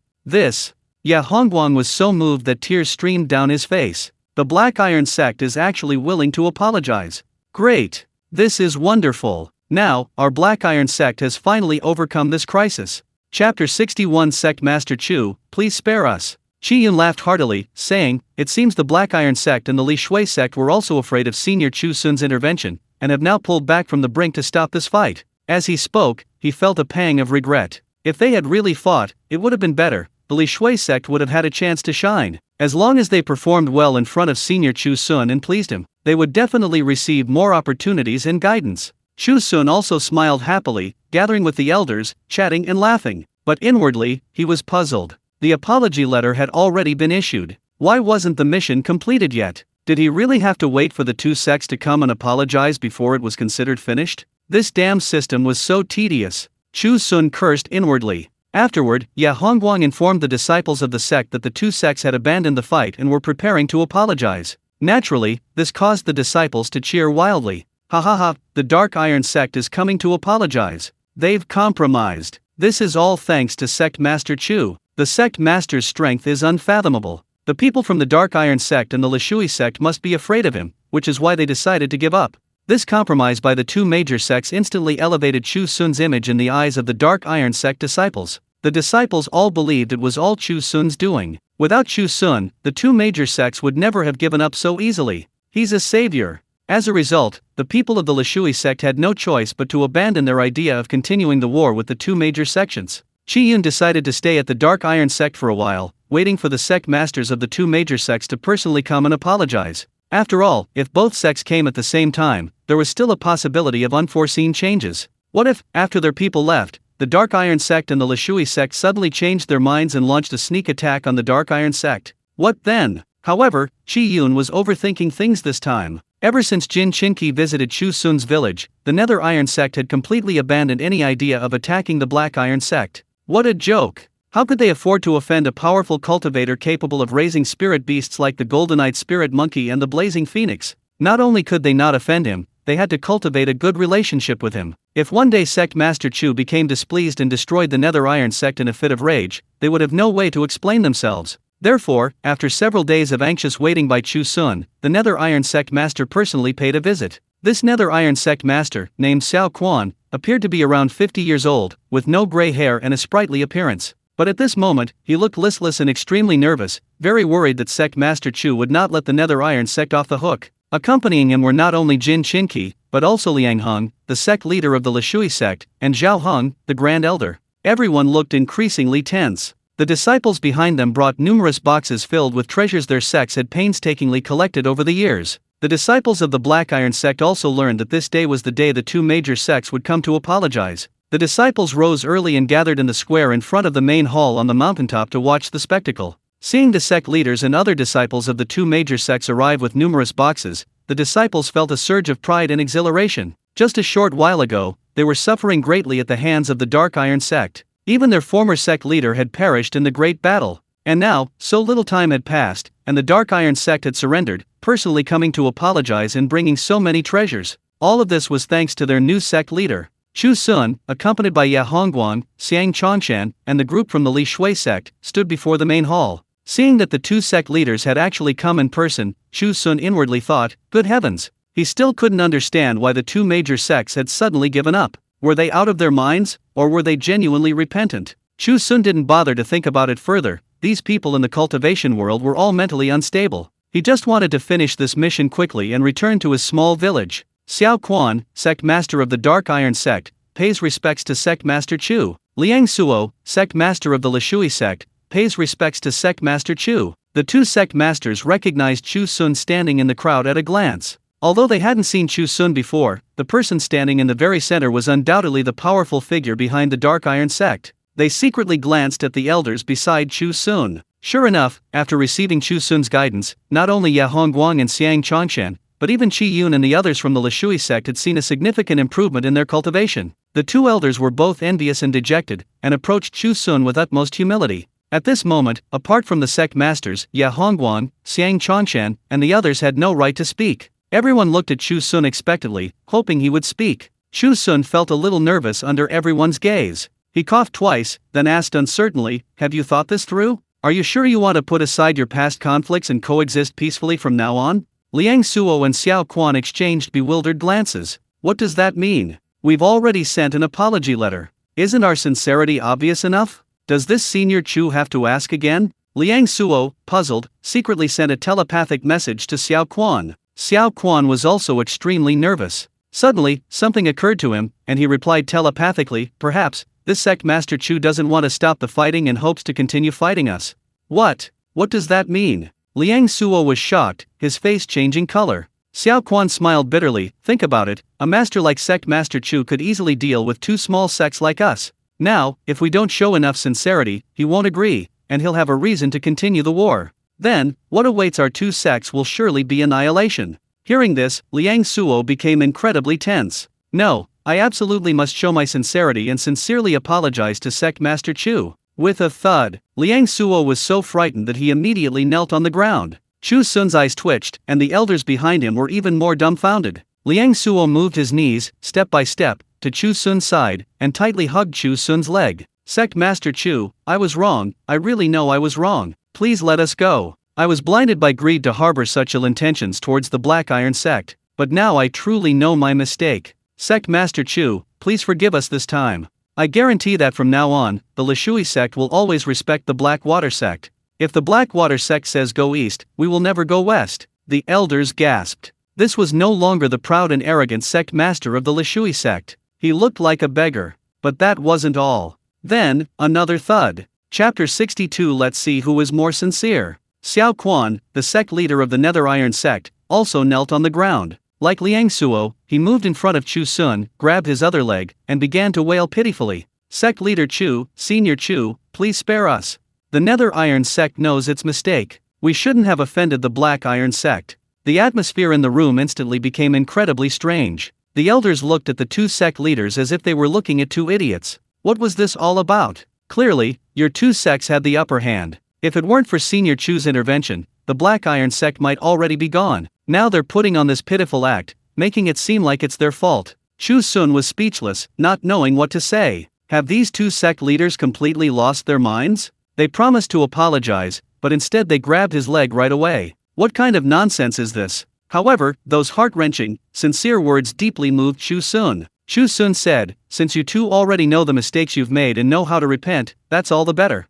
Wouldn't it be better if we could live in peace and develop together from now on? Yes, sect leader Chu is right. We should live in peace and develop together. Liang Suo nodded frantically, wiping his snot and tears all over Chu Xun's pants. Chu Xun felt a chill. Xiao Quan thought to himself, the senior Chu Xun is indeed a magnanimous person. He had misunderstood him. Chu Xun had no intention of harming them at all. Xiao Quan slowly raised his head, tears welling in his eyes, and looked at Chu Xun, saying, to show our sincerity, this time, our Nether Iron sect has brought a large number of treasures as a special tribute to the Black Iron sect.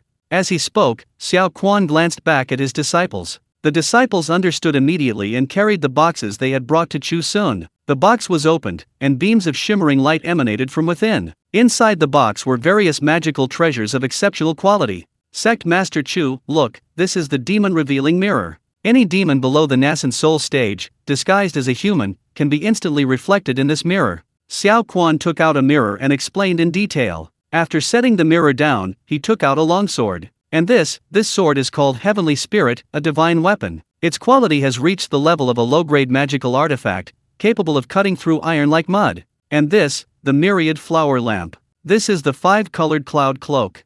Xiao Quan introduced them one by one, but in his heart, he was already bleeding with heartache. These things were treasures that their Nether Iron sect had painstakingly collected. Now, to protect the sect, they had all been offered up. Seeing these treasures, the elders gasped. Previously, there had been some doubts, but now it seems the Nether Iron sect genuinely wants to admit their mistake. The members of the Lishui sect couldn't help but feel envious. If it weren't for Senior Chu's presence, the Black Iron sect, with its meager strength, wouldn't have received so much tribute from the Nether Iron sect. Having a powerful figure overseeing things is truly advantageous. Meanwhile, Liang Suo, witnessing this scene, cursed inwardly. Right in front of their Lishui sect, Xiao Quan was so eager to curry favor with Sect Master Chu. Where would this leave the reputation of the Lishui sect? Wouldn't Sect Master Chu think their sincerity was lacking? Thinking this, Liang Suo cast a glance at the disciples behind him. The disciples quickly brought over the Lishui sect's boxes. Opening them, beams of dazzling, multicolored light stung everyone's eyes.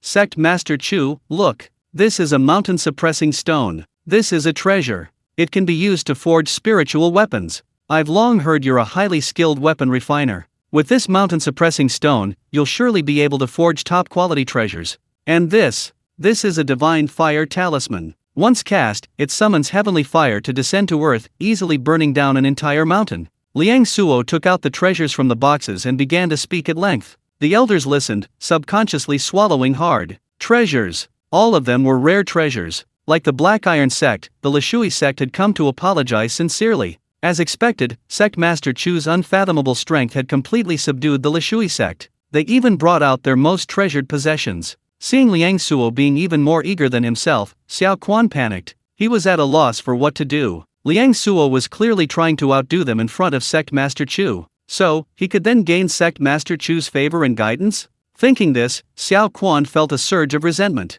Gritting his teeth, he took out a treasure from his robes. His face showed a pained expression, but his gaze was incredibly resolute as he said, Sect Master Chu, this is our sect's most precious treasure, a mid-grade magic artifact, the Myriad Lotus Lamp. Please accept it. These words caused a sensation throughout the entire arena. They knew that their Black Iron sect's only magic artifact was the Black Iron token. Moreover, that Black Iron token was merely a low-grade magic artifact, only upgraded to mid-grade after the sect leader repaired it. Now, the sect leader of the Nether Iron sect was actually giving away a mid-grade magic artifact. Behind Chu Xun, the elders' eyes gleamed with greed, wishing they could rush forward and immediately claim this treasure. Beside them, Liang Suo's expression turned ugly. What did Xiao Quan mean? Was he clearly trying to steal his thunder? Did he really think their Lishui sect had no other notable treasures? After thinking for a moment, Liang Suo gritted his teeth, took out the Lishui divine pearl from his robes, and offered it to Chu Xun with both hands. Sect Master Chu, to demonstrate our sincerity, our Lishui sect is willing to offer our most treasured artifact, the Lishui divine pearl. From this day forward, the friendship between the Lishui sect and the Black Iron sect will last forever. This pearl is the symbol of our friendship. Upon hearing this, Xiao Quan gasped, his face turning ashen. This Liang Suo is incredibly generous, even bringing out his sect's most treasured artifact. The expressions of the surrounding elders and disciples shifted from initial shock to numbness, and finally to utter disbelief. Are these two sect masters out of their minds, offering them all sorts of treasures? However, they naturally wouldn't complain about having too many treasures, they were overjoyed. At this moment, Xiao Quan gritted his teeth and spoke again. Our Mingi sect is willing to cede the Falling Phoenix mountain range within our territory to the Black Iron sect as a sign of our sincerity.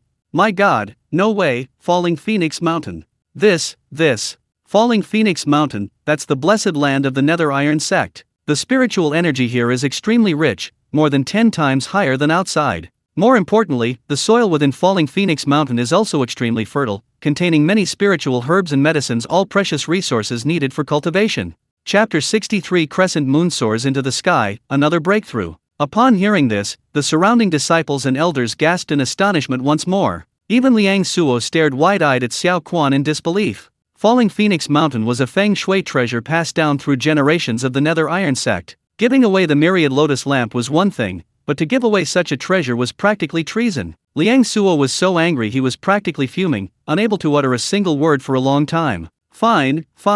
They could only blame their Lishui sect for being inferior to the Nether Iron sect in terms of resources, they couldn't compete. Sect Master Chu, are you satisfied with this sincerity? Seeing the deep shock on the faces of those around him, Xiao Quan couldn't help but feel smug. He turned to Chu Xun, as if seeking credit. Chu Xun had never even been to Falling Phoenix Mountain. How could he know how good this treasure was? However, judging from the expressions of the surrounding crowd, he understood somewhat. Chu Xun nodded with a smile. Sect leader Xiao is truly a righteous man. From now on, our Black Iron sect and the Nether Iron sect are brothers. What about our Lishui sect? Liang Suo's face fell. Sect leader Chu, you can't forget us. That's right, we're all family. Chu Xun smiled and spoke again. Seeing this, the other elders and disciples also smiled with satisfaction. This time, it was a huge win. Not only did they receive various cultivation techniques and magic treasures from the two major sects, but they also got a treasure trove like Falling Phoenix Mountain. This unfathomable new sect leader was simply a lucky star sent from heaven. Ya Hongguang shed tears of excitement. Good, wonderful. The Black Iron sect's revival is promising. Under sect leader Chu's leadership, our Black Iron sect will surely flourish. At this moment, Chu Xun finally received a notification from the system. Ding! Mission completed. Hearing this sound, Chu Xun was overjoyed. Finally, the mission was complete. Now he could finally go home and farm. However, before he could even rejoice, the system's voice rang out again. Mission 202, a powerful demon has appeared at Falling Phoenix Mountain. Please go and resolve the situation. Upon hearing this, Chu Xun's expression froze. What the hell? A demon beast at Falling Phoenix Mountain? What does that have to do with him? Damn system, it really wants him to stay in the Black Iron sect and work for these cultivators. Chu Xun glared angrily at Xiao Quan and said, has something unexpected happened at Falling Phoenix Mountain? Xiao Quan's heart skipped a beat. How did Sect Master Chu know? Could it be that the other party's cultivation has reached a level of omniscience? His expression immediately tensed, and he explained, it's like this, just recently, for some unknown reason, a powerful demonic beast suddenly invaded the Lufeng Mountain area. That demonic beast is incredibly powerful. I suspect it has likely reached the nascent soul stage, and it has even settled down on Lufeng Mountain, causing unrest among our sect's disciples training nearby. It has even stolen many rare and precious treasures. As he spoke, Xiao Quan seemed to realize something and smiled easily. He then flattered him, saying, for Sect Master Chu, the small demonic beast is certainly no problem. Your disciples all possess the nascent soul stage cultivation. If you personally intervene, it will naturally be a piece of cake. To be honest, if it weren't for the sudden appearance of that terrifying demon, Xiao Quan wouldn't have so reluctantly given up the treasure trove that is Falling Phoenix Mountain. He had personally tested it before. The giant demon was a fox spirit, its strength definitely above the nascent soul stage, incredibly terrifying. Since the Black Iron sect couldn't handle this giant demon anyway, he might as well do them a favor and let them have it. That's right, that's what Xiao Quan was thinking, but he didn't know that this news had terrified Chu Xun. You. Chu Xun's face was ashen, pointing at Xiao Quan for a long time, too angry to speak. Xiao Quan, completely oblivious, smugly said, Sect Master Chu, no need to thank me. This treasure land of Falling Phoenix Mountain belongs to your Black Iron sect. A mere great demon is certainly no match for Sect Master Chu. Behind Chu Xun, Elder Ya Hongguang also stepped forward, saying, Falling Phoenix Mountain is indeed a fine place, Sect Master. This time, I'm afraid we'll have to trouble Sect Master to make the trip again. The elders and disciples behind him said in unison, for the sake of the sect's glory, we urge Sect Master to make another trip. Chu Xun was on the verge of tears. Even the Black Iron Sect Master couldn't handle this great demon. How could he possibly deal with it? He was just a mortal. Suddenly remembering something, Chu Xun looked to Shu Huijin for help. Disciple, this time. Before he could finish speaking, Shu Huijin shook his head, his face showing determination. Master, I've been wandering outside for a long time. Now that I've finally settled down, I want to spend more time cultivating. Just a mere demon beast, Master, with your personal intervention, it'll be a piece of cake. Please forgive me, Master, I need to cultivate, so I won't accompany you down the mountain again. Chu Xun, are you all collectively messing with me? He glared fiercely at the system. He wanted nothing more than to tear the damn system to shreds. But thinking of his dream of becoming a cultivator, he couldn't refuse. Alright, there's no rush. Xiang Chongqing chuckled and stepped forward, saying, the sect master has just returned from outside, shouldn't we let him rest for a couple more days? What if the sect master overworks himself and ruins his health? This statement immediately received everyone's agreement. That's right. The sect master has finally returned, please stay a couple more days. Yes, we miss the sect master so much. Please wait a few more days before going down the mountain. The disciples' heartfelt words almost made Chu Xun faint with happiness. In any case, this time, the sect masters of both the Nether Iron sect and the Lishui sect led their entourages up the mountain to apologize. They also presented a large number of magical treasures and resources. This meant that the grudges between the sects had been resolved. For a long time to come, the Nether Iron sect and the Lishui sect dared not have any improper thoughts towards the Black Iron sect. They didn't even dare to offend them. However, Chu Xun's troubles were not over. After the crisis mission ended, he received a new mission to go to Lufeng Mountain to deal with some demonic beasts. Back in his house, thinking about these things made Chu Xun anxious and restless, pacing back and forth in the courtyard. My disciple, are you really abandoning your master this time? He asked Shu Huijin with a pained expression. A constant whooshing sound echoed from the courtyard. Shu Huijin, practicing his swordplay, didn't turn his head and said, Master, with your strength, dealing with a demonic beast is a piece of cake, isn't it? Don't worry about your disciple. Cultivating on the mountain is even better than training down here. As soon as he finished speaking, a sword light shot into the sky. That sword light was actually a nascent sword aura, not shooting straight up, but resembling a crescent moon, a long rainbow-like streak, piercing through heaven and earth. Chapter 64, Falling Phoenix Mountain, Encounter with a Giant Python. Boom! A deafening roar echoed across the sky, as if the heavens themselves had been cleaved open by this single sword strike. The astonishing power instantly shook the entire Black Iron sect. This is sword energy? Such powerful sword energy. That's the back mountain. Could it be that the sect master is cultivating? Haha, you wouldn't know this, would you? With the sect master's cultivation level, why would he need to practice swordsmanship? That's the sect master's newly accepted disciple, Miss Shu Huijin. Her cultivation has already reached the nascent soul stage. This sword strike was unleashed by senior sister Shu. The disciples emerged from their houses, discussing amongst themselves, quickly learning the news about Shu Huijin. As expected of the sect master, to be able to recruit a disciple at the nascent soul stage. It's not that the sect master is powerful, it's that Miss Shu has good judgment, knowing to join our sect master sect. That's right, both the sect master and senior sister Shu are amazing, both have excellent judgment. The disciples looked up at the sky, their hearts filled with envy. Meanwhile, Shu Jinhua was overjoyed. She excitedly ran to Chu Xun's side, exclaiming, Master, look, I've broken through again. Now, I've mastered the second level of the Great Luo Divine Might Absolute Sword Technique. This move is the killing move recorded in the second chapter, Crescent Moon Soaring to the Sky. Hearing this, Chu Xun was completely bewildered. She'd broken through again in the time it took to say just one sentence? It seems like less than half a month since her last breakthrough. Back in the village, he'd heard the elders say that it often took decades or even centuries for a cultivator to break through a single cultivation level. Was this a joke? Looking enviously at his disciple, Chu Xun felt like he'd been hit with 1,000 points of critical damage. Shaking his head, he returned to his house, not wanting to say another word. No matter how much Chu Xun resisted, what was coming would eventually come. 3 days later, Ya Hongguang, accompanied by Xiang Chongshan, personally came to his door. Sect Master, it's almost time. Are you ready? Sect Master, we can depart now. Two elders, their faces full of obsequiousness, spoke in succession. Chu Xun was on the verge of tears. He racked his brains before finally managing to say, I've been away from the village for a long time. I miss my old home so much. I really want to go back and see it. Hearing this, the two elders immediately tensed up. Could the sect master be thinking of leaving the Black Iron sect? This won't do, absolutely not. The two elders quickly stepped forward and grabbed Chu Xun. Ya Hongguang said, Sect master, our Black Iron sect isn't bad at all, it's much better than that little mountain village. Xiang Chongshan added, Yes, Sect master, if you miss home, while you're away on business, we'll go to the village and help you move your things out. Hearing this, Ya Hongguang's eyes lit up, and he nodded excitedly, That's right. You go take care of your business first, we'll go to the village later. We'll move everything from your old house over.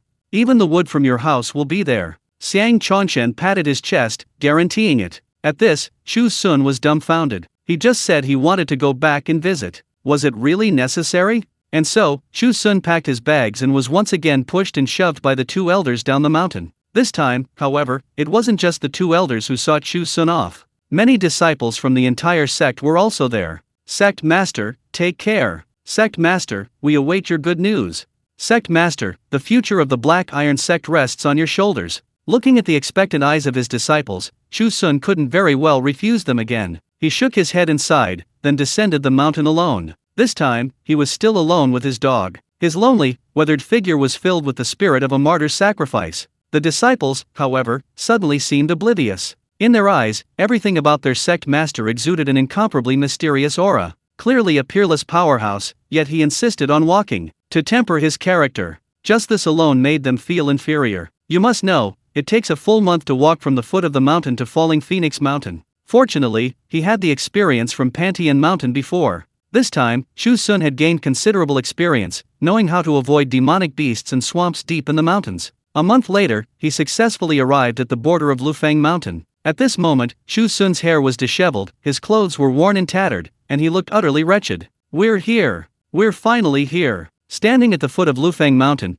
Chu Xun looked up and realized just how majestic and imposing this mountain range was. This was the highest mountain he had ever seen in his life. As far as the eye could see, he couldn't see the top. Deep within the mountain range, the roars of demonic beasts echoed intermittently, shaking the deep forest. It was clear that powerful demonic beasts were fighting for territory. Chu Xun took a few steps back in fright. He was just a mortal with no cultivation. If he went up the mountain and encountered those demonic beasts, wouldn't he be reduced to bones? He then remembered the information he had gathered from the villagers in the surrounding villages. The villagers all said that a fox demon had recently appeared on Lufang Mountain. This fox demon was incredibly powerful. Having become the demon king of Falling Phoenix Mountain, it had intimidated all the other demons. All the demons had to bow down to the fox demon and offer it food and various cultivation resources. How could Chu Xun possibly be a match for such a monster? Big Black, this time it's all up to you." Chu Xun howled at the black dog, his face contorted with grief. The black dog looked at Chu Xun blankly. "What's wrong, master? It's just a mere fox demon. With master's cultivation, you could obliterate it with a flick of your finger. Why are you making that face?" The black dog tilted its head, thinking for a long time, but couldn't understand. Chu Xun struggled for a long time, finally deciding to go up the mountain first. If the fox demon was easy to talk to, he might be able to negotiate with it, to discuss getting the fox demon to leave Falling Phoenix Mountain. If not, then forget it. At worst, I won't do this mission. How can I be a cultivator if I lose my life?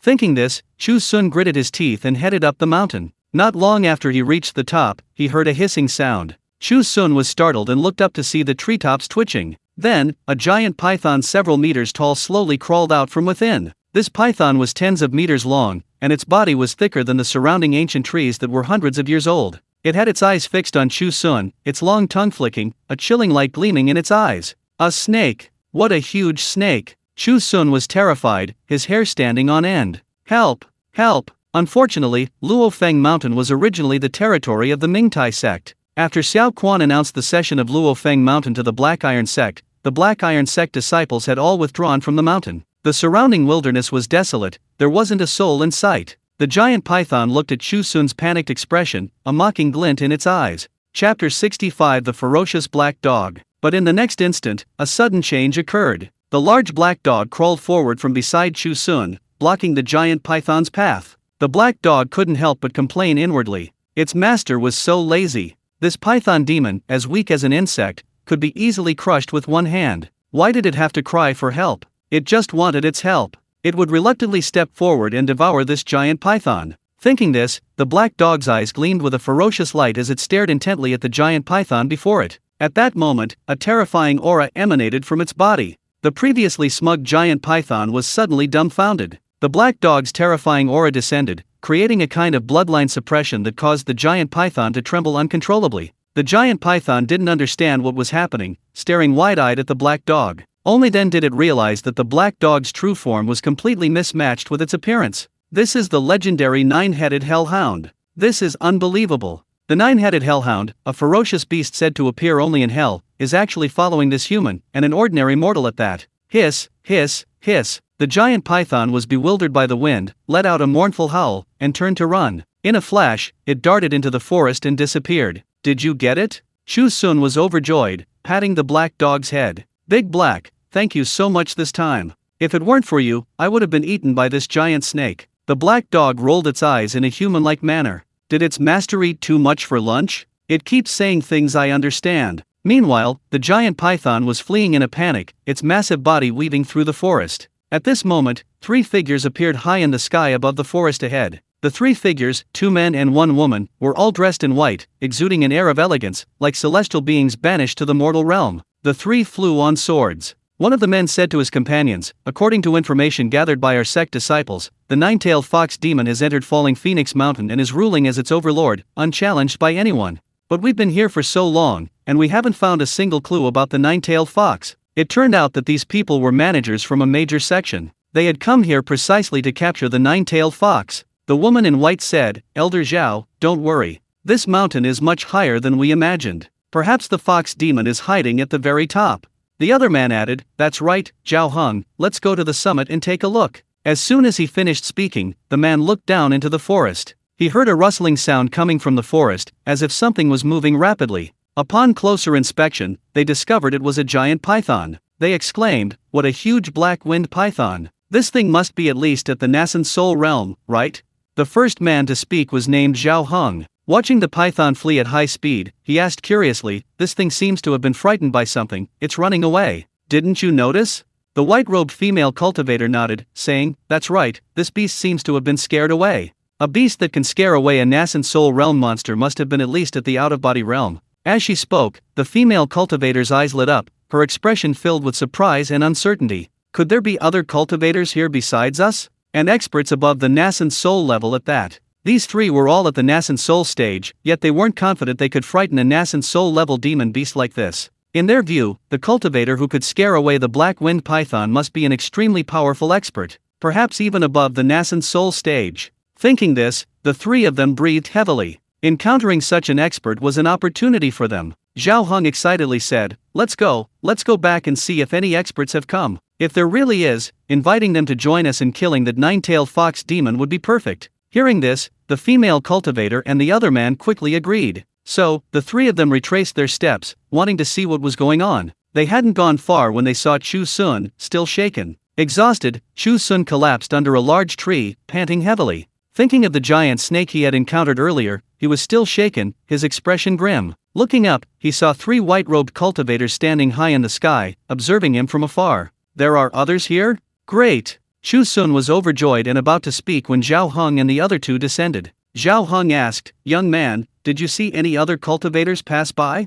He could tell at a glance that Chu Xun possessed no cultivation whatsoever. He couldn't possibly be the expert who had scared away the black-winged python. Therefore, his tone became much more casual. Chu Xun scratched his head. Other cultivators? He hadn't seen anyone along the way. No, I came up the mountain alone. I didn't see anyone else. Chu Xun said, then, as if remembering something, his eyes lit up with anticipation. Seniors, are you going up the mountain to find the nine-tailed fox? That's right. We three received news that the nine-tailed fox has infiltrated Falling Phoenix Mountain, wreaking havoc on the people below and causing chaos in the surrounding area. The female cultivator said, this time, we've come specifically to deal with this nine-tailed fox and act on behalf of heaven. Chu Xun was overjoyed. That would be perfect. Please take me with you, and let's destroy that nine-tailed fox together. He then explained, by the way, my name is Chu Xun, and I am the sect master of the Black Iron sect. Hearing this, the three men's expressions became quite interesting. A mere mortal actually wants to go with them to fight the nine-tailed fox? What a joke! And he calls himself the sect master of the Black Iron sect. Although the Black Iron sect was only a second-rate sect, they had heard of it. Its sect leader was a nascent soul cultivator. How could this scholar before them have no cultivation aura whatsoever? Zhao Heng chuckled, young man, don't joke around, Ymir. Before he finished speaking, his eyes flashed, and he saw a black dog leaping out of the woods beside him. It turned out that while Chu Xun had sat down to rest, the large black dog, driven by hunger, had gone to search for food. Chu Xun had been out for a month, and the rations he carried were long gone. The task of hunting naturally fell to the big black dog. However, the big black dog was more than happy to do so, knowing its master's culinary skills were unparalleled. At that moment, the big black dog, carrying a black bear even larger than itself in its mouth, hopped out of the forest. It glanced at Zhao Heng and the others, its expression completely indifferent. Chapter 66. This kitchen knife is more terrifying than a divine weapon. However, Zhao Heng and his companions, witnessing this scene, could no longer remain calm.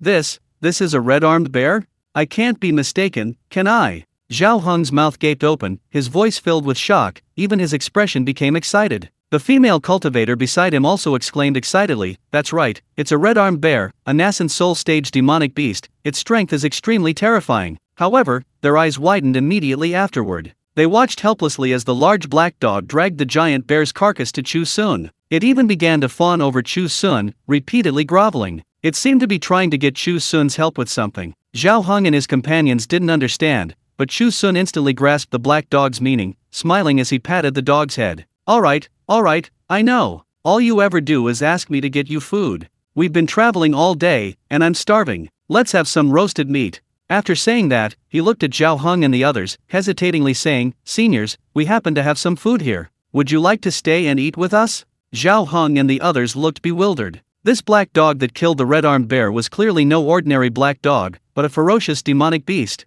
And this demonic beast was actually this young man's pet. He was even inviting them to eat this red-armed bear? Their eyes nearly popped out of their sockets. This young master, could he be the expert who scared away the black wind python before?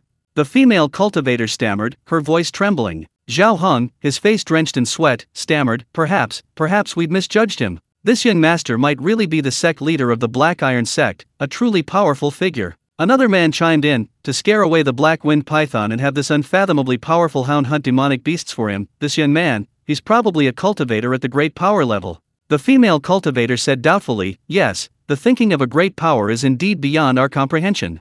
He's actually pretending to be an ordinary person, wandering around these deep mountains." Zhao Heng, realizing something, exclaimed excitedly, "I've heard that great power cultivators often conceal their cultivation level and pretend to be mortals to gain experience in the secular world in order to break through to the peak. They no longer need to rely on cultivation to improve their realm, what they need is to temper their mind and prepare for breaking through the heavenly tribulation." Hearing this, the other two were even more shocked. Could this man before them have already reached the point of ascension? Their hearts were filled with disbelief, but then they were overjoyed. To encounter such a powerful cultivator in Falling Phoenix Mountain was truly their good fortune. If they could receive guidance from him, then they. Thinking this, Zhao Heng quickly agreed, "Then we are extremely grateful, Senior. To be able to taste your cooking is truly the greatest luck for the three of us." Even without receiving guidance, the flesh and blood of the red-armed bear alone would be a great tonic, allowing them to fully recover the strength they had expended on their journey. Chu Xun blinked, looking at the three of them. They were calling him little brother just now. How did they suddenly become senior? The thinking of cultivators in the cultivation world is indeed beyond the comprehension of ordinary logic. However, he was too lazy to argue.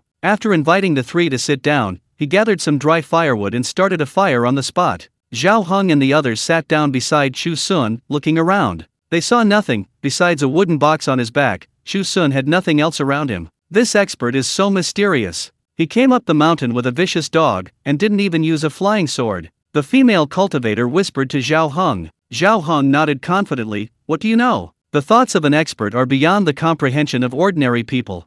Meanwhile, Chu Xun had arrived beside the dead black bear. He glanced around and found that the black bear's carcass was mostly intact, except for a deep, bloody bite mark on its neck. Having to deal with the corpse, this is such a hassle. Chu Xun sighed helplessly. Under the curious gazes of Zhao Heng and the others, Chu Xun took down the wooden box from his back and pulled out a kitchen knife. Yes, a kitchen knife. This kitchen knife was the only weapon Chu Xun possessed, the same one he used when cooking in the village. Chu Xun really didn't know what else to bring. He had nothing of value and knew nothing of cultivation. The only thing he knew a little about was kitchen knife skills. If he encountered ordinary wild animals, perhaps he could put up a fight. With this thought in mind, Chu Xun put the kitchen knife in the wooden box before leaving. Unexpectedly, he actually needed it now. However, the moment the kitchen knife was taken out, Zhao Heng and the others' eyes widened in shock. Their eyes revealed utter disbelief and shock. In their vision, the kitchen knife's blade was incredibly sharp, its surface shimmering with light, emanating a vast, lingering Daoist aura.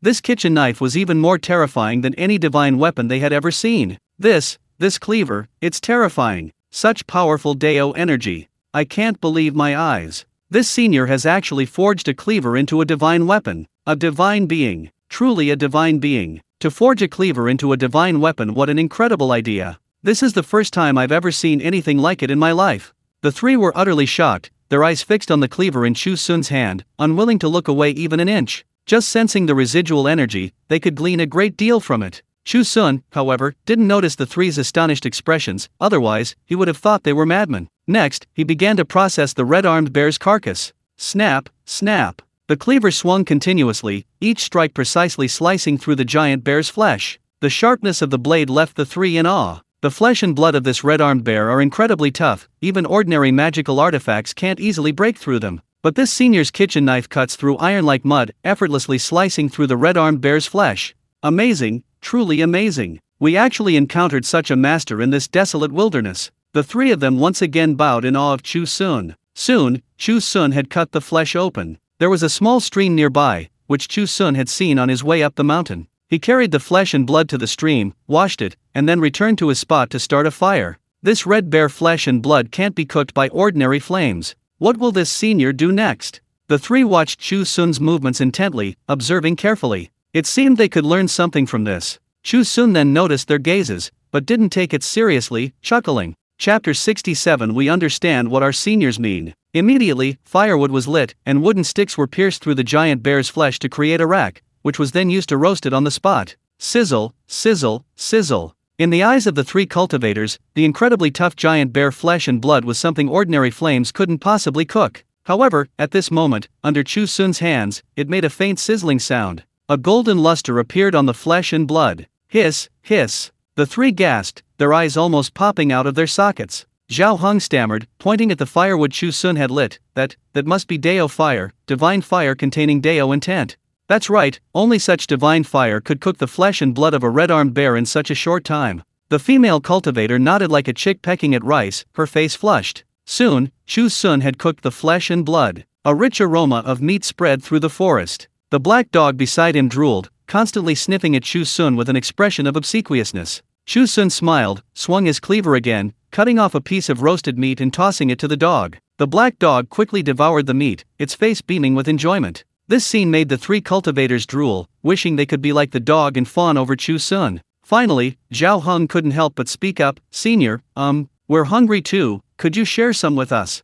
Chu Xun was taken aback, then enthusiastically replied, of course, no problem. It had been agreed beforehand that he would invite the three to share the roasted meat. Chu Xun swung his cleaver again, a flash of light causing the three to instinctively take a half step back. Then, they saw Chu Xun cut off another piece of roasted red-armed bear meat. The three of you, come and eat with us. Chu Xun then distributed the roasted meat to the three cultivators. Without a word, the three cultivators, ignoring their burns, immediately began to devour the meat. The female cultivator, in particular, completely forgot about maintaining her elegant demeanor, eating with great relish. Golden juices clung to her lips. However, after a few bites, the female cultivator suddenly stopped, her beautiful eyes widening, her face filled with surprise. What's wrong, junior sister Zhang? Zhao Heng, still with meat in his mouth, mumbled as he asked. Junior sister Zhang abruptly stood up, exclaiming with delight, I've broken through.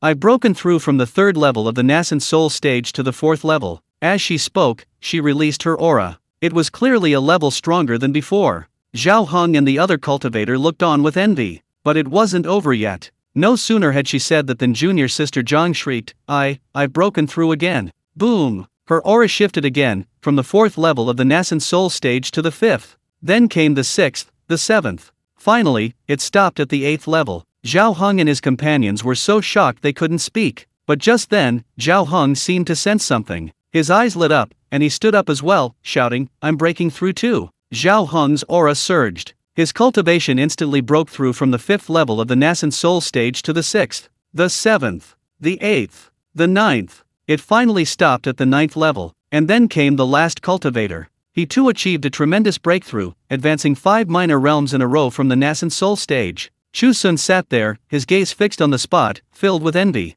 These cultivators, each one so powerful. They all broke through in the time it takes to eat a meal, and by so many. Being a cultivator is truly wonderful. It's a pity I'm just a mortal, unable even to enter the initial stage. Thinking of this, Chu Xun sighed inwardly, lowering his head in shame. However, immediately afterward, the three cultivators who had finished eating the roasted meat suddenly knelt down with a thud. Thank you so much, Senior, for bestowing this opportunity. Senior's great kindness and virtue, we will never forget. We are truly grateful to Senior. This meal of roasted meat is worth hundreds of years of our arduous cultivation. The three were in tears, speaking excitedly to Chu Xun. As they spoke, they continued to kowtow, seemingly wishing they could repay Chu Xun even with their lives. Chu Xun was utterly bewildered. He smiled wryly. What does this have to do with me? Your breakthroughs mean your opportunities have arrived. I merely cooked a barbecue, it has absolutely nothing to do with your cultivation breakthroughs. The three wanted to explain further, but they sensed a hidden meaning in Chu Xun's words. Nothing to do with it? This was their own opportunity? Could it be that this senior didn't want to reveal his identity and was deliberately distancing himself from it? That must be it. The senior was saying this on purpose, just to avoid exposing his true strength and continue pretending to be an ordinary cultivator. Thinking this, the three instantly reached a tacit understanding. They thought, as expected of a reclusive master, his methods are unique, completely incomparable to ordinary people. Satisfied, the three stood up again and clasped their hands in a fist salute to Chu Xun. Zhao Heng said, "Senior, I understand. I will definitely not reveal what happened today." Zhang Linjian and another cultivator also spoke up. They solemnly promised not to reveal any information about Chu Xun. Chu Xun was speechless. These people were fine before, how did they suddenly go crazy again? "You've eaten my roasted meat, are you satisfied now? Can you agree to my conditions?" Chu Xun remembered his mission and said with a smile, "Take me with you when we go up the mountain. Let's destroy that nine-tailed fox together." The three were immediately excited. Great! Senior is going to help them deal with this nine-tailed fox. In fact, they had been tracking this nine-tailed fox all this time and hadn't even fought it yet. They didn't know what level of cultivation the fox was at. If it was too strong, they might be in danger. But now, since Senior Chu had personally offered to help them deal with the demon fox, that couldn't be better. "Alright, Senior, join us and we'll destroy that demon fox." Zhao Heng laughed loudly, "With Senior here, we can rest assured." Chu Xun's lips twitched. This sounded increasingly off. He glanced suspiciously at the other two. The remaining two cultivators had the exact same expression on their faces. Have you misunderstood something?" Chu Xun asked through gritted teeth. His bad premonition grew stronger. "No, how could we misunderstand?" Zhao Heng moved closer to Chu Xun, his expression ingratiating. "We understand Senior Chu's meaning, we'll do as you say." Zhang Linjian added, "From now on, we'll follow your every command. If you tell us to go east, we'll never go west." Chu Xun's lips twitched violently. Chapter 68. A hellhound came down the mountain. How familiar that feeling is. These guys are trying to use me as a shield again, so I can take the blame later. Chu Xun forced a smile. How can that be? You are the seniors. You are the ones in charge along the way. Once we reach the summit and find the nine-tailed fox, you will all be the main force. Zhao Heng and the others exchanged bewildered glances. The main force? With this senior's strength, does he even need their help? Senior is being modest again. We don't need to keep delaying, let's agree. Zhang Linjian secretly transmitted her voice. Once we find the nine-tailed fox, Senior will naturally take action. Hearing Zhang Linjian's words, Zhao Heng suddenly understood, and then nodded emphatically. That's right, what you said makes a lot of sense, we'll listen to you. So, the three cultivators didn't say anything more, readily agreed, and led Chu Xun on the journey again. The man and the dog finally found the group and headed towards the summit. Just as they were about to set off, Zhang Linjian noticed something. The others had already boarded their flying swords and were preparing to fly directly to the mountaintop. Chu Xun, however, stood motionless, an embarrassed expression on his face. Senior, don't you have a flying sword? Are you planning to hike up the mountain? Zhang Linjian asked incredulously. Chu Xun smiled wryly. I'm just a mere mortal, not a senior, and I don't have the flying sword you're talking about. Why don't you go up first? As he spoke, a thought struck him, and he couldn't help but feel excited. If these people reached the mountain first and killed the nine-tailed fox demon, his mission would be complete, right?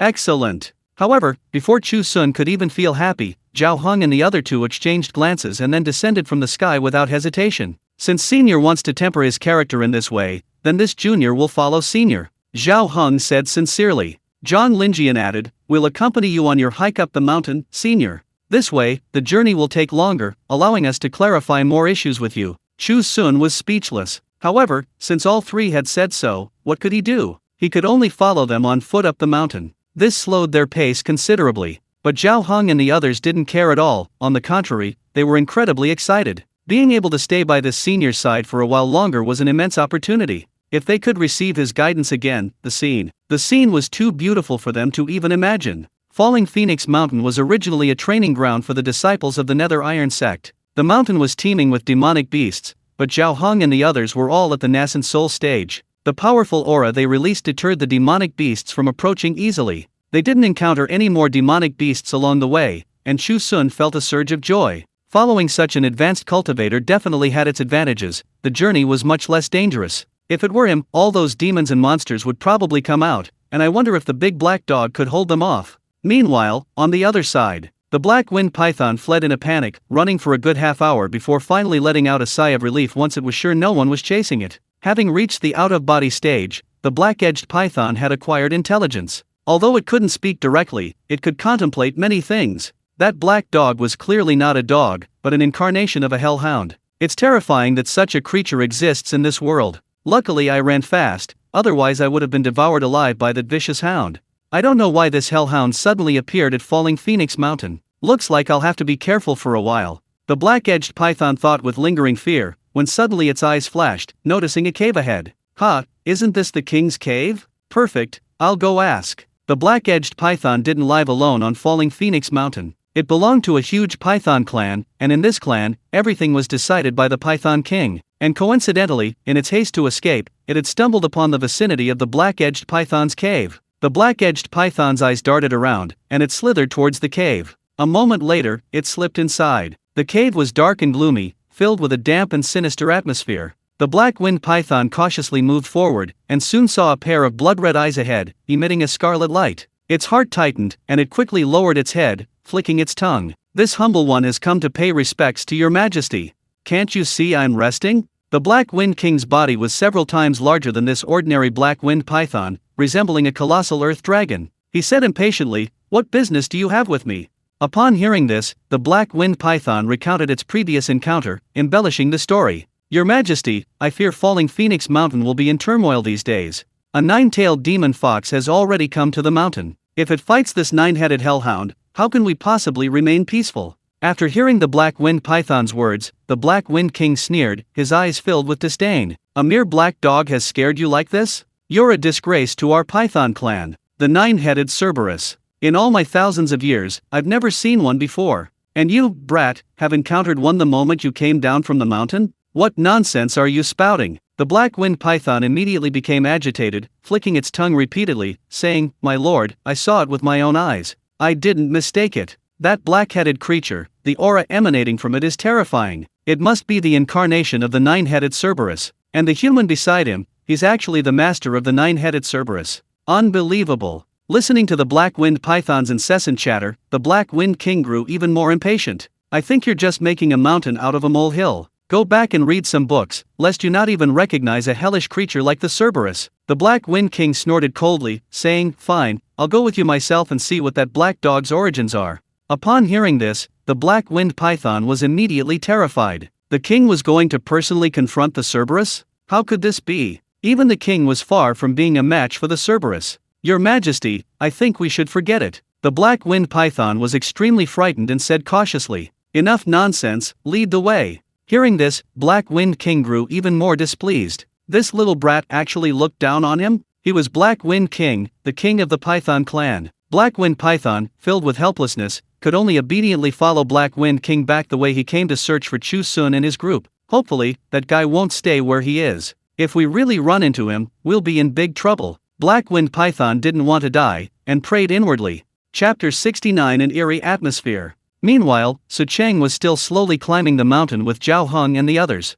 At first, there were no problems, but later they discovered that Falling Phoenix Mountain was not as simple as they had imagined. The higher they climbed, the more treacherous the surrounding environment became. In the forest, many swamps and poisonous miasma appeared. Furthermore, the surrounding flowers and plants seemed to have become malevolent, containing various deadly poisons. Zhao Heng accidentally touched a thorn on a branch, instantly drawing blood and feeling an unbearable itching. Then, his body turned crimson, and he felt strangely as if countless ants were crawling all over him. Zhang Linjian, on the other hand, saw a brightly colored flower and, out of curiosity, sniffed it a few times, nearly fainting on the spot. Chu Xun, seeing the others' reactions, couldn't help but find it amusing. "You cultivators have such poor constitutions. Just some flowers and grass, and you've become like this. Cultivation is cultivation, but your health can't be neglected." He sighed and shook his head. Zhao Heng and the others felt a pang of bitterness. These weren't ordinary flowers and grass, they were clearly poisonous. This senior wasn't afraid of them, and now he was mocking them. What surprised them even more was that Chu Xun wasn't afraid of these poisonous creatures, and even the surrounding poisonous miasma had no effect on him. Such cultivation was terrifying. Zhao Heng scratched his neck and whispered, "Why don't we follow behind Senior Chu Xun? If we encounter any danger, he can shield us." "That's right, let Senior clear the way for us."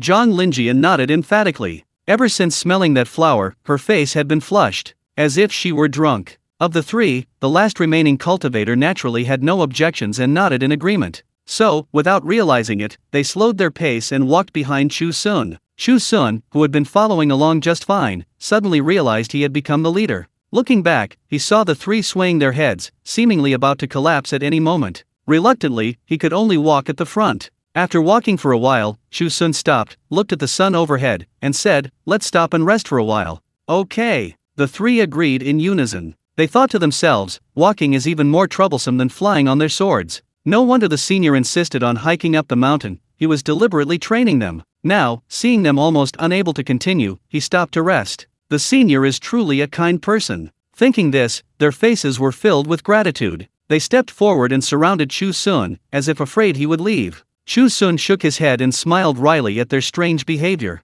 Then he took out a gourd from the alley behind him and took a sip of water. After drinking, he thought for a moment, then handed the gourd to Zhao Heng, saying, "Would you like some?" Zhao Heng was taken aback. Normally, he wouldn't accept water from someone else. But this was water from Senior Chu, even if it was just foot-washing water, he would drink it all. Thinking this, Zhao Heng took the gourd and gulped down a large mouthful. Having only taken a sip, Zhao Heng's eyes widened in surprise, and he exclaimed, "All my ailments are gone." Just moments before, his body was covered in bright red blisters and pimples. After that one sip of water, all the abnormalities vanished without a trace. Seeing this, Zhang Linjian, without a word, snatched the water bottle from Zhao Heng's hand. She gulped it down in one large mouthful. Instantly, the flush on her face disappeared, leaving her feeling refreshed and invigorated, as if she had slept soundly. Even her mind was much clearer. As expected of Senior Chu's water, it has such miraculous effects. My ailments are cured. The last cultivator, seeing this, could no longer resist. Although he hadn't said anything, he had accidentally eaten a fruit to quench his thirst.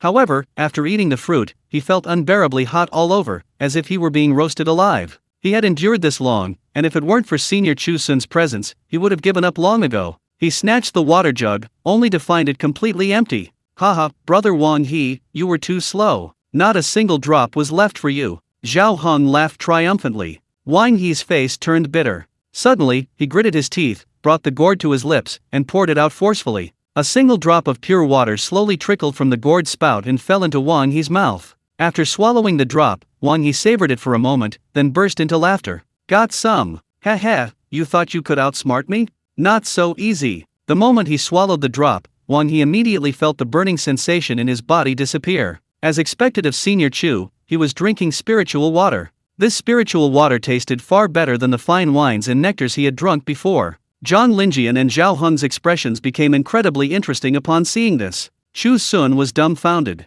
Had these cultivators lost their minds again? It was just a sip of water, why were they fighting over it like this? Shaking his head and sighing, Chu Xun put away his gourd and said, "Let's continue on our way." The three immediately agreed. Following Chu Xun gave them a lot of confidence. They firmly believed that whatever trouble they encountered next, Senior Chu Xun would definitely be able to solve it. But this time, they hadn't gone far when another unexpected event occurred. As they walked, the three cultivators realized that something was wrong with the atmosphere around them. In the forest, the lesser demons had vanished without a trace, and even some small animals had disappeared. A terrifying aura spread around them. Zhang Linjian's expression turned grim. "I feel, something's off about the atmosphere around us," she said. Just then, Zhao Heng patted her on the shoulder and pointed in a direction not far away. "Look over there." Zhang Linjian looked in the direction Zhao Heng was pointing and nearly collapsed in fright. Not far away, a huge, ferocious tiger was crouching there, its eyes fixed menacingly on them. It would be difficult to spot without close observation, but now that she saw it, Zhang Linjian immediately sensed the terrifying aura emanating from the black tiger. This was very likely a demonic beast whose cultivation had reached the peak of the nascent soul stage. My god, how can there be such terrifying demonic beasts on Falling Phoenix Mountain? Little did they know, the higher one climbs on Falling Phoenix Mountain, the more terrifying the demonic beasts become. Even normally, disciples of the Nether Iron sect rarely venture to such high places for training. If this black tiger is this powerful, wouldn't the nine-tailed foxes even more terrifying up there be? Wang He said, trembling with fear. Chapter 70 Missed Opportunity. These words jolted the two men awake. Zhao Heng and Zhang Linjian turned deathly pale. Zhang Linjian composed herself and said, "With Senior Chu here, what is there to fear? Didn't you notice that this black tiger is afraid of Senior Chu and doesn't dare to come up? Otherwise, it would have already charged at us and attacked." Hearing this, Zhao Heng and Wang He also realized what was happening. That's right, with Senior Chu here, what did they have to fear? Thinking this way, the three of them felt reassured. Zhang Linjian even rolled her eyes at the black tiger, looking defiant. However, they didn't know that this black tiger was the Black Tiger King of Lufeng Mountain. The Black Tiger King wasn't afraid of Chu Xun, but rather hesitant to approach because he noticed the black dog beside Chu Xun. That black dog just released an aura of hell. If I'm not mistaken, it looks like a Cerberus? How is that possible? Does a Cerberus really exist in this world? Shouldn't that thing be guarding hell? The Black Tiger King completely ignored Zhang Linjian's provocation. It watched the black dog's back as it followed Chu Xun, frowning in thought. What made the Black Tiger King even more wary was the black dog's obedience to Chu Xun. Could this human be a powerful figure hiding his strength? Thinking this, the Black Tiger King shrank back, deciding not to pry into information it shouldn't know. It knew very well that although it ruled over Lufeng Mountain, the world was vast. Beyond Lufeng Mountain, there were countless powerful figures. As for these outsiders, as long as they didn't infringe on its interests, it decided to let them go. And so, the three cultivators obediently followed Chu Xun for a long distance without encountering any trouble. They became increasingly certain that this was all thanks to Chu Xun. Senior Chu must have used some method they didn't know to warn the powerful demonic beasts in the vicinity, preventing them from attacking. Just then, a rustling sound came from the forest ahead. Two pythons, one large and one small, emerged from the foot of the trees. It was none other than the Black Wind King and the Black Wind Python. "Your Majesty, we've searched for so long and haven't found them. Shall we just go back?" The Black Wind Python said with a bitter face. The Black Wind King had also considered giving up, but the more the Black Wind Python acted this way, the more annoyed he became. It was as if he was truly afraid of that big black dog. "Keep searching, I don't believe you." The Black Wind King's voice trailed off as he warily peered ahead, then lowered his voice, saying, "Someone's coming. Hide with me." He then darted into the nearby woods, hiding in an inconspicuous corner. Seeing this, the Black Wind Python could only hide beside its king, muttering under its breath, "If we really anger that hellhound, we're all doomed." "Shut up!" The Black Wind King hissed angrily, then saw several figures emerge from the woods ahead. "Four people and a dog." Chu Xun walked at the front, looking around and said, "I think I heard something around here just now, did you hear it?" This was naturally a question for Zhao Heng and the others behind him. Zhao Heng and the others shook their heads blankly. However, since Senior Chu said he heard something, it meant there must be something around.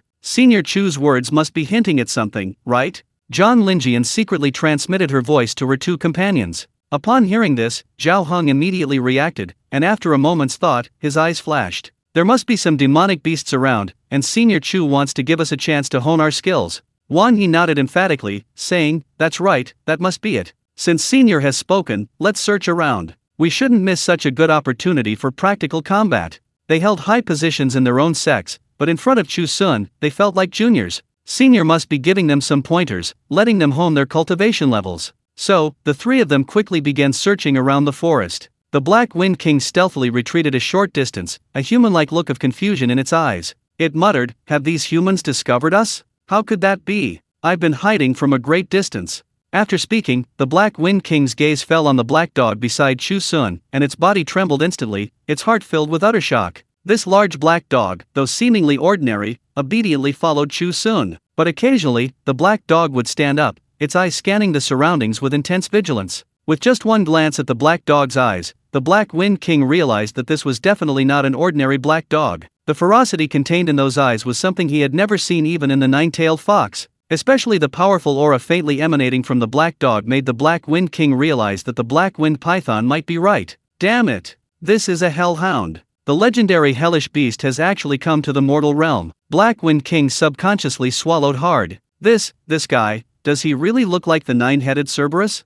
Black Wind Python looked helpless. "Your Majesty, I told you already. Although I'm not very well read, my judgment is still pretty good. I almost got swallowed by this guy before." As they spoke, the black dog seemed to sense something and glanced in Black Wind King's direction. The ferocious aura in its eyes seemed almost tangible, instantly piercing through the void and locking onto the two demonic beasts. Instantly, Black Wind King's heart nearly leaped out of his throat. This feeling was terrifying, reminding him of his childhood when he was chased by a giant eagle. "Run, run!" Black Wind King shouted and immediately turned and fled, speeding towards the distant forest, leaving Black Wind Python dumbfounded. "Your Majesty, wait for me. I can't run as fast as you." The Black Wind Python was almost in tears, hurriedly following behind the Black Wind King as they fled this awful place. The big black dog shook its head, thinking, just two more little insects. It didn't even bother to deal with these little insects, so it obediently stayed by Chu Xun's side. "Senior Chu, we just spotted two demonic beasts in the forest." At that moment, Zhao Heng and the others returned, panting heavily.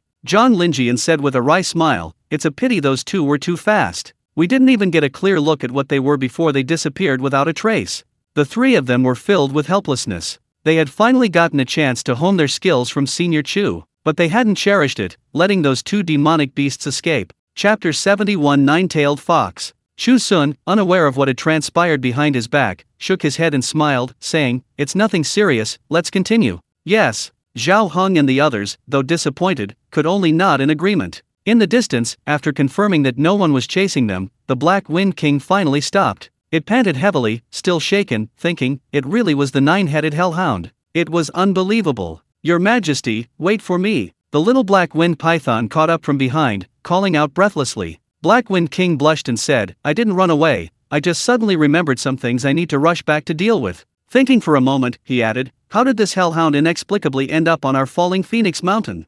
Black Wind Python shook its head repeatedly. "How could I possibly know?" However, judging from those human cultivators, they seem to be heading towards the summit. Should we inform Lady Nine-Tailed Fox? Since the Nine-Tailed Fox arrived on falling Phoenix Mountain, it has become the demon king of the mountain. Even the powerful Black Wind King has to bow to it. Hearing Black Wind Python's words, Black Wind King's eyes lit up. "That's right, why didn't I think of that? Let Lady Nine-Tailed Fox personally deal with this hellhound." Thinking this, Black Wind Python became excited. He felt he had come up with a brilliant idea. These humans certainly wouldn't stay on the mountain for long. If the Nine-Tailed Fox was killed by the hellhound, then he would have a chance to become the new demon king, not just a mere python king. "Let's go find Lord Fox Demon." Black Wind King, leading the little Black Wind Python, changed direction and sped towards the mountaintop. Not long after, the two python demons arrived at the summit. At the summit stood a magnificent palace, entirely carved from white jade, its imposing and vast presence utterly awe-inspiring. Black Wind King, paying respects to Lord Fox Demon. Black Wind King abandoned his usual haughty demeanor and prostrate himself before the palace. He couldn't speak, but he could transmit his divine sense. Soon, the figure of a bewitching and alluring woman emerged from within the palace. "Come in." This was a real voice, not a divine sense. This indicated that the Fox Demon's cultivation had reached an extremely terrifying level, far surpassing Black Wind King's. Black Wind King told Black Wind Python to wait outside while he cautiously entered the palace. After traversing numerous corridors, he arrived at a grand hall and said solemnly, "Lord Fox Demon, I have urgent news to report." "What is it?" Inside the hall lay a gigantic fox, its fur as white as snow, without a single flaw. Especially behind this fox were 9 tails, 9 large tails swaying constantly, appearing incredibly supple. Black Wind King suppressed his inner excitement, feigning unease. "Just now, my men and I were patrolling the area when we discovered several human cultivators, accompanied by a 9-headed hellhound, heading towards the mountaintop." Upon hearing this, the Fox Demon, who had been resting with her eyes closed, opened them. Her reaction was exactly the same as when the Black Wind King first heard the news, a sneer. "Cerberus? Black Wind King, that's no joke at all. I know you won't believe me." The Black Wind King smiled bitterly, "But I saw it with my own eyes. That black dog, it really is the incarnation of Cerberus. Moreover, its master is very strange. He could actually hear my telepathic conversation with another Black Wind Python and immediately sensed our presence." After hearing this, the fox spirit realized something was amiss. Her eyes narrowed slightly. "Are you telling the truth? You're not lying to me." The Black Wind King nodded vigorously. "Of course, how could I dare to deceive you, Fox Spirit? In that case, I'll go see for myself." The Fox Spirit slowly rose from the ground and walked gracefully out of the palace. Behind her, her 9 enormous tails suddenly curled up, becoming one. She looked no different from an ordinary fox spirit. The 9-tailed fox has survived this long not only because of her immense strength but also because of her profound cunning. She never easily reveals her 9 tails to outsiders. After leaving the palace, the 9-tailed fox had the Black Wind King lead the way, heading towards the location where Chu Xun and his group had appeared earlier. Soon, the 3 great demons arrived at the previous spot. However, Chu Xun wouldn't stop there, he had already gone elsewhere. The fox asked in a deep voice, "Where are they?" Sweat dripped from the Black Wind King's forehead as he nervously said, "They shouldn't have gone far, just a short distance ahead." When it led the fox down, it had taken a different direction, completely different from the path Chu Xun and his group had taken up the mountain. The Black Wind King guessed that Chu Xun had probably continued up the mountain along the path currently in front of them. "Go, continue leading the way," the fox said. "Yes," the Black Wind King quickly agreed. But at this moment, it was already regretting bringing the demon fox along. If the demon fox really fought with the hellhound, the entire falling Phoenix Mountain would suffer. These two were both incredibly powerful beings. Just as the Black Wind King feared, it indeed spotted Chu Xun and his group not far ahead. Chu Xun and the others had stopped. After walking all afternoon, Chu Xun was hungry again. He was immortal, not a cultivator, and couldn't abstain from grains. Half a day had been spent climbing, and he was almost collapsing from hunger. His rations were all gone. Fortunately, at noon, the big black dog had hunted down a black bear, and Chu Xun had cut off a considerable amount of meat from the giant bear and put it in the box on his back. "Gentlemen, if you don't mind, how about I make you some roasted meat?" Su Chang said with a wry smile to Zhao Heng and the others. Upon hearing this, Zhao Heng and the others were overjoyed. Senior Chu was truly a kind person. In just half a day, he was already giving them another opportunity. So, Chu Xun found a message nearby, quickly cleaned the bear meat in his backpack, and began his second barbecue. When he returned, Zhao Heng and the others had already eagerly gathered firewood, waiting for Chu Xun to start a fire. Chu Xun's mood immediately brightened. He started a fire with the firewood and began grilling. Meanwhile, in the distance, the fox demon didn't rush to show herself. Instead, she, along with the Black Wind King and the Black Wind Python, observed from the shadows. This black dog seems somewhat unusual, but this human, I don't see anything different about him," the fox demon said disdainfully. However, before she could finish speaking, her eyes suddenly widened. Chapter 72 The Fox Demon's Shock. Although Chu Xun's every move was casual, the nine-tailed fox sensed a faint, yet unmistakable, Dao essence within the flames he had created. That's right, the legendary remnant essence of the Dao. Only celestial artifacts, or even items from ancient times or passed down from powerful cultivators, could possess such Dao essence. Yet this seemingly uncultivated young man before her, simply by starting a fire, the legendary remnant essence of the great Dao appeared within those flames. This ordinary fire, because of that remnant essence, transformed into an extremely terrifying Dao fire. The nine-tailed fox's eyes widened, revealing intense shock and disbelief. "Lord Fox, I wasn't wrong, was I? This black dog and that human." The Black Wind King was about to boast smugly when it suddenly saw the flames Chu Xun had created. Its face immediately contorted with utter astonishment. Could this be the legendary Dao fire? Although they were communicating through divine sense, the nine-tailed fox glared warily at the Black Wind King. "Shut up, don't speak." The Black Wind King immediately became obedient, not daring to utter another word. After starting the fire, Chu Xun began to properly roast the meat. His movements were light and simple, merely rolling the skewered bear meat back and forth on the fire. However, in the eyes of the nine-tailed fox, it had a different flavor. Every movement of Chu Xun seemed to coincide with the Dao of heaven. Clearly, it contained an infinite rule. This rule was the law of heaven and earth. A roar resounded in the nine-tailed fox's heart, and her fur stood on end. Yes, that was the feeling. From the first moment she saw Chu Xun, she sensed that this young man was different from others. Despite possessing no cultivation, every movement he made conformed to a certain rule. It was the law of the great Dao. Could it be the reincarnation of a powerful being from the upper realm? Or perhaps, he himself is the embodiment of the heavenly Dao?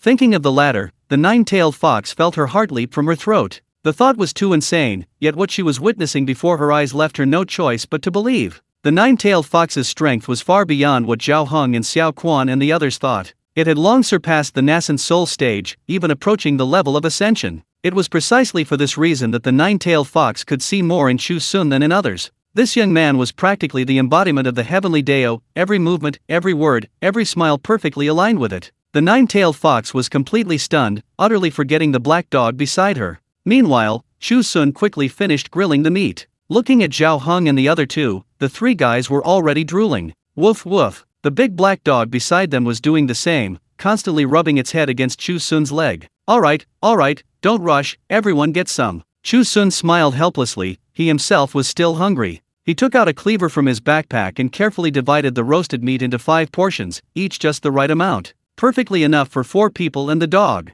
At this moment, the nine-tailed fox spirit in the distance widened her eyes once more. Seeing the kitchen knife, every hair on her body stood on end. Heavens, what kind of weapon was that? It actually possessed such a strong remnant of the heavenly Dao. This had already surpassed the grade of a celestial artifact. The strength of that remnant aura could crush any divine weapon she had ever seen. Zhao Heng and the others also stared intently at the kitchen knife in Chu Xun's hand, their eyes filled with shock and envy. Chu Xun noticed their gazes, and her expression turned strange. Why were these people staring at her kitchen knife? It was just a knife, wasn't it? It was far inferior to their flying swords. She only had this one kitchen knife. If they took it, what if she encountered other dangers later? Wouldn't she lose her only weapon for survival? Thinking of this, Chu Xun shrank back and quickly put the kitchen knife back into her backpack. "I'll need this cleaver for a long time, so I'm afraid I can't give it to you," Chu Xun said earnestly to the group. Zhao Heng and the others realized what was going on, their faces flushing red. They knew, of course, the importance of this cleaver.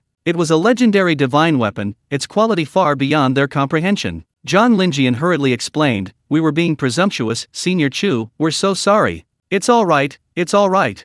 Chu Xun smiled and said, the roast meat is ready, everyone, let's start eating. At this moment, in the distance, the Black Wind King swallowed hard. Looking at the roast meat, his eyes gleamed with desire. He thought of something and spoke to the nine-tailed fox. Lord Fox, shall we make our move? Whoosh! A gust of wind swept past, and the Black Wind King was overjoyed. The nine-tailed fox was really going to make a move. However, he was immediately dumbfounded. The nine-tailed fox's enormous body shrank, transforming into a tiny, exquisite white fox. The white fox dashed towards Chu Xun, leaping onto his leg in an instant. Its pleading eyes were fixed on the roasted meat in Chu Xun's hand. Chu Xun and Zhao Heng were stunned, watching in disbelief as the little fox darted out of the nearby woods. Then it was right beside him, clinging tightly to his leg. This little fox is so cute.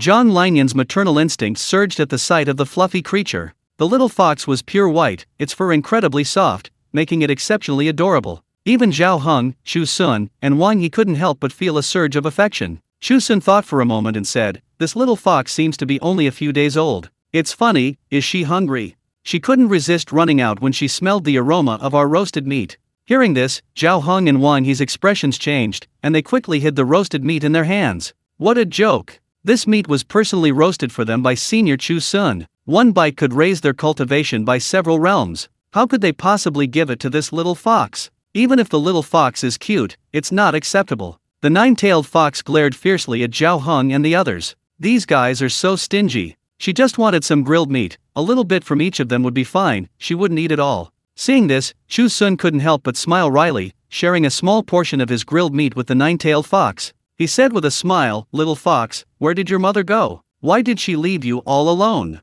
The nine-tailed fox had already transformed into a little fox, so naturally she couldn't speak human language anymore, otherwise she would definitely be mistaken for a monster. She simply didn't bother to speak, took the grilled meat, and started munching away. Chapter 73 The Comfortable Little Fox. Not far away, Black Wind King and Little Black Wind Python were still hiding in the forest. Seeing this scene, the two demonic beasts' eyes nearly popped out of their sockets. This little white fox was it the same nine-tailed fox they knew, the one who was usually so aloof and arrogant? For a piece of roasted meat, she actually pretended to be a little fox, acting pitiful to a human? Black Wind King was on the verge of a breakdown, but the bare meat did look delicious. He couldn't resist wanting to take a bite. Beside Chu Xun, since the little fox appeared, the big black dog had stopped what it was doing. It stared intently at the nine-tailed fox, its eyes filled with intense vigilance. Hey, you stinky fox, what are you doing? Don't come near my master. The nine-tailed fox's actions made the big black dog feel threatened. It wasn't that it was afraid the nine-tailed fox would hurt Chu Xun, but rather that it feared the fox staying by Chu Xun's side and taking its place.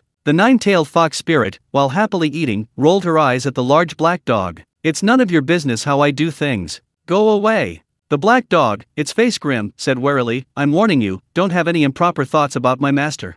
My master is not someone you can approach. If this had been said a quarter of an hour ago, the nine-tailed fox spirit would have laughed her head off. However, these words now served as a reminder to the nine-tailed fox spirit. The nine-tailed fox spirit looked up at Chu Xun, her wide eyes filled with confusion. She had to admit, Chu Xun was indeed very handsome, with the appearance of a scholar, and a kind and approachable demeanor. She liked him instantly. She wanted to stay by his side. More importantly, Chu Xun's actions just now had filled the nine-tailed fox spirit with a sense of awe. In her eyes, Chu Xun was simply the most perfectly aligned with the great Daoist she had ever seen. She would never believe Chu Xun was just an ordinary person. Suddenly, a glint flashed in the nine-tailed fox's eyes, and she made a decision. She would stay by this human side, as the big black dog had suggested. The intense remnants of the great Dao emanating from this human, if she could stay by his side, she was sure to gain immense opportunities. Even if it meant becoming his pet, she would accept it. Thinking this, the nine-tailed fox finished the roasted meat Chu Xun offered, then, with an obedient expression, climbed into Chu Xun's arms.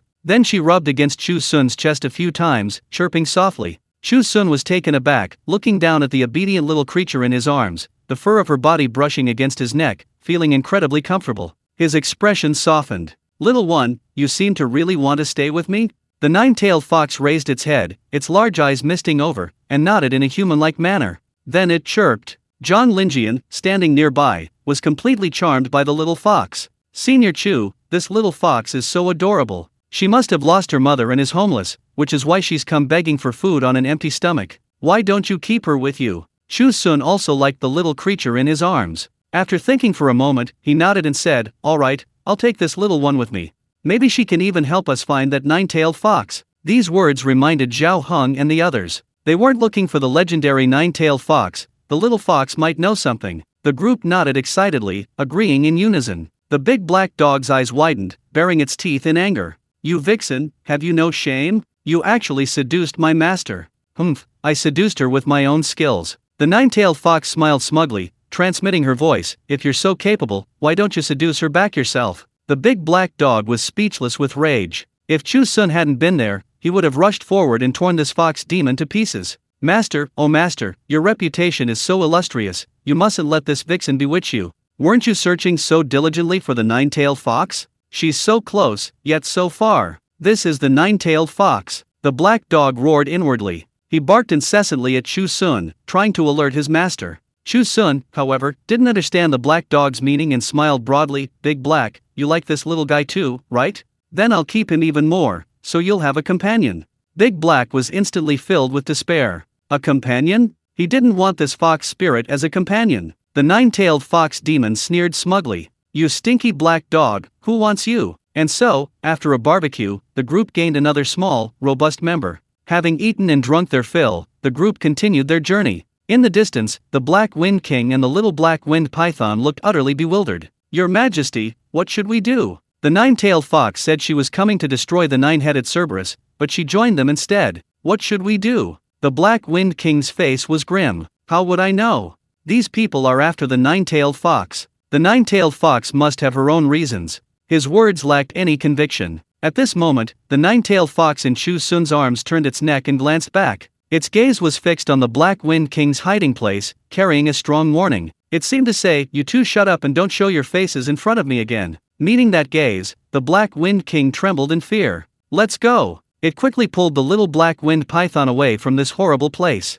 On this side, Chu Xun and the others were completely unaware of the Black Wind King behind them. The group quickly continued their journey. Chu Xun held the little fox in his arms. The fluffy creature looked incredibly adorable. A thought struck him, and he reached out to stroke the fox. He had to admit, the fox's touch was simply divine. Its smooth, soft fur was flawless, 100 times more comfortable than petting a cat. What kind of being was the nine-tailed fox? She was an ancient demon who had lived for thousands of years. Seeing Chu Xun reach out to touch her, her first thought was to resist. This human actually wanted to touch her? He was asking for death. However, remembering her previous decision, the nine-tailed fox decided to endure it for now. However, after a moment, the nine-tailed fox's resistance underwent a complete transformation. A misty haze appeared in her large eyes. She was simply irresistibly cute. It felt so good that she trembled all over, even wanting to let out a shameful sound. So this is what it feels like to be touched by a human. She felt her fur being smoothed out, a feeling of bliss spreading through her entire body,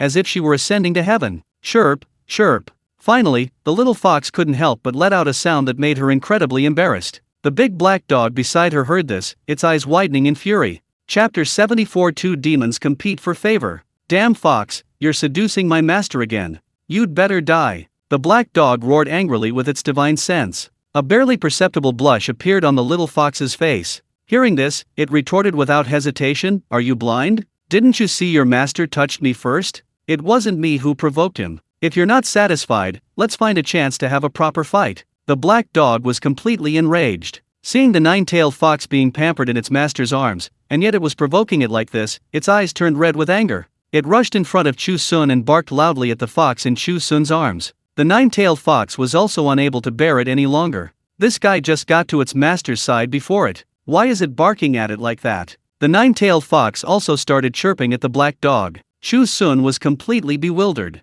Suddenly, something occurred to him, and he said, Big Black, are you reminding me to have the little fox lead the way? I almost forgot. He slapped his forehead and asked the little fox, Little one, do you know there's a nine-tailed fox demon on this mountain? We're on our way to find it. If you know, could you lead the way for us? He then added with a smile, Don't worry, I won't mistreat you. After we defeat that nine-tailed fox demon, I'll definitely make you lots of delicious food. The little fox looked troubled. Damn it. She had almost forgotten that these humans were here to cause her trouble. What should she do now? A mocking smile, almost human-like, appeared in the big black dog's eyes. Ha ha, let's see what you do now. If your master wants to kill you, are you still going to stay by his side? Get lost. Shut your mouth. The nine-tailed fox glared fiercely at the big black dog, then suddenly remembered something and had an idea. She leaped nimbly off Chu Xun and ran ahead to lead the way. The black dog looked suspicious. This girl really intended to lead them to the mountaintop? There weren't two nine-tailed foxes on this mountain. Let's see how she handles this. Thinking this, the black dog sneered. Seeing this, Chu Xun was overjoyed and said to Zhao Heng and the others, "The little fox knows where the nine-tailed fox is hiding. Let's follow her quickly." Zhao Heng and the others looked on with admiration. As expected of Senior Chu, he can communicate with demonic beasts so easily. Zhang Linjian corrected, "This little fox isn't a demonic beast, it's just a small animal." Meeting Senior Chu Xun on this trip is truly our good fortune. Wang He couldn't help but exclaim. The group followed the little fox, heading towards the mountaintop. With the nine-tailed fox leading the way, no other foolish demonic beasts dared to obstruct them. Even the demon kings they encountered along the way were astonished to see the nine-tailed fox in this form, guiding the human cultivators. That's Lord Nine-tailed Fox. My God, am I seeing things? Lord Fox has actually turned into a little fox. Look, Lord Fox is actually trying to please that human. That human, isn't he just immortal? How could the nine-tailed fox be so astonished by him? The higher one climbs on Falling Phoenix Mountain, the stronger the demonic beasts become, and the more demon kings appear. Seeing the nine-tailed fox like this, the demon kings' worldviews were completely shattered. Then, they were shocked again to discover the hellhound closely following behind the nine-tailed fox. Although they couldn't see through the hellhound's true form at a glance, they could sense the powerful aura concealed within the black dog, which was definitely extraordinary. This black dog, what is its origin? It gives me an unfathomable feeling. Yes, I can't see through this black dog either. It must have used a transformation technique. We don't know the origins of these people, yet even the nine-tailed fox is so respectful. Perhaps we shouldn't provoke them. Thinking this, the group of demon kings scattered like birds and beasts. Not one dared to disturb Chu Xun and his group. The fox spirit released her divine sense and, sensing the departure of the demonic beasts, secretly breathed a sigh of relief. If these creatures had insisted on rushing out to their deaths, she certainly wouldn't have been able to stop them. Thinking this, the nine-tailed fox spirit continued running happily ahead with alluring steps. The black dog followed behind, glaring at the nine-tailed fox spirit, whimpering and growling, wishing it could pounce and bite her. And so, led by the nine-tailed fox spirit, the group successfully reached the mountaintop. Zhao Heng exclaimed excitedly, "Great! We've finally reached the summit." Zhang Linjian was much calmer. "Be careful, that fox spirit is probably nearby. She might have already sensed our presence. Do you think this little fox might have some kind of relationship with the nine-tailed fox spirit? Did she deliberately lure us here?" Wang Yi thought darkly, unable to suppress his worry. Zhao Heng laughed heartily, with Senior Chu leading the way. What's there to be afraid of? Chu Xun's face darkened completely upon hearing their conversation. Why was he being made to take the lead again? He glanced at the little fox, thinking, the little guy wouldn't harm me, would he? The little fox didn't see Chu Xun's reaction behind her, but she was also extremely nervous. She didn't know if her plan would succeed. Everything now depended on Chu Xun's reaction. After walking a short distance, the little fox led the group to the palace gates. Seeing the magnificent palace, everyone's eyes widened, their faces filled with awe. The entire palace was carved from white jade, standing atop the highest peak, surrounded by swirling celestial mist, like a fairyland. This must be the fox demon's lair. Zhao Heng exclaimed excitedly, "Senior Chu, we've found the fox demon." "Found it." Chu Xun's face fell. "Why don't you go ahead and attack? Do you really want me to go up there and die?" The palace was magnificent and resplendent, even more imposing than the Black Iron Sect's main hall. It was clear at a glance that the fox demon inside was no pushover.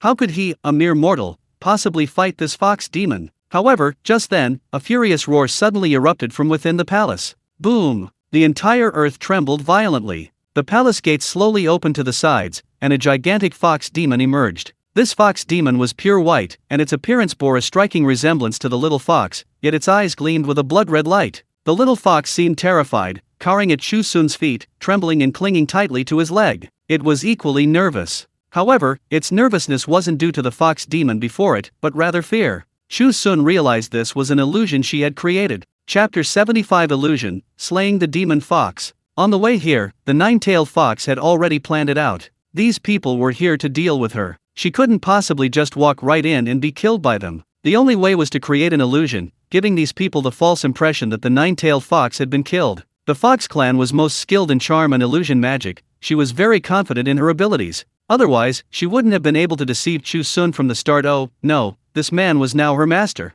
The little fox nervously looked up at Chu Xun, watching his reaction. But unexpectedly, Chu Xun was even more nervous than she was. Chu Xun was terrified, his face pale, covered in sweat, and trembling uncontrollably. No, don't come any closer. Let's talk this out. Seeing Chu Xun's reaction, the nine-tailed fox was stunned. What was going on? Why was her master pretending to be so afraid? A thought flashed through her mind, and she couldn't help but start speculating wildly. Could it be that her master had already seen through this illusion she had created? Was she trying to cooperate in a good show to fool Zhao Hong and the others? Thinking this, the nine-tailed fox suddenly realized, feeling as if she suddenly understood everything. Her master must have known her identity all along, but simply hadn't deliberately revealed it in front of Zhao Hong and the others. To keep her by her side, her master was still cooperating, feigning fear to prove that the person before her was indeed a nine-tailed fox. The nine-tailed fox was instantly moved, her large, watery eyes filled with deep infatuation. Her master was so good to her. The black dog watched coldly from the side, its eyes filled with disdain. Pretending again. This fox spirit is truly despicable. It was seething with hatred, but dared not retaliate in front of its master. At this moment, Zhao Hong and his companions were also stunned by the sudden appearance of the nine-tailed fox. The three of them stood frozen in place, and seeing Chu Xun retreat, they couldn't help but retreat as well. Senior Chu, shouldn't you handle this? Zhang Linjian said tremblingly, this nine-tailed fox is too powerful, we are no match for it. Yes. Wang Yi added, please don't give us this chance to hone our skills, this kind of training can kill people. As they spoke, the three of them retreated a further distance. They had initially thought that this nine-tailed fox was at most at the nascent soul stage. Now they realized that the information the sect had received from the beginning was wrong. A nine-tailed fox, capable of cultivating 9 tails, how could it only be at the nascent soul stage? In an instant, the three of them regretted their actions. They shouldn't have been so reckless as to come all this way to their deaths. Now they could only place their hopes on Senior Chu. Seeing the three had run far away, Chu Xun felt a pang of despair. Then, the nine-tailed fox was incredibly excited. A voice seemed to be screaming in her mind. Master, attack! Attack! This thing is just an illusion I created. You can kill it with a single punch. However, the nine-tailed fox was disappointed this time. Chu Xun trembled, seemingly terrified, and losing his composure. The nine-tailed fox waited for a long time, but Chu Xun didn't react, and she was dumbfounded. No way, master. Those three guys have already run far away, why are you still acting? There's no other way, she can only continue acting. She gritted her teeth, and under her control, the nine-tailed fox she had transformed into strode towards Chu Xun. Her eyes radiated an increasingly ferocious aura. However, the next moment, thud, a pebble tripped the nine-tailed fox and caused it to fall to the ground. The little fox had really gone all out this time to keep the act going. The nine-tailed fox let out a mournful howl, seemingly badly injured, and its aura suddenly weakened. Zhao Hong and the others in the distance, seeing this, had extremely strange expressions on their faces. That nine-tailed fox demon tripped over a stone and fell to the ground? Look, the nine-tailed fox demon is injured. Senior Chu, this is a golden opportunity. Go for it. Seeing this, Chu Xun finally calmed down and, in a flash, pulled a kitchen knife from the box on his back. The moment the knife appeared, powerful Dao energy emanated from it. The little fox was deeply shocked, then cheered excitedly. Master has finally made his move. This kitchen knife is definitely the sharpest divine weapon in the world. He can rush forward and kill the illusion she created with just one strike. This time, Chu Xun did not disappoint the little fox. His eyes were bloodshot, and with a death wish, he charged towards the nine-tailed fox demon lying on the ground. Thud! The knife slashed down fiercely at the nine-tailed fox demon's body. Immediately, blood splattered everywhere, and with a sickening thud, the nine-tailed fox's body was cleaved in two by the cleaver, utterly dead. The little fox, watching its illusion be killed, was overjoyed. Hee hee, I'm so clever. Now everyone thinks my true form is dead, so I can openly and legitimately follow my master as a little fox. The black dog coldly stared at the little fox, furious. You planned all this from the beginning, didn't you? That's right. The little fox proudly raised her head, haughtily declaring, everyone saw the nine-tailed fox is dead. From now on, I'm a little fox, and I can happily follow my master. Despicable. Shameless. The black dog roared, I think you're just trying to seduce my master. My master isn't yours, but from now on, he's mine. The little fox sneered, you ugly black dog, get as far away as you can. The black dog was speechless with rage, its eyes turning red. Chu Xun, oblivious to the power struggle between the two demonic beasts, stared at the fox he had just killed, a surge of wild joy filling his heart. Dead! Dead! I've killed that fox demon. Ha ha ha ha. Zhao Hong and the others cheered excitedly. Senior Chu killed the nine-tailed fox demon. Amazing! As expected of a senior, that move was so profound and unpredictable, we couldn't even understand it. Terrifying! Is this the true power of a great being? One strike, and he instantly killed the nine-tailed fox demon. The three were filled with excitement, shock, and a deep sense of awe. Chu Xun was flattered. He's not as amazing as you all say. He just chopped it like an ordinary vegetable. Like an ordinary vegetable chopping technique? The three were shocked again. So Senior Chu didn't even use his true strength. Ordinary vegetable chopping technique, yet he casually killed this terrifying nine-tailed fox demon, hiss. Chu Xun's image in their eyes instantly rose even higher. Chapter 76 Returning to the Black Iron Sect, the Terrible System. Now, Chu Xun was a little embarrassed by the flattery. He quickly said, all right, now that the fox demon is dead, our business is finished. Let's get ready to go back. Wait, Zhao Heng quickly said, we finally killed the fox demon. There must be many good things hidden in its palace. Why don't we go in and search it? Hearing this, Zhang Linjian and Wang He immediately agreed. That's right. I've heard that powerful demons collect wealth. The nine-tailed fox demon's palace must be full of treasures. Chu Xun, upon hearing this, thought, treasures. Those are good things.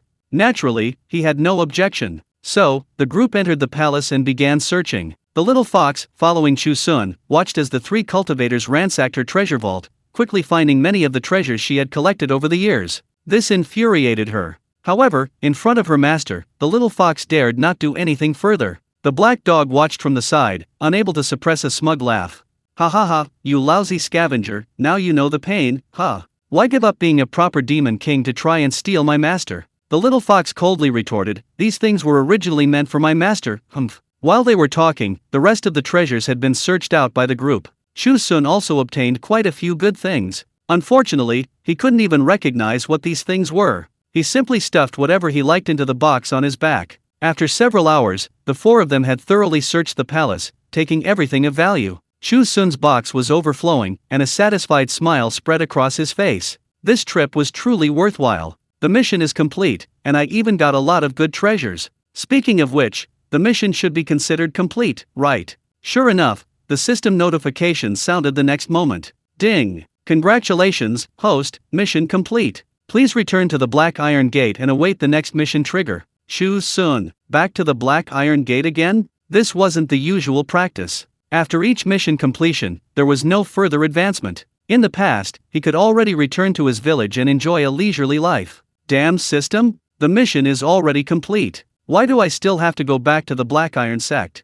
Chu Xun was roaring internally with anger. But the system remained silent. Senior Chu, our mission is complete. Things here are settled. You can leave. At this moment, Zhao Heng and the others approached Chu Xun respectfully. Chu Xun sighed deeply. No matter what, life goes on. Going back to the Black Iron Sect is fine, it's better than staying on this mountain. What if I encounter another powerful monster and get eaten? Thinking of this, Chu Xun quickly followed the others down the mountain. On the way down, Zhao Heng and the others continued on foot. They were already used to Chu Xun's method of training themselves. With the large black dog and the nine-tailed fox by their side, there were naturally no other demon kings attacking them along the way. Only after reaching the bottom of the mountain did the group part ways. Senior Chu, thank you so much for your guidance along the way. Zhao Heng said respectfully, following you, Senior, has been incredibly beneficial. We are truly grateful. Chu Xun quickly replied, not at all, not at all. We've learned a great deal from you all. Helping each other and learning from each other's strengths is only natural.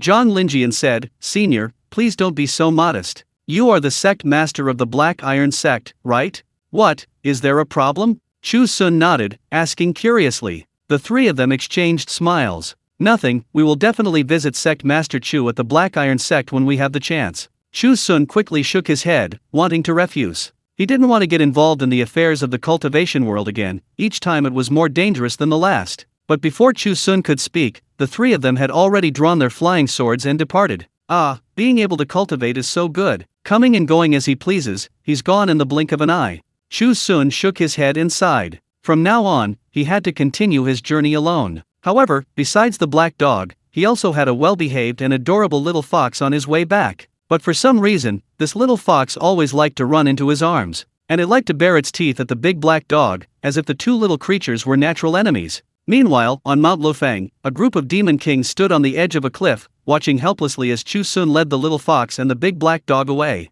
The nine-tailed fox lord has left just like that. That's great. Finally, we don't have to suffer the oppression of the demon fox anymore. And that big black dog, it gave me an extremely terrifying feeling. After confirming that Chu Xun had left, the demon kings all breathed a sigh of relief. They had been living peacefully on this mountain, even dividing up their territories. The arrival of the fox demon caused chaos among the various demon kings. Even worse, this fox demon forced them to offer their treasures as tribute. Now that the fox demon is gone, they can finally return to their peaceful lives. A month later, Chu Xun returned safely to his section. Upon learning of Chu Xun's return, Ye Hongguang, Xiang Chongshan, and their disciple Xu Huijin rushed down the mountain to greet him. Sect Master, you're finally back. Master, you've been gone for over 2 months. Your disciple missed you terribly. The three strode forward, looking at Chu Xun with excitement. Chu Xun chuckled and said, it's all right. The journey was a bit long, but we didn't waste much time on Lufeng Mountain. Ye Hongguang asked excitedly, Sect Master, how did things go? Hearing this, Chu Xun smiled confidently, of course it's done. With me, the Sect Master, handling everything is possible. He couldn't help but feel a little smug. This time, he had personally killed the demonic fox. It seems demonic beasts aren't as powerful as he'd imagined. Good, that's wonderful. Xiang Chongshan beamed with joy, now we can send disciples to Lufeng Mountain for training. Ye Hongguang chimed in, that's right. Lufeng Mountain is incredibly rich in spiritual energy, containing a vast amount of rare and precious treasures. With this territory under our control, our Black Iron sect, under Sect Master Chu's leadership, will surely flourish in the near future. Chu Xun merely smiled, but inwardly he felt like crying. He didn't want to be a sect leader. Every time something troublesome happened, he had to personally handle it. What kind of sect leader worked so hard? Shouldn't a sect leader be enjoying life? Soon, the news of Chu Xun's return to the sect was announced to the disciples by the two elders. The disciples were overjoyed to hear this. Chapter 77 The Shocked Nine-Tailed Fox. Great! The sect master is back. Now that we've dealt with the demon fox at Falling Phoenix Mountain, we can go there to gather resources. The sect master is truly amazing. Since Sect Master Chu took office, the situation at our Black Iron sect has completely improved. The disciples praised Chu Xun endlessly. Along the way, Chu Xun heard nothing but praise, which comforted him considerably. Alright, I'll just consider it a sacrifice for these disciples. He reluctantly decided to stay at the Black Iron sect. In fact, Chu Xun had no choice. He couldn't change the system's tasks and prompts, unless he gave up his dream of cultivating immortality. But for Chu Xun, that was impossible. Chu Xun walked towards his residence. Meanwhile, the little fox followed closely beside him, as if afraid of getting lost. It looked around cautiously as they walked. Is this the sect master belongs to? It's far too dilapidated. Seeing the Black Iron sect's decline, the nine-tailed fox couldn't help but become curious. The black dog sneered, if you don't like it here, leave now. Who said I don't like it? You damn black dog, no one will think you're mute if you don't speak. The little fox retorted irritably. With that, she quickened her pace, catching up with Chu Xun again. She leaped nimbly into Chu Xun's arms. Chu Xun instinctively caught the little fox, patted its head, and chuckled, you little rascal, always so clingy. Although he said this, he was secretly delighted, and his steps became lighter. The little fox cast a defiant glance at the black dog behind her. It seemed to say, see? Master still likes me better. The black dog immediately bared its teeth in anger. Soon, Chu Xun returned to his residence. Seeing the familiar wooden house and the surrounding courtyard, he was immediately taken aback. During his absence, Ye Hongguang and Xiang Chongshan had actually moved his entire house from the village here. To be clear, the two elders didn't just move him. They moved Chu Xun's wooden house from the village, and even the entire courtyard. The wooden beams and even the tiles of the house were exactly the same as before. And the decorations, the flowers and plants in the courtyard were all exactly the same. The two elders really went to great lengths. Chu Xun felt a bitter taste in his mouth. Now, even if he returned to the village, he would have nowhere to stay. It seemed he would have no choice but to stay obediently in the Black Iron sect. With that, he pushed open the courtyard gate and strode inside. Meanwhile, the little fox in Chu Xun's arms stared wide-eyed at everything in the courtyard in disbelief. She had previously underestimated the Black Iron sect. However, at this moment, seeing Chu Xun's courtyard, her eyes nearly popped out of their sockets. What did she see on that wooden house? It was actually strands of divine Dao essence. The wooden beams, stone bricks, even the tiles were all filled with divine Dao essence. An incomparably vast aura of the heavenly Dao swept over her, almost knocking the nine-tailed fox unconscious. She had lived for thousands of years, and in this lifetime, she had never seen such a rich aura of divine power, except perhaps from an immortal. Even immortals couldn't possess such a rich aura. The nine-tailed fox subconsciously lowered her head, her eyes flashing, and suddenly she saw a blooming flower in the corner of the courtyard. This is a heavenly spirit flower?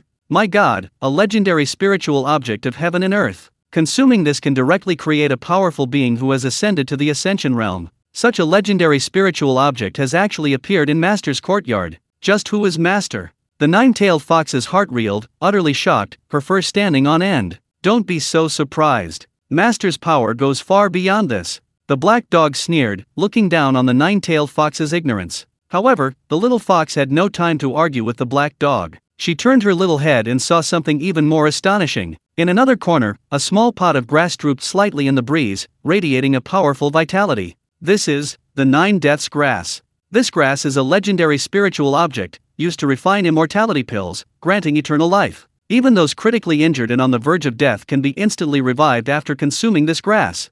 The nine-tailed fox exclaimed incredulously again. Besides this, the plants in the other flower pots also had extraordinary origins, each one sending chills down the nine-tailed fox's spine. These flowers and plants were originally planted by Chu Xun in his own yard. Ya Hongguang and Xiang Chongshen brought them with them when they moved Chu Xun's house. They knew that the things in Chu Xun's yard were extraordinary, and dared not damage them in the slightest, even bringing the soil from the ground. Just then, the little grass and the little flower stirred slightly, like shy maidens raising their heads. A divine sense emanated from them, communicating with each other. Finally, we see Master. That's wonderful. Master is finally back. If it weren't for those two old men bringing us here, we might never have seen Master again. If I didn't see Master again, I would have transformed and left that village. The little flower and grass were overjoyed to see Chu Xun, their divine senses chattering with various sounds. Hearing these sounds contained within their divine senses, the nine-tailed fox felt numb. She had already thought these spiritual creatures were quite powerful when she first saw them, but she never expected that these spiritual creatures would all possess sentience, and some had even reached the point of being able to transform. Spiritual creatures transforming is 100 times more difficult than demonic beasts transforming. Trees, flowers, and grass. These plants find cultivation extremely difficult. Their cultivation speed is millions of times slower than that of demonic beasts. How long must they have followed their master? How many fortuitous encounters and opportunities must they have received to develop sentience and even take human form? Thinking of this, the nine-tailed fox's eyes reddened with envy. She felt she had missed out on so much. If she had been by her master's side earlier, her cultivation level might already rival that of an immortal in the upper realm. However, what surprised the fox even more was yet to come. Immediately afterward, a small monkey darted out from the woods beside the courtyard, excitedly approaching Chu Xun's feet and chattering away. This is a golden-eyed spirit monkey? Legend has it that this demon possesses blood from ancient times, capable of transforming into an ancient behemoth, tens of thousands of feet long, capable of destroying the heavens and the earth. The fox demon muttered to itself, but before it could finish speaking, a hen emerged from the haystack. The hen stomped its paws on the ground twice, then quickly ran to Chu Xun, clucking loudly. Chapter 78. The Happy Little Fox, Kingxia Sect. This is a fiery phoenix. The little fox's eyes widened again, her voice trembling with shock. A phoenix? That's a divine beast only found in the celestial realm. Heavens! She could actually see a phoenix here. Even more shocking was that this phoenix had lowered itself to become a hen and stay by its master's side. The nine-tailed fox felt its world had been turned upside down. At this moment, the phoenix, now in hen form, looked up and glared fiercely at the little fox. Its eyes were filled with jealousy, as if it resented the little fox for stealing its master's affection from it. Chirp chirp. Chirp chirp. The little fox trembled with fear and quickly scurried into Chu Xun's arms, shaking uncontrollably. This is terrifying. This little courtyard is absolutely terrifying. Besides the spirit monkey and the phoenix, the little fox also discovered many other hidden divine beasts in the corners. Even the insects in the soil were extremely rare spirit beasts. What's wrong, little fox? Chu Xun looked at the little fox in his arms, puzzled. Are you scared because you're in a new environment? He stroked the nine-tailed fox's head, comforting it. Don't be afraid, this is our home from now on. With that, Chu Xun kicked away the annoying hen squawking beside him and strode into the house. The fiery phoenix looked at Chu Xun with a sad expression. Only a few months apart, and Master's heart has changed. Master doesn't love me anymore. The spirit monkey rolled its eyes and said, don't you think about it? With you transformed into such an ugly monster, how could Master possibly like you? The phoenix said aggrievedly, but I can't reveal my true form. If I do, everyone here will be scared away. Then Master might hate me even more. The spirit monkey looked speechless and asked the black dog, hey, nine-headed dog, what's going on with that fox demon? This little guy wasn't here before. The black dog snorted twice. It's all because Master went to Falling Phoenix Mountain this time. That cunning vixen seduced Master. Damn it! Hearing this, the spirit monkey and the phoenix's tone darkened. The little fox, hiding in Chu Xun's arms, heard the spirit beasts exchanging thoughts and turned pale with fright. These guys, could they be teaming up against me?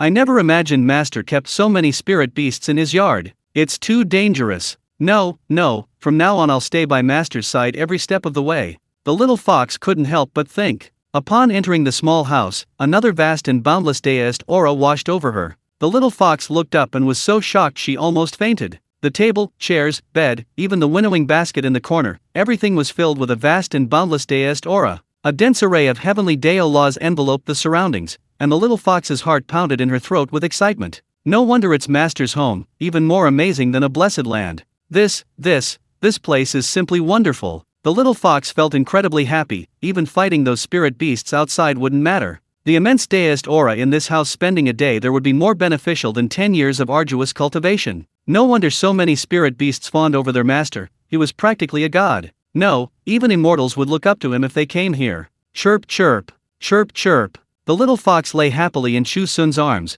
wishing it could never leave this place again. Alright, I know you like it here. From now on, you'll live here with me. Chu Xun couldn't help but smile at the little fox's adorable appearance. Meanwhile, 1,000 miles away from the Black Iron sect, in a deep mountain, shrouded in celestial mist, hundreds of flowers bloomed. On the mountainside and summit, towering buildings stood, from which cultivators in Daoist robes flew out on their swords. This was none other than the Chu sect, a 3-star sect of considerable strength. The Chu sect was also very famous along the borders of the Chu kingdom, said to have a nascent soul realm expert residing within its ranks. At this moment, 3 cultivators had just returned from outside and were rushing towards the main hall of the sect atop the mountain. These were Zhao Heng and his companions, who had parted ways with Chu Xun. On their journey, they had received other missions, delaying their return by a month. Upon entering the main hall, they saw a middle-aged man in black robes sitting inside. This man had a dignified expression, and his aura was concentrated and unwavering. He was none other than Tian, the sect master of the Chu sect.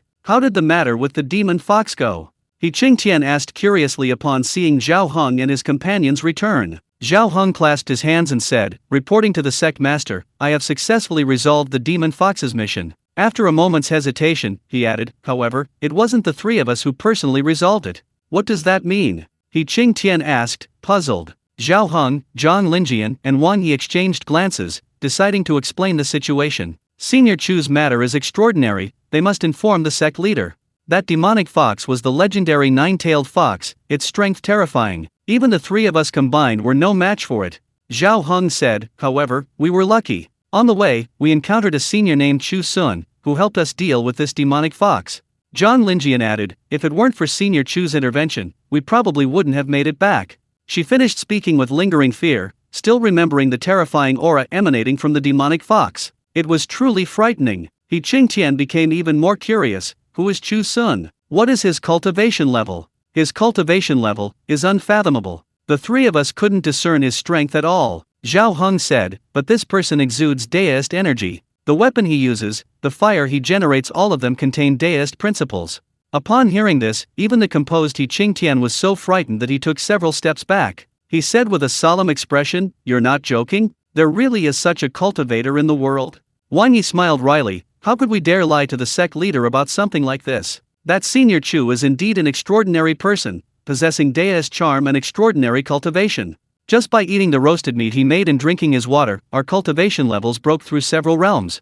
Upon hearing this, Tian looked closely and was immediately shocked. In just a few months, all 3 of them had broken through several levels in their cultivation at the nascent soul stage. They were almost at the deity transformation stage. Tian's breathing quickened. Why not befriend such a powerful figure? If we could get him to join our Chu sect, our strength would definitely increase dramatically. Wang Yi said, the Senior Chu is the sect master of the Black Iron sect. The Black Iron sect? Tian was stunned. He had never heard of such a sect before. Chapter 79 The Hands-Off Manager, Governing by Doing Nothing. After questioning them further, Tian dismissed the 3. However, he couldn't help but feel curious. Who exactly was this Black Iron sect? And why was their sect leader such a powerful figure? Possessing Daoist aura, he could instantly kill the 9-tailed fox demon with a single move. Even simply cooking a meal of roasted meat could help Zhao Heng and the others break through their cultivation levels. No, I must find out. He paced anxiously back and forth in the main hall, then summoned the remaining elders and began questioning them.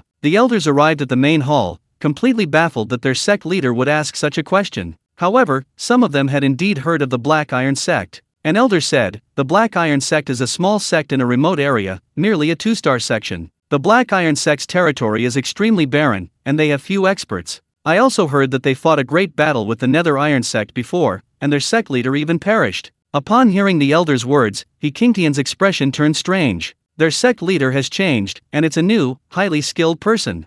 What? The elder was slightly surprised, then laughed. So what? No matter how powerful, can they possibly reach the nascent soul realm? A mere 2-star sect. If their sect leader covets the Black Iron sect's territory, we can simply attack them.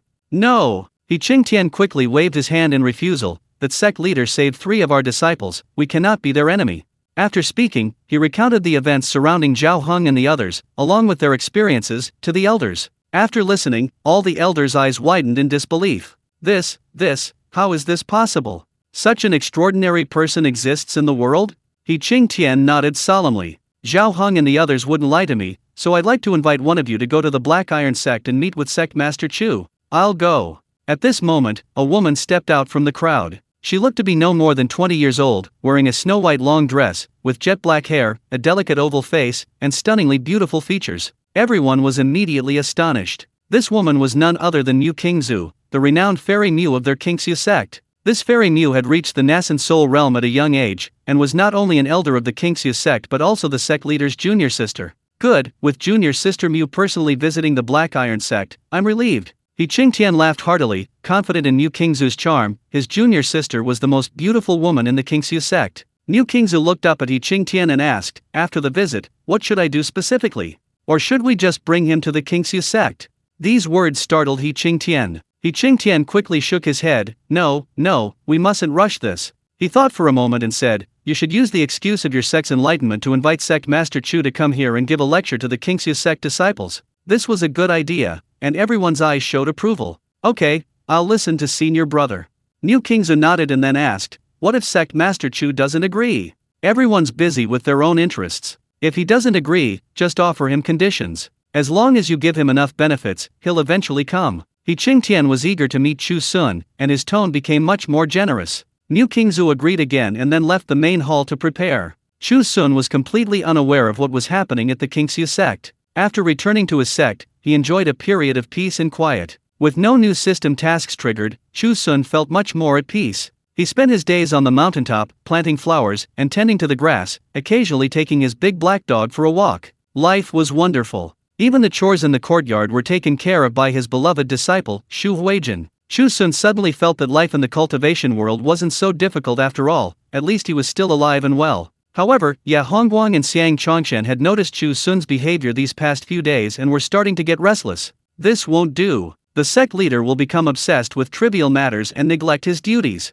Senior Chu is the sect leader now. He can't just sit back and do nothing forever. The sect's affairs still need Senior Chu's personal attention. That's right. Only a master like Senior Chu can lead the sect and ensure the Black Iron sect's prosperity. After discussing it for a while, the two decided to talk to Chu Xun again, determined to make sure he firmly established himself as sect leader, instead of just being a figurehead. They had approached Chu Xun several times before, but he had always declined with various excuses. This time, they were determined to have Chu Xun handle the sect's daily affairs. So, that day, Chu Xun had just returned from walking his dog when he saw the two standing at the gate, seemingly having waited for a long time. To show their determination, Ya Hongguang and Xiang Chongshan didn't enter the courtyard, but waited outside for most of the day. Little did they know, Chu Xun would spend so much time walking his dog. No, we must change this situation. The two men became even more convinced of their previous idea and stepped forward respectfully, saying, greetings, Sect Master. Seeing the two elders, Chu Xun's heart skipped a beat,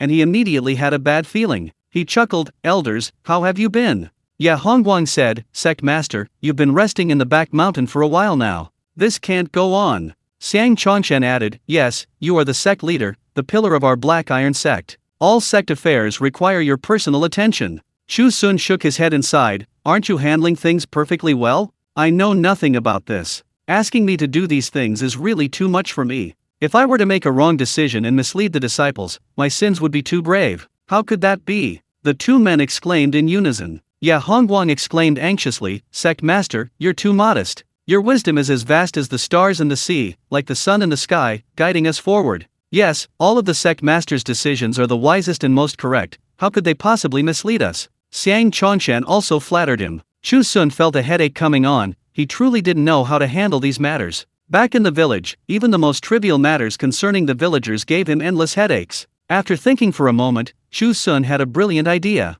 He said to the two elders, "Come in with me, I'll show you something." The two elders exchanged glances, hesitated for a moment, but still followed Chu Xun into the courtyard. As soon as they entered, they were enveloped by a pervasive aura of Daoist energy. Chapter 80 Kingxiu Envoy, Fairy Mew. Even though they had seen it many times before, this scene still made the two elders tremble with excitement. These flowers, these grasses, they were all legendary treasures of heaven and earth. And the insects wriggling on the ground, the hen digging in the hay, they were all peerless divine beasts. Seeing these scenes, the two elders' confidence was once again filled. Under Sect Master Chu's leadership, their Black Iron sect will surely grow stronger and stronger. Come here. Chu Xun sighed and led the two elders to a huge fish tank in the corner. The fish tank was very deep, about half a person's height, and had been personally carried there from the village by the two elders. The fish tank was filled with clear water and some aquatic plants, and several golden fish swam happily inside. Seeing Chu Xun approach, the fish immediately gathered around the water tank, seemingly trying to curry favor with him. Chu Xun pointed at the fish and said, "Elders, look. This, what does the sect master mean?" Ya Hongguang and Xiang Chongshan asked, puzzled. Chu Xun said, "These fish are in the tank, and I don't manage them. I let them roam freely all day, only feeding them twice a day. But they're still doing well, and haven't caused any trouble, have they?" His words carried a deeper meaning. Ya Hongguang asked doubtfully, "Does the sect master mean that managing the sect disciples should be like managing these fish?" Xiang Chongshan slapped his forehead and said, "That's right. The sect master is right. This is governing by doing nothing. Too much control actually hinders the development of your disciples. Wouldn't it be better to let them decide their own lives?" Ya Hongguang initially didn't understand, but after Xiang Chongshan said this, his eyes suddenly lit up. A light seemed to shine through his mind. He had been struggling with how to manage the mess left behind by the former sect leader. Now he suddenly understood. The former sect leader hadn't done anything, and his disciples were doing just fine. None of them had caused any trouble. Ya Hongguang exclaimed excitedly, "That's right. That's right. Why didn't I think of that sooner? Sect leader is truly wise. I admire you." Chu Xun breathed a long sigh of relief seeing that the two elders had been persuaded. He smiled smugly. "Now, do you understand? Don't be too calculating in everything. Follow the natural order, governed by non-interference. That's the best policy for managing a sect." The two elders were moved to tears, finding Chu Xun's words incredibly insightful. Why hadn't they thought of that sooner? Senior Chu was indeed far-sighted. Sect master is right. Once we return, I will immediately rescind those newly issued sect rules. These rules and regulations severely restrict the disciples' development and constrain their thinking. Chu Xun nodded emphatically, supporting, "That's right, it should have been done long ago. The disciples all have their own ideas. As elders, shouldn't we understand and support them?" Shu Huijin, tending the courtyard, also found these words very reasonable. As expected of his master, his insight was truly extraordinary. When he first began cultivating the Great Luo Divine Might technique, his master had said something similar, telling him to think and comprehend it, and not to be misled by his ideas. Now it seems that the path of cultivation truly requires one's own effort. Thus, Chu Xun successfully persuaded the two elders to abandon their plan to ask him to return to the sect again. Chu Xun felt a great weight lifted from his shoulders and was about to send the two elders away when suddenly a steward arrived outside the courtyard. The steward urgently said, "Sect master, first elder, second elder, there is a woman outside who claims to be Elder Mu of the Kingxiu sect, here to pay her respects." "What? The Kingxiu sect?" Upon hearing the words Kingxiu sect, the two elders were immediately startled, their faces showing tension. The Kingxiu sect is a powerful three-star sect located near the border of the Great Chu. Why would they suddenly come looking for us? Could it be that, like the Mingti sect, they've also set their sights on our territory? What should we do? Elder Mu, could it be that one? The renowned Mu Kingzu, the fairy Mu of the Kingxiu sect? What? It's her. She's a nascent soul realm expert. The two elders looked to Chu Xun for help. At this point, Chu Xun had to make the decision. Chu Xun also tensed up. A three-star sect that sounded incredibly powerful. He asked the steward, "Did Elder Mu say why she's come?" The steward replied, "She said she heard that the sect master's cultivation is unfathomable, that he's a reclusive master, and has come specifically on behalf of the Kingxiu sect to pay a visit." Phew! Ya Hongguang and Xiang Chongshan simultaneously breathed a long sigh of relief. They then cast admiring glances at Chu Xun. As expected of sect master Chu, even a three-star sect like Kingxiu sect has heard of your great name and come to pay you a special visit. And they even sent that fairy Mu. I've heard that Fairy Mu is not only exceptionally talented, but also the undisputed #1 beauty of Kingsu sect. Sect master, you're quite the ladies' man. Hearing the two elders' flattery, Chu Xun coughed, but a bad feeling crept into his heart. This Fairy Mu coming to see him probably wasn't for anything good. But after all, she was from a 3-star sect. How could he, a mere sect master of a 2-star sect, refuse? Go and bring that Fairy Mu over. I'll meet her here. Chu Xun felt that he could speak with more confidence on his own turf. Yes. The steward hesitated for a moment, then quickly turned and left. Thinking to himself, as expected of sect master Chu, his actions are indeed unconventional, he has his own ideas. In other sects, the sect leader receives outsiders in the main hall to demonstrate sincerity. But their sect leader is in his own room, so relaxed and casual, completely disregarding that Fairy Mu. This is the confidence of a true master. Thinking this, the steward arrived at the foot of the mountain and saw Mu Qingzu again. Mu Qingzu came alone, dressed in a white dress, ethereal and beautiful, her face like that of a celestial maiden. The steward lowered his head, not even daring to look at the fairy's face, and respectfully said, "Our sect leader said he would like to invite the fairy to come up the mountain for an audience." Mu Qingzu was overjoyed and nodded in agreement. All right. She was also eager to meet this sect master Chu, wondering what kind of extraordinary person he was, given the exaggerated praise her senior brother had given him. However, halfway there, Mu Qingzu sensed something was amiss. Although the steward was leading her uphill, it wasn't towards the sect's main hall at the summit, but rather towards the back of the mountain. Where are they taking me? Mu Qingzu frowned slightly, asking with some suspicion. Chapter 81 The Abundant Daoist Aura, Fairy Mu Shock. The steward hesitated for a moment, then said awkwardly, "Our sect leader rarely leaves his residence, sect affairs are handled by the first elder and second elder. The sect leader said he'll meet you, fairy, in the small courtyard behind the mountain." Hearing this, Mu Qingzu's expression turned strange. This sect leader Chu actually completely ignores sect affairs and lives alone in the back mountain? It seems he really is a highly skilled person, just as her senior brother said. Mu Qingzu's anticipation grew stronger. "Let's go." The steward continued leading the way, quickly bringing Mu Qingzu to the gate of the small courtyard behind the mountain where Chu Xun was. At this moment, Chu Xun was pacing anxiously back and forth in the courtyard, his bad feeling growing stronger. Ya Hongguang and Xiang Chongshan, worried, also stayed in the courtyard to wait. Only Xu Huijin remained indifferent, continuing to help Chu Xun finish up in the corner. Just then, a soft footstep sounded outside, and the group looked up simultaneously. Then they saw the steward leading a stunningly beautiful woman in white into the room. This woman is so beautiful, she truly deserves the title of fairy. Chu Xun thought to himself, completely mesmerized. Mu Qingzu, filled with curiosity, carefully observed Chu Xun. Of the three, Ya Hongguang and Xiang Chongshan wore Daoist robes, while Chu Xun was the most casually dressed and the youngest. Mu Qingzu had already heard from her senior brother that sect master Chu was extremely young, and she recognized Chu Xun's identity at a glance. Mu Qingzu scrutinized him closely and discovered that she couldn't discern his cultivation level. At this moment, no matter how she looked at him, the sect master appeared to be just a mortal, emanating no aura whatsoever. She was utterly shocked. "I am a nascent soul realm expert, extremely sensitive to fluctuations in spiritual energy.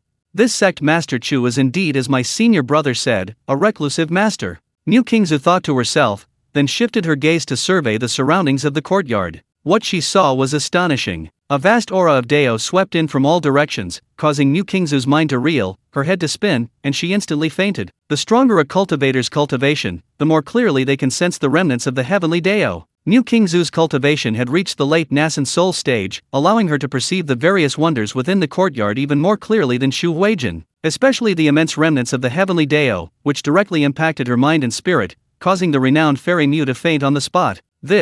What happened? The two elders were shocked and quickly rushed forward to support Mu Qingzu. "Fairy Mu, wake up. What are we going to do now?" Fairy Mu fainted as soon as we arrived. Could the Qingxiu sect have deliberately arranged this? To use it as an excuse to attack our Black Iron sect? The two elders said anxiously. These words terrified Chu Xun. No, he absolutely couldn't let Fairy Mu get into trouble here. What if what the two elders said was true? Then, if the two major sects went to war, he, the incompetent sect leader, would be the one to suffer. "Quickly help Fairy Mu to my room to rest," Chu Xun ordered the two elders. The two elders, without hesitation, led Fairy Mu into Chu Xun's room and settled her on the bed, bustling about for a while. However, no matter how they switched places, Fairy Mu showed no signs of waking up. Unbeknownst to them, the Daoist aura contained in the ornaments in Chu Xun's room was 100 times stronger than that in the courtyard outside. Mu Qingzu, who had initially shown a sliver of consciousness, felt the even more profound and immense Daoist aura and immediately fainted again. This fainting spell led to a complete and irreversible sleep. Sect Master, what should we do? Ye Hongguang asked anxiously. Chu Xun was even more anxious than Ye Hongguang. Don't worry, I won't let Fairy Mu get hurt. Just leave her here for now. Go to the sect and find some herbs. I'll personally brew a medicinal soup for Fairy Mu. Yes. The two elders hurriedly left the courtyard to find the herbs Chu Xun needed. Chu Xun, meanwhile, paced anxiously back and forth in the courtyard. Outside the courtyard, Xu Huijin glanced disdainfully at Mu Qingzu inside the house. TCH, what kind of fairy is she? So frail, she fainted the moment she entered my master's territory. This woman, could she be trying to seduce my master? Xu Huijin thought maliciously, having absolutely no liking for a beautiful woman like Mu Qingzu. Soon, two elders returned from the sect with a large pile of herbs. After obtaining the herbs, Chu Xun told the two elders to leave first and return to the sect, while he himself began concocting medicinal soup in the courtyard. Having completed various tasks issued by the system, Chu Xun had acquired many medical skills. There were plenty of ways to treat this minor ailment of dizziness. But Chu Xun's biggest worry was that this Fairy Mu was deliberately feigning unconsciousness to avoid coming first, then he would be helpless. As it turned out, Chu Xun's worries were completely unnecessary. After being given a dose of herbal medicine, Mu Qingzu opened her eyes early the next morning. She had a very long dream, in which she arrived at a fairyland with incredibly rich spiritual energy. The spiritual energy was so dense it was almost tangible, forming wisps of celestial mist. She was deep within this mist, her body floating uncontrollably. Floating and floating, at each place she reached, she took a deep breath, and the spiritual energy slowly entered her body. In her dream, Mu Qingzu screamed excitedly, desperately absorbing the spiritual energy. She didn't know how long she absorbed it, only that her body felt increasingly bloated, until finally she couldn't absorb anymore. Only then did she slowly open her eyes, becoming fully awake. Mu Qingzu's beautiful eyes showed a hint of lingering unease, and it took her a long time to realize that it had just been a dream. She immediately came to her senses and looked around warily. Where was she? What had happened? Why had she fainted? After a moment's recollection, Mu Qingzu finally remembered what had happened, her face showing deep shock. She had fainted on the spot after seeing the mysterious sect Master Chu. Because the remnants of the heavenly Dao in the courtyard were too intense, her mind was severely impacted and unable to withstand it, leading to this result. This sect Master Chu is truly an unparalleled master. The courtyard actually contains such a rich aura of the heavenly Dao. Mu Qingzu murmured to herself, then checked her internal energy and couldn't help but burst into ecstatic joy. My cultivation has actually broken through. After sleeping for just one night, her cultivation had jumped from the late stage of the nascent soul realm to its peak. And there were signs of further breakthroughs. She was only one step away from reaching the legendary body integration realm. Chapter 82, An invitation from the Qingxu sect. Mu Qingzu was incredibly excited, her breathing quickening. It must be Sect Master Chu. It was Sect Master Chu who helped her break through her cultivation level. In her dream, all the spiritual energy she absorbed was real, not just a dream. This Senior Chu is truly a kind person. He bestowed such an opportunity upon me on our first meeting. Mu Qingzu was both excited and moved, struggling to get up. However, she found that she had absorbed too much spiritual energy, and her body hadn't fully digested it yet. She was too full to move. A bitter smile appeared on Mu Qingzu's face. She never dreamed that one day she would become like this because of absorbing too much spiritual energy. At this moment, footsteps came from outside. Chu Xun entered the room and saw Mu Qingzu awake, his face showing surprise and joy. Fairy Mu, you're finally awake. If you hadn't woken up, I really wouldn't know what to do. Chu Xun held a bowl of medicine in his hand and quickly went to the bedside to check on Mu Qingzu's condition. Mu Qingzu blushed and said apologetically, I'm sorry, it was my rudeness that made Senior Chu laugh. Not at all, it's good that you're awake. I was afraid you wouldn't. Chu Xun breathed a long sigh of relief and asked with concern, are you all right now? Can you get up? Mu Qingzu shook her head, I can't move yet, but it's all right. My cultivation has just broken through. I'll be fine once I digest the spiritual energy in my body. Breakthrough? So she broke through. Chu Xun suddenly understood, and felt a surge of envy. Are these cultivators deliberately trying to annoy me? They all seem to enjoy breaking through in front of me. This time it's even worse, she actually fainted. Chu Xun sighed inwardly and placed the medicinal soup in front of Mu Qingzu. Fairy, I've brewed some medicinal soup for you. Please drink it while it's hot. This medicinal soup is very beneficial to your health and will help you recover sooner. Mu Qingzu was deeply moved. This Senior Chu is truly a kind person. Not only has he bestowed upon her this fortuitous opportunity, but he's also personally brewed her medicine. She tried to move her body, but found she still had no strength whatsoever. Blushing, she could only say shyly, Senior Chu, I'm physically weak, I wonder, could you feed me? Hearing this, Chu Xun was taken aback. This fairy was actually offering to feed her medicine? It seems the fairy doesn't dislike him at all. In fact, Chu Xun had already fed Mu Kingzu medicine once a day ago, but at that time the other party was completely unconscious, so it was a different matter. Since the fairy has asked, how could I dare refuse? Chu Xun chuckled, stepped forward, scooped a spoonful of the medicine, and held it to Mu Kingzu's lips. Mu Kingzu's blush deepened. At this close distance, she could see Chu Xun's appearance more clearly. Elegant and refined, handsome and otherworldly. Mu Kingzu's breathing quickened, and her heart suddenly raced. In the Qingxu sect, countless young talents pursued her, but this was the first time she had felt this way. Senior Chu is only kindly taking care of me, how could I possibly have any improper thoughts? She thought silently to herself, gritting her teeth as she spoke. Senior Chu, how dare I call myself a fairy before you? If you don't mind, please just call me Kingzu. Hearing this, Chu Xun was taken aback. This fairy was truly kind, so easy to talk to. She didn't have the aloofness often associated with fairies. He nodded and smiled. All right, I'll call you Miss Kingzu then. Here, take your medicine, Miss Kingzu. Mu Kingzu's heart raced even faster. She nodded and gently opened her cherry-like lips. Chu Xun carefully fed her a spoonful of medicine, his own heart pounding. This fairy was truly beautiful, and so kind. She gave off a gentle and approachable feeling. He thought happily, then scooped up another spoonful of medicine and fed it to Mu Kingzu. And so, one fed the medicine, the other ate it, and before they knew it, more than an hour had passed. Finally, the medicine was finished, and Chu Xun breathed a sigh of relief. All right, Miss Kingzu, try getting up now. Mu Kingzu tried, and her body indeed felt much lighter. She sat up in bed immediately. And then, she discovered that her cultivation had actually broken through again. In such a short time, her cultivation had reached the early stage of the integration realm. Could it be because of the medicine Senior Chu fed me? Mu Kingzu stared in shock at the remaining bowl of medicine in Chu Xun's hand, only then noticing that the medicine shimmered with light, actually containing traces of residual Daoist energy. A thought struck her, and without a word, she snatched the medicine from Chu Xun's hand and emptied the bowl completely. After finishing, Mu Kingzu, blushing deeply, returned the bowl to Chu Xun. The medicine brewed by Senior Chu is so delicious. It would be a sin to waste it. Chu Xun was stunned. This fairy is truly special, even taking medicine is done with such meticulous care. He smiled contentedly. It's good that you've finished. If you'd like more, I'll brew some more for you later. No need. Senior Chu has already done so much for me, how could I trouble you further? Mu Kingzu's heart skipped a beat, and she quickly grabbed Chu Xun's hand. This senior is so kind-hearted, yet she couldn't bear to let him trouble himself further. Chu Xun felt a little awkward being grabbed so suddenly by Mu Kingzu. He smiled and nodded, telling Mu Kingzu to continue resting, and went back to clearing the dishes. This fairy seems a little off. Is her attitude too enthusiastic? Chu Xun couldn't help but wonder, unsure of Mu Kingzu's true intentions. After clearing away the dishes, he returned to his room. After hesitating for a moment, Chu Xun finally decided to get straight to the point. I still don't know, Miss Kingzu, what brings you all the way from the Qingxu sect?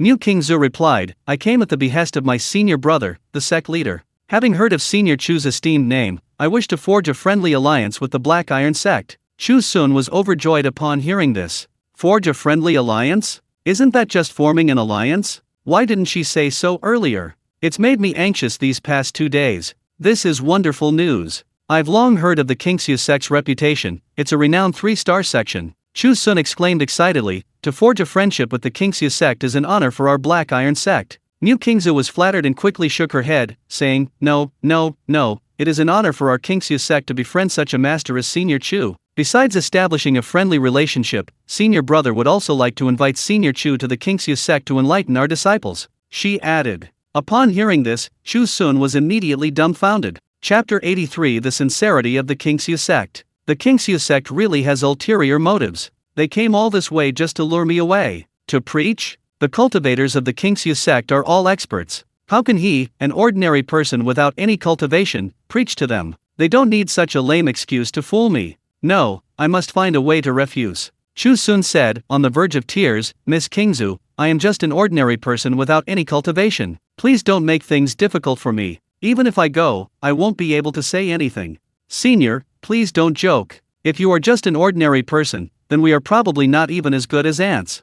Kingzu smiled bitterly, but she couldn't help but feel anxious. She could tell that Chu Xun didn't want to preach at the Qingxu sect. The task assigned by her senior brother, the sect leader, must be completed. What to do? Mu Kingzu had a flash of inspiration and suddenly remembered what her senior brother, the sect leader, had said earlier. Any conditions will do as long as Senior Chu goes. she thought. She gritted her teeth and said, "Senior, please tell me, what conditions are needed for you to move to the Qingxia sect?" Chu Xun shrank back, taking a few steps back in fright, and shook his head, saying, "No, I don't want any benefits, I just want to stay in the Black Iron sect." Now he realized how wonderful the Black Iron sect was. It was practically his home. The Qingxia sect was a high-ranking 3-star sect. If he went there and didn't deliver a good lecture, would he even be able to come back alive? New Qingxia calmed down and said, "If Senior is willing to agree, the Qingxia sect is willing to offer a mid-grade spiritual artifact as a gift." If the first elder and second elder were here and heard this, they would definitely agree on Chu Xun's behalf without hesitation.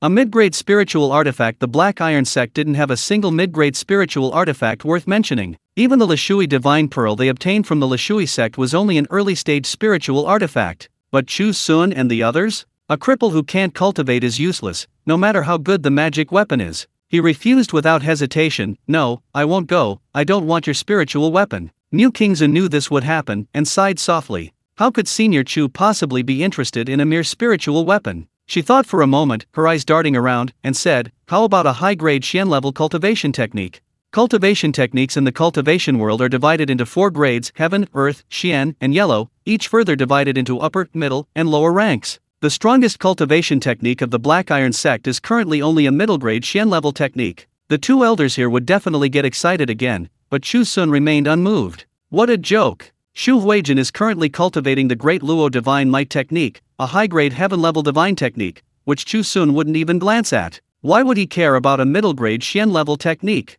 Moreover, he still couldn't cultivate. No! Chu Xun firmly shook his head in refusal. New Qingxia felt a pang of disappointment. Magical treasures and cultivation techniques couldn't sway Senior Chu, but thinking about it, it made sense. Senior Chu Xun's cultivation was unfathomable. Why would he care about such things? But besides that, the Qingxia sect didn't have anything else to offer. Could it be that Senior Chu had taken a liking to her? Thinking this, New Qingxia blushed and looked at Chu Xun sweetly. Her beautiful eyes shone with a captivating light. Her heart pounded. She had never shown herself like this in front of a man before. However, Chu Xun paid no attention to these details. His voice trembled. "Miss Qingxia, you shouldn't waste your time on me. I will not leave the Black Iron sect." New Qingxia felt another wave of disappointment. After thinking for a moment, she spoke again. "Then, Senior Chu, do you need Xian stones? Besides magic treasures and cultivation techniques, the only thing our Qingxia sect can offer is Xian stones." Her red lips were tightly pursed. She couldn't think of a better idea. However, upon hearing this, Chu Xun's eyes lit up.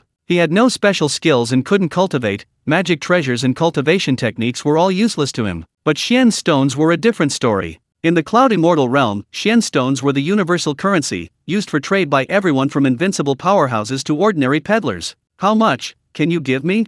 Chu Xun asked eagerly. Seeing Chu Xun's reaction, New Qingxia was stunned for a moment, then overjoyed. Senior Chu Xun actually likes Xian stones. This hobby is indeed unique. Without hesitation, she held up 3 fingers, 30,000 Xian stones. If Senior Chu agrees, the Qingxia sect is willing to offer 30,000 high-grade Xian stones. Chu Xun's breathing quickened. 1 high-grade Xian stone is equivalent to 100 mid-grade Xian stones, and 1 mid-grade Xian stone is equivalent to 100 low-grade Xian stones. This is a huge profit. For Xian stones, Chu Xun felt he should risk everything. He gritted his teeth and said, "All right, I agree. 30,000 high-grade Xian stones, not a penny less. Deal." New Qingxia smiled happily. But little did she know, 30,000 high-grade Xian stones would be difficult even for the Qingxia sect to come up with in a short time. This time, her sect leader was going to be driven mad by her. In the afternoon, the 2 elders came to visit again. The 2 elders were filled with anxiety, fearing that something might have happened to Mu Qingzhou on their turf, leaving them with no way to defend themselves. Thankfully, upon entering the courtyard, they found Mu Qingzhou had regained consciousness and was energetically following Chu Xun. "That's wonderful. Fairy Mu is awake," the 2 elders exclaimed with delight. Mu Qingzhou blushed. She had been knocked unconscious by the remnants of the great Dao as soon as she entered the elders' courtyard. It was somewhat embarrassing to admit. It's all thanks to Sect Master Chu's care. If it weren't for him, Qingzhou would probably still be lying in bed. Mu Qingzhou said shyly. The 2 elders chuckled and quickly assured her it was nothing. Beside them, Xu Huijin glared at Mu Qingzhou with displeasure, her hostility towards the woman growing stronger. She had a feeling that Mu Qingzhou had come with ill intentions.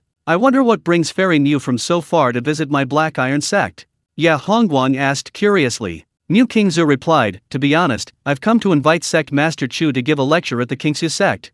Upon hearing this, the two elders were both excited and thrilled. As expected of Senior Chu, even a 3-star sect like the Qingxia sect wants to invite him to give a lecture. It seems the Qingxia sect has also discovered that their sect master is a reclusive master. Fearing the two elders might refuse, Mu Qingzu added, sect leader Chu has already agreed. The Qingxia sect will provide 30,000 high-grade Xian stones as a token of appreciation for the event. The two elders were even more excited. Haha, it's a blessing for our Black Iron sect to be on good terms with the Qingxia sect. Yes, the Qingxia sect is far too kind. They looked at Chu Xun with smug satisfaction. Yeah, Hongguang said, with these 30,000 high-grade Xian stones, the situation of our Black Iron sect can be completely improved. Chapter 84, Descending the Mountain Again, disheveled in the wind. Chu Xun's face instantly turned ashen, worse than if he'd eaten shit. Was there some mistake? When did he ever say these Xian stones were to be donated to the Black Iron sect? 30,000 Xian stones. That's 30,000 high-grade Xian stones. We'll use these to purchase a large amount of resources for the disciples' cultivation. Then we can renovate those dilapidated buildings in the sect. This is truly a great thing. Xiang Chongshen excitedly grabbed Chu Xun's hand and rattled off a string of words. Chu Xun felt a headache coming on. Just as he was about to speak, Mu Qingzu cast an admiring glance his way. As expected of Senior Chu, your willingness to donate these Xian stones to the sect's development is truly remarkable. Qingzu admires you. With a master like Senior Chu overseeing things, the Black Iron sect will surely flourish quickly and become a 3-star sect. Haha, Fairy Mu is too kind. It's not that easy to advance to 3 stars in such a short time. Yes, we'll need the support of your Qingxia sect in the future. The two elders beamed with joy, quickly stepping forward to flatter Mu Qingzu. Having been put on such a show, what could Chu Xun say? In the end, he could only reluctantly agree. Losing both his wife and his army, what a tragedy. Chu Xun's heart was filled with sorrow. So, early the next morning, the two elders personally came to urge Chu Xun to leave with Mu Qingzu. Helpless, Chu Xun could only pack his bags and embark on his journey to the Qingxia sect with Mu Qingzu. Master, let me go with you. Just as they were about to leave, Xu Huijin also packed her bags and followed. Chu Xun was overjoyed. My disciple wants to come with me? That's wonderful. Mu Qingzu's smile became somewhat forced. These past few days in Chu Xun's courtyard, she hadn't failed to sense Xu Huijin's hostility towards her. This woman hadn't uttered a single word to her from beginning to end, instead always staring at her coldly.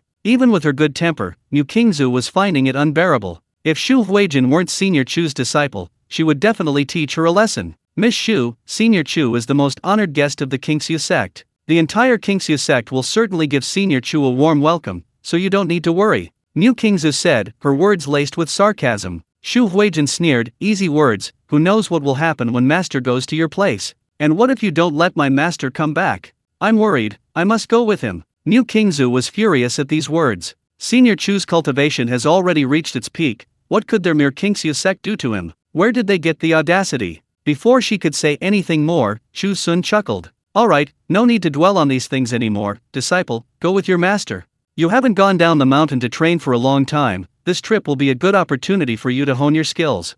Thank you, master. Xu Huijin happily agreed, then gave Mu Qingzu a provocative look. The meaning seemed to be, see, your master is still on my side, what can you do about it? Mu Qingzu's lips twitched slightly, but since Chu Xun had spoken, she dared not say anything more and could only reluctantly agree. The two elders exchanged glances, their faces showing bitter smiles. Yeah, Hongguang whispered, this fairy Mu seems to have taken a liking to our sect leader? Yes, how could this old bone of mine not see it? Xiang Chongshen grinned lewdly, unfortunately, our sect leader is a peerless master, I'm afraid fairy Mu's affections will be in vain. They both smiled knowingly. And so, Mu Qingzu, along with Chu Xun and Xu Huijin, left the courtyard. The little fox and the big black dog stood at the courtyard gate, watching Chu Xun leave, their eyes filled with reluctance. Wah, master actually took me with him to the Qingxia sect. I'm so heartbroken. The nine-tailed fox wiped away its tears sadly. The black dog glared fiercely at the nine-tailed fox demon. You little fox, trying to seduce someone again? You'd better stay on the mountain. The nine-tailed fox demon retorted resentfully, when have I ever seduced anyone else? My heart belongs only to my master. The black dog made a human-like vomiting face, then turned and went into the courtyard without looking back. Black dog, what do you mean? I'm not finished with you. Soon, Chu Xun and his companions descended the mountain. Flying from here on your sword, it only takes 3 days to reach the Qingxia sect. It won't take up much of Senior Chu's time. Seeing Chu Xun's uneasy expression, Mu Qingzu assumed he was reluctant to leave the Black Iron sect. Senior is indeed a person of great loyalty and righteousness. Mu Qingzu sighed inwardly, summoned her flying sword, and leaped onto it. But looking down, she saw that Chu Xun hadn't even taken out his flying sword. Instead, Xu Huijin took out his flying sword, sat on it first, and then let Chu Xun sit behind him. After Chu Xun got on, he seemed afraid of losing his balance, and tightly hugged Xu Huijin's slender waist from behind. Mu Qingzu's beautiful eyes widened, watching this scene in bewilderment. Does a master like Senior Chu Xun go out without even a flying sword? Senior Chu Xun, you mean? Mu Qingzu hesitated, unsure how to begin. Chu Xun coughed awkwardly twice, trying to explain, I'm giving my disciple more opportunities to hone his skills. Xu Huijin, however, raised his head high, proudly declaring, that's right, Master always trains me when he goes out, making me fly with him. Mu Qingzu remained silent. A master is indeed a master, unconventional, even using something as simple as flying on a sword as an opportunity for his disciple to hone his skills. She was filled with admiration and decided to tell her senior brother, the sect leader, about this when she returned. From now on, all disciples of the Qingxu sect should undergo this training before going out, each carrying another disciple. Thinking this, Mu Qingzu nodded and said, let's go. Whoosh! As soon as she finished speaking, her flying sword transformed into a streak of light, shooting off into the distance. So fast! Seeing this, Xu Huijin felt a surge of fighting spirit. No matter what, he couldn't lose to this woman. Let's go! She gave a deep shout, her body transforming into a streak of light, closely following Mu Qingzu. Her speed exploded to its limit, startling Chu Xun. Instinctively, she grabbed Xu Huijin's shoulder. Disciple, slow down. Your master can't take it. Master, we can't lose to that woman. Just bear with it for now. With that, her speed increased even further, leaving Chu Xun completely bewildered in the wind. Chapter 85. Please don't take offense, Senior. 3 days later, Mu Qingzu brought Chu Xun and Xu Huijin to the Qingxu sect. The Qingxu sect was not located within the burial immortal mountain range, but rather in a separate, vast mountain range. Chu Xun had never been to this place before. Curious, he looked around and suddenly saw several figures approaching on swords. It turned out that, just before arriving at the Qingxu sect, Mu Qingzu had contacted her senior brother, the sect leader, using a talisman. She also recounted her experiences during her stay at the Black Iron sect, confirming that the Chu sect possessed reclusive, unparalleled masters, and instructed her senior brother to show them the utmost hospitality. Sect leader He Qingtian was immediately overjoyed and personally led a group to greet them. He carefully selected Zhao Heng and a few others to welcome Chu Xun, so as not to make Chu Xun feel awkward. The Chu sect leader recognized all of these people. A reunion with old friends would surely be heartwarming. Zhao Heng? Zhang Linjian? Wan He? So it's you. Chu Xun saw the three from afar and immediately understood what was going on. He thought to himself, so these three are from the Qingxu sect. No wonder they came all this way to find me, saying they wanted me to give a lecture. Senior Chu. Zhao Heng and the others were extremely excited, bowing respectfully from afar. He Qingtian approached Chu Xun, also bowing respectfully, his face beaming with a bright smile. This must be Sect Master Chu. I've long admired your name. Meeting you today, Sect Master Chu is indeed extraordinary, truly a dragon among men. I am He Qingtian, Sect Master of the Qingxu sect. Please give me your guidance. So it's the Sect Master of the Qingxu sect. What an impressive presence. Chu Xun was startled, a little embarrassed by the comment. Not at all, I'm just an ordinary person. I understand, Sect Master Chu is just an ordinary person.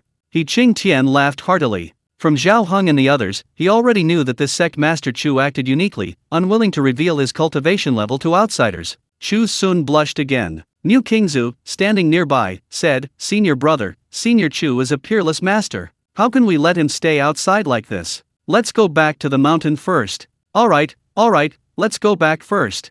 He Qingtian nodded in agreement and led the group back to the section. Chu Xun breathed a sigh of relief, thinking it was over. Little did he know, the scene was even more spectacular when he arrived at the sect's main hall with He Qingtian. Dozens of Qingxu sect elders stood in the hall, bowing respectfully to their senior. They looked as if they weren't elders, but rather old eunuchs from the imperial palace. He Qingtian gestured for Chu Xun to enter the main hall first. Chu Xun smiled helplessly and could only go first. As soon as he entered, the elders shouted in unison, Greetings, Sect Master Chu. Welcome Sect Master Chu to the Qingxu sect. Chu Xun was startled. Did they really need to make such a big fuss? These cultivators really have something wrong with their brains. On the other hand, Xu Huijin behind him had a satisfied look on his face. It seems the Qingxu sect is quite sensible. Only such a level of formality and understanding is worthy of his master. Sect Master Chu, please take a seat. He Qingtian, with a smile on his face, walked up and took Chu Xun's hand, leading him to the top of the main hall. There was originally only one seat at the top,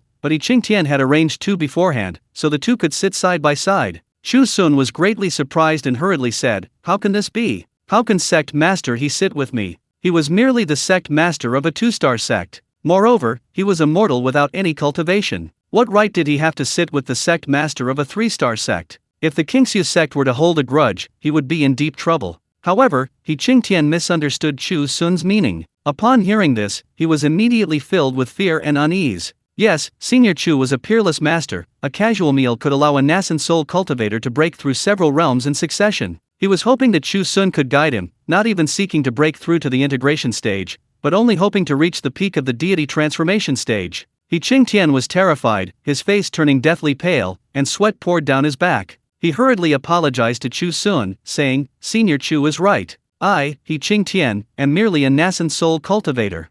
How could I possibly be qualified to sit with such a master as Senior Chu?" Saying this, he quickly offered Chu Xun the seat at the head of the table, while he himself sat at the lower end with the other elders. Qingtian was impolite. "I hope Senior Chu will not take offense." He then bowed deeply to Chu Xun. Chu Xun was shocked. The sect leader of the Qingxiu sect was actually so humble? Mu Qingzu also panicked, standing up and saying, "Senior, please don't be angry. Our sect leader didn't mean it. You are magnanimous, please don't hold it against him." Chu Xun was completely stunned, his mind blank. He didn't even know what had happened, and finally, Mu Qingzu invited him to sit down in the chair. More than a dozen elders all fixed their gazes on Chu Xun, making him feel extremely uncomfortable. Qingtian breathed a sigh of relief when he saw Chu Xun sit down. The fact that Chu Xun hadn't stormed off meant he had forgiven him. The magnanimity of a master was indeed different. "Sect Master Chu has traveled a great distance to visit our Qingxiu sect. It is a great honor for our sect." He cleared his throat and addressed the crowd. Yes,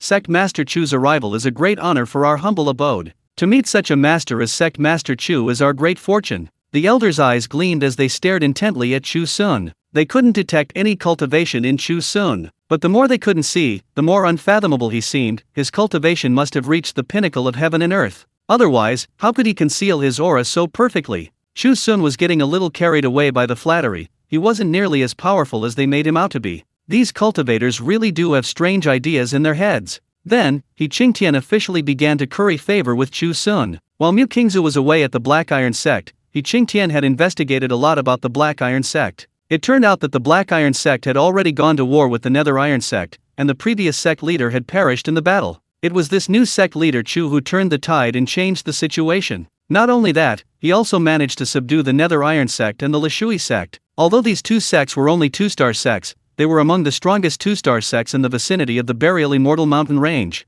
Therefore, Qingtian became even more certain that this Senior Chu was undoubtedly a reclusive master who had subdued both sects upon his arrival. And now, the Black Iron sect was showing signs of unifying the burial immortal mountain range, and becoming a three-star sect was just around the corner. Chu Xun was questioned with some inexplicable questions and could only stammer in response, his heart filled with unease. Chapter 86: The White Jade Unicorn and the Seven-Colored Golden Carp. These guys aren't going to make me give a lecture to the Qingxiu sect disciples right now, are they? I've never given a lecture before. What am I even supposed to talk about?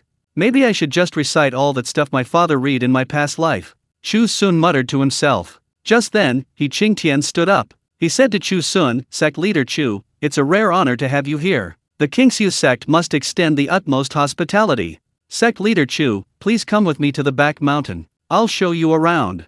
Qingtian was very shrewd. We finally managed to invite sect leader Chu here. Why would we immediately have him give a lecture? Building a good relationship is the key. The Qingxiu sect is, after all, a three-star sect. Qingtian had some confidence in the sect's strength. He let sect leader Chu tour the place first, using that as an opportunity to build rapport.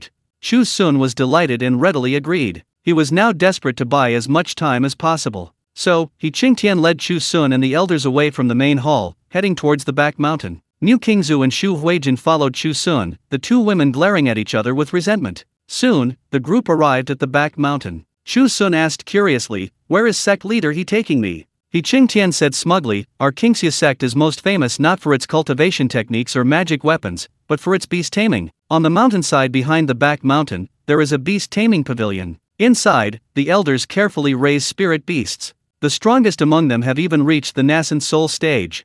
Chu Xun suddenly understood, so he was being taken to see the spirit beasts on the back mountain. Continuing along the path, they soon saw a huge garden ahead. The garden was surrounded by an array set up by cultivators of the Chu sect, and a powerful aura emanated from it from afar. Upon entering, Chu Xun saw various strange and unusual beasts, unlike anything he had ever seen before. However, these beasts were confined to a designated area, only allowed to roam freely within that zone. Ahead, on the grass, appeared a gigantic white horse. This white horse was several meters tall, its body resembling that of a giant tiger, and it possessed a single horn on its head. Sect Master Chu, look quickly. This is our carefully raised jade unicorn. This beast can travel 1,000 miles a day, ride the clouds and mist, and run continuously for 7 days without rest, He Qingtian said, a proud expression on his face. Hearing He Qingtian's words, Chu Xun's curiosity was piqued. He stepped forward, wanting to examine the white horse more closely. Seeing Chu Xun walk over like this, the elders were immediately startled.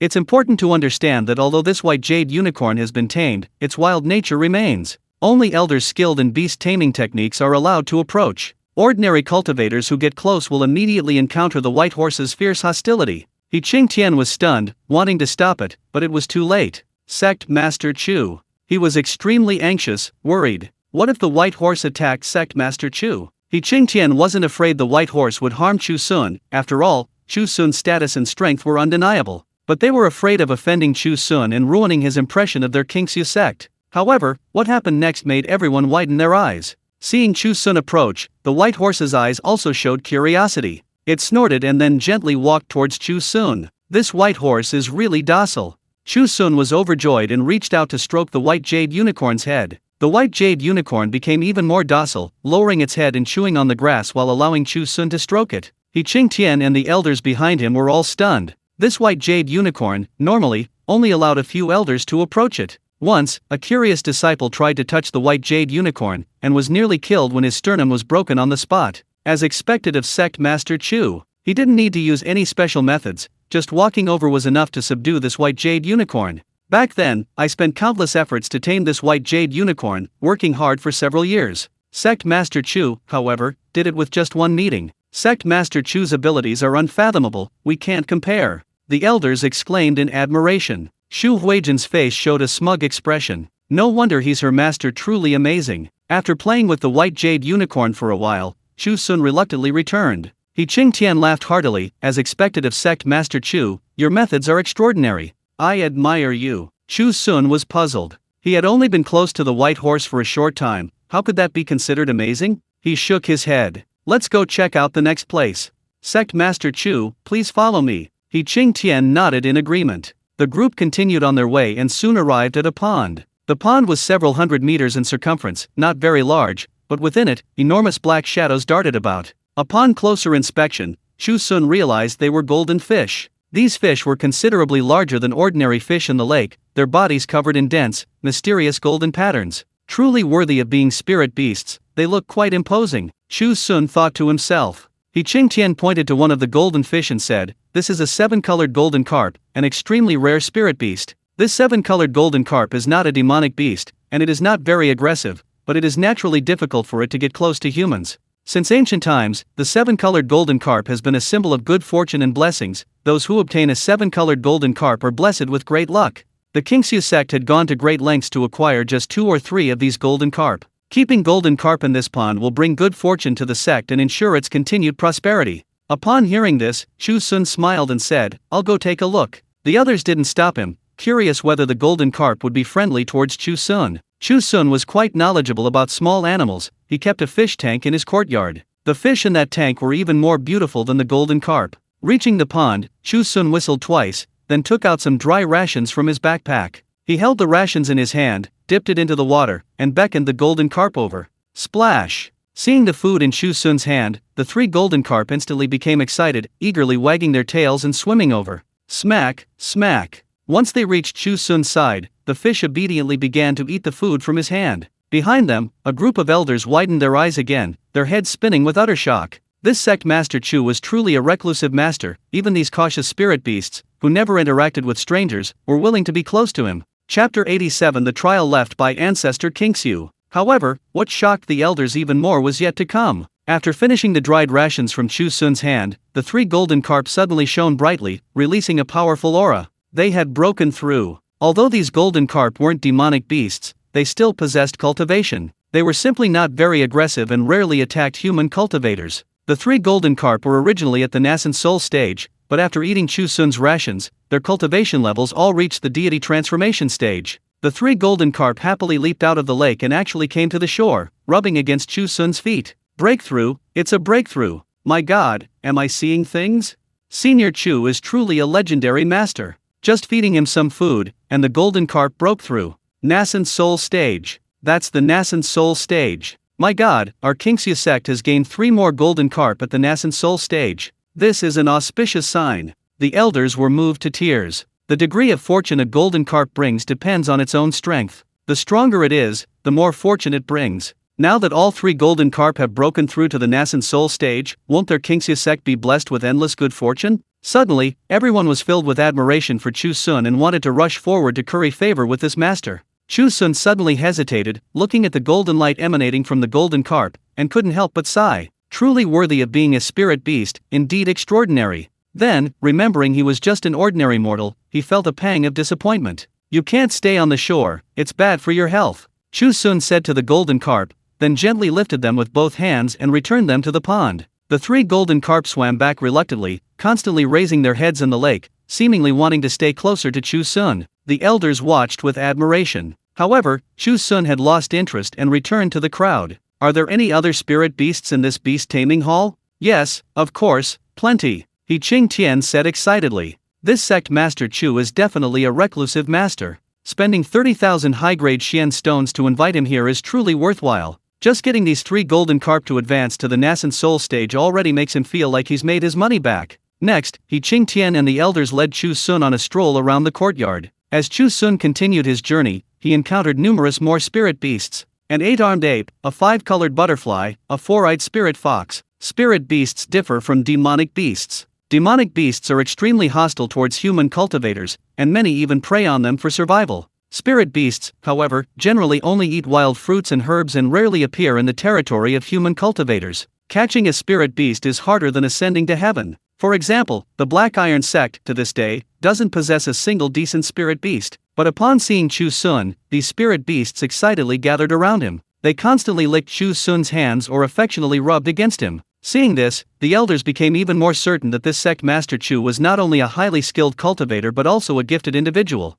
He had received the blessings of heaven and possessed countless opportunities and blessings. To befriend such a person was a great fortune for their Qingxia sect. So, along the way, the elders' attitude towards Chu Xun became increasingly enthusiastic, making Chu Xun's heart flutter with pride. After walking for several hours, the group finally finished touring the entire courtyard. Sect Master Chu, next, I'll take you to see our sect's sacred ground. He Ching Tian said expectantly, in the sacred ground, there are relics left by our ancestor. Originally, he hadn't planned to take Chu Xun to the sacred ground, but he changed his mind at the last minute. Taking Chu Xun to the sacred ground might lead to something unexpected. Relics. Chu Xun became curious. That's right. He Ching Tian nodded emphatically, our Qingxia sect had an ancestor at the integration realm. Although he has been gone for many years, before his passing, he left behind a legacy within the sect. That legacy contains tests for future disciples. Those who can pass the tests can obtain the opportunities and fortune left by the ancestor. Hearing this, Chu Xun couldn't help but feel a surge of anticipation. The patriarch of the Qingxia sect, at the integration realm, must be incredibly powerful.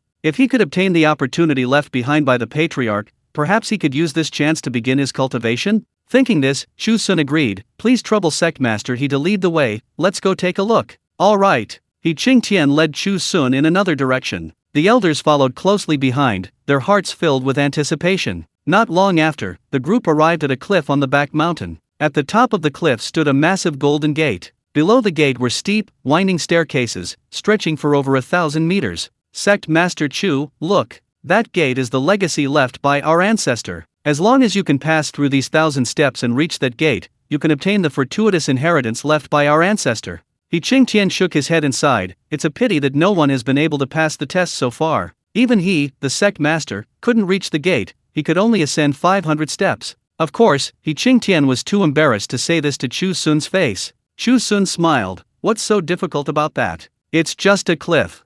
Back in the village, he often went up the mountain to gather herbs. He had climbed many cliffs before. He had seen cliffs steeper than this one. Sect Master Chu, please. He Ching Tian gestured for him to proceed. Chu Xun nodded, took a deep breath, and quickly walked towards the gate on the cliff. Behind him, the elders' gazes also turned towards him, filled with anticipation. I wonder if Senior Chu can make it to the end. I've walked this path before. This isn't just a simple cliff, the steps are covered with various trials left by the ancestor. The most unbearable is the pressure from the ancestor's nascent soul realm cultivation technique. I could only go a maximum of 300 meters before I couldn't hold on, the elders whispered among themselves. Meanwhile, Chu Xun strode forward, his face relaxed and carefree, showing no signs of pressure. Seeing Chu Xun's expression, the elders were shocked once again. The trials left by the ancestor have absolutely no effect on Senior Chu? That's not right. How could that be? There are 81 trials on this path, why aren't they appearing? I remember when I reached the third step, I encountered numerous illusions, filled with all sorts of demons and monsters. Senior Chu Xun, you were completely unaffected by that environment? And on the fourth step, raging flames would appear, burning the test-taker's body. But none of that happened. Chapter 88 failed the ancestors' high expectations. This Senior Chu is truly a master. He Qingtian exclaimed sincerely. Those trials weren't actually real, they were illusions set up by our ancestor to temper the minds of those being tested. I never imagined Senior Chu's will was so firm. The illusions meticulously crafted by our ancestor didn't even trigger. Such resolve is beyond our reach. He Qingtian shook his head with admiration, his words utterly shocking the surrounding elders. Senior Chu's will was incredibly firm. Illusions were completely ineffective against him. Sect Master, we must cultivate a good relationship with Senior Chu. Yes, I've never seen such a master in any of the 4-star sects. It's a pity Senior Chu is already the sect master of the Black Iron sect, otherwise, bringing him to our Qingxia sect would surely elevate our sect to new heights. The elders discussed excitedly. At the cliff's edge, a fierce wind howled. Chu Xun couldn't hear the elders' discussions behind him. The wind whistled past his ears, his attention was entirely focused on the stone path beneath his feet. The further he went, the steeper and narrower the mountain path became. One wrong step and he would fall into the abyss, shattered to pieces. Master, keep going. Shu Huijin silently cheered Chu Xun on in his heart. Chu Xun took a deep breath, paused for a moment, and then took another step. He had walked along cliffs many times before, as long as he maintained his balance, he could pass smoothly. The others watched Chu Xun nervously as he steadily made his way towards the gate at the very top. From behind, Chu Xun's figure appeared even taller in their eyes. After a while, Chu Xun finally reached the mountain gate. We've arrived. Senior Chu has succeeded. Truly unprecedented. Senior Chu is the first person to pass the ancestors' test and reach that gate. The elders' faces flushed with excitement. Each one stared intently ahead, anticipating what would happen next. Boom! At that moment, a beam of golden light erupted from within the gate. Like sweet dew, it poured down from the sky, landing entirely on Chu Xun. Illuminated by the light, Chu Xun's body was also bathed in a dazzling golden light, radiating a sacred and dignified aura. At this moment, Chu Xun was filled with mystery, yet also an aura of unapproachable majesty. Everything in the world vanished, seemingly leaving only Chu Xun at the center. He represented this entire world. The elders gasped in unison, though they didn't understand what had happened. But this scene deeply shocked them, leaving them inexplicably moved. Amazing. Absolutely incredible. Is that the legacy left by the ancestor? It's said that when the ancestor passed away, he merged all his supernatural powers into a golden light. Those destined to pass the test will receive the golden light bestowed by the ancestor, and from it, comprehend all supernatural powers and techniques. It seems the rumors are true, Senior Chu has already gained the ancestor's approval. Chu Xun looked bewildered. The sun suddenly became blindingly bright, almost making it impossible to open one's eyes. Then, nothing happened. On the other side of the gate lay a bottomless abyss, utterly empty. This is the inheritance of the Qingxia sect? It doesn't seem like anything special. Chu Xun shook his head helplessly. It seemed this inheritance was fake, merely a pretext for his disciples. He sighed in disappointment and walked back into the crowd. This demeanor made him appear even more unfathomable to the others. Congratulations, Sect Master Chu, on receiving our ancestors' inheritance. He Qingtian excitedly stepped forward and clasped his hands in greeting. Sect Master Chu, please tell us, what exactly is in the inheritance left by the elders? Yes, for thousands of years, no one has ever successfully passed the test left by our ancestor. We hope Sect Master Chu will generously offer his guidance. The elders also gathered around, asking expectantly. Chu Xun's expression immediately turned strange. He gained nothing from inside. How could he explain this? Should he reveal the truth? These elders would likely be extremely disappointed. Chu Xun coughed twice and said, to be honest, everyone, within that golden light, I saw your ancestor. What? Ancestor? The ancestor is still alive. No, the ancestor's lifespan has ended, he couldn't possibly be alive. It must be a remnant soul left behind by the ancestor. Sect Master Chu, what did the ancestor say to you? Could you please tell us? The elders screamed excitedly. Chu Xun said, the ancestor said, cough cough, he forbade me to tell you those inherited secret techniques. He said that only those who pass the test are qualified to obtain these secret techniques, you are not allowed to obtain them without effort.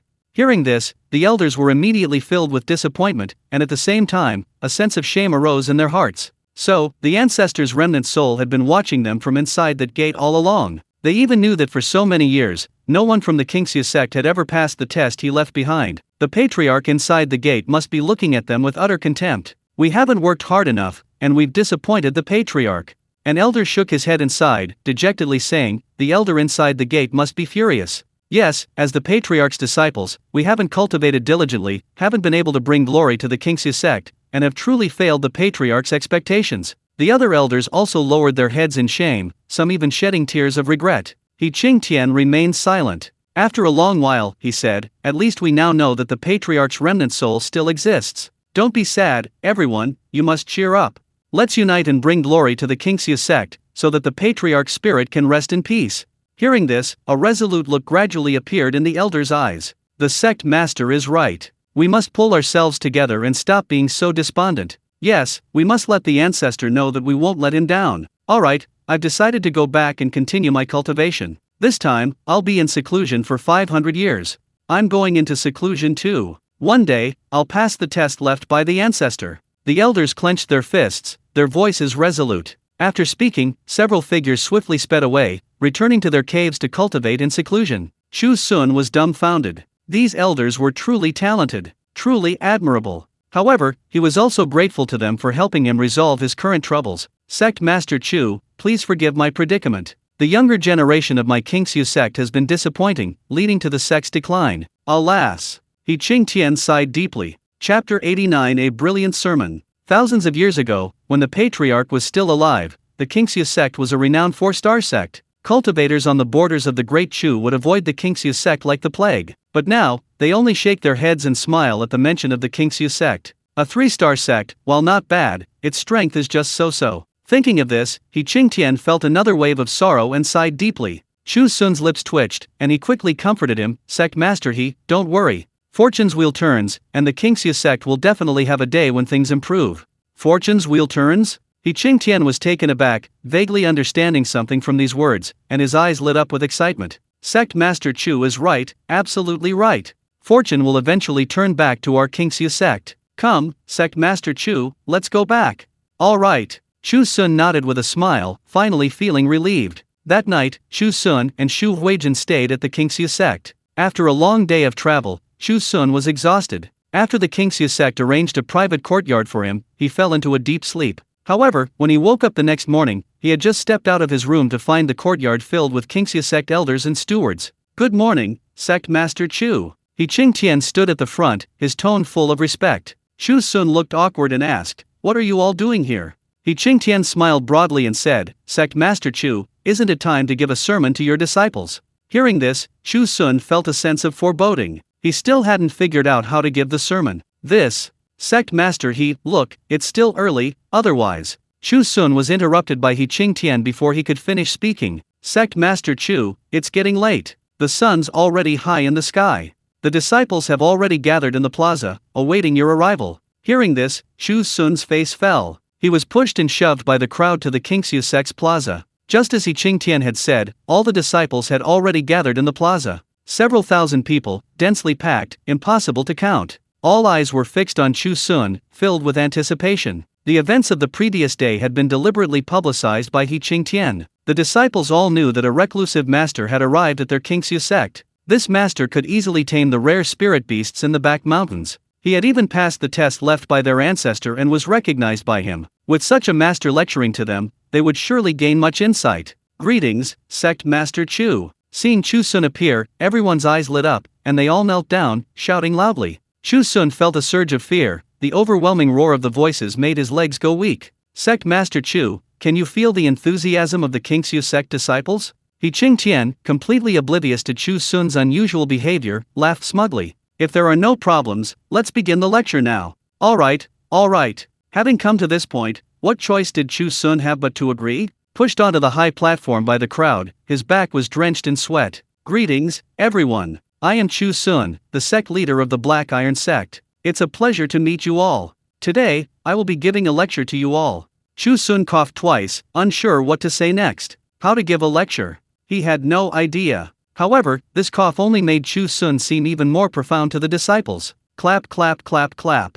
Thunderous applause erupted from below the platform. Sect leader Chu is a reclusive master. It is our honor that he can give us a lecture. Yes, I am so happy to hear Senior Chu's teachings. The disciples cheered. Chu Xun felt like crying. He looked left and right, seeing the elders behind him looking at him expectantly. He knew he had no way out now. Suddenly, Chu Xun had a thought, remembering what he had done at the Black Iron sect's grand ceremony. He quickly took a flute from the chest on his back. Everyone, all things in heaven and earth are the Dao. There are many ways to preach the Dao. Today, I will play a tune for you. The Dao within this tune, you will understand for yourselves. With that, Chu Xun began to play. He was very confident in his musical skills. Back in the village, he often played for the small animals. At the Black Iron sect, he played for the disciples. He had even played in the ancient tomb. Everyone who had heard him play the flute praised it highly. However, Chu Xun was still somewhat apprehensive, observing the disciples' reactions as he played. The disciples were also listening intently to the flute music. At first, they didn't understand Chu Xun's way of expounding the Dao. However, when the flute music began, everyone's hearts trembled, and their eyes widened in surprise. A beautiful and gentle melody, like celestial music, flowed into the depths of their consciousness. What surprised the disciples even more was that the flute music faintly contained some kind of great Dao, causing their internal energy to circulate. I've broken through. Me too. I broke through from the 3rd level of the golden core to the 4th level. Wait, I broke through again. I broke through again. I'm at the 5th level. I'm at the 6th level. Instantly, the disciples all screamed with joy. Behind Chu Xun, the elders also listened to this beautiful melody, their minds utterly shaken. Ordinary disciples might not be able to clearly perceive it, but as elders with profound cultivation, they immediately heard the mystery contained within the flute music. The flute music actually contained remnants of the great Dao. What profound skill this was! To infuse the remnants of the great Dao into the flute music, making it thunderous and capable of instantly boosting one's cultivation after listening. The elders were filled with boundless admiration, wishing they could cling to Chu Xun's coattails. However, now was not the time for excitement. This flute music wasn't just useful to the disciples, it would also greatly inspire them. He Qingtian led the elders to sit down behind Chu Xun, immersed in the beautiful melody. New Kingzu looked at Chu Xun with a face full of shock. As expected of Senior Chu, not only is his medical knowledge profound, but he is also proficient in music. This flute music, it's simply the best sound I've ever heard in my life.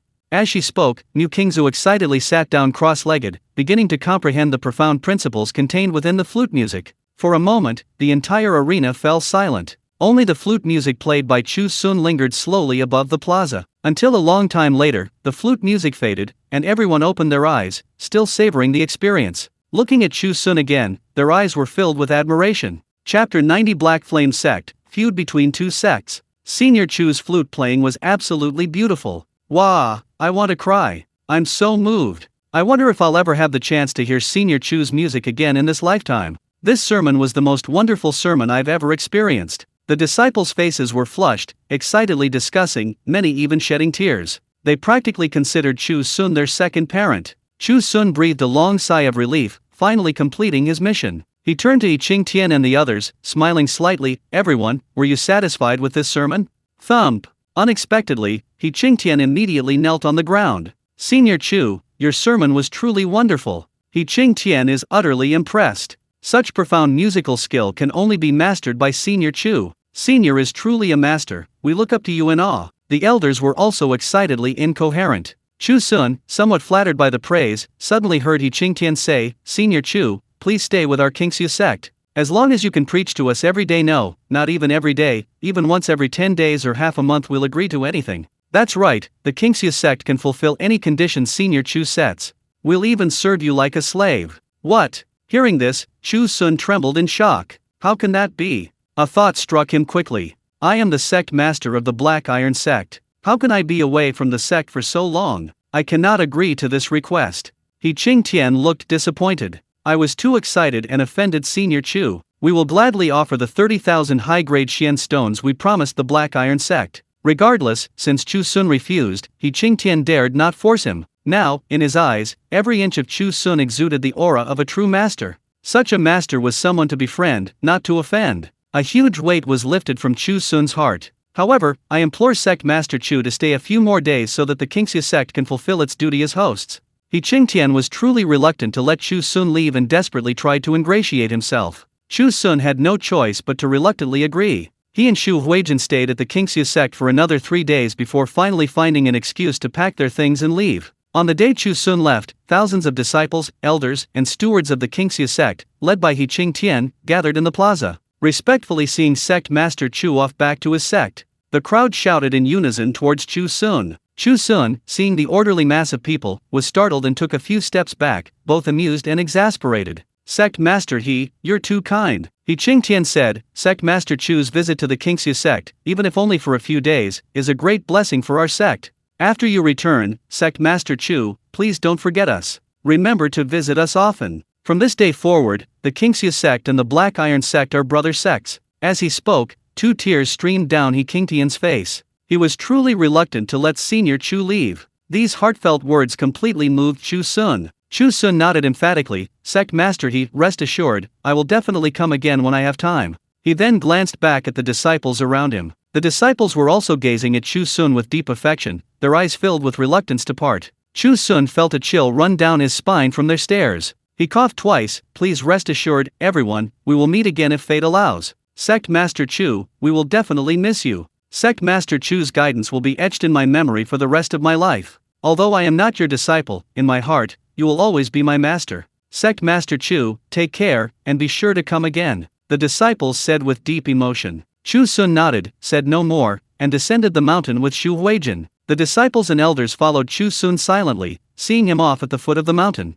However, before they reached the bottom of the mountain, halfway down, they saw a group of people walking up the mountain path. There were several hundred people approaching. These were clearly not cultivators from the Qingxia sect. They wore black Daoist robes, their faces grim and murderous, and they didn't look like good people. A powerful killing intent emanated from them. Not good, they're from the Black Flame sect. He Qingtian looked up, his pupils shrinking instantly, and he exclaimed in shock. The disciples and elders behind him also looked as if facing a formidable enemy. Everyone rushed in front of Chu Xun, drawing their weapons and confronting the black-robed cultivators from a distance. Chu Xun hadn't even understood what was happening when Mu Qingzi pulled him to the back, looking completely bewildered. What happened? Mu Qingzi said gravely, they're from the Black Flame sect, and they've come to cause trouble for our Qingxia sect again. The Black Flame sect? Chu Xun didn't even have any cultivation. Naturally, he knew very little about the cultivation world. Mu Qingzi frowned and said, the Black Flame sect, like our Qingxia sect, is a 3-star sect on the border of the Great Chu,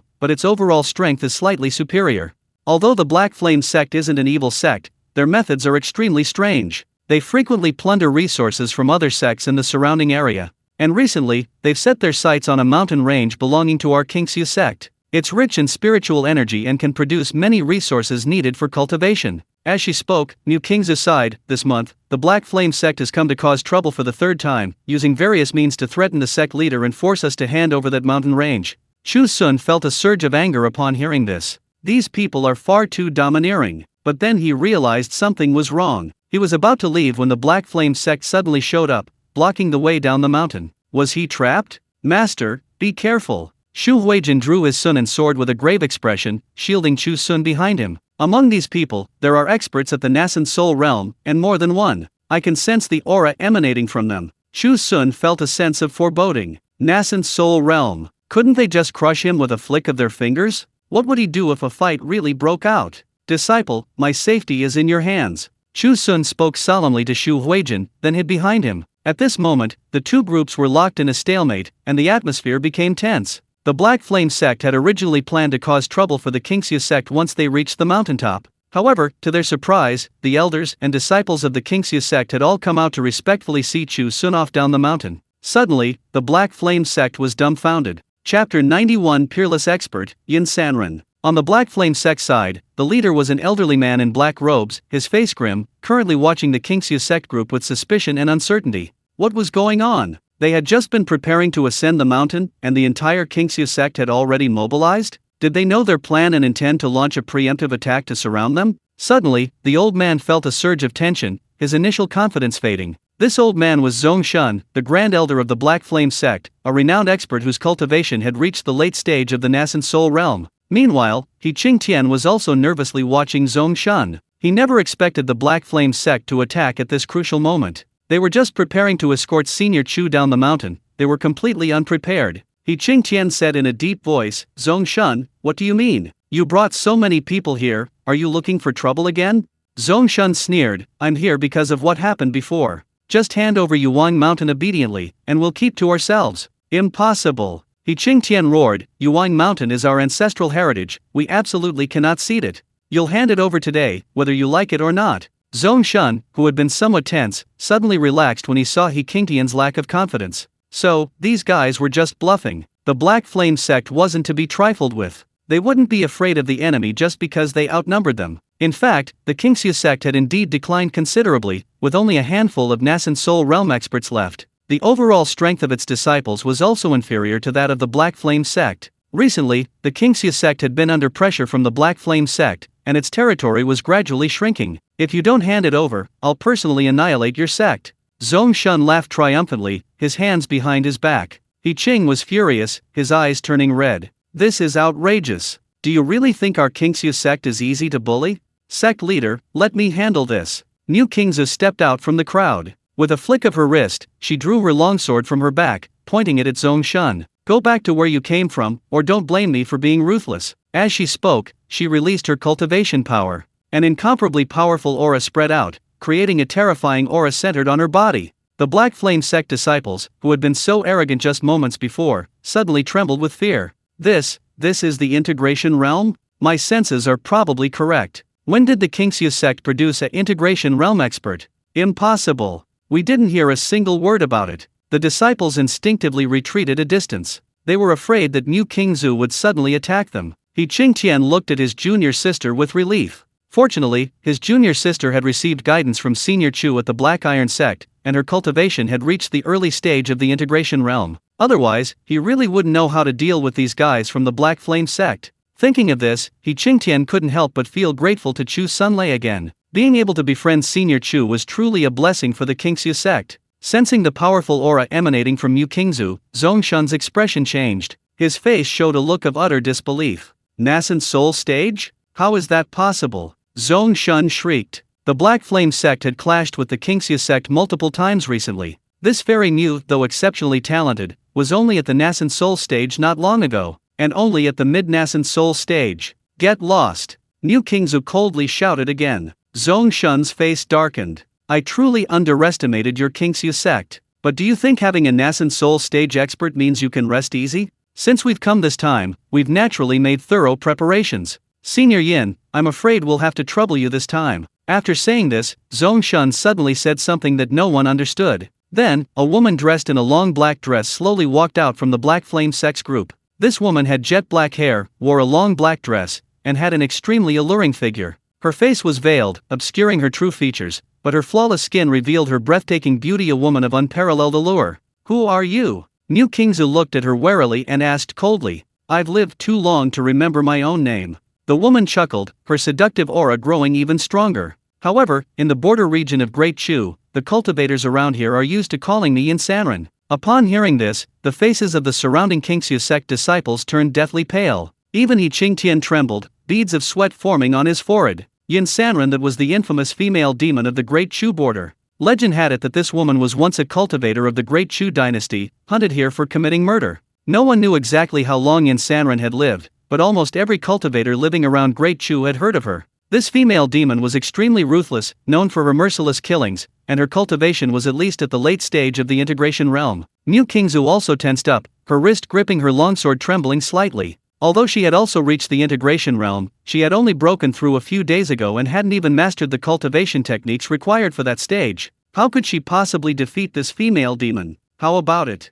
Now you know fear.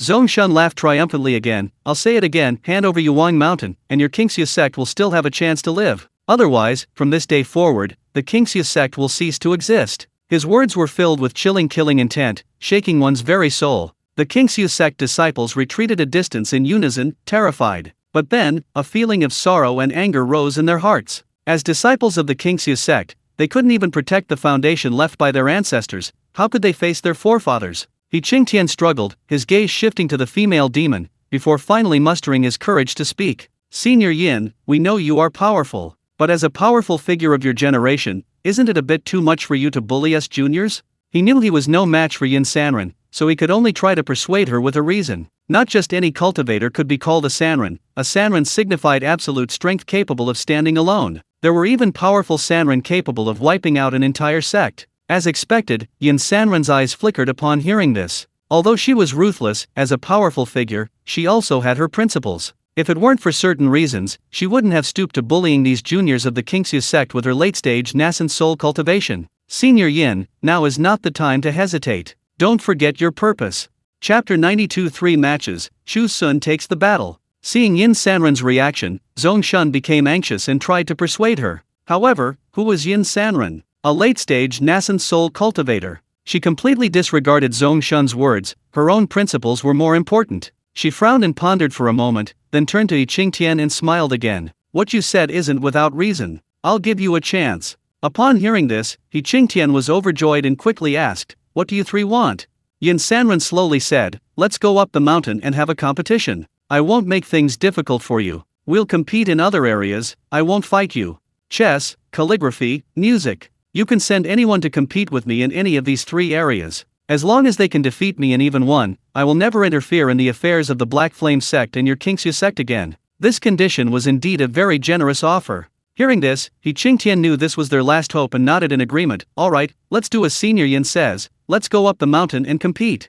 Chu Xun, standing nearby, wanted to say something, but after thinking it over, he gave up trying to persuade him. Although the rules forbade fighting, Yin Sanren's cultivation had already reached the mid-stage of the integration realm, and his attainments in these 3 domains were extremely profound. Ordinary cultivators simply couldn't defeat Yin Sanren, let alone draw. Let's go up the mountain. Chu Xun, relieved, said to the disciples behind him. Yes. And so, they simultaneously sheathed their weapons, agreeing to compete in these 3 domains. The Black Flame sect was represented by Yin Sanren, while the Qingxia sect could choose their own fighters, but each domain only allowed one chance. Soon, the group arrived at the plaza in front of the large shop at the mountaintop. The first competition was chess. Yi Qingtian had a table placed in the center of the square, upon which a chessboard was set up. Yin Sanren approached the table, casually sat down in a chair, and said, you only have 3 chances. Choose your representatives carefully. Behind her, the Black Flame sect members wore provocative expressions. They were certain that the Qingxia sect wouldn't have any chess masters to offer.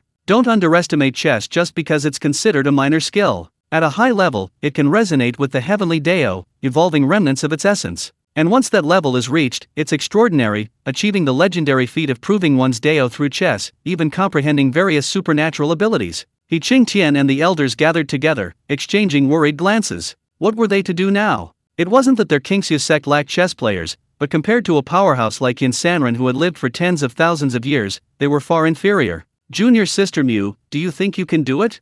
Yi Qingtian looked at his junior sister with pleading eyes. Mu Qingzu quickly shook her head, saying bitterly, I only know a little about chess. If I were to spar with a master like Yin Sanren, I'm afraid I'd be defeated in less than half an hour. Hearing this, Yi Qingtian sighed, but at that moment, a weak voice rang out from the crowd. How about I give it a try? Chu Xun, unusually, volunteered. He didn't understand cultivation techniques. When it comes to chess, he was somewhat skilled. Having completed various system tasks, he had obtained many chess manuals, some of which he had memorized. As long as the opponent wasn't too strong, he should be able to handle it. Hearing Chu Xun's words, everyone's eyes lit up. Yi Qingtian slapped his forehead. How could he have forgotten that Senior Chu was still here? With a reclusive master like Senior Chu here, why should they worry about a mere Yin Sanren? This Yin Sanren wasn't even worthy of carrying Senior Chu's shoes. Thinking of this, Yi Qingtian laughed loudly. Senior Chu, you should have said so earlier. Come, this match is yours. Chu Xun nodded and strode to the center of the square. Actually, he was also quite helpless. Chu Xun didn't like being a scapegoat, but the key was that the Black Flame sect people were blocking his way, preventing him from going down the mountain. Without descending the mountain, there was no way to return to the Black Iron sect. Chu Xun had no choice but to bite the bullet and help the Qingxia sect overcome this crisis. Besides, after spending several days together, Chu Xun had a very good impression of the Qingxia sect. The elders and disciples were all very welcoming to him. Yin Sanren slightly raised her eyelids, glanced at the opposite side, and saw Chu Xun emerge from the crowd. She released her divine sense to check Chu Xun's cultivation level. Upon seeing this, she thought she had misread it, and checked it several more times carefully. Finally, Yin Sanren's expression froze, and her gaze became somewhat blank. What did this mean? The Qingxu sect actually only sent an ordinary person to spar with her? Did they look down on her, Yin Sanren? She was a dignified cultivator at the integration realm. The remnants of the great Dao contained within the way of chess could completely crush an ordinary person into mincemeat. Suddenly, Yin Sanren realized something, a look of understanding flashing in her eyes, and she chuckled inwardly. It seems the Qingxu sect is planning to give up. Knowing no one is my match in chess, they sent an ordinary person to their death. Thinking this, Yin Sanren lost interest in Chu Xun. She said calmly, "Let's begin, don't waste time." Chu Xun nodded, clasped his hands in a fist salute, and said, "Please guide me." This attitude improved Yin Sanren's mood considerably. Thinking of the possibility of being obliterated by her own great Dao at any moment, she couldn't help but feel a pang of regret. Chu Xun then sat down opposite Yin Sanren. He remained polite, saying, This young lady, please go first." Ha ha. Yin Sanren finally couldn't help but laugh.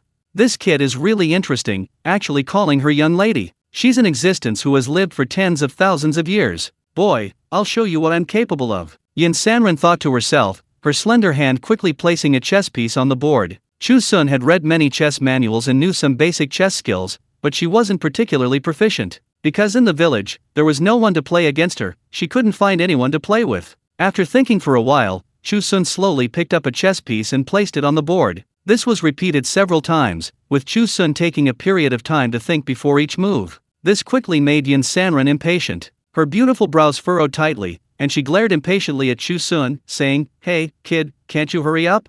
Are you deliberately stalling for time?" Before she finished speaking, a victorious smile appeared on Chu Xun's face. Miss Yin, it seems you've already lost." "What?" Yin Sanren was stunned, looking down at the chessboard, only to realize that her pieces had been surrounded by her opponent without her noticing. Chapter 93 Calligraphy Competition. What? How is this possible? Yin Sanren's eyes widened in disbelief. Behind her veil, her beautiful face was filled with astonishment. Unconvinced, she examined the chessboard again, only to discover that Chu Xun's pieces had already formed a complete encirclement around her. All her escape routes were completely blocked. Several directions seemed to offer a glimmer of hope, but her intuition told Yin Sanren that once she entered his territory, she would be trapped in a deadly net. This boy, who didn't even have the slightest bit of cultivation, was actually a chess master. Yin Sanren was incredulous and looked up at Chu Xun again. But this time, no matter how she looked, she still couldn't detect the slightest fluctuation of cultivation in Chu Xun. Chu Xun smiled, inwardly excited. "Miss Yin, you've lost." Yin Sanren's head was spinning, and it took her a long time to calm down. "I've lost." She gritted her teeth and stood up, saying, "Today, I will no longer interfere in the matters between the Black Flame sect and the Pure Void sect. You can resolve them yourselves." Yin Sanren was filled with regret. She shouldn't have been so careless from the start. Her lifelong reputation had been ruined by this brat. No, this brat must have been playing dumb. He deliberately misled her at the beginning, making her lower her guard and leaving her utterly humiliated. "Boy, just you wait, don't let me catch you, or I'll make you pay." Yin Sanren glared hatefully at Chu Xun, memorizing his face. On the Black Flame sect side, seeing Yin Sanren suddenly admit defeat, they were all dumbfounded. Who was that? That was Yin Sanren, a renowned powerhouse in the border region of the Great Chu, who had once single-handedly wiped out an entire sect. The dignified Yin Sanren actually lost to an unknown young man in the art of chess? Moreover, this young man seems to be just immortal, without even any cultivation. Senior Yin, could it be that he deliberately lost the match to settle this grudge? Chu Xun glanced at Yin Sanren and couldn't help but speculate. "We won. Senior Chu is too amazing, haha. I knew it, as soon as Senior Chu appeared, we were sure to win. Senior Chu is a reclusive master, I told you, with him here, what is there to be afraid of?" On the Qingxu sect side, upon hearing Yin Sanren concede defeat, the elders and disciples excitedly hugged each other and cheered. Yin Sanren's lips twitched with anger. Hearing the Qingxu sect disciples' words, she coldly stared at Chu Xun and said, "So you're a recluse? No wonder I couldn't see your cultivation level." Chu Xun scratched his head. "Not at all, it's all just their flattery. I'm just an ordinary person. Pretending. Still putting on airs here." A ball of anger burned in Yin Sanren's chest. She felt like she'd been played. "This round doesn't count, let's play again." She suddenly spoke up. "You clearly have a master in charge, yet you use such despicable means as concealing your cultivation to make me lower my guard. This round doesn't count." Chu Xun breathed a sigh of relief and laughed triumphantly. "Senior Yin is right, this round doesn't count. You had the home field advantage, yet you still resorted to such despicable tactics. Your victory is dishonorable. Now, it was the Qingxia sect members' turn to be dumbfounded. We're innocent. We didn't cheat. We're blameless. Senior Chu has always been like this. You yourself couldn't see his cultivation level, so how can you blame us? The elders and disciples of the Qingxia sect felt extremely wronged and began to shout indignantly. Qingtian's face also turned red. He said, Senior Yin, you are a peerless master. How can you go back on your word? If word gets out, aren't you afraid of being laughed at? Yin Sanren blushed slightly, but thankfully, he was wearing a veil, so it wasn't noticeable. She retorted, I don't care. If this brat hadn't cheated, how could I have lost? There are still 2 more matches left. You only have 2 chances. With that, Yin Sanren shamelessly threatened, if you're not satisfied, you can fight me. If you can beat me, I'll leave right now without saying a word. Hearing this, the Qingxia sect members immediately lost their temper. Late-stage integration realm cultivators, how could they possibly fight him? Qingtian slumped down like a deflated balloon. Senior Chu, what should we do? He desperately wanted Chu Xun to eliminate Yin Sanren. But what could he do if Chu Xun wouldn't speak up? It's alright, there are still 2 matches left. Let's continue. Chu Xun still wore a smile. Even if this Yin Sanren refused to admit defeat in chess, the remaining 2 were areas he was skilled in. If we win 3 matches in a row, the opponent can't keep cheating forever, right? These words gave the Qingxia sect members a surge of confidence. Qingtian's eyes lit up. So Senior Chu intends to reason with us. I misunderstood him. New Qingxia said, Senior brother, why are you in such a hurry? Don't forget, Senior Chu's greatest skill is music.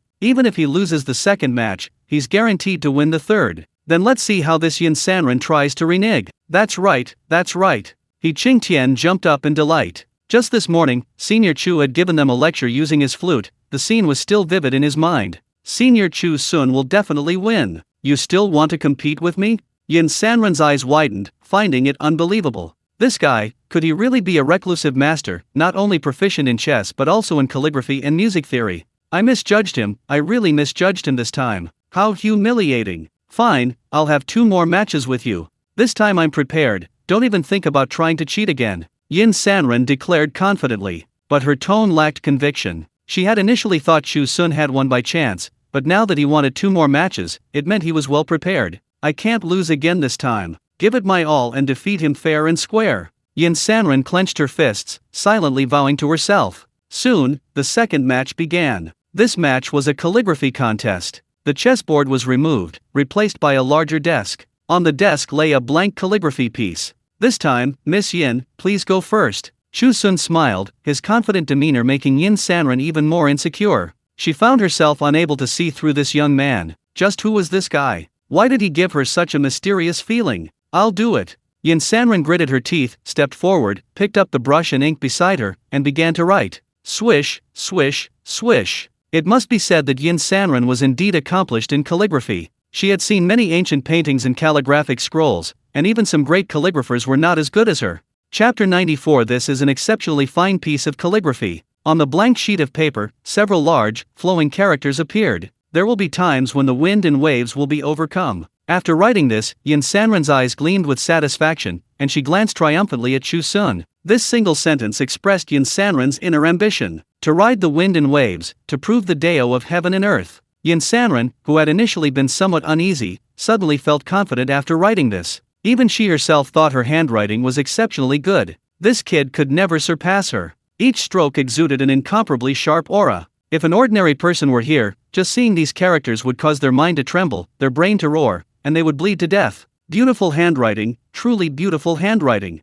Zhong Shun couldn't wait to take a look, and then exclaimed in delight. He was also literate and had a considerable understanding of calligraphy and painting. Yin Sanren's calligraphy not only expressed his ambitions but also infused his cultivation power into the strokes. The sharp, forceful strokes contained an immense aura, far surpassing those of so-called calligraphy masters. Boy, it's your turn. After commenting, Zhong Shun coldly looked at Chu Xun. He didn't believe Chu Xun could defeat Yin Sanren this time. The elders and disciples of the Qingxia sect grew uneasy. Although they had great confidence in the third test, they didn't want Senior Chu to lose the second. A defeat would damage the image of a master. Go, Senior Chu. Senior Chu, you can do it. Defeat Yin Sanren. The disciples pumped their fists, encouraging Chu Xun. TCH, wanting to beat me? A fool's dream. Yin Sanren sneered, dismissing it with disdain. Chu Xun smiled faintly, and only after having someone remove Yin Sanren's calligraphy did he begin to write. Back in the village, Chu Xun often practiced calligraphy alone when he was bored. He might not be very confident in playing chess,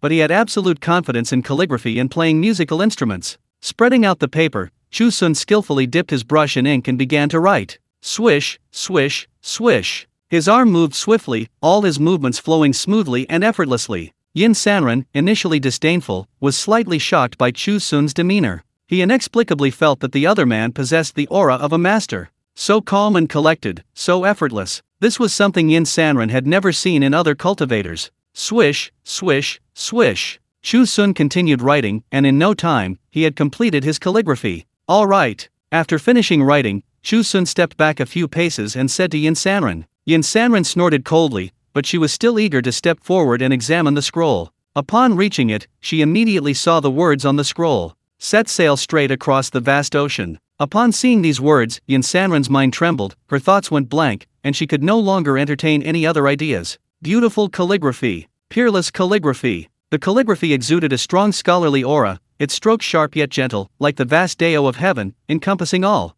This was something she could never match. More importantly, this calligraphy perfectly complemented the line she left behind. There will be times when I ride the wind and cleave the waves, hoisting my sails to cross the vast ocean. These two lines combined form a timeless poem. Within the calligraphy, a profound and lingering aura of the great Dao permeated the air, awe-inspiring and awe-inspiring. Whether in its meaning, the calligraphy itself, or even the Daoist essence contained within the characters, Yin Sanren was utterly defeated. This. Zhongshan also approached, speechless with shock upon seeing the calligraphy. If the two were evenly matched, Zhongshan could have offered some reasoning, arguing that Yin Sanren's calligraphy was better. But Chu Xun's calligraphy was simply incomparable. Even someone unfamiliar with calligraphy could see that Chu Xun's calligraphy far surpassed Yin Sanren's. They were simply not on the same level. So, do you think we won this round? He Qingtian and Mu Qingzu also came up and saw Chu Xun's calligraphy. Shocked, they shouted excitedly, their faces filled with pride and joy. Yin Sanren's face flushed red. Although she was unwilling, this time she couldn't make excuses for herself.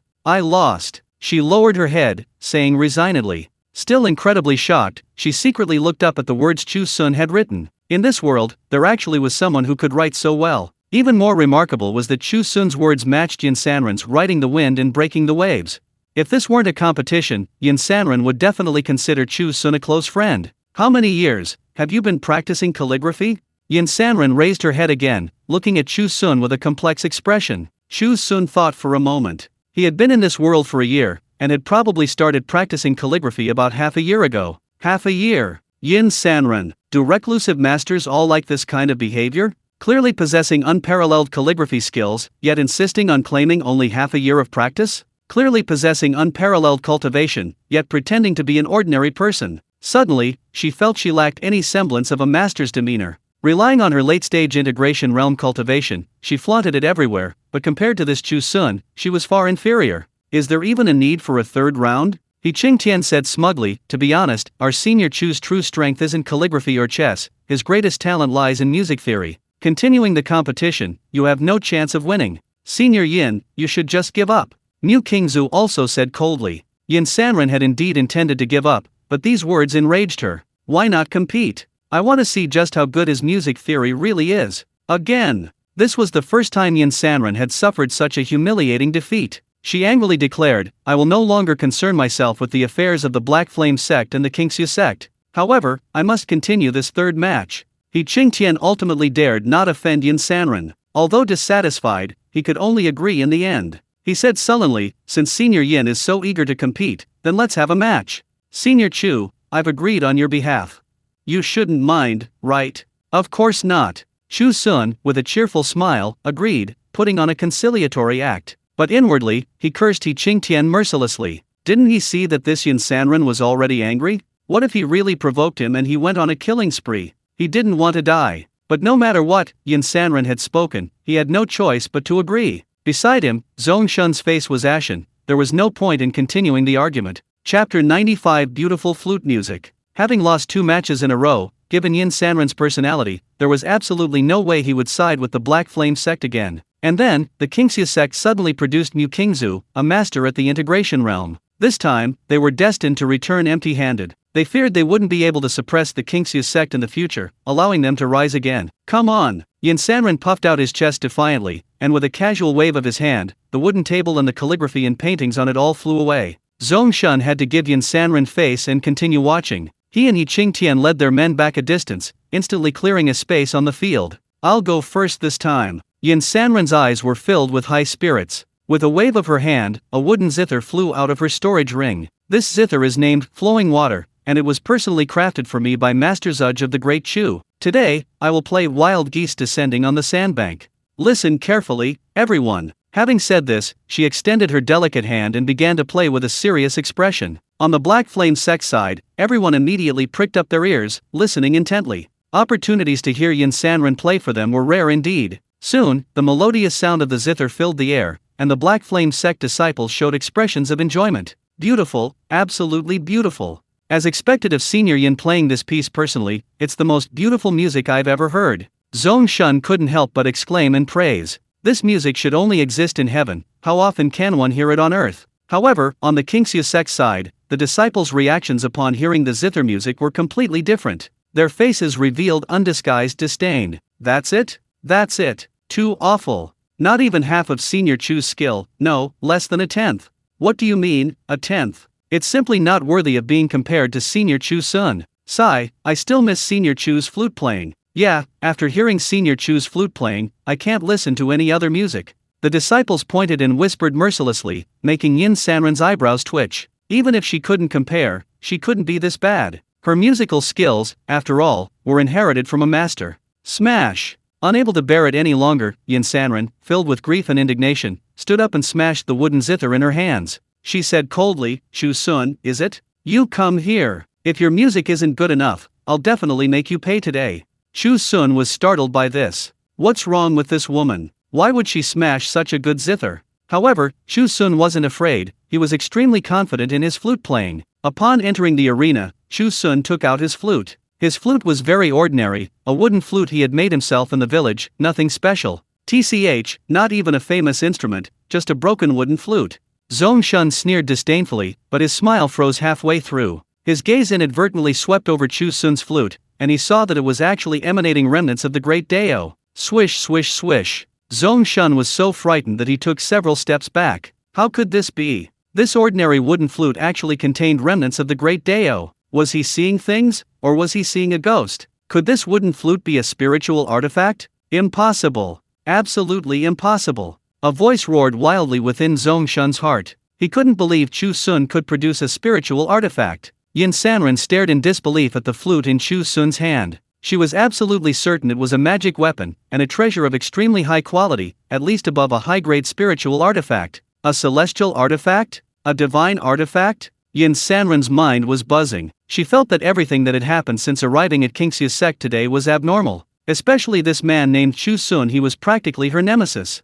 Just who was this reclusive master? Why had she never heard of him in all these years she'd roamed the borders of the Great Chu? Yin Sanren's eyes reddened slightly, she suddenly felt like crying. Seeing the flute, she knew without even needing to compete that she had lost, undoubtedly lost. The next moment, Chu Xun placed the flute to his lips and began to play. A melodious flute tune drifted across the plaza. The Qingxia sect disciples wore expressions of enjoyment, instinctively sitting cross-legged on the ground, listening to the beautiful melody. On the Black Flame sect side, despite their inner resistance, the disciples were unconsciously captivated by the music. They subconsciously looked up at Chu Xun. There stood a young man in white, imposing and dignified, his robes fluttering, exuding an untamed and arrogant air amidst the wind. A master. These two words were deeply etched into the minds of the Black Flame sect disciples. The music, filled with beautiful melodies, inadvertently opened their hearts. The dark hearts of the Black Flame sect disciples suddenly seemed to see a glimmer of light. Countless disciples shed tears of excitement, bursting into tears on the spot. You, what are you crying for? Stop it all. Stop crying. A bunch of disgraceful wretches. Zhong Shun turned around and saw a group of disciples kneeling on the ground, their eyes red, tears and snot streaming down their faces, constantly wiping them with their clothes. This pathetic sight enraged Zhong Shun, who roared on the spot. Wah, wah. At this moment, a soft sob came from beside him. Zhong Shun was once again so angry that his blood boiled. He was about to throw a punch when he turned around and saw that the one sobbing was actually Yin Sanren. Yin Sanren's eyes were wide and bloodshot, his body trembling slightly as he stared intently at Chu Xun, who was playing the flute. "You played so well. Absolutely wonderful. I never knew such beautiful flute music existed in the world. I thought myself a master of music, but seeing a true master today, I realize what it means to be an amateur in front of an expert. I'm so ashamed." Chu Xun's flute music completely shocked Yin Sanren. Others might not have noticed, but with her cultivation at the late stage of the integration realm, she could clearly hear it. Every melody in that flute music was filled with the rhythm of the great Dao. That's right, this was the great Dao of heaven and earth, actually played directly on a flute. Yin Sanren had never heard such beautiful music in her life, and she felt completely captivated. A master, an unparalleled master. She was truly blind, she had misjudged him from the very beginning. How dare she presumptuously challenge this master? How shameless! Chu Xun was dumbfounded. At this moment, he felt utterly out of place in this world. Why did everyone else find the flute music beautiful, but he was the only one who couldn't hear it? Chapter 96, Begging Master to accept me as his disciple. As the performance ended, Chu Xun finally put down his flute and let out a long sigh of relief. He then discovered that all the disciples in the arena had red, tear-filled eyes, staring at him expectantly. Even Yin Sanren was no exception, looking as if she wanted to rush up and question him. Chu Xun smiled wryly. "What's going on with you all? Senior Chu, you played so well. The flute music was so moving." He Qingtian kept wiping away tears. "I couldn't hold back anymore, I really couldn't hold back." Chu Xun was speechless. Then, Yin Sanren walked over from a short distance away. She had recovered and was calmly staring at Chu Xun. Chu Xun's heart skipped a beat, not understanding what she wanted to do. Could she be planning to kill him to silence him, just because he had won and embarrassed her? Thump! Suddenly, he saw Yin Sanren kneel down and hug Chu Xun's leg. "This junior was blind and failed to recognize you as a peerless master. I beg your forgiveness. This junior truly knows his mistake." Everyone stared wide-eyed, incredulous at this scene. The dignified Yin Sanren was actually kneeling before Senior Chu to admit his error. Disciples from both the Qingxia sect and the Black Flame sect were utterly shocked. This scene was simply too shocking. Chu Xun's heart skipped a beat, and he quickly said, "Miss Yin, please get up. You mustn't. You are the senior. I am merely an ordinary person, I cannot accept such a grand gesture." Still calling himself an ordinary person? So this is how a master behaves. Yin Sanren suddenly felt he understood something. He knelt and took 2 steps back, saying, "Cultivation knows no order of seniority. Senior Chu's Dao is profound, even if he is younger than me, he is still my senior. This junior is willing to become your disciple, senior. Please accept me." Upon hearing this, everyone was shocked again, their eyes practically popping out of their sockets. Chu Xun's heart pounded wildly, his heart almost leaping out of his throat. This Yin Sanren was a peerless expert at the late stage of the integration realm, wanting to become Chu Xun's disciple? Beads of sweat immediately appeared on his forehead. "Yin Sanren, how can this be? You are an integration realm expert, everyone around here knows your name, Yin Sanren. If you were placed under the tutelage of an unknown ordinary person, wouldn't people laugh their heads off?" In Chu Xun's view, this Chu Xun was definitely a disciple of the Qingxia sect. If Yin Sanren were to become a disciple of the Qingxia sect, how could it be believable? More importantly, if Yin Sanren joined the Qingxia sect, wouldn't their Black Flame sect be doomed? Chu Xun was extremely anxious, he absolutely couldn't let Yin Sanren join the Qingxia sect. I'm just an ordinary person. How could I be qualified to accept a powerful figure like you as a disciple? Chu Xun smiled helplessly. This scene reminded him of when Xu Huijin wanted to become his disciple. Yin Sanren looked up nervously and said, "Senior Chu, are you unwilling to accept me? This disciple cultivates very diligently. After entering the sect, I can help master by serving tea and water. I can do all the rough and tiring work." Chu Xun hesitated. Having a disciple who could serve tea and water seemed quite good. "No, master only needs one disciple like me. He doesn't need any more." At this moment, Xu Huijin stepped out from the crowd, speaking aggressively. "I can do the tea and water service too. It's not your turn." Yin Sanren was stunned. Noticing Xu Huijin behind Chu Xun, his eyes widened in utter shock. Although this woman was only at the nascent soul stage, her body radiated a flowing, condensed light. That aura was clearly that of the legendary sword spirit body. As expected of Senior Chu, a reclusive master, even a casually accepted disciple possesses a physique said to be seen only once in 10,000 years. Yin Sanren's admiration for Chu Xun grew even stronger, and he became even more determined to become Chu Xun's disciple. She stood up, ran briskly to Xu Huijin's side, and said obediently, "Disciple Yin Minjaya greets senior sister." Excuse me, senior sister, does master have any other disciples? No. Chu Huijin shook her head, then suddenly remembered something. When did I promise you I'd be my junior sister?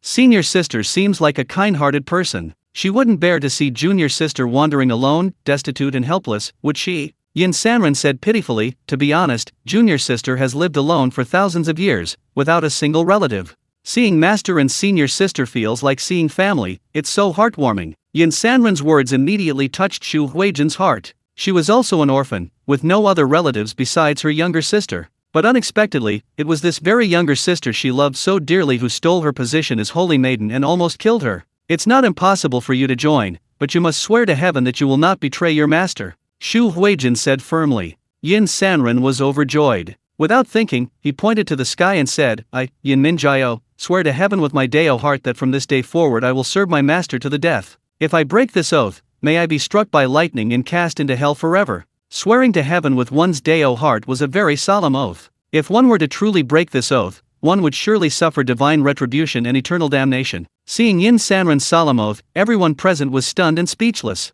Unexpectedly, Yin Sanren had actually become a disciple of Senior Chu. For a moment, everyone was filled with envy and jealousy. Zhong Shun's face turned ashen with anger, and his body trembled. Senior Yin, you're truly confused.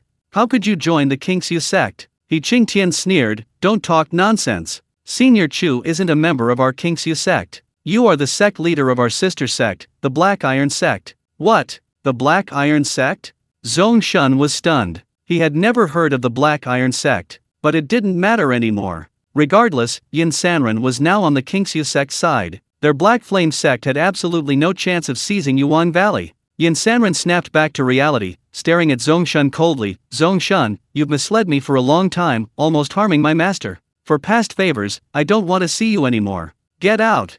His words carried a thunderous aura, making it hard for Zhong Shun to breathe. Zhong Shun's heart tightened. Senior Yin. Get lost. I won't say it again. Yin Sanren's expression turned cold. Zhong Shun dared not say another word and hurriedly led his men down the mountain in a sorry state. They came arrogantly, but left like stray dogs, utterly pathetic. Master, are you satisfied with this arrangement? After doing all this, Yin Sanren immediately ran to Chu Xun's side, looking like a dutiful girl. Chapter 97 A Precious Apprenticeship Gift. Chu Xun's expression was quite interesting. This whole scene was like watching a grand drama. He'd even inexplicably taken Yin Sanren as a disciple. Master, you still won't accept me as a disciple? Seeing Chu Xun remain silent, Yin Sanren couldn't help but feel uneasy. It's already like this, how can I not accept you? Chu Xun quickly replied. The name Integration Realm sounded incredibly powerful. Accepting Yin Sanren wouldn't be a loss for him. He was just worried that Yin Sanren would ask all sorts of questions, specifically about things he didn't understand, which would cause a lot of trouble. Chu Xun was also somewhat concerned.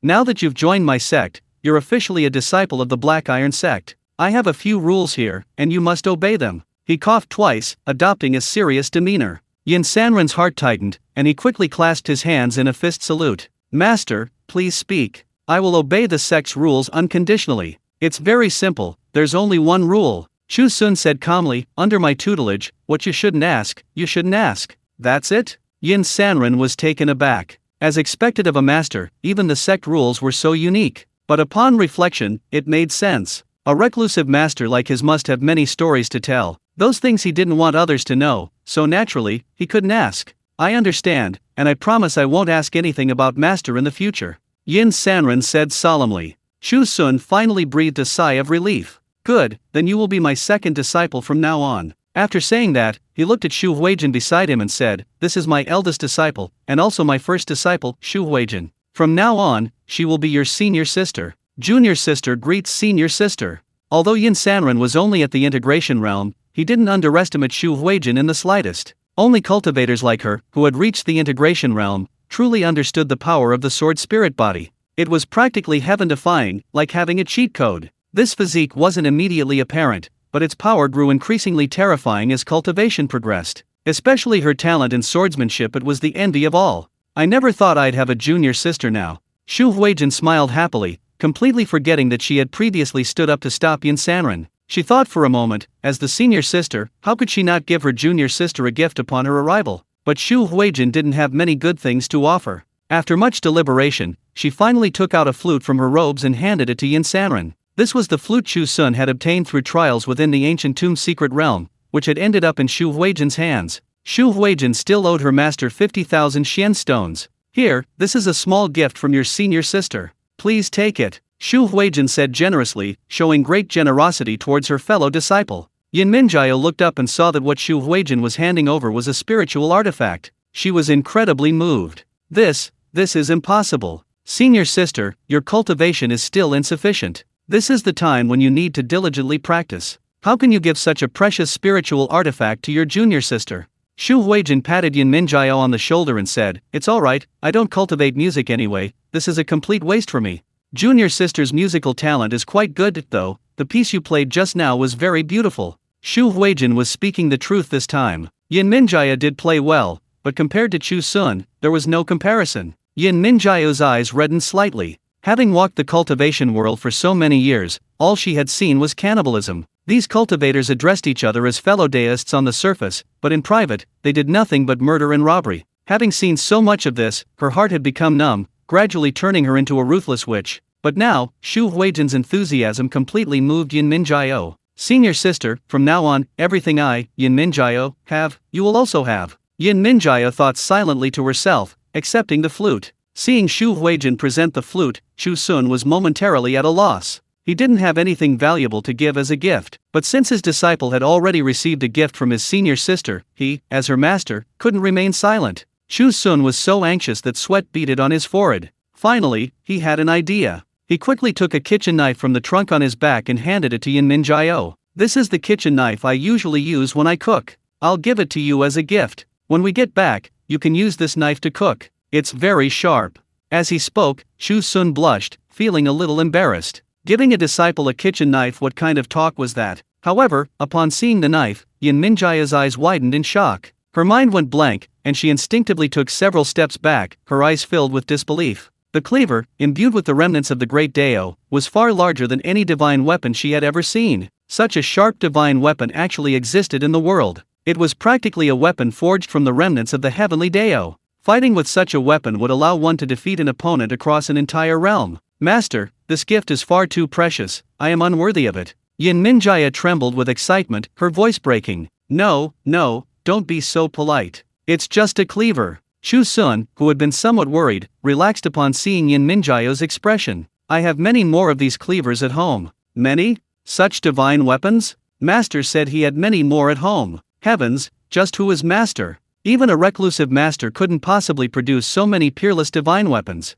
Yin Minjiao was shocked again. She could already imagine her master's kitchen filled with countless scenes of eroticism. The scene was so beautiful it almost made her faint. Then this disciple won't be polite, "Thank you, master." Yin Minjiao carefully took the kitchen knife, treating it like a precious treasure, afraid of even a speck of dust getting on it, and frantically wiped it with her sleeve. Seeing this, Chu Xun and Xu Huijin exchanged a smile. Such a cute junior sister, taking her into the sect doesn't seem so bad. Seeing Chu Xun successfully accept Yin Minjiao, He Qingtian stepped forward to congratulate him, saying, "Congratulations, Sect Master Chu, on gaining another disciple." "Not at all, it's just fate," Chu Xun said with a smile. "Fate," He Qingtian silently murmured a couple of times. Truly a master, every word contained profound wisdom. "Regardless, I am truly grateful to Sect Master Chu for this. If it weren't for Sect Master Chu's presence, I fear our Qingxia sect would have been wiped out." He Qingtian clasped his hands in a gesture of sincere gratitude. The elders behind him also crowded around, repeatedly expressing their thanks to Chu Xun, making Chu Xun feel quite pleased with himself again. Chapter 98 The Secret of Yin Minjiao, the Tomb of the King of Yu. You're joking. Chu Xun quickly replied politely, then remembered the important matter. "That's enough, we should take our leave." Respectfully seeing off Sect Master Chu, He Qingtian and the others clasped their hands in farewell again. "Wait, Master."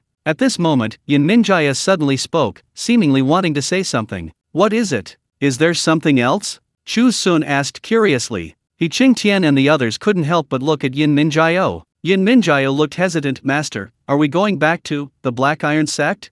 "Of course, I am now the sect master of the Black Iron Sect. From now on, the Black Iron Sect is your home." Chu Xun smiled slightly, feeling somewhat proud of his position as sect master of the Black Iron Sect. "Master, could we go to Yuan Valley first before returning to the sect?"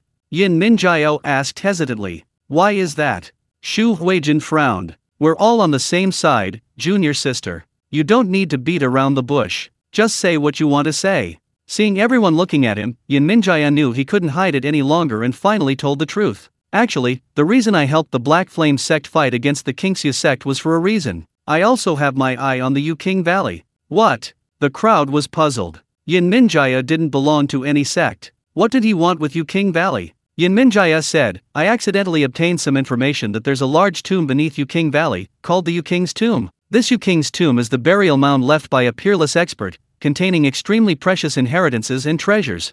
What? The Yuqing's Tomb? This is the first time I've ever heard of such a thing. Hearing Yin Minjaya's words, the Qingxia sect members reacted with great surprise. This was their ancestral property. I didn't even know it myself. It was Yin Sanren who revealed the secret. So, Yin Sanren's practically one of us now. Let's set off together for the Yuqing's Tomb to find that legendary treasure. He Qingtian exclaimed excitedly. The Qingxia sect is in decline. If they could obtain the inheritance from the Yuqing's Tomb, they might be able to regain their former glory. Yin Minjaya smiled bitterly. I only know about this matter. I don't even know the exact location of the entrance to the Yuqing's Tomb. She paused. That's why I want to help the Black Flame sect seize Yuqing's Valley. Once this territory is in their hands, they won't care how freely I enter and exit. Everyone suddenly understood. He Qingtian's eyes flickered. It doesn't matter if you don't know the entrance. Let's take more people and go find it together. In fact, after receiving the kitchen knife from Chu Xun, Yin Minjaya no longer valued the Yuqing's Tomb as much. No matter how good the inheritance from the Yuqing's Tomb was, it couldn't possibly surpass the sword her master had given her. Yin Minjaya was certain that this was absolutely a peerless divine weapon. However, she couldn't shake the feeling that Chu Xun was about to leave, so she revealed everything she knew. Master, why don't we go to Yuqing's Valley? There's nothing urgent in the sect anyway, so we can stay outside a little longer. Shu Huijin grabbed Chu Xun's hand, her face full of anticipation. The Yuqing's Tomb hereditary possessions, treasures, just thinking about it was exciting. Besides the Sunan sword given to her by her master, she had nothing else of note. This was a perfect opportunity to gather some treasures, so she wouldn't embarrass her master later. Shu Huijin's plan was very thorough, but Chu Xun's expression turned somewhat grim. Another ancient tomb exploration? Thinking of his experience in the Misty Land, he felt a little apprehensive. That's not a good idea. The first elder and second elder are waiting for us to return to the sect. Chu Xun tried to decline. Seeing this, Shu Huijin's eyes flashed, and she said, Master, do you know that ancient tombs like this usually contain many Xian stones, and they're all high-grade Xian stones? With these Xian stones, wouldn't we, master and disciples, be able to live a carefree life? These words immediately swayed Chu Xun. His eyes shone like stars. Mystic stones, those are truly precious. It seems I must change my mind. Alright, let's go to Yuan Valley. Even after saying this, Chu Xun was still a little uneasy, adding, but this time it's a promise.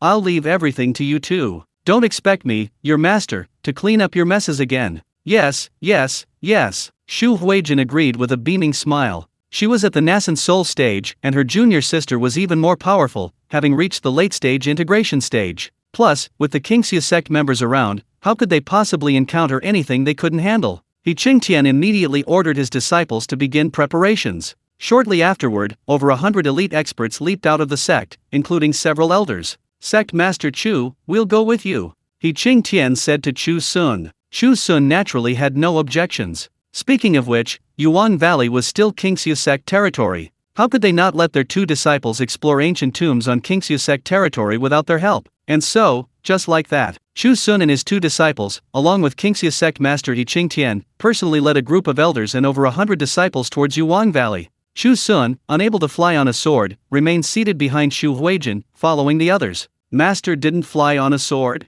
Yin Minjaya stared in astonishment at this sight. However, remembering her master's earlier admonition not to ask too many questions, she obediently kept quiet. As expected of master, a reclusive master, he doesn't even carry a flying sword when he goes out. Yin Minjaya thought to herself, her admiration for her master growing stronger. Soon, the group arrived at a mountain range on the border of Qingxia sect territory. He Qingtian stopped first, pointing to a vast valley ahead, and said, Sect Master Chu, this is Yuqing Valley. Chu Xun looked up upon hearing this. By now, it was completely dark, and it was pitch black all around. He couldn't cultivate. How could he see anything? He could only hear the roars of demonic beasts echoing from the valley, accompanied by a chilling wind that sent shivers down his spine. It's getting late. I think we should go in tomorrow. Chu Xun coughed twice. We'll rest here on the outskirts of the mountain range tonight. We'll follow Sect Master Chu's orders. He Qingtian was completely obedient to Chu Xun and immediately ordered everyone to land on a clearing not far from the valley.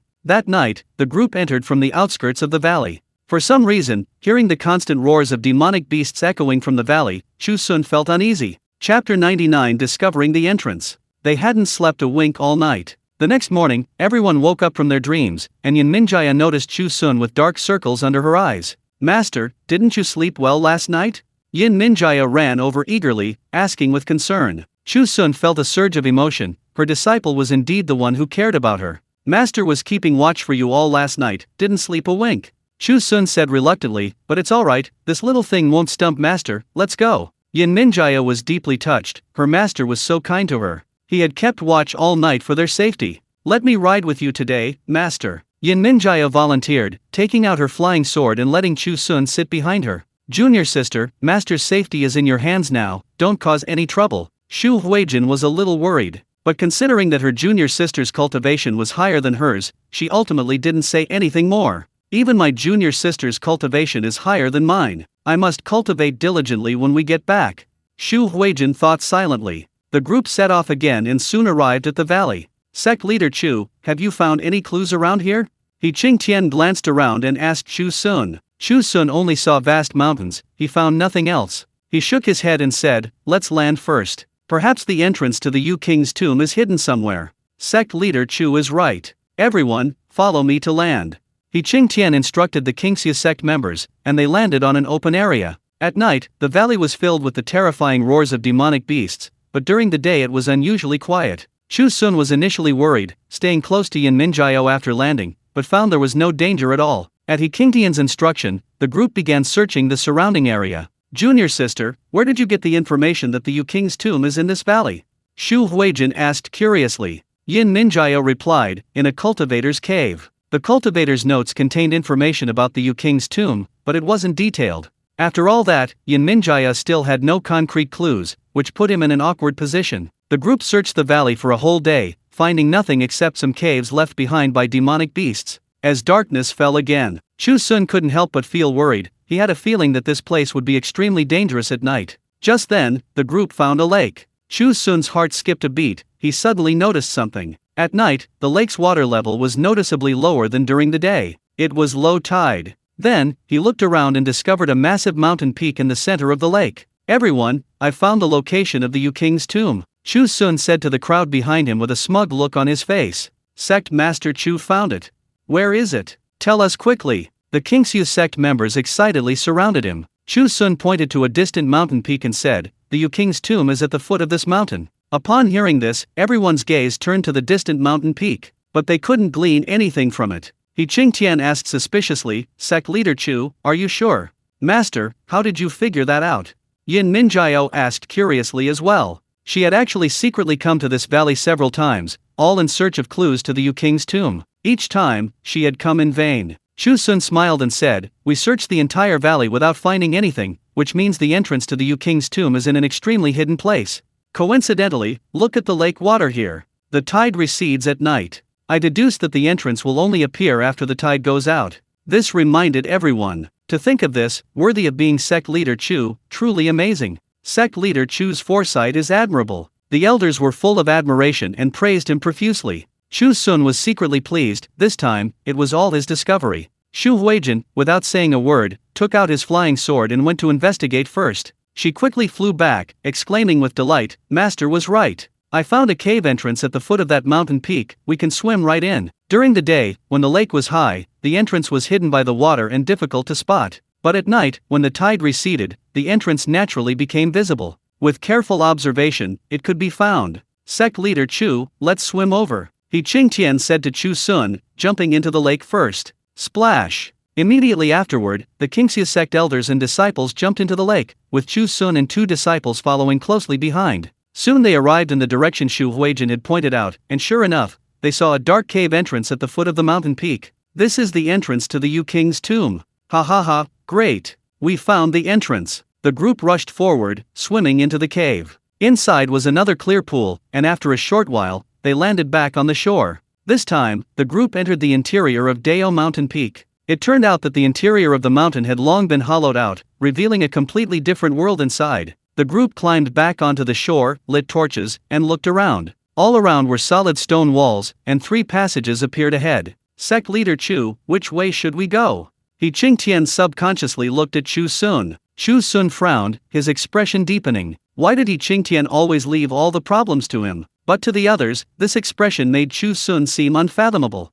No one dared to breathe, waiting for Chu Xun's answer. Chu Xun sighed and simply pointed to a path, saying, "Let's go this way." He was pointing to the far right. The group was overjoyed. Sect Master Chu has calculated the correct path. Following Sect Master Chu, we definitely won't go wrong. Yin Minjiao asked curiously, "Master, how did you calculate it?" Chu Xun was speechless for a moment, then quietly told Yin Minjiao, "I guessed." Yin Minjiao's expression immediately became incredibly interesting. However, as long as it was her master's decision, even if it was a guess, she would support him to the end. "Alright, let's go to the right." With that, Yin Minjiao strode ahead. Just then, behind them, in an inconspicuous corner of the stone wall, a faint light flashed. Upon closer inspection, one would discover that a stone was embedded in this corner of the stone wall. Every move they made, every scene, was recorded by this stone and transmitted to the other side. People from the outside world have actually broken in. Chapter 100 Trap, Perilous Situation. Deeper within the cave lay a top-secret space.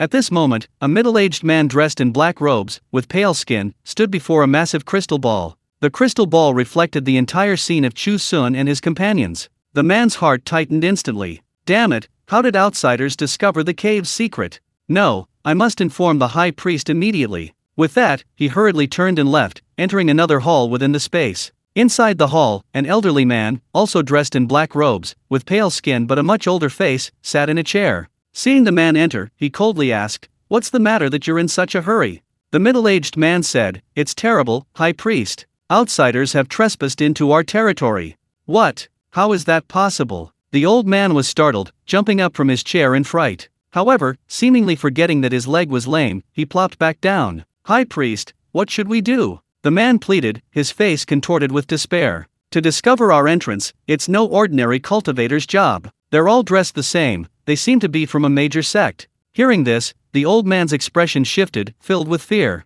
Yin Minjiao's information was correct, this was indeed the Yu King's tomb. However, a group of clansmen still lived within the Yu King's tomb, the Yu King's clan. The Yu King was a hegemon of the Cloud Realm hundreds of thousands of years ago. He even single-handedly created the most powerful dynasty in the Cloud Immortal Realm, the Yu dynasty. Unfortunately, the Yu King was cruel and ruthless, implementing brutal and oppressive policies against the common people and cultivators from other major forces. In the end, he met a tragic end, his kingdom destroyed and his king ruined. After the fall of the Yu dynasty, the members of the Yu King's clan chose to retreat into seclusion, settling in remote, desolate mountains and forests. Even then, they remained uneasy, fearing retaliation from their enemies, and carved out a space within the massive mountain. From then on, the Yu royal family settled here, never to contact the outside world again. Unexpectedly, after so many years, someone finally managed to enter. "Come, take me to the secret chamber. I need to ascertain the strength of these people," the Yu royal high priest said to the middle-aged man. The middle-aged man was a guard within this secret realm, his daily work involving using a crystal ball to detect the entrance to the ancient tomb. Hearing this, he nodded, lifted the high priest to a wheelchair, and pushed him to the side hall where he had previously been. Upon arriving at the side hall, the high priest indeed saw Chu Xun and his group through the crystal ball.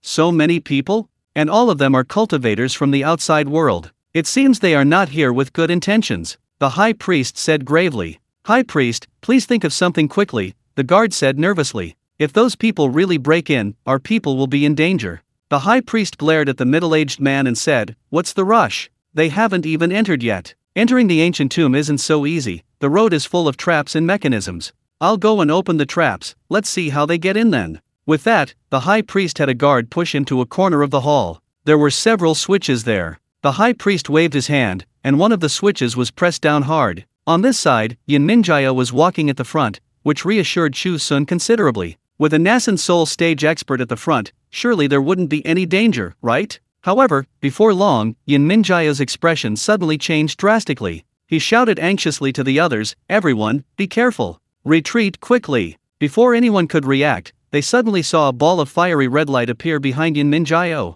Boom! A burst of flame erupted from the passage ahead, a wave of heat sweeping over them. The scorching heat, just hitting their faces, made Chu Xun feel like he was about to burst into flames. "Disciple!" Chu Xun shouted. Shu Huijin instinctively strode forward, wanting to shield Chu Xun. However, she discovered that the power of the flame was extraordinary, she couldn't withstand it alone. He Qingtian stared intently at the surging flames. Escape was now too late. He quickly shouted to the group, "Everyone, activate your spells together. Form a barrier." Yes, the Qingxiu sect members who came this time were indeed experts. Upon hearing He Qingtian's command, they immediately mobilized their cultivation and activated their spells. Instantly, multicolored light rose from the ranks, some even used their magical artifacts. In front of the group, various spells merged together, forming a massive barrier. Bang! The flames surged forward, only to be blocked by the barrier. Great! We blocked those flames. The group breathed a long sigh of relief, saying thankfully. But then they realized something was wrong. The flames continued unabated, they had only been blocked for a fleeting moment.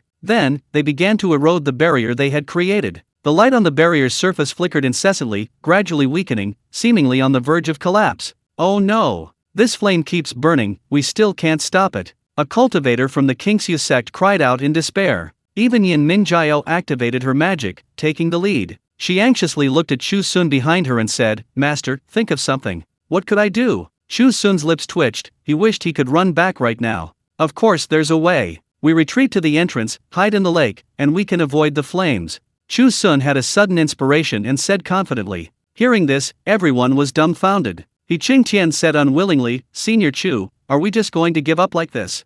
Chu Xun rolled his eyes and said, "What do you mean give up? We'll just wait for the flames to pass, then we can come back in." Upon hearing this, everyone suddenly understood, this was a brilliant move. This flame couldn't possibly continue indefinitely. They just needed to retreat into the lake, wait a while, and it would pass. So, led by Chu Xun, the group used magic to resist the flames while slowly retreating. Before long, they reached the entrance. Splash! Splash! Without a word, the group jumped into the water. The flames continued to erupt, piercing the lake's surface and slamming into the opposite stone wall. Even the stone wall was scorched red-hot, and much of the lake water evaporated, turning into a white mist. However, Chu Xun and his group, hiding in the water, were completely unharmed. Underwater, everyone looked at Chu Xun with admiration. Senior Chu is truly brilliant. This method is excellent. With such a powerful blast of air, he managed to evade the attack of the fiery trap. This thought lingered in everyone's minds. Chu Xun laughed triumphantly, but then choked on some lake water and began to cough violently.